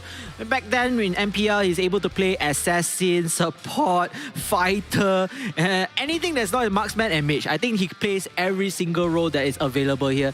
And this time around, I believe he's going to be that roaming pseudo tank that the team needs in hand. Yeah, Cho was adjusted recently. It's a lot easier to play him now because his passive always activates after 2 dashes, no matter it's skill 1 or skill 2. too, which makes things a lot easier. Plus, he even reduces physical defense. So that's actually a really nice supporting factor as we jump into the land of Dawn. It's going to be Team UTP on the blue side versus DX Origins on the red. The final match of the day to determine our second upper bracket finalist. Yes, this is going to be the most crucial one, especially for those who are watching at home or at least at the tournament, to know who are they going to face their opponents with.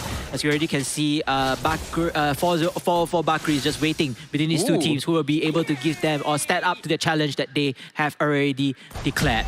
Keyboy Gulab dropping Nopa El Nino very low there with the invasion into the jungle. Biz also going to be playing on that jungle Esmeralda. This is something I actually play in pub sometimes. Her clear speed is actually surprisingly fast considering all things. But now, the X Origins trying to invade. Keyboy Gulab doing a good amount of damage. A two-man knockup gonna flicker out to safety, but Emmy is here to secure that first blood. And unfortunately, Keemin not able to land the final blow onto El Nino. But the Yin Yang reaction drops Miz real low. Both junglers will decide to disengage. Yeah, there was a win on the side of UTP, able to get that first blood instantly and saving whatever remaining of their heroes from being decimated. Great move coming in from Team UTP. DX Origins in the meantime, they couldn't secure it, but again, still early days for their side. In the EXP lane, looks like things are pretty even as well. Neither Lapu nor Terizla should be able to kill each other unless like a massive mistake is made. Though Siska is taking quite a lot of damage there, walking up for the EXP. Team UTP with a slight goal lead. They should be able to be the first ones controlling that turtle, but DX Origins are going to have a good amount of damage once they hit that level 4 mark. Yeah, they're trying to upskill as much as possible here. Keyboy, meanwhile, trying to harass and give information for his team. They're not going to steal the turtle just yet. They're not going to initiate it just yet because they know that they need to cover as much ground as possible. Meanwhile, Team UTP will start the point of contest. And DX Origins, they might, concede with this.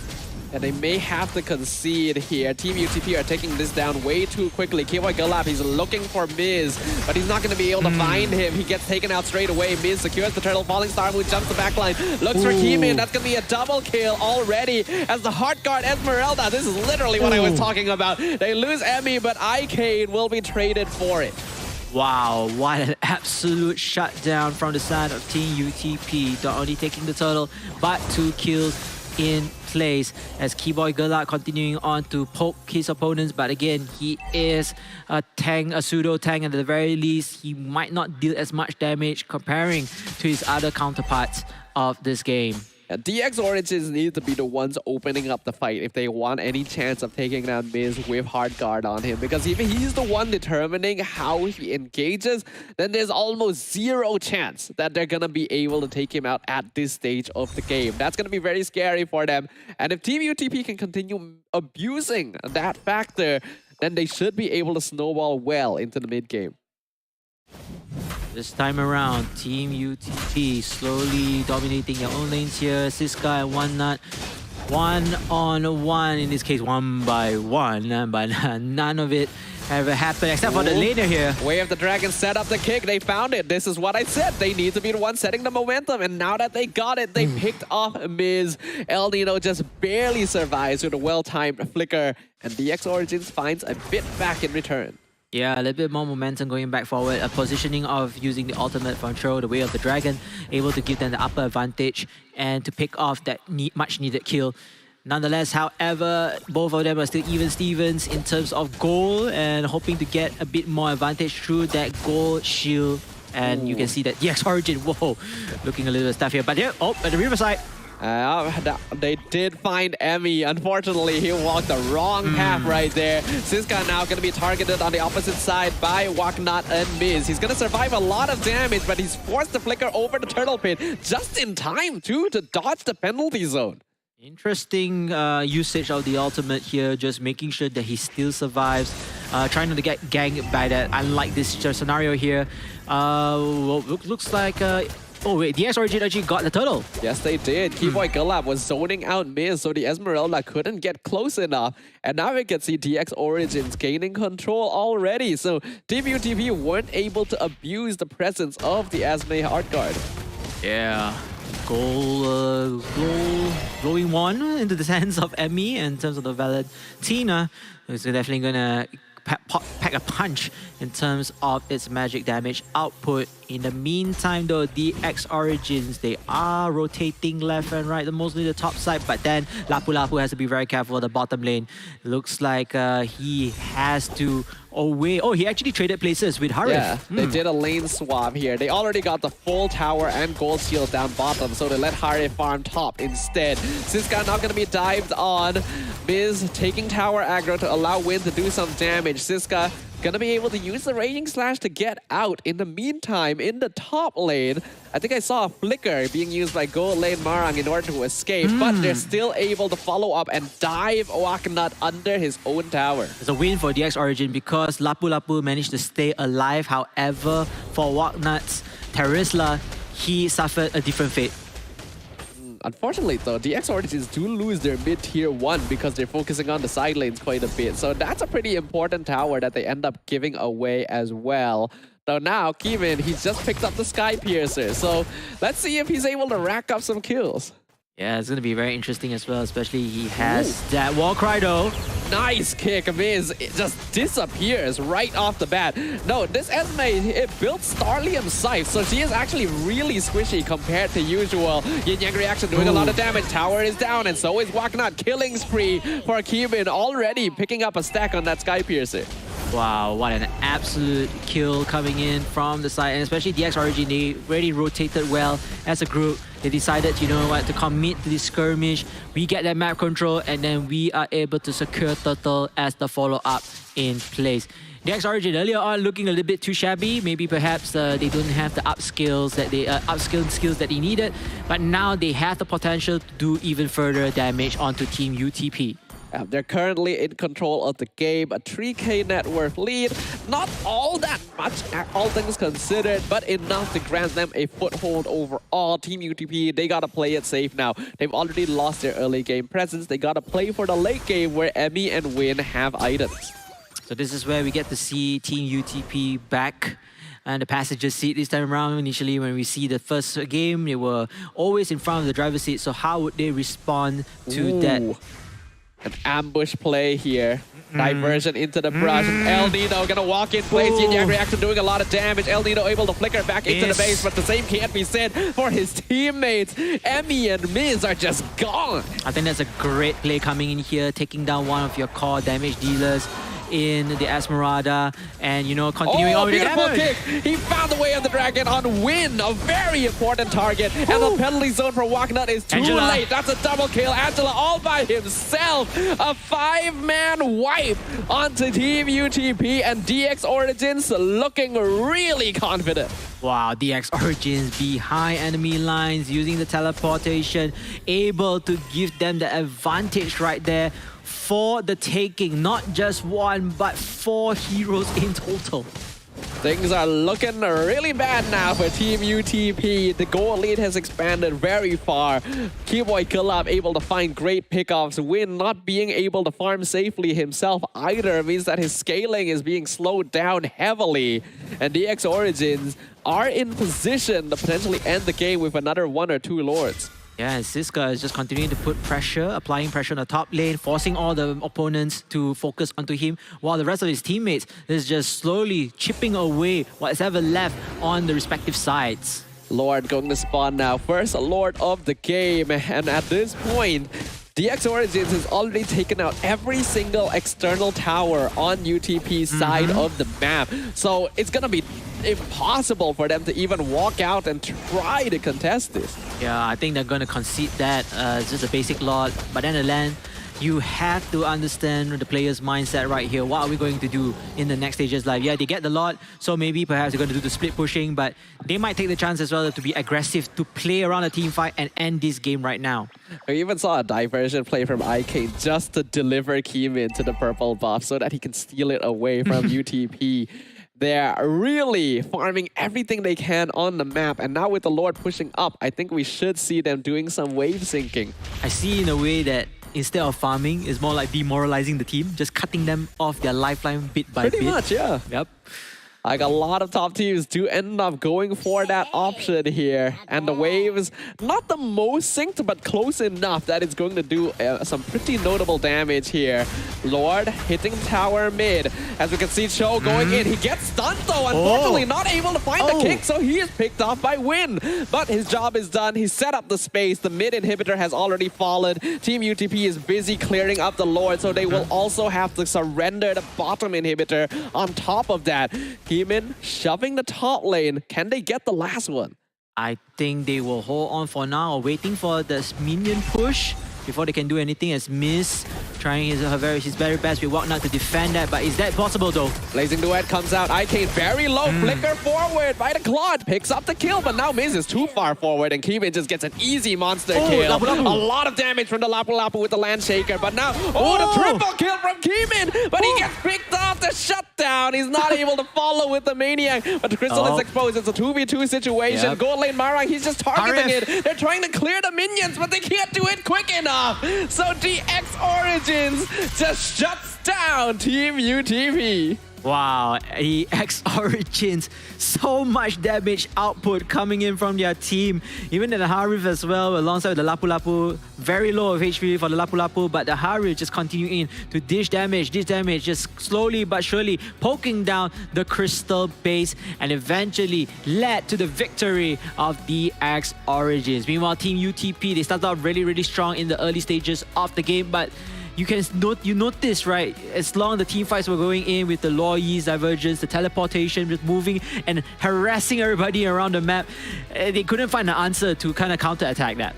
Yeah, I think even after, when we saw the player cam, right, when we went back to Team UTP, they were all smiles around. Like, I think they enjoyed themselves. They realized that they were outclassed. Their draft didn't quite work out the way they wanted to. So it's a good, like, emotional state to go back into the drawing board for game number 2. But we can see in these highlights that although the early game was a little bit 50-50, DX Origins, once they found their footing, are a terrifying team. Yeah, I think DX Origins fit onto the upscaling facing, making sure that their heroes, they will get level 4, making sure that, they are well protected. And the little bit of the nitbits is, they are able to keep their Lapu Lapu alive. They're able to make sure that the side of the Lapu Lapu that is trying to get as much farm as possible is able to be maximized in the output. On the meantime, they are harassing the Terisla on the other lane and killing things off. And then if they notice, right, they notice that the Lapu Lapu is giving a lot of being harassed, they switch lanes with the Harif and protecting the Harif instead. I mean, this lane swapping is very common, right? Because gold lane Marang already won the gold lane very hard. He had taken out the tier 1 already. So oftentimes teams will do a lane swap here so that the gold laner can get even more farm by taking down the tier 1 on the opposite side of the map. And that's exactly what happened here. Unfortunately, I feel like Team UTP may have given DX Origins a few too many power picks here. Having Lo Yi, Harif, and Roger on one team is a little bit unfair. Yeah, just unfortunate that, we only have 3 bans choices in this place. But nonetheless, they can't stop this man. They can't ban this man, by the way. Keemin, which is the worthy MVP. 8-2 with a 71% team fight participation. And you can see his Rogers just doing damage at the very end of the game. And this is why I prefer the Windtalker build overall. I feel like it just is more consistent because with that increased attack speed, you can take advantage of his passive, then the Sea Halberd, the Sky Piercer. You gotta love the X Origins. They always have something in mind during these win screens too. Yeah, man. I think if I have an award for them, I would just give them the best Sally, the best Team Sally that they have here. But other than that, nothing much gonna be done here. Team DX Origins taking the game 14-7 and then destroying up here. Shout out to all of the teammates as well, playing it really well, playing to their roles properly. At the meantime, for Team UTP, they tried their best and unfortunately it's just not enough. Yeah, here we can see how if the enemy team knows how to play around that Angela pick, it honestly isn't all that powerful. Especially when you have a hero like Cho around, you kick one person, you get another for free. Like it's a buy one, free one bonus. And that's why I'm kind of surprised other teams we've seen playing against the Angela haven't gone for heroes like this. Like it can be a very simple way of disabling what would otherwise be an impossible to kill player. Yeah, and in fact, speaking about Cho, his Way of the Dragon actually got nerfed. So imagine pre-nerf the time, the impact that he could have done with the ultimate, the kick, all the way to his teammates is even much more significant. So, even with the nerf as well, a little bit of the distance being cut off. But again, overall, his skills are being impacted really well. The buff onto, like you mentioned, the stacks, the protective penetration and all. So it really, gives a little bit of a hope to Cho players out there. Yeah, I think that's great. I want to see more of it. I think it would be really fun if we got to see like Cho more in the EXP lane as well. Yep. But Gamer Galapa was actually doing quite a lot of damage. And when I looked at his itemization, there was no DPS items other than that Thunder Belt. So I feel like this item is going to be really strong on tanks that want to dish out a little bit of damage. Yeah, agree on that as well. And especially tanks, they're more focusing on defensive items, making sure to keep themselves alive. But again, Cho is not a pure tank. He doesn't need all those items. So maybe he took a different item approach and hoping to upskill his usability even further. We definitely saw that. But I think there was some potential from Team UTP. They were pretty strong in the first 2 or 3 minutes. Then after that, DX Origins figured out how they want to play around them. This time, they want to go in with a little bit more tools. I think unfortunately, as much as I like Esmeralda as a hero, she's still a little bit difficult to figure out in terms of her place in the meta. So maybe go for something that's a little more tried and tested. Tried and tested. Perhaps an Eve, I think. I'm not sure. I'm not sure which type of hero to put. It depends on what position they're looking to fill in. Maybe they could go somebody, but Fredrin was also being banned earlier on. We're going to see about that. I'm looking forward to it. Maybe perhaps with the top picks and bans that we have right here. As ladies and gentlemen, we'll go into game number 2. It will be Team DX Origins on the side of the blue team, while for Team UTP will carry the red side. So it looks like Moskov and Ling once again being banned, unable to see the light at the land of the dawn. DX Origins 1 game up, 1 game away from being our second upper bracket finalist team and sending Team UTP down to the lower bracket. This time, they will choose to ban out the Harif. Most likely, they will want to prioritize the Roger for themselves. Yep, I think the Roger would be a great pick again. Harif has done a lot of damage also from the previous game, being one of our top ban heroes, especially for day number 1.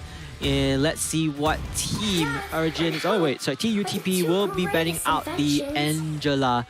They don't want to give their opponents that hero as well, perhaps seeking the potential that, this hero would even deal much more of an impact comparing to the previous round. And oh, come on, don't tease us with Alucard. Yeah, don't tease us with man. If you're gonna hover that, you need to lock it in.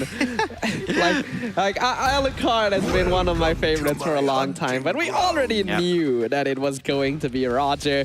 So that's probably going to keep in again, but there's always a chance it goes into the gold lane too. I don't use Alucard, but I bought the Star Wars skin, which is Obi-Wan Kenobi.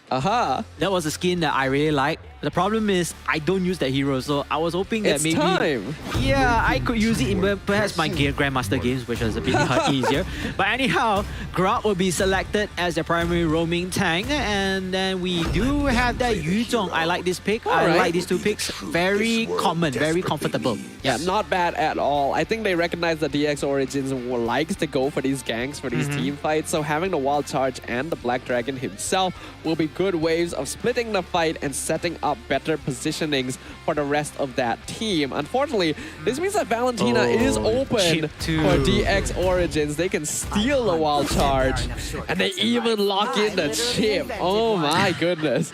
Man, this is like the pick your poison moment, right? Especially when you are at the second, you're at mercy at the first pick. You already chose what heroes you want, and then you get counted or, at least try to get overrun by these other 2 picks in place. But nonetheless, however, is that Kimi? Surely not. I feel like Kimi isn't good enough yet. Yes, and there would be a better choice, which is none other than Xavier. Emmy has been doing a good job all day of being on more DPS-oriented mages. So Xavier might be a good showing of their capabilities here, especially since this could be their last chance to stay in the upper bracket. Now we're going to be entering the second ban phase, and It's going to be tough here for Team UTP. They've already allowed through quite a few power picks. Getting rid of Benedetta does make sense because if you have the Benedetta and the chip, say goodbye to any map control. Yes, I can already think of the roaming versatility already. Annoying your opponents left and right, kiting them to bite for the bit. Nonetheless, however, Fredrin again going back to the top bands. In fact, I'm going to put him as one of our top bands heroes here. He used to be under top picks, but now he's going to switch positions here. And yeah, I think this is good. You don't want a strong CC hero to be in the hands of your opponents, so just get rid of that and also securing the lane into your favor. Yep. All right, second pick phase. What are we going to be seeing here? The Nolan. Locked in this time by Team UTP. Only been picked once so far today, and unfortunately did not end up winning that game. It's a hero that does require a little bit of that early scaling, but Okay. This is the very first time we get to see a Ruby and a Masha pick. Now this is already interesting. I personally want to see what the best Ruby build is now because this is one of my main heroes and I still haven't figured it out. But Masha is going to be able to delete anyone if you're not careful. We see the Paquito locked in to finish things off for Team UTP. But if you ask me, I feel like there's a lot of power on the DX Origin side. Yeah, DX Origin side, I feel like they are trying to experiment, but in the meantime, the reason why they choose these picks as well is they're also comfortable with. We haven't seen the Masha yet, we haven't seen the Ruby yet. I know that Ruby might have an adjustment for the better, but Masha, don't think so according to the new patch. Maybe I could be wrong. I need to go back and study again on that. Yeah, no, I don't think either of these heroes have received the direct buff or nerf. So it's going to be interesting. I believe the Ruby is also going into the gold lane, so we're seeing a hyper carry Roger kind of situation. Will it be enough? As we jump into the land of Dawn, will it be the last time today as well? It depends on whether or not DX Origins can come out victorious or if Team UTP will turn things around. UTP fighting for their tournament lifeline right here. They don't really want to drop into lower brackets finals. If they do have the chance to, they're going to have to play more games. They're going to have to play against even bigger adversaries. So this is a great time to wake up and do your best to force overtime. We would actually see double fighter side lane on both teams actually. It's a Ruby versus Paquito gold lane, so that's pretty fun. Yeah, and Yuzong and Masha under the XP lane. So yeah, this is going to be interesting to see who has the upper advantage in that, because that will definitely determine the team fight. To the teamfight advantage he plays. Yeah, it looks like El Nino actually managed to reset the purple buff just a little bit, but not enough to really slow down Keemin. So I'm pretty sure that both junglers are going to be hitting level 4 around the same time regardless. But Miz is already in position down here in the EXP lane. He's trying to take that gold crab to his favor with the Nolan. But yeah, he managed to get it as well as El Nino using whatever roaming abilities that he can to disrupt any potential threats coming in from his opponents. Keyboy Galab just going to be taunting Win a little bit. Nopa El Nino is here to help him out. There's probably not going to be any kills here, but Keyboy will be able to force them away from the tower to give a lot of gold shield value to both the Ruby and the Roger. Yeah, a little bit of aggressive play coming in. Sorry, aggressive play coming from DX Origins, having 3 heroes all around that area there, but nothing too serious at the moment. Meanwhile, the bottom lane though, Yuzong is gonna have a little bit of support from Xavier, aka Gojo Satoru, with the Jujutsu Kaisen skin, and the turtle will spawn at the bottom side as well. Well, we can see that both teams going to be hitting level 4 around the same time. Keyboy Galap still a little away from being able to reach it, so no chip portals just yet. But this first turtle already being aggroed by DX Origins. Miz a little bit late to the party. We see the portal come out in the backline. They're going to be aiming for Emmy. And now the Wild Charge going to stun 3 members against the wall. Ooh, big trouble here. Nova El Nino will be picked off, but Icane also traded. Emmy picked off in the backline by Sizka. And the turtle still going to be reset. Yeah, 1-2 here in the favor of DX Origins. Turtle will be resetted. But oh, wait a minute. There's an off-camera kill. Paquito got harassed badly by Ruby. An unexpected result here. You usually would expect Paquito actually does pretty well into this matchup. So that's going to be quite a blow considering these are the gold laners. Turtle, I think, already started on once again by Keemin, dropping the half HP. Waknut in position to scout it out. Yeah, but then you do have Keyboy Galak with the chip as well, providing extra support. Nonetheless, however, they will concede that Turtle. It will be given into the hands of DX Origin. Siska is in the area to potentially go for the gank onto Yuzong, but I think it's a little bit difficult considering the lane is kind of pushed up. All right, and now there is some hovering of Team UTP around top side, but the same situation. Ruby is very far under the tower, so no gank potential. DX Origin starting things up really, really strong.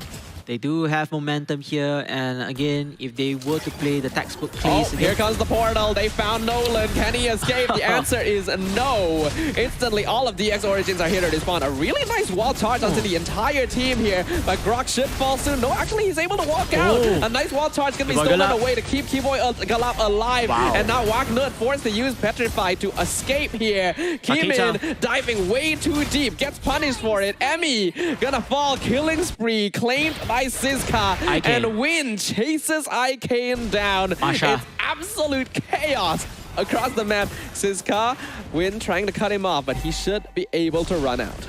Yeah, he's able to escape quickly right there. He managed to get a kill and then decided to fall back from there. Meanwhile, we have to give shout out to Paquita by the hands of Win, able to get double kills if I'm not mistaken.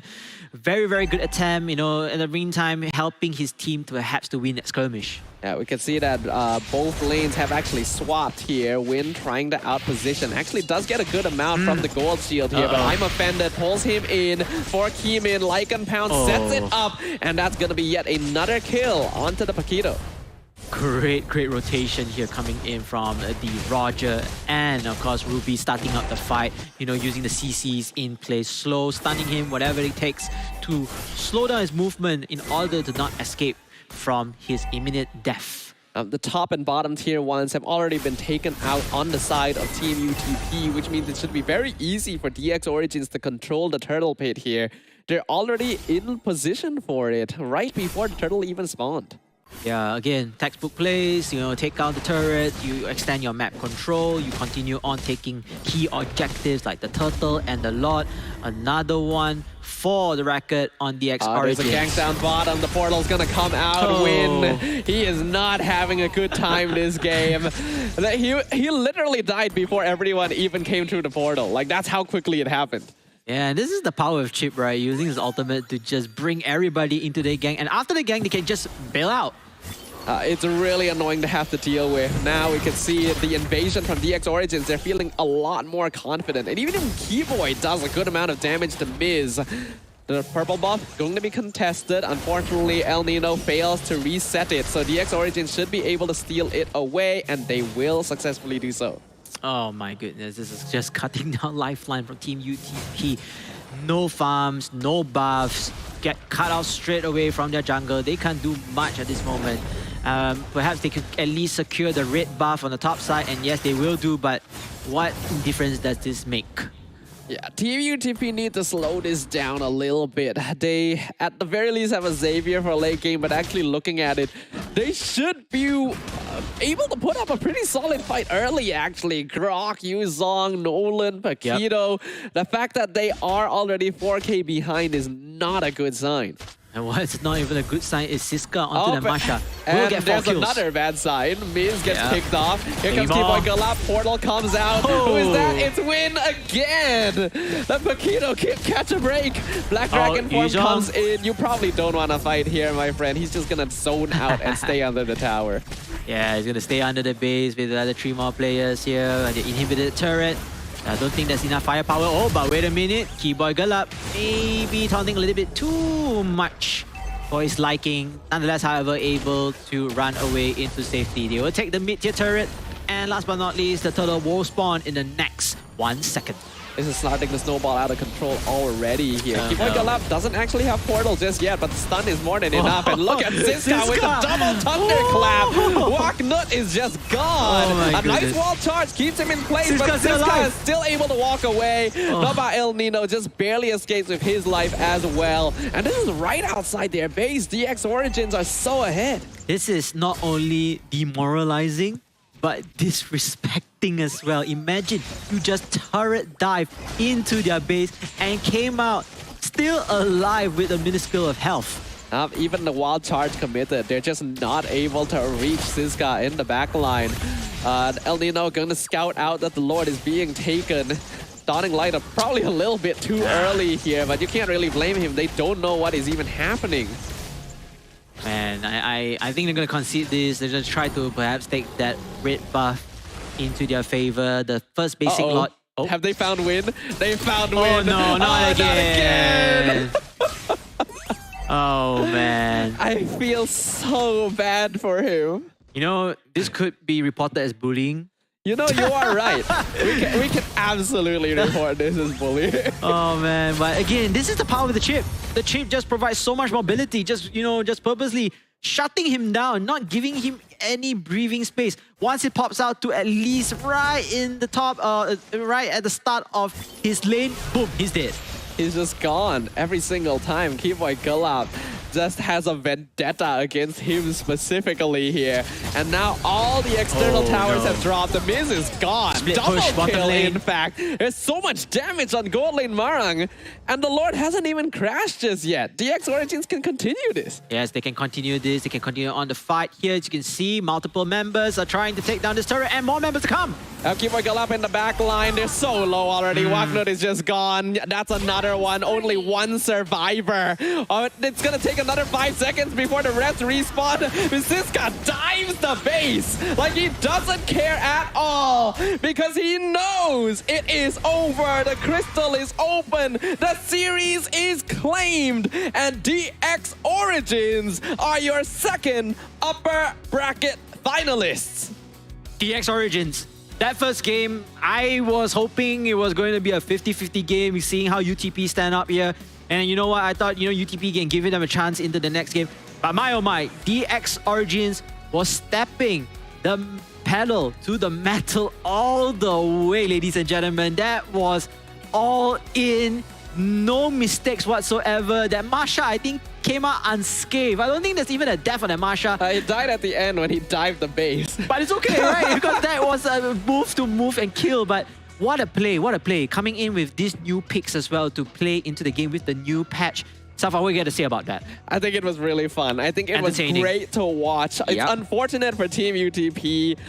Win especially was on the receiving end of a lot of abuse. Yeah. Report him. Report that guy. You can do it, Win. You can go and press that red exclamation mark right now. But yeah, DX Origins showing that they are on another class altogether. And I'm really excited to see which team is actually stronger when they face off against 404 Bakri. Yeah, I hope 404 got what they wanted because that is definitely a challenger that they should be seeking and to be starting right now. But in the meantime, this whole storyline of this game is just pure, utterly dominance, filthy dominance from the side of DX Origins. Don't stop, won't stop, can't stop. Just continue with the kills, continue with the pressure, taunting behind enemy lines as well. And UTP, you can see they tried their hardest. They actually pour out so much resources, but they only could get let's say one kill. And after that, they have to fall back. And by the time they want to fall back, they got ganked pretty hard. Compared to game 1 where Team UTP had some advantage in the first couple minutes, this was a one-sided slaughter from the beginning to the end. I feel like they're called DX Origins because they're responsible for all the villain origin stories they're creating with this bullying here. Oh man, but you know what? This is definitely a great gameplay, and if I were, if I'm seeing Chip right now, because I do play Chip, I would definitely want to learn from perhaps the MVP. Come on, give me the chip user. It is none other than Keyboy Galap. 1-1-11, ladies and gentlemen. 75% team fight participation with the itemization you can see right here. Ladies and gentlemen, if you really want to rage quit your opponents, learn from Keyboy Galap. This man wanted to be #1 so badly, he made it manifest in his entire KDA. His chip continuing to be a super powerful hero pick. And the X-Origins, you can see they're proud, they're happy with that victory. And why wouldn't they be? Yep. It was so easy for them. It was so easy indeed. Utterly pure domination. As I said it once again, everyone contributed in their part, in their role. And my, oh my, I gotta give it up to Siska. 7-1-2 with the Sky Piercer, with the Blades of Despair, with the Blades of the Hectaseas. Masha is just a walking nuke. Like, she just comes out of nowhere. You never expect it. And then you just get one shot. The thunderclap is so scary because so many people just kind of forget, like, okay, like we're thinking about the Harif, the Roger, the Fredrins, the Lynx, and the Lancelots. Yep.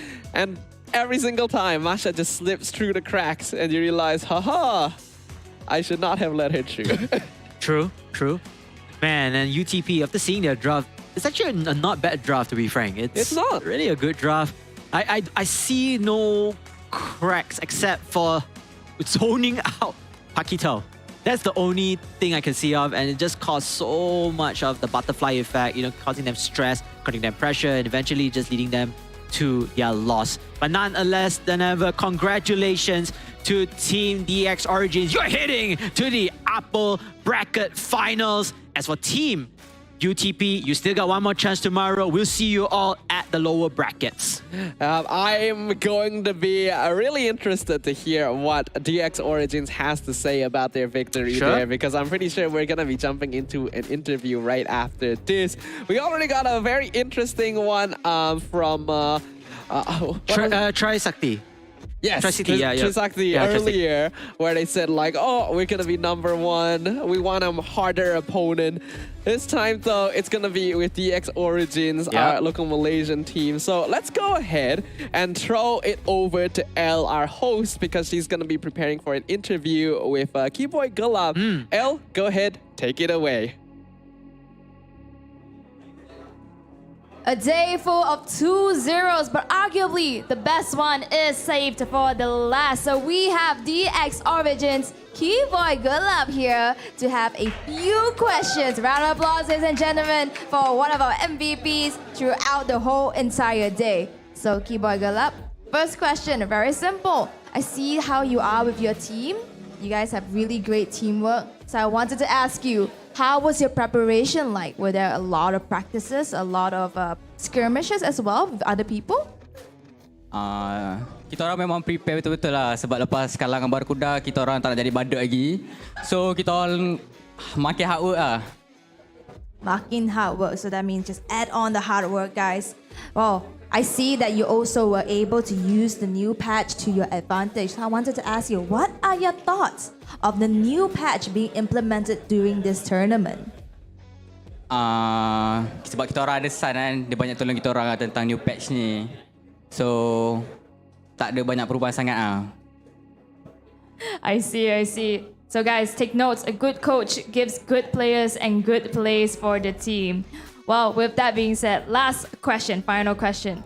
So what is the origin of your celebratory jump? Tadi you guys do the lompat. Well, what's the meaning behind it? You guys plan this? Is it something like a celebration?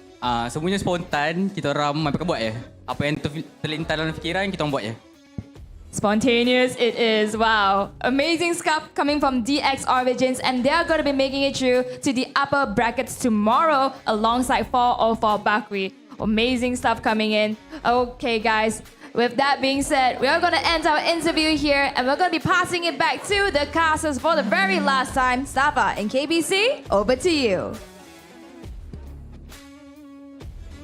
Thank you very much, Elle. And well, their celebrations may be spontaneous, but their gameplay definitely isn't. That's all plans and strategy there, ladies and gentlemen. DX Origins showing why they are yet another top contending team here in the Samsung Galaxy Gaming Academy Campus Series, which is of course powered by Galaxy S24 Ultra, your ultimate gaming companion, in which victory can be yours.